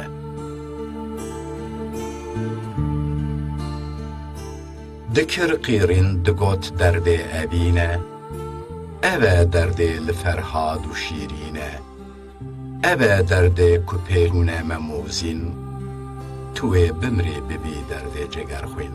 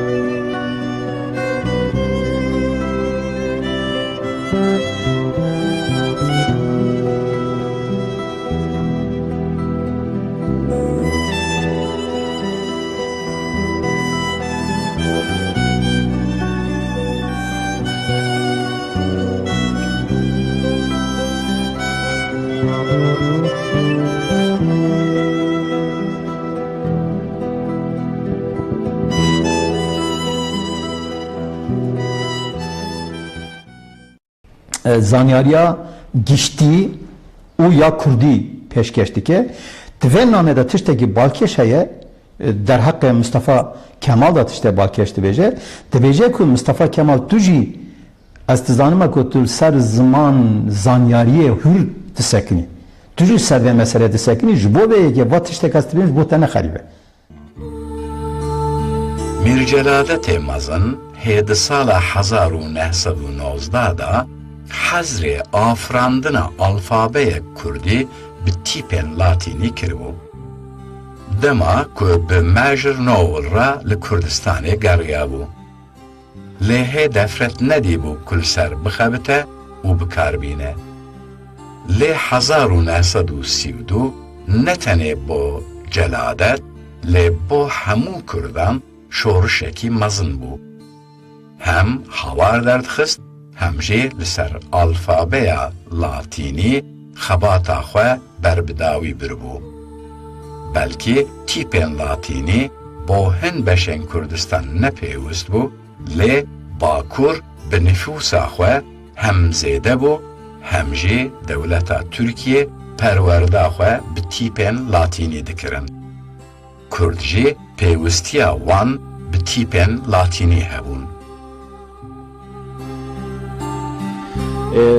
بگومان گلک جارا وقت بحث جلالت تکرن پتر بحث الفبیا زمان کردی تکرن درباره اوه خالجی هرچنده هندک حوال هندک ماموستا اوصاد ون اوی کاری بچه که کم وکن هم بیجن جلالتی پتر چافل الفبیا بیانیا کریا هم تایبت الفبیا ترکی کریا بله بدیت نامن واکو جلادت خود بیجیتن بیشتن دم از گل میجر نویل کردستان با کرد گریم ازو برای خو دکتر کامران بدرخان بیشتن گلک جارا میجر نویل هندک بسیار شمت کرن ناوه هندک باجه را هندک جیا هندک ریبا را بیشتن من ناو بود گوتن مدزانی جی اف ناوه کردینه بس وکیویت نویسین اویب الف باکا انگلیزی نویسین اف نویسینه گلک جوان تات گوتی هر هنگی با من اف هزره پیدا بو چه امجی زمان خو الفابا که حسنا نویسین بیشتن پشتی هنگی اجی کدم خباته که و من الفابا یک داناد بیشتن دیسان مجی وکو انگلیزا گلک جارا دو پیتیان دو تیپ بو ایک دنگ دانان وکو خیه وکو هندک دنگ دی بیشتن من افکاره کرو و من گلک تجی پی نویسین بیشتن حتی کو ترکا جا خدانای من دیت یا ترکا جوازیه که یاد گلده های من هزر کرده که از بیجین دوبرکی آن آسانگه که با مروف کرد او فیری آن هید بیتا الفابه ترکی البروین خوش نکم بیشت مجی هندک حرفت الفابه خو گو هارتن نوکیا ترکی لکر دا کو بو کردا نخواست ما او کرد کردستان با کرد جیتن بوی بسانه ترکی بیتن فی و الفابای بیتن و بیشتن حوصا من الفابای خدانو حتی کو گوارا هوار السال 1932 الپازه گلان در کفتی و او الفابا شوکی پراکتیکی کارینای هەموو ڕەوشەمبیر و بیربرێن کوردان لەسەر یەک بوویەرێکی هەمفکرن کۆبارە هاوارێ لێ دناو gelek ڕەوشەمبیرێن خودی دیالەکتên cuda کوردی di babet alfabeya tîpên latînî da em bawerin ku hêjî alozî heye lê mixabin nûbûn her tim ne tenha di nav Kurda da lê di nav hemû milletan da alozî peyda kiriye lê bi hemdemî yê ku xwe nû kiriye Mirceladet e. Ew jî berê bi tîpên erebî dinivîsan. Hatta bavê wî Emîn Alî Bedirxan jî bo alfabeyan latînî erê nekiribû. Lê Mirceladet meşiya bû. Ji xwe egera mîrî tiyê jî biyame ev e. Baxusûs ku mirov layangirê nûdemiyê be. برین هاجی مگود میرجلادت بدرخان 13 سالا د الفابایا کردی لاتینی د خبات کری جدا ماگوی و برای خوا دکتور کامیران و اکرم بگی جمیل پاشا دگل میجر نویل یه انگلیزی بگرا کردستانی را گریان هنگی میرجلادت بدرخان رامانا گو الفابایا که کردی لاتینی زمان کردی را برهب بکه بونشی بلی مخابن بو بلاتی گو هاتن سری بدرخانیا و هاتن سری کردان او درفت جبر برین میرجلادت بدرخان دا المانیا را درکت او دی بیجه دی بیل المانیا سالا 24 دا جاره کدن از الفابیا خو از بگریام آگوم چه کریه مدید گچند مب زمان روسی و یونانی و فرانسی خوش زانی بو و یونانی مچم مدیر گچند تیپ زیده تید هنن گوم جاردیم هن تیپ میشه آویدن از بیجه از گیهام دو تیپ آنجی مدیدن گو نزیدن دو تیپ بیانی نکت نه زمانه مده وک حرفا حی و غی گوم اوجی جه دان آلی میرجلادت بدرخان گو الفابیا من وهما تا 26 ماه دهان 1931 و از لشامی من رخصتا کووارا که بناوی هوار استند گو از بی الفابیا خو از بلاف بکم دی بی الفابیا خو بردست کریه توفیق وهبی بک جلندن هاد بو میوان مل شامی من چیروکا الفابیا خو مشتق توفیق وهبی بک را من گوت توفیق وهبی بک ریج من را گوتیه ولا منجی الفابیک لاتینی زمان کردی را برهف کریه گوما هر دوان الفابای خو برهوی دانا برهف گود داویه ده توفیق وهبی بک جمن را گوت والله میر از ده چم بغده هین تکوس کرنج الفابیا منی لاتینی را لازمه گوم گو توفیق وهبی بک من رخصتا کوبارا هوار استندیه و از دکارم سبب کوبارا خو به الفابیا لاتینی بوشینه از الهیویات تا بمینم طاقوت بزیفر میر دبیجه دبی مخابل توفیق وهبی بک چو بغدی و نمازی ولی من چند نامه جیره شاندن بر سوا نامهین من ندا گلو چما از نسانم میر دبیجه ده گوتارک خود ده کووارا هواری ده بانگوتنا میر دبیش ده پازده گلانا 1932 آنگو پشتی دور 7 حیوان جا رخصتا هواری میر جلادت بدرخان نچار دبه گوب الفابیا خونی برهف کریه جی 30 تیپه که پی کووارا هواری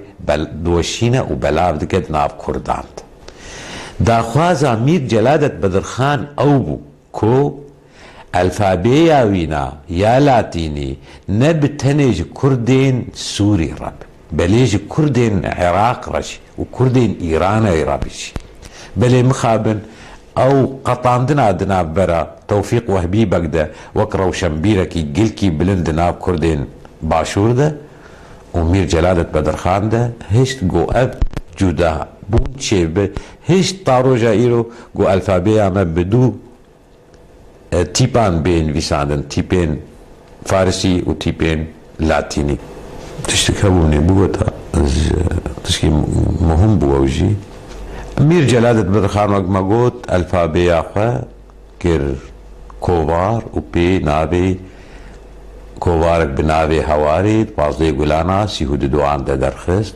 هجمارا بيشين بالتني قدريجان بشداري بير كربوي وبرايوي دكتور كاميران بدرخان لشامي و کوواراوی ناب کردان ده دهات بلاف کرن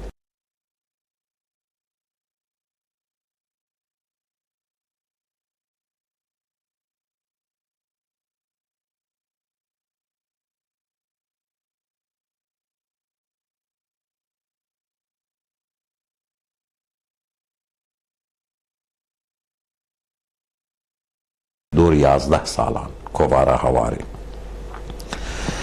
کووارا هواری دستی که کووارا هواری هات وشاندن به تیپین کردی لاتینی و به تیپین عربی به پاشیه شیمارا 24 آورده خروبو تیپین لاتینی به هات وشاندن یکمین جاره دیروکا کردان ده گو زمان کردی به تیپ لاتینی تین نویساندن اوزی قنجیه که بدرخانی آیا گوب مکن مرۆڤ لەسەر کیژان ئەساسی فێر ببە ئەو بۆ مرۆڤ ددۆمە خوێندن بەرێ di مەدرسە و حجرên مزگەفتاندا بوو فێرکردن یەک بiyek û ڕووبڕوو بوو ev yek zêde klasîk bû alemek mezin û fire hemû bi tîpên latînî lê bi ziman û tîpê lîsanê xwe dinivîsandin Mir Celadet û birayên xwe hemû li Awropa bi tîpê latînî xwendibûn. Li nav Kurdên Tirkiye jî alfabeya latînî bicih bûbû. Bo fêrbûnê xort û xelkê Kurd yê Tirkiye latînî pêwîst bû.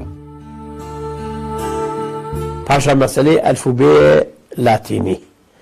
Ew ehenû münaqeşe heye kîjan baştir e بۆ کورد و کیژان قابترە ئەوی گوتنێک هەندێک دەبێژن نە ئەوە بەس من گوت ئەو نێوی هەواڵێ نوێی کو مابوون مواندیت پیر بوون ئەو نابێت کوم گوتن نە ئەو کوردی مستەفا کەمال نویسینێ تورکی کرە لاتینی یعنی نەڤیەک تێن لە تورکیا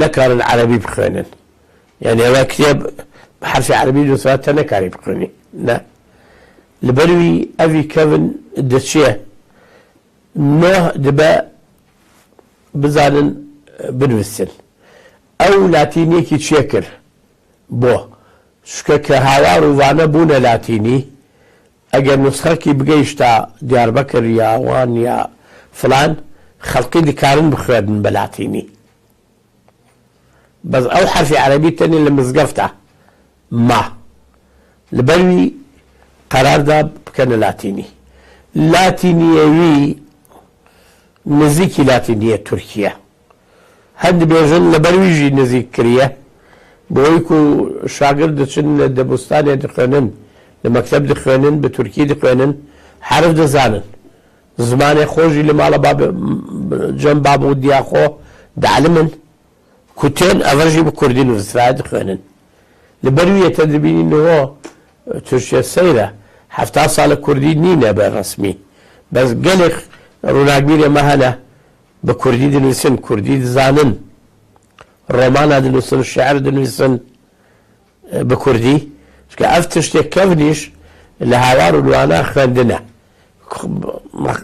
نخاصم كردشنا تشونا أوروبا وانا دخواندن بروي الفوبيكي كردية باش داناية بلاتيني حتى هس بمسؤوليات هنا برامج بكرد أول هوار بلاتيني وبحرف عربية دبيجي أم بحرف عربي جنوسين شو كما بيستيه توفيق وبي العراق الفوبيكي تشكرية إلاتيني بو كردي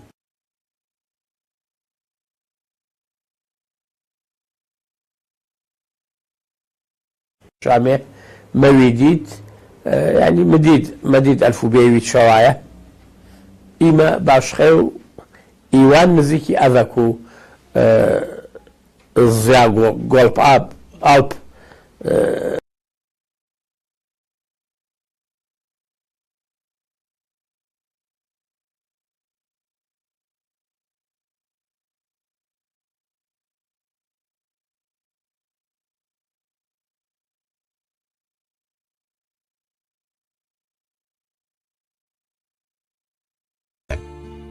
اف د ناو ملتên nû de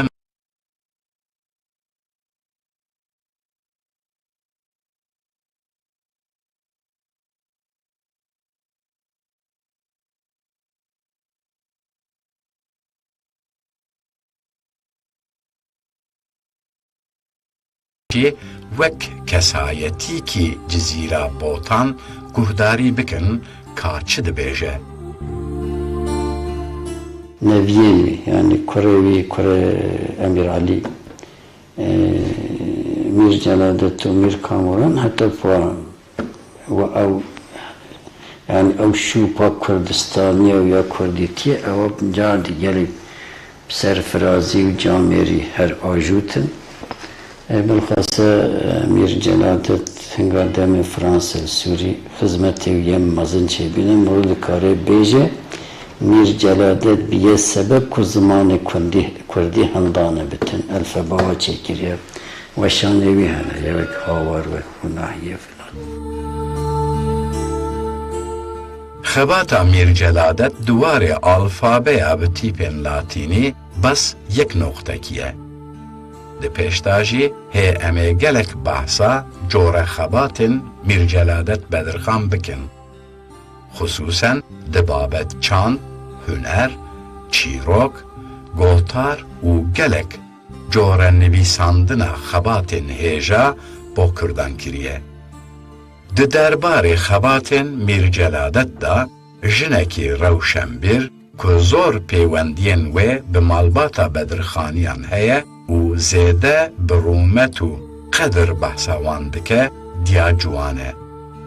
ام گوه بدن اوه روشنبیرا کرد بلا باخفه کاچ دبیجه.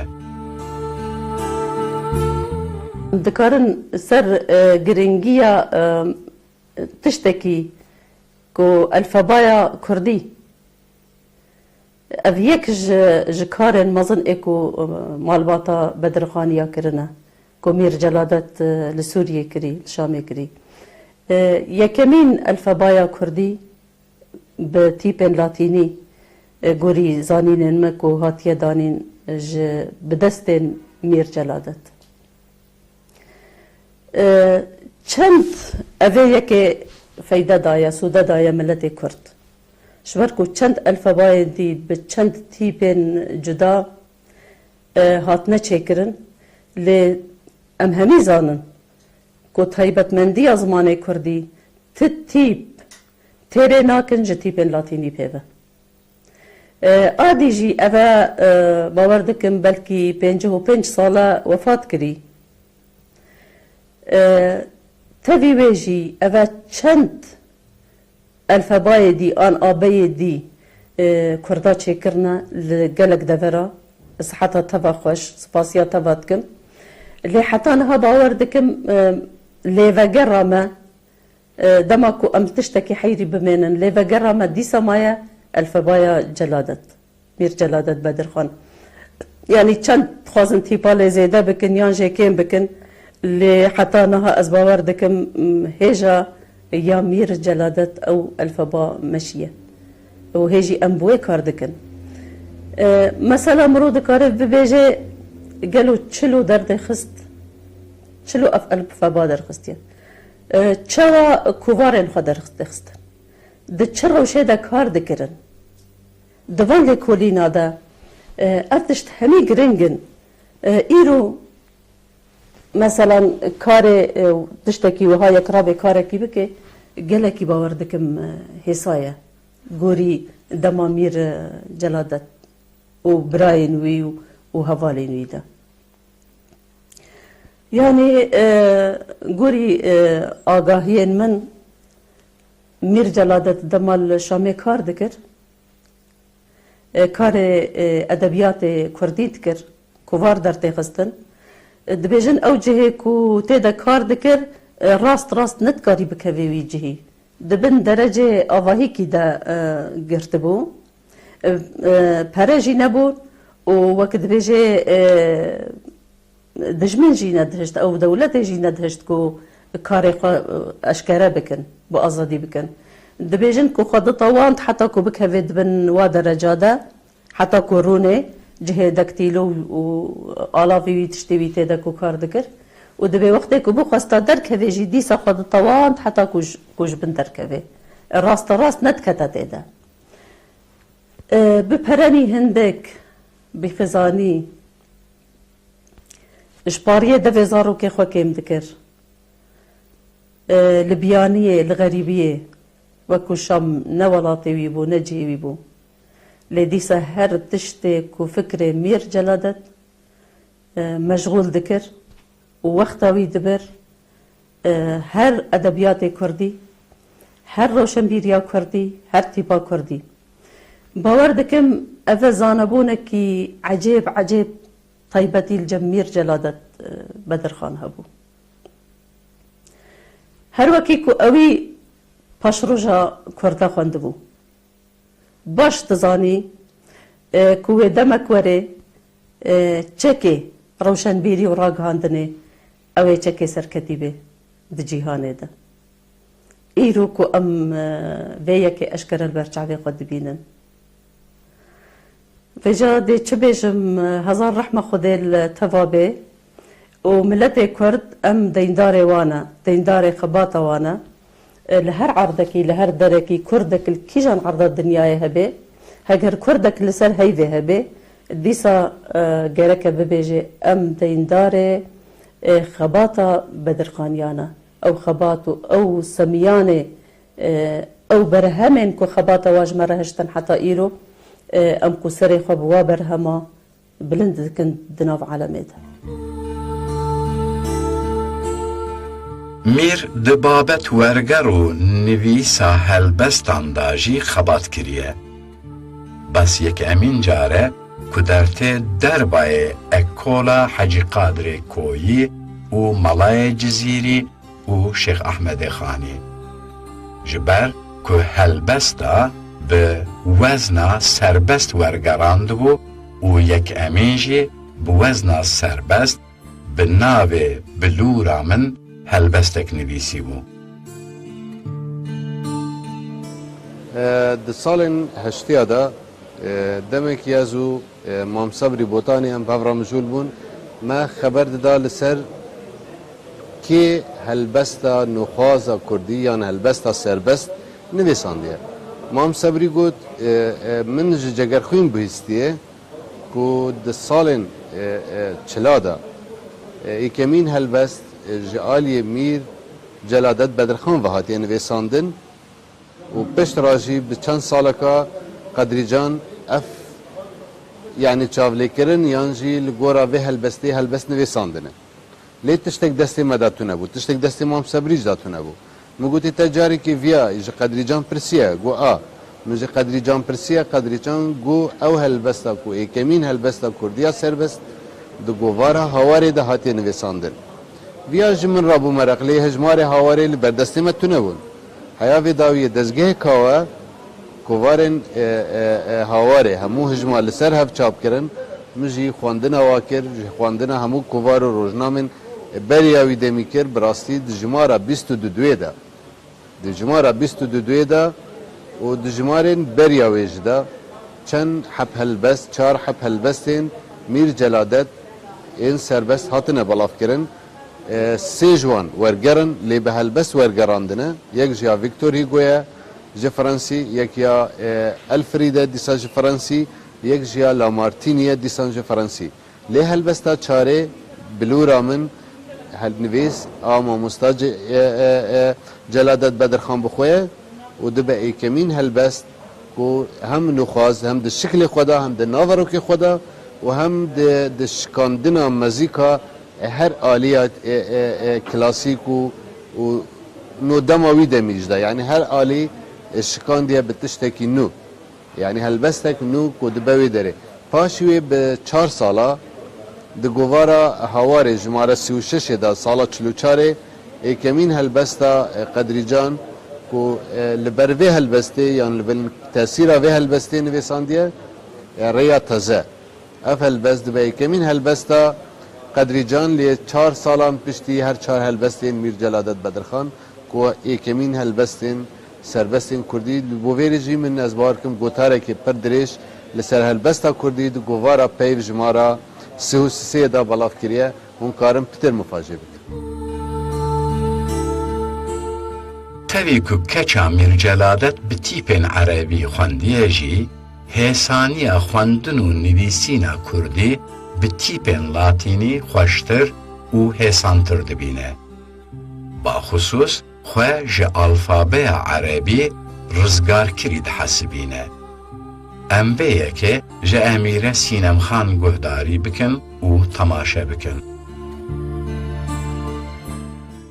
وقت الظاني ألف بايا كردي داني ونها كردي تركيا كردي سوريا هناك كردي عراقي بألف بايا لاتيني دخينن ودنفيسينن وأو ألف بايا راستي قالك مفايدة جيكر قالك هيسانية تشابا تشتغلي تدنفيسيني نوك تيبي عربي يعني حتى انه از زحمتها جمرة از عربي بخينم حفت وهشت الدين ونظانم 3 نقطة و4 نقطة يعني أفا از بيجم تشتاق لك مظلم بو كردا كو اف الفابي هاري حمي عكر وامرج الفابي تيبي عربي ام خلاص بون میرجەلادەت dema hawarê diweşand zorcore nivîs têda hebûn. Bes ji serî ve zor zehmetkêşa ye. Hemû çapxaneyên Sûrî bi tîpên Erebî bûn. Ev pirsgirêkek gewre bû bo mîr. Herfên latînî li Beyrûd durust kiribû û înabû Şamê. Bes rêzkirina evan herfan jî bi serê xwe teşqelekî bû. Dema çapxane êvara dihatin girtin hê nû xebata Mîrceladet dest pê dikir. Em ji Rewşenxan dizanin ku şagirtên biçûk yên xort di çapxana da fêrî rêzkirina tîpên latînî dikir. Dema xebatê bes 4 an jî 5 saet dixewiye. نەڤیان بەدرخان پاشا ولاوێن ئەمین عالی ناف هەمیە ڕاستە ڕاکبیری مەزن ناوانە بوویە ینی مەگوتەوە کامل بەدرخانە سورەیە بەدرخانە دکتۆر کامەرانە کەوژی ڕۆناکبیرە مەزن بس وەک کو دەبێژن جاز بەگ نەدیتیە گاواز شومە سووریا و نەمابوو بەس هەمی دۆستێن ویە هی بەرێ هی کۆمەڵەن کورد هێڤی خۆی بوون مەمدوح سەلیم ئەکرەم بەگی جەمیل پاشا قەدری بەگی جەمیل پاشا حەسەن ئاغا حاجۆ وانە هەمی کو بەحسا میرجەلادەت بەدرخان دەکردن مینە سمبۆلێکی بەحساوی دەکردن بەحسا شەخسیوی ئەخلاقاوی و فلانەوی و کرێوی لا ئالیەک ئالیە ڕووناکبیریژی ئەو لە ئەڵمانیا خوێندەبوو کە تەشت نوویسین بۆ کورد تشتێویژی هەمی نۆهنە تازەنە یەک جوان گراماتیکی کوردیە مەسەلەن کەتە گۆڤار و ڕۆژنامە دەرکردن تەڵەن کامەران بەژی گەلێک مدەت پێرا بوویە بەس هەشە نە ئەو هیم بۆ بنێڕێت بۆ ئەساس بووە یعنی هاوار هاوەیە کە ji گۆڤارێن باشی کوردی کو لە مێژوی ڕۆژنامەگەری کوردی دەرکەتە بێ پاشان ڕۆژە نوێ ستێر لە بێروت دەرکەتیە کامەران بەگدەری خستیە یان دەبینی لەوی ڕۆژنامە و گۆڤار و این دەستی جیاز بەگ تێدایە بە چەند ناو نوویسیە نەکە بناوی خۆ جەلادەت بناوی هەرە کۆڵی عەزیزان بناوی بۆتی بناوی گەلێک تشتە چونکە دەزانی لە ڕۆژنامە نابە سەر و سەر دە مەقالەوی هەمی ئیوی بێ بناوێوی بێ ئەو لەبەریژی بە بنووسێ تشتێ باشقە هەیە جەمی چەند ناو نوویستیە باشێ هاوار دەست بوەشانە خۆ کردبوو و دشەرت و مەرجێن زۆر زەحمەتدا دووەشیە و بەلاوە دەبوو لێ دەما مرۆڤ لێ وڵاتێکی کۆبار ئانژی ڕۆژنامەکی دەربخە نەپێویستە کو ji desthilatdaran îcaze bistîne. Mirceladet jê pêşî daxwaznamekî dide Wezareta Sûrî ya Daxilî. Bes bersiva wezaretê red e. Du emîn car Mirceladet Bedirxan seredanekî nivîskî dike bo Wezareta Daxiliya Sûriyê. Cara duê bersiv bi erîniye. Bes yek şartekî dewleta Sûrî heye. Pêwîst e kovar ne siyasî be. Lê pêwistiya hawar bo Kurdan çi bû? Mera bi wijda bibêje hawar tiştekî gelkî bi nav û dengê nav Kurd e. Yani tu bixwînî hawar mi gelekî xwedî ye. Çîrokê xelkê çil ser xelkê işteğiliye herba yekem çawa bû çilo bû wedayê Kurd çilo bû katibê Kurd çawa bûn her katibek Osman Sevrî Cegerxwîn Qedrî Can herkê Nûreddîn herkê tiştekî wan tê de heye tu karir di hawar de tiştê xwe giştî bibînin û dirona hêjî dewle bes îca hawar dedî tiştê gelek bi nirx û bi qeder tê de hene. Dewleta Fransa li Beyrûd radyoyekî ava kiribû. Bi pêwendiyên Mirceladet û Kamuran Bedirxan di sala 1930 da ji heftiyê du roj weşana zimanê Kurdî dikir. Lê Kamuran Bek hê li Awropa bû. Bes ev bernamên Kurdî di radyoya Beyrûd da bo Mirceladet zor xweş bû. Ji ber ku Kurdî bû. Perê ku radyo dida Mirceladet bes têrî çûn û hatina wî Beyrûd û xewana wî dikir. Bes dema weşana hawar dest pê kir, Mîr Bedirxan hemû hêza xwe dabû ser hawarê. Carna bo yek nivîsekî diçû cihekî ovrojandima. Wek nimûne bo lêkolîna ser ola ezdayetî 15 roj ew Seydayê Cegerxwîn di nav Kurdên Êzîdî da dimînin. Dema Mirceladet ji Almanya hatibû Şamê li mala mamê xwe Salih Bedirxan dima. Ku Salih Bedirxan bavê Rewşen Bedirxan e. Paşî bo xwe xanîkî îcare dike. Di weşana hawar da ji Bedirxaniyan Rewşen Bedirxan alîkariya wî dike. Paşî di sala 1935 da bi dotmama xwe Rewşen Bedirxan ra dizewce. Di evê babetê da me ji keça Mîr pirsî. فسالا 1935 زوجين الشامي وكرك بوان هات صفتر سرناوي برايوية كل ألمانيا أمري خديكر بس نما أمري خديكر باشي از هاتم دنياي سالة 1938 بشت من برايم جمشيد سيونة يعني ديامن أمسينا خهامن أسيمة وأز وجمشيد أسيمة نها القاهرة تجي سيكتش هيا زوجي بو بزهير زلفوكر علياغ زلفوكر داك معلومة سوريا سيكتش هيا شيرين ونسرين وروشن شيرين دزارو هنا نسرين كرك هيا وروشن دوكتش هنا جمشيد صالة نوطنه ده ديسمبر أمري خديكر البرازيل دزارو هنا كرد وأفين كرد دكتورة وأفين أسيستانت سوسيالة زوجية بار بنبية جيجرخوين جيان يعني كوري كچا جگر خينا وأول ألمانيا رودنن وأز تا هفجية من ديت صلاح سعد الله صالح 1906 هم زوجين ما دزارو هنا دلناز وآزاد میر جلادت دناو مالباتا خدا گلک حلیم به فهم و فراست او همدم بویه با خصوص به جن و زاروکین خوره زاروکین وی 4 زمان به هورا فیر بونه جبر کو پیوندی نوان لگل زور انسانان هبو بس د بابت زمان کردی دا میر جلادت جه اکرم و قدر جمیل پاشا داخواز کربو که دنگ بیجک بوان پیدا بکن.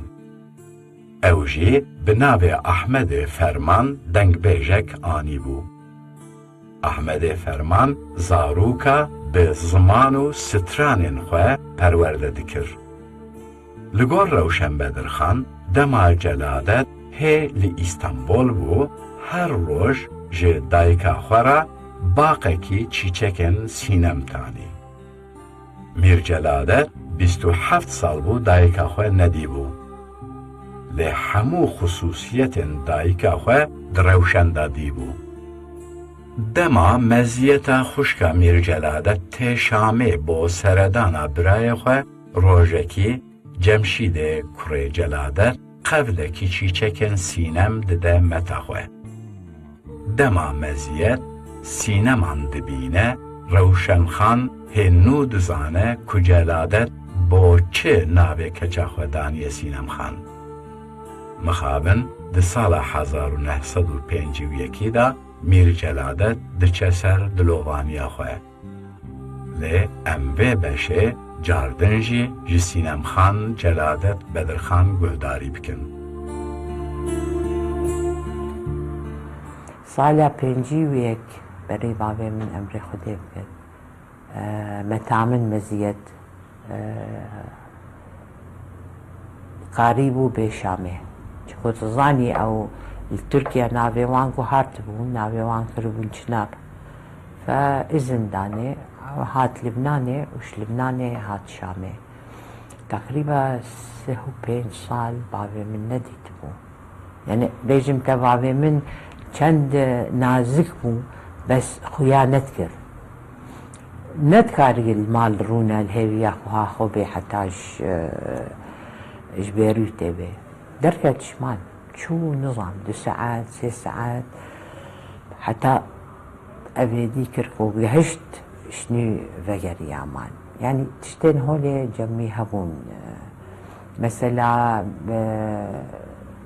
بينجيوك ديسا مع عملية أبانديسيت تشيكر بابي من شو هيجاني نمال شامي قلت أسنى كارموي ببينم وشنجي ناوي هيجاني جهيكو أمري خديكر مكتوبه ديامنت نويسا عنده تقول بيرا قدري ناوي وي سر مكتوبت وي بيرا قدري تقول از متشتاكش ضارو يخورا نكر نها وقت از جوان ربكم والهيجاني قال حسين بك باش شول كرن و بامبو بتشينن و بامبو دركذا مع الأسف دي ما هاي كابي بيرا قدري بو وقتو او هزر كر بله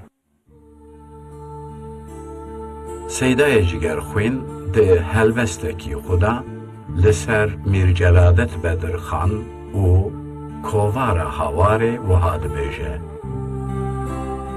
بگی من سرور من ای جلادت شه من رهبر من پر عدالت ده هاوار تو بنویس سلامان جپل من و جکرمانجا تمامان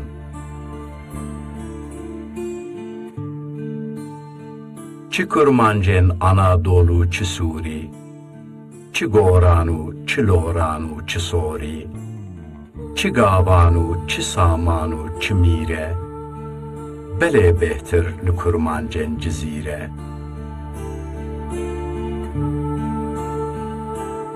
جنافیز بگ بپرسه ای بگی من چی درمانه جبو درد دل من بریندارم جبر داخا ولاته گلو درمان هەیە ئیرۆ لباتێ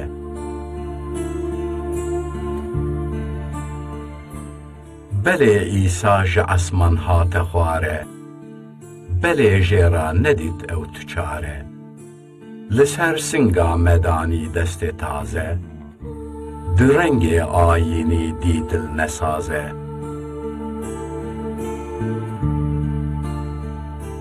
دکر قیرین دگوت دردێ ئەبینە ئەوە دەردێ لە فەرهاد و شیرینە ئەوە دەردێ کوپێ چوونە مەموزین توێ بمرێ ببی دەردێ جەگەرخوین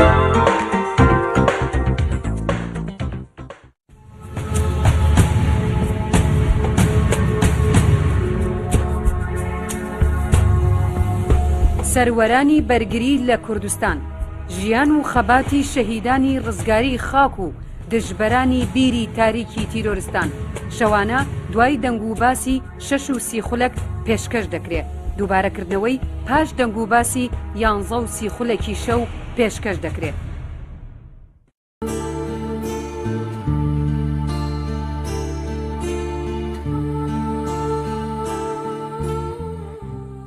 میرجەلادەت ئەمین عالی بەدرخان نەویێ میربەدرخانە di 21 گولانە 1893 دا li İstanbolê hatiye dünyayê. Mala Emin Ali Bedirxan li taxa Kadıköy bû. Mirceladet di destê mürebbiyan da mezin bû. Mürebbiya wî Rum bû. Ne tenha Celadet Bedirxan, birayê wî Kamuran û xuşka wî Meziyet jî bi biçûkayî fêrî zimanê Rumî dibin. Mirceladet di hefsaliya xwe da dest bi dibistanê dike. Bavê wî Emin Ali Bedirxan ji ber ku zêde di nav xebata siyasî da ye, belkî jî bo vê yekê Celadet û Kamuran xwe dernaxin pêş. Ev jî bêhtir ji perwerda Kurdayetiyê tê.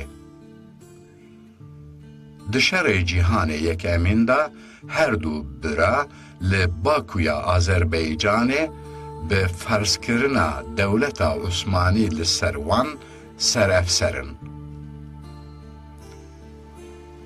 Di hemû kateyên têkoşîna mabeyna salên 1914 û 1922 da Mirceladet rolekî giring dilêze. Lê mixabin paşî ji ber Mustafa Kemal îdama wan derdixe, berê xwe didin ber bi Almanya ve. Di sala 1927 da Mirceladet û Doktor Kamuran bi Kurdên rewşenbîr ve baxusus bi Kurdên Bakur yên ku nefîkirine Sûrî rêxistina xwebûnê di damezrînin. Di 1932 da weşana kovara hewar û paşî jî alfabeya Kurdî bi tîpên Latînî di dîroka Kurdan da wek şorişek tê qebûl kirin. Di salên 1929 سی حتا 31 da şorişa Ararat her çi qas bi serokatiya İhsan Nuri Paşayê jî li pişt şorişê Celadet Emin Ali Bedirxan û xwebûn heye. Şaxekî xebata Mîr Celadet jî li Beyrûd didome. Bes paşî em ê yek bi yek li ser evan pêvajoyan bisekinin. Bes em dixwazin wek bavekî ka Mîr Celadet Bedirxan çawa bû. Pêşî em ê Mîrê mezin ji keça wî sînemxan, guhdarî û temaşe bikin. Celadet Bedirxan bavê min e û yani wextê emrê Xwedê kir ez biçûk bûm. Emrê min 13 sal bû. Bes gelek tiştên bîra min, tiştê şexsî heker bêjim, tiştê biçûk ku heta nûke gelek tesîr li me kirîne. Yani wextê tu ên bîra min, rondik tu ên çavê min. Yani ku mixabinî ew bav zû çû, em jê têr nebûn ez û Cemşîd. Birayê min Cemşîd belê. Yani mesela tê bîra min wextê ez biçûk bûm, her ro ez dikehandim dibistanê. Ez li dibistana Fransîskên bûm li Şamê. Fe Hemirê ji bera behsa Kurdistanê dikir. Ku siba wextê tu mezin bibî em ê pevre herin Kurdistanê û Kurdistan holê xweş e û ala Kurdistan wesa ye. Paşê salê heftê ez çûm Kurdistanê ev mamê xwe ra Kameran. Belê. Tiştên wekû müşterek got yani mesela cem oda wî kes neçû oda wî çima her mijûlê nivîsandin bû, mijûlê gramêra kurmancî, alfabe, diksiyoner. Wextê em ji mektebê vegeriyan em sekinîn berderî meslava wî dikir û ew dikenî û carna ji me re pirsyara min dike tu zanî xarname çi ye? Wextê ev pirsiyar ji min dike min zanî xarname fasulye çima ez gelek fasulî dikim. Tê bîra min sala 44 em çûn ibtiya xwe re em de çin Qahira cem dot mama xwe geça mamê min Süreyya. Şeva em ê herin mamê bavê min ez deyna min çongê xwe esma çi kirin. Heta niha tê bîra min çawa destê xwe danî ser rûyê xwe hewqas ez tirsiyam ew maçawî here. Ne ku ew hejmenet kir, bes nizanim zelamê berî şûrê xwe gelek yani nîşanet kirin. Ev gelek tiştek mezin bû. Paşê par televizyona Fransîzî kurê Charles de Gaulle, Philippe de Gaulle pêra interview çêkirin. تقریبا تشتک هولی گود بابی من لندن بو بشمره تلفن کرد و بیشتر نظام 10 ماه 12 ماه من بابی خو ندیده بو وقتی از گهشتم لندن گود بابی من اسما چی کردم گود اواجی تشتک عجایب بو اجمره yani. Mîr Celadet Ali Bedirxan di biçûkayî xwe de zor zekî bû. Bes hê jiyanek bi zor û zehmetî li pêşiya wî bû. Ne tenha Mîr Celadet lê hemû zarokên malbata Bedirxaniyan bi biçûkayî fêrî zor zimanan dibûn. Lê yek emîn ziman zimanê dayîkê ye. Celadet Bedirxan Mîrê Kurd layê Kurdistan. Celadet Bedirxan li Stenbolê çêbûyî sala 1893.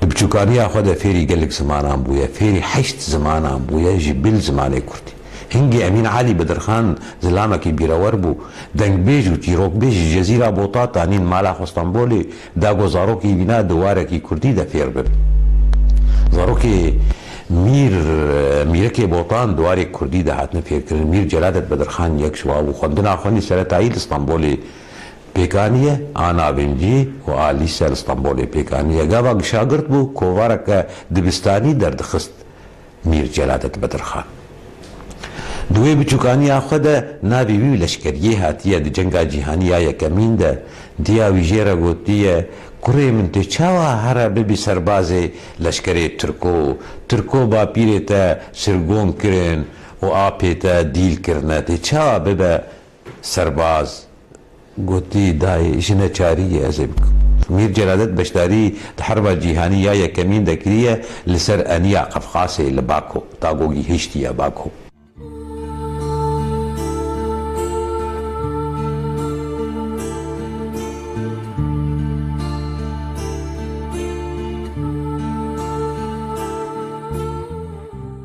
Mîr Celadet hê di xortaniya xwe de dest bi xebata Kurdîniyê dike. Bes heya Emîn Alî Bedirxan li pêş e, ew xwe dernaxe pêş.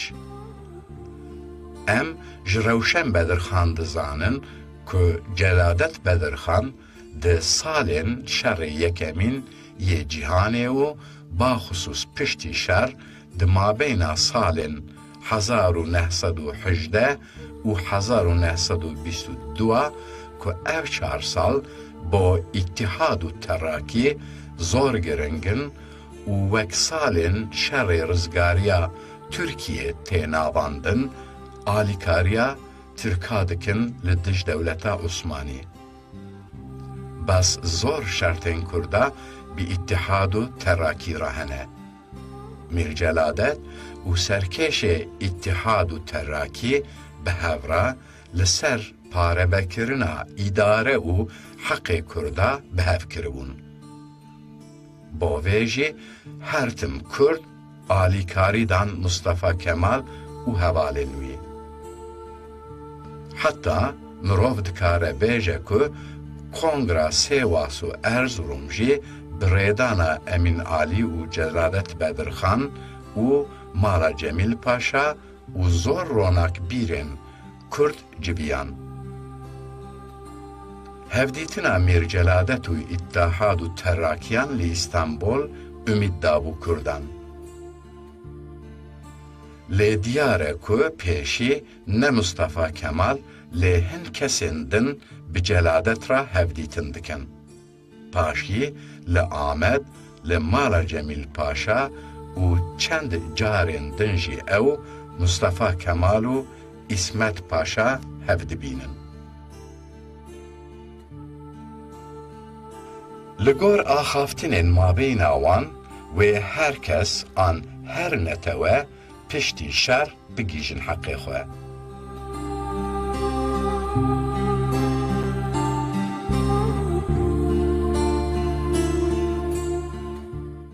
Mesela İttihat Terakî li Parîsê kongra xuna yekemîn wexta çê dikir, kongra wana yekemîn wê derê 1902 da bû, wê derê Abdurrahman Bedirxan û Hikmet Baban ewana her jî mümesîlê Kurda bûn. Mümesîlê Ermeniya hebûn, Cüdûya, Yahudiya hebûn, Dinê hebûn, Arnavûda hebûn, ewana her kes jî ew kabûn. Kurda bûn. Wê derê yani ewana dixwastin bi ev ra bi İttihat Terakî re herin, bi İttihat Terakî re bi tevî wana alîkariya wana em bêjin Sultanê Osmanî biguherin, bira demokrasî bê, bira mülayimtî bê, bira her netew heqê xwe qet neve heqê xwe ji berê bêtir bistîne. Evana ev tiştê hat dixwastin. Lêberê dîsa jî ilk qarardayên 1918 da ye. Wê çaxê Bedirxanî jî, Babanî jî, Dinê jî ewana gişta ew dixwastin.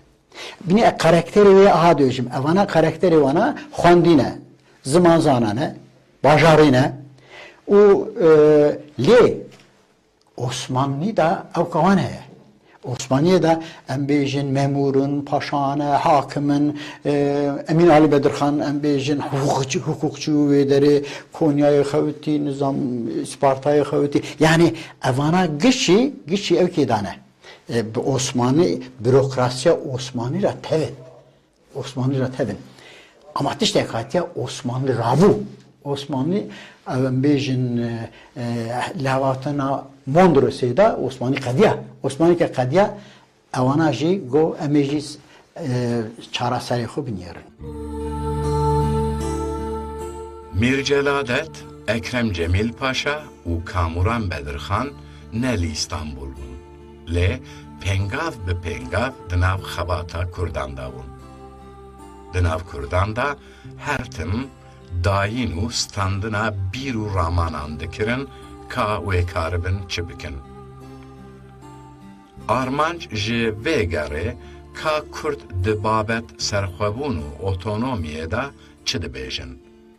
بلکی جه اویک دبابت جدا فکراندنا ما بین کردان دا پیوست بو.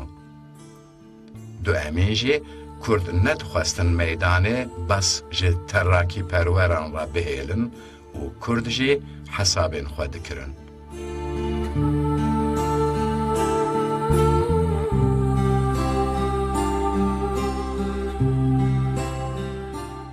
میر جلادت بدرخان د سال 1919 دگل اکرم بگی جمیل پاشا و برای خود دکتور کامران بدرخان بگره که لکردستان گریانه داگو داخوازی گلی کرد ناس بکن بری پیمانا سیوری به مهر کرن که گلی کرد تخوازن بدولت عثمانی را بمینن آن سرخوبون آخوا بخواست بلی مخابن مصطفى کمال و هوالی نوی طلعت و انور بوا اگهدار بونه كتيباك لشكرش عندنا طيوانا رديانا جبر واحد طاقو دعن تابيرة ودحالة بيرة دركتنا مير جلادت بدرخان دصالة حضار نحصدو بيشتو دودوان ده دقال براية كاميران صفدر توفيق وحكمة ربيانا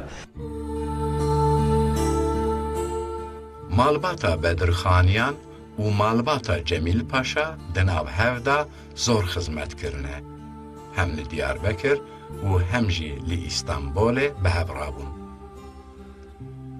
اف پیوندی و لأوروپا و لسوریه جی بردوام بکه مخابن مالباتا جمیل پاشا دکبن شر جیهانه و 4 کسین وان جیانا خواه شدست ددن لی با اتحاد و تراکی ابن باسه. داویه و د سال 1926 دا لدادگاه استقلال یا آمد بین محکمه کرن. لسر اوان پیوندیان جاله اکرم جمیل پاشا و هاد بیجه.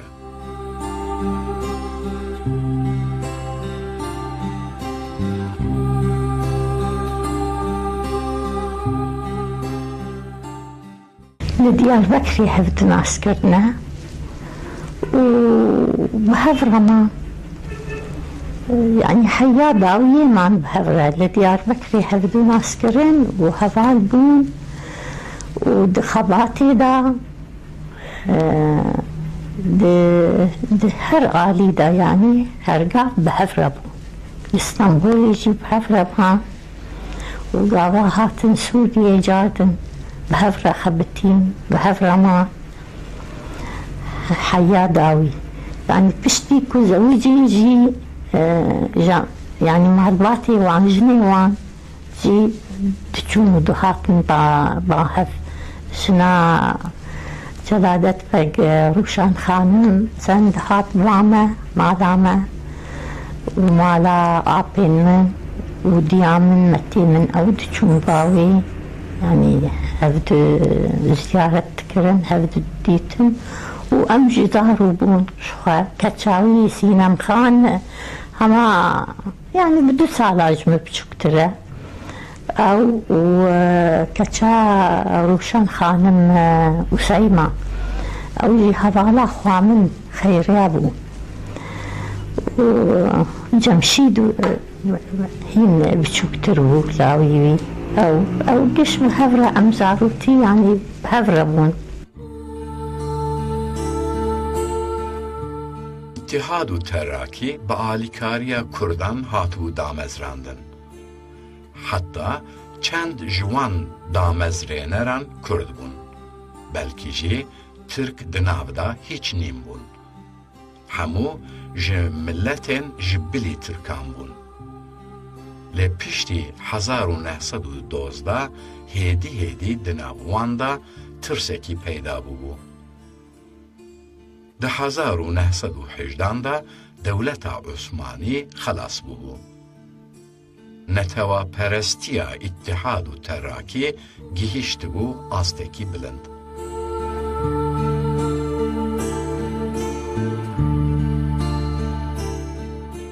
نها اتحاد ترقی وقتا مری دنیر اتحاد ترقی خواستیه گوهرتین بینه مدرنیزم بینه ترکیه و چاقی نه نجات پرست بون آراستی نه نجات پرست بون و چاقی دخواستن ام بیجن ارمنی و کرد و عربن ایدبن ام ملتیک لعثمانی دا دیجین اوانا daha فریقت بن daha راحت بن لو ماجی دستی خود دانه هف دستی خود دانه هف که اتحاد ترقی چکیره اتحاد ترقی 5 کسا چکیره او 5 نترکن استنا بیجم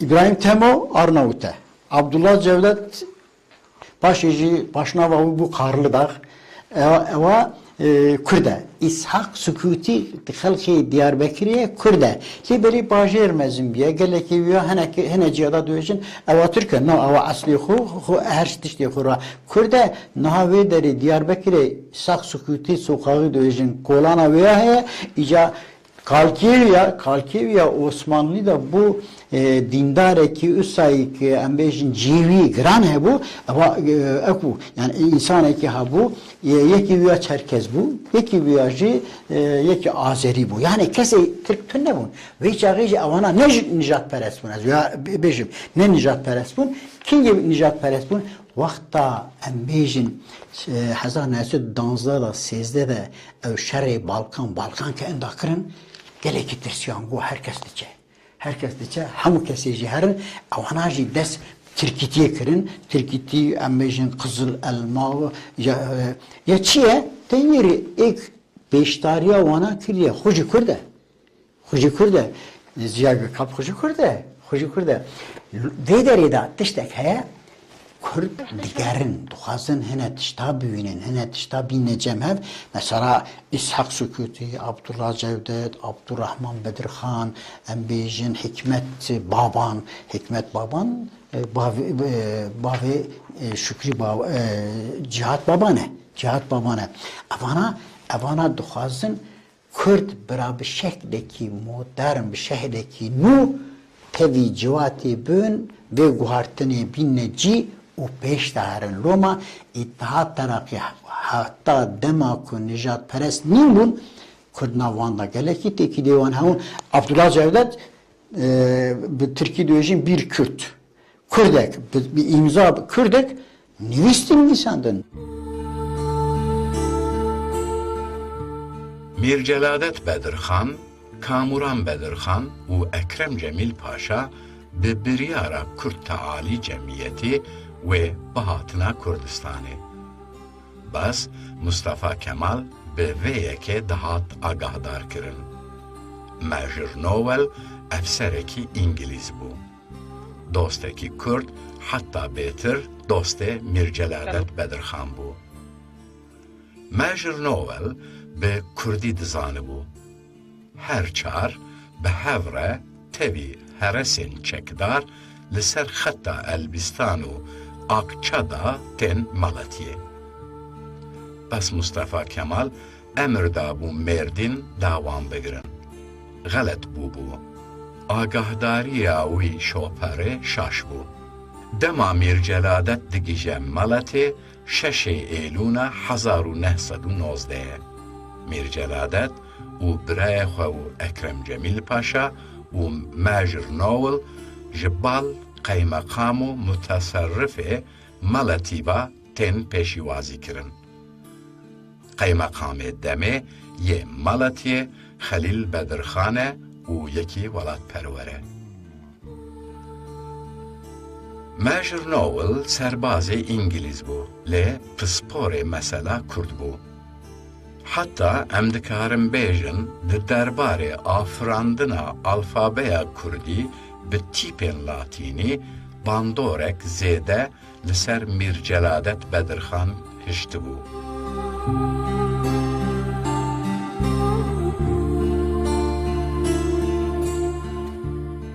ميجر نوئيل افسركي بريطاني بو وروشلات ناسك بو يعني انجلستاني يقلق دوستي كردا بو قالك دوستي كردا الكونغرا باريس 1919 ويرولك مزنها بو دخست كوش انجليز رابيجي قالك الدولة الكردية شيبي واليكاريا جنرال شريف باشا يذكر ميجر نوئيل قالك دوستي جلادت بو جلادت عندك بيرهاتني خدا دبي ميجر نوئيل او سببا هندي بوكو اس تيبي لاتيني بكاربينم دقو از فيرا بو ام الكردستاني تقريا ناف دفري كوچرا وادرا دقو ميجر نوئيل هر قوتنا كردي دبيست دنبيسانت جلادت دقو مش دنبيسانت دقو مب دسخط عثماني دنبيسانت دقو ميجر نوئيل يجيب انجليزي بلاتيني دنبيسانت دبي جاري كم شون سركانية كي امرونشتن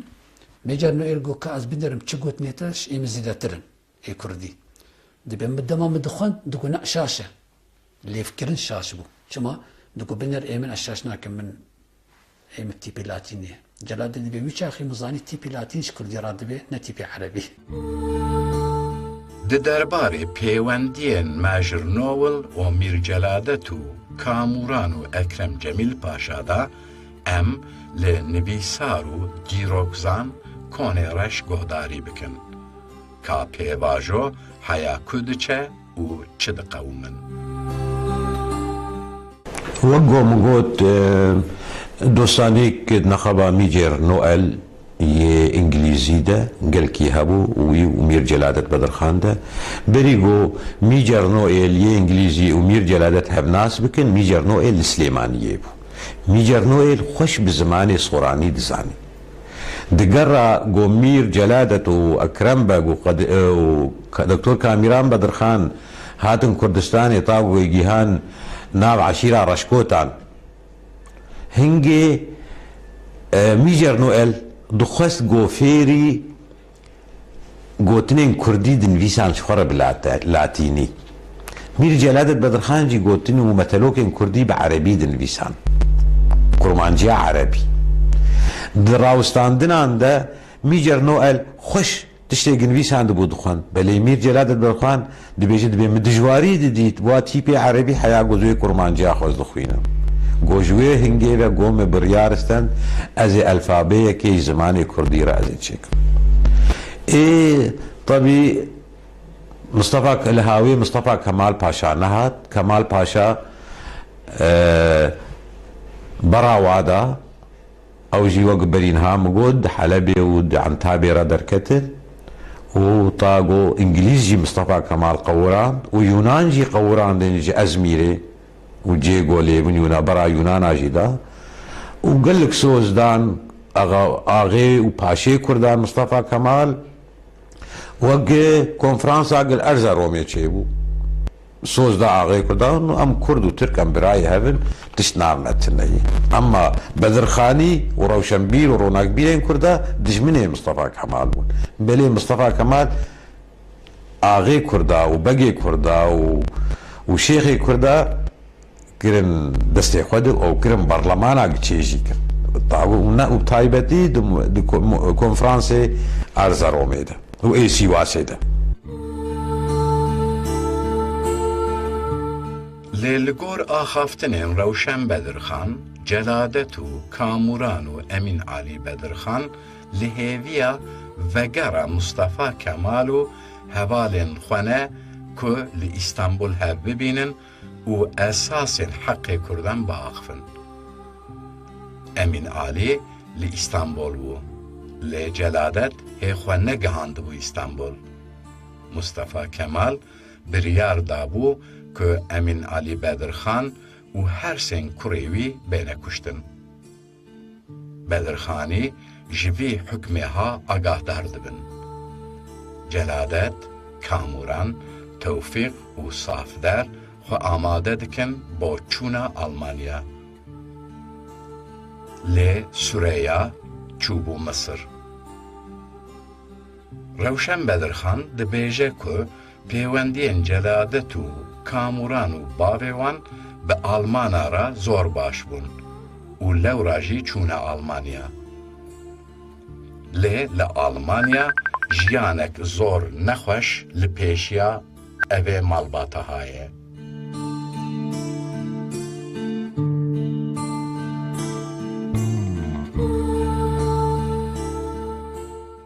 جلالة بدرخان، كاميران بدرخان، صفدر، توفيق وحكمت بشتي قشوني ألمانيا خوندني قال لك روجين تشتينو دجوار درباس كرنا قال لك روجان دي تشنينا تريد كار كرنا قال لك شبين سار دجيانا خدا بهران دنا او جدري دراويق جوار هر براغ جوالات جوار هر او جدر بروا قطبو بابي ونساو القاهرة براي وسوريا نجار بو اوجي للقاهرة ويتجوار بشين نجار بو بشغولن دي چاندنيه دي شغولين دي ايزنگا دي شغولين دي چنينا دري دي شغولين و چندين روجين سار و دجوار و برچيوون درباس کرنه لگور گودای روشن بدرخان شمون راتو کند.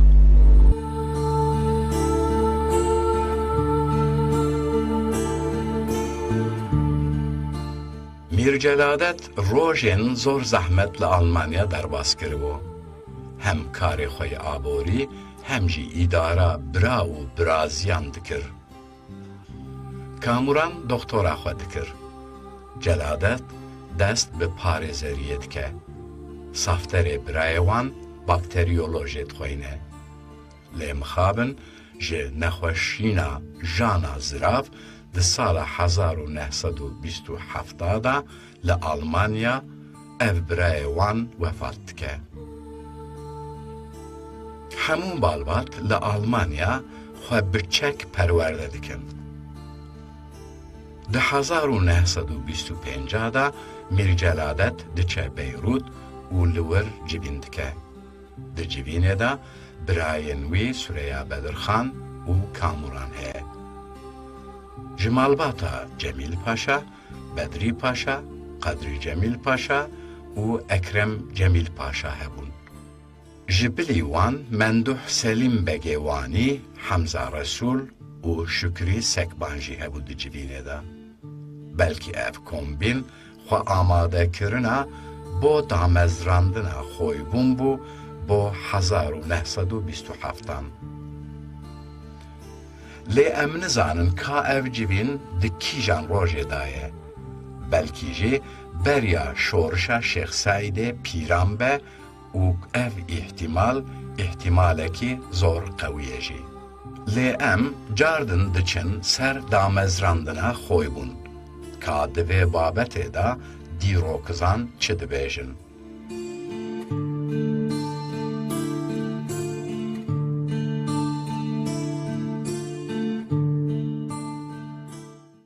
پشتی گو میر جلادت بدرخان بابی نساغ بو و بگریاد سالا 26 ده بابی امین عالی بدرخان کوچا داوین کر وقم گوت بری پیوندی واو ارمنا بحفره بون جبری پیمانا سیوری و نوبار پاشای ارمنی و شریف پاشای اسلیمانی هبدو ناس ذکرن هنگی خلیل رامی بدرخان اوجی سرگونی بیرودی ببون هنج قاهرة میر جلادت بدرخان بری خدا بیروت هات بیروت مالا مامی خو خلیل رامی بدرخان خلیل رامی بدرخان ده سالا 33 ده کوچا داوین کرد بیروت هات مالا مامی خو و پیوندی دگل ارمنین حزب طاشناق بدانین خوست تشتکی جوالاتي خربك هنگی بهیست بو خوست گرونا کبیر و روشنبیرین کردا کوم بکه واو ارمنا بگین هفدو ويش هنجي شيخ سعيد افندي ديار بكرة شوتي هاتبو بدار بكر دقل شلو حفظ شيوخ وبق واغين كرداني دلسوز قال لك جي بقلر اغلرين كردا تشوبون سرقوني اناضولي اماسيا ونيكدا تركاو سرقون كربون هنجي واجي ربيابون بخط ببون هنجي تشوبون موسلي هنجي زار وبراي الشيخ سعيد افندي بنخط ببون هنجي مير جلادة بدرخان جباك حسان رشاند هجمارا وانا باوريام ده دور 11 یا 12 کسابون دناب واناده مصطفى شاهین بک جکوبانی بوزان شاهین بک جکوبانی ودناب واناده حاجو آغای هبیرکی و امین پریخانی امین آغای پریخانی سروک عشیره رمان ابجی شان دوانا چون بیروت لباجار زحله بدنا شاشبه لبيروتي بأرمنا ره دمالا بهم بابازيان ده كونفرانسي خدانين او أرمنا لهف هاتن طبي ألوزية قلكي ما ظند ناقبا نابرا كردو أرمنا ده وبتايبتي بشتي فرمانا أرمنا وبشتي أرمنا دش خاك خو ولاتي خبرت بنار ميزك بيچندي مير جلادة بدرخان بزانا بونا خوا ببیر و باوریین خو به دیپلماسیا خو ارمن قانع کرنه طاقو کملا خوی بونه دا مزرینه دفرد تشتن هنا از نگهشتم وانا بیچاوا و چلو دمالا بهام پاپازیان ده کملا خوی بونه دا مزراندن دی 5 اکتبر سال 1927 ده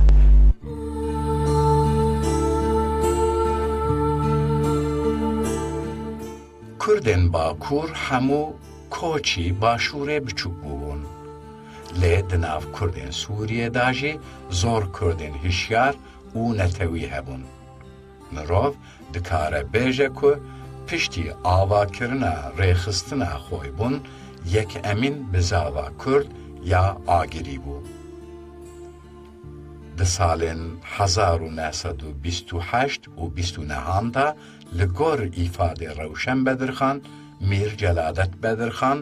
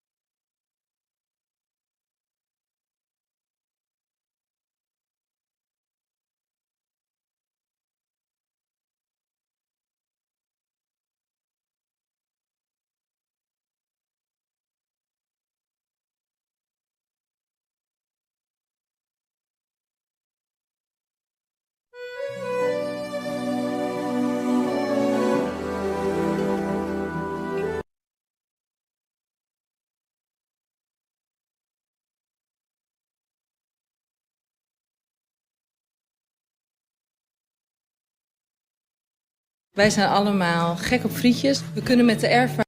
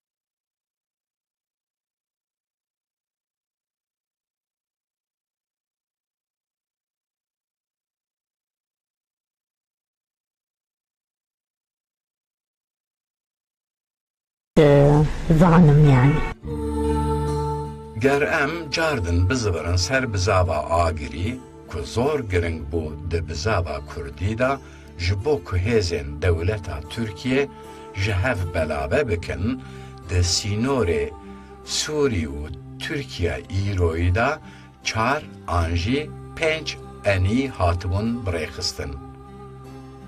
لی اوجی با سرکفتنک دورو درش نبس بو.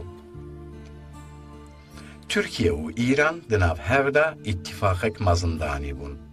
Çiye agiri ji rojhelat ji aliye İran'da hat dorpeş kirin. Bizava agiri tek diçe u tevotin ku be hevkariya her du devletan hatta Türkiye hin ji ahaxwe dide İran'e. İhsan Nuri Paşa mecbur dimine و درباسی ایرانی دبه. تیگوتن که ده سال 1978 به قزاکی ترمبیلی وفات دکه و دچه سر دلووانی خواه. اینگه برو پاشا حسکو تیلی دچیای عراراتی ده دست به نیو سر هلدانه که کرد. هنگه احسان نوری پاشا رویایی بو جیشا ترکی خل بغدی گرت بو دگل چند هبالی خواه خورشید و راسم چند کندن کوملا خوی بونه بریار استاندن به سروک گو احسان نوری پاشا به سروکی سرهلدانا عرارات آنگو آگری داغ اوها احسان نوری پاشا نمردی نکر به میرانی چو شورشا آگری داغی و سرهلدانا شورشی کر و حکومتک دام زراندن و آلا کردی یکمین جار دچیای عرارت ده هات بلند کرن ده سالا 29 حیانی سالا بوهارا 31 زور ده سالا 30 ده زورک مزن لشورش عرارات هات کرن هنگی کوملا خوی بون بریار ده به پیکانینا 4 انیین دن گوش باشوری کردستانا باکور و لترکاخینا آنی اکجه لسری کانیه بو بسروکتیا زاروکین ابراهیم پاشای ملی آنی اکجه لدربیسیه بو بسروکتیا اکرم بگو قدری بگی جمیل پاشای دیار بکرلی آنی اکجه لتربسیپیه بو بسروکتیا میر جلادت بدرخان بخواه و حاجو آغای حبیرکی و رسول آغای جیلی و آنیک جیجی بسروکتیا رحمتی عبدالرحمن گارسی و دچیای بوطامتا بلی مخابن هر سی 4 آنیه شر یک جواجی نچو سری و ببورا آنیک جیجی لکوبانه بسروکتیا مصطفى شاهین و بوزان شاهین برازی و دقلوانا عثمان صبری مخابن هر 4 آنیجی نچو سری شیخ عبدالرحمن گارسی غلامی نجمو بخیانتی سری ویجه کر سری برشترکارش بوگ عفوا خبیده حاجو آغای هفیر کی میر جلادت بردخان گیهان مدیاد مالا چلوی پسمامی واکتن پیشیا واده نهشتن پیش بمشن مالا جمیل پاشا بی عشیر بون کسی انگوسوس پیر دابون جی مشکینان و جی داشیان و جی خورسیان گبین سر سوزا خواه گمیردین دیخم بندسی خواه دی نهاتن سر سوزی خواه زاروک ابراهیم پاشای ملی واجی سوزی خواه نبرن سری بتنی عثمان صبری لچند قرقولا خست دشتا سویرکی ده در حال ده دستلاتا فرانسیجی سوریه ده دستی خودانی سر سروکی و سرهلدانات تبان گیش برن شامی کرن بن رو مشتنا زوری ده ابدمها حشتاده صالة 1930 هنگی تب ولات باريزين كرد جحاجو آغا بقر تا بقهيجة مصطفى شاهين وبوزان شاهين وعارف بك عباس ودكتور نافذ بك زازا وقدريجان وحمزة بقي مكسي تب كرن بن رونشنا زوريدا لشامي هنگي ولات باريزي كرد ييگو تب هردم گرکم نابی ببیجن مخابن کسی سر تشتگنن بیساندیه علی آغای زلفو یک جی 5 کسین هری دولمند سوری ده مالا خوشوارا بکر تب آش مطبخا خو تب غلامین خو و تبون میوانه وینا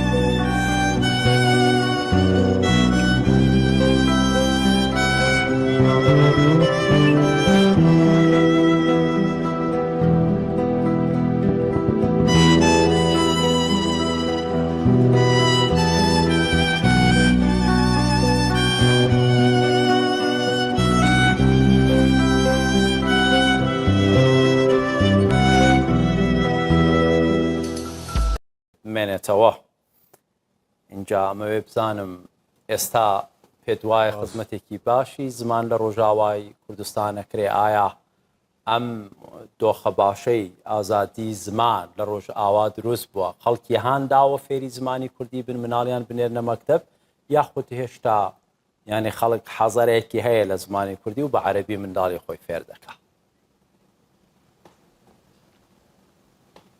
بله سپاس از روژا زمان دایکه لطب کردستانیان از پیروز دکم اب روژا قد سال 1999 ده یونسکو اب روژ 21 شباط ابناف کروک روژا زمان دایکه بگمان ام کرد جی ملت کی هزار سالان و دنابرا چای زاگروس توروس و امانوس ده جیانه زمان ما بمرة هاتي افراندن و جهه خو قرتيه قلكي اتخازم ولو كرتوم كرتيه كي لسر زمان كردي ورحمتكي شكوي حسن يجو يكمين جار زمان كردي شيرين وخشة دوي دبستانا قوسمكو آغايش كاكي وعبد الرزاق بدر خان لباجاري خوي صالح حزار وناصد وسيزادا مزرعان دبون وك سرودا دبستاني زماني كردي شيرين وخشة قويبري صدو 8 سالان وأف سرودا زماني كردي داد قوتن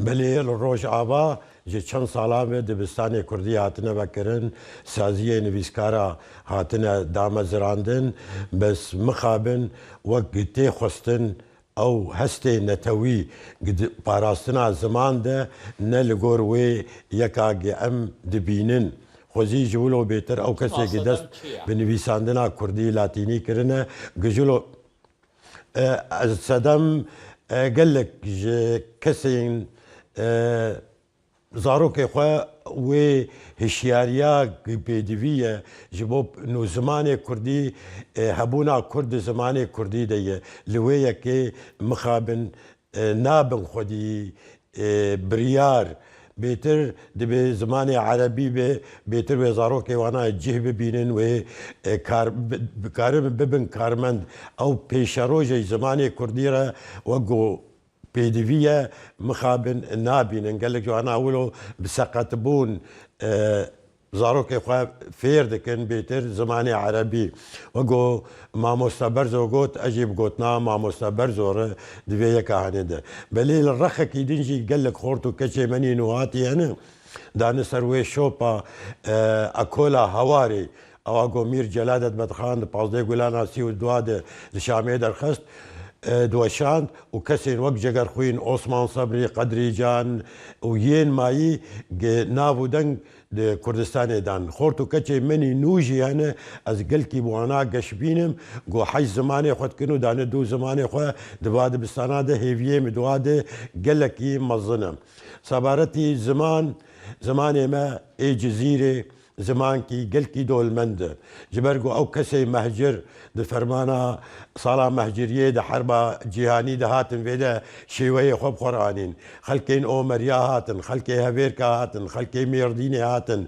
خزینه زمان کردی گش کتیه بریا میردین ده و جزیره سوریه ده زمان کی تیوله زمان کی گل کی دولمند مخابن گەرەک ئەب نویسکارێمە پڕێوە بەرێ خۆدانە هوناندنا هەلبەستان گەرەک بەرێ خۆدابانە دان هەبا فلۆکلۆر و زارگۆتنا مەژی ئەف زمانێمە دابانە هەب عرف و عادەتێمە دابانە هەب کا کۆنێڕەش مەسەەن ببۆرینە گەل لە کەس دوێ باوەریە دەنە ئەم بەحسە کورمانجی بکەن گەل لە کەس دوێ باوەریە دەنە کورمانجی یعنی زارەڤایە کورمانجی کوردی زارەڤایە کورمانجی دوارێ زانستیدا دوارێ تەکنۆلۆژیدا زێدە پێش نەکەتیە یانجی خزمەت ژێرا نەهاتیەکردن یانجی کار لەسەر نەهاتیەکردن بێتر دوارێ ئەدەبیدا مەسەەن بێ هەلبەست هاتنە نویساندن چیرۆک هاتنە نویساندن یعنی ڕۆمان هاتنە نویساندن باشە دڤی واریدا چاوە ئەم دکارن کورمانجی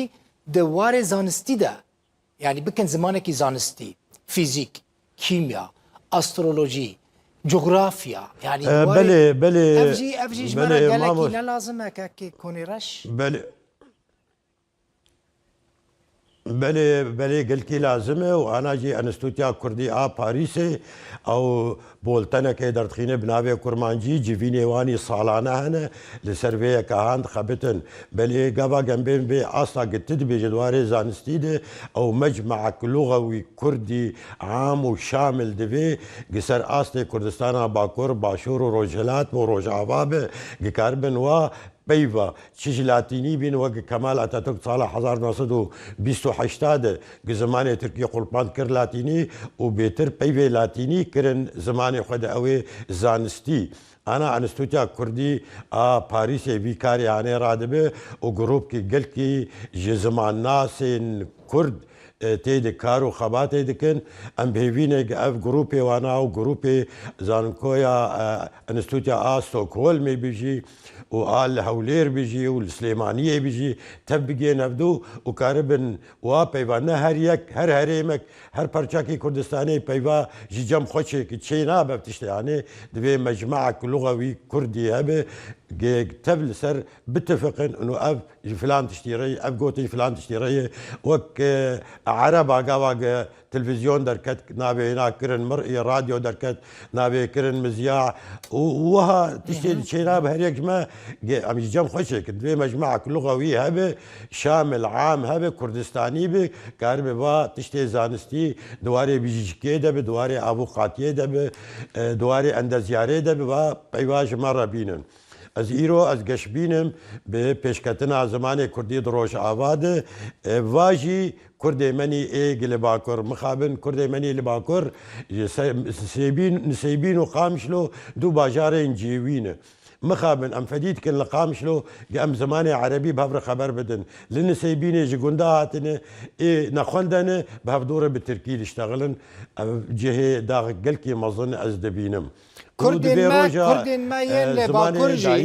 کوردên me yên ku bakur dimînin jî mesela li Ewropa jî her çi qas yani li Ewropa ziman bi her awayî serbestin li wê derê jî Tirkî daxivin tiştekî din bêjim belkî yani dengê te bigihê Kurdên me yên li Ewropa li Ewropa li Almanya li Fransa welatên din yên İskandinavya bi fermî zimanê dibistanê zimanê Kurdî vebûne lê malbat mamoste gazinan dikin mamosteyên zimanê Kurdî gazinan dikin dibêjin malbat kêm zarokên xwe dişînin dibistanên Kurdî çi dibêjî ji bo vê belê mixabin vê yeka hanê ez xweş agahdarim kak dilbixwîn ez xweş agahdarim ev cihê daxê û mixabiniyek gelkî mezin e û divê derbarê de divê roja zimanê dayîkê de bi min xweş ez gotinkê bibêjim roja zimanê erebî heye roja zimanê ingilîzî heye roja zimanê fransî heye ser asta Kurdistanê tevî ez bêjim bi min xweş e roja weşana kovara hewarê pazdê gulana 1932 em wê rojê jî bikin roja zimanê Kurdî ji ber got vê rojê de ew kovara hewarê dema got hat weşandin tev entelektolên Kurd yên bejimbilind di wê kovarê de dinivîsandin bi elfebeya latînî heger cegerxwîn be Osman Sabrî be Qedrîcan be ji xwe mîrê mîra Mîr Celadet Bedirxan be Mîr Dektor Kamîran Bedirxan be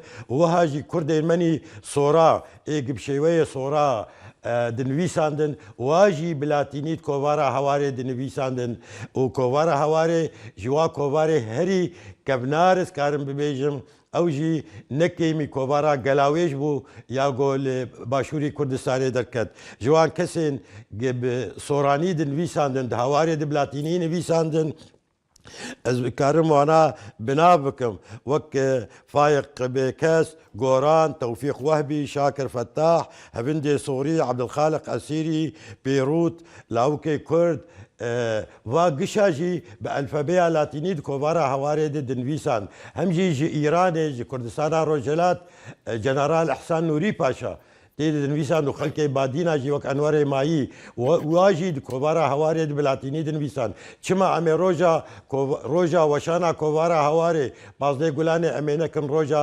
زمانێ کوردی gelekî spas te hêvî dikim kesên ku vê yekê dikin bibîsin roja 15 Gulanê bibe roja zimanê Kurdî ji ber ku 15 Gulanê 1932 da li Şamê kovara hawar ku yekemîn kovar bû bi Kurdiya alfabeya latînî weke ku em niha pê dixwînin û dinivîsînin derxist bû. Zor zor spas ku hûnê reş zimanzan û nivîskarê Kurd ji qamişno mîvanê me bû. Lê hezr û bîrên zarokiyê zor caran gelek tiştan fêrî mirov dike. Lê Dilnazxan ne tenha carekî mamê dayika xwe dîbû. Paşî jî di qîzantiya xwe de bo demek dirêj bûbû mêvanê Mîr Kamuran li Parîsê. Di derbarê kesayetiya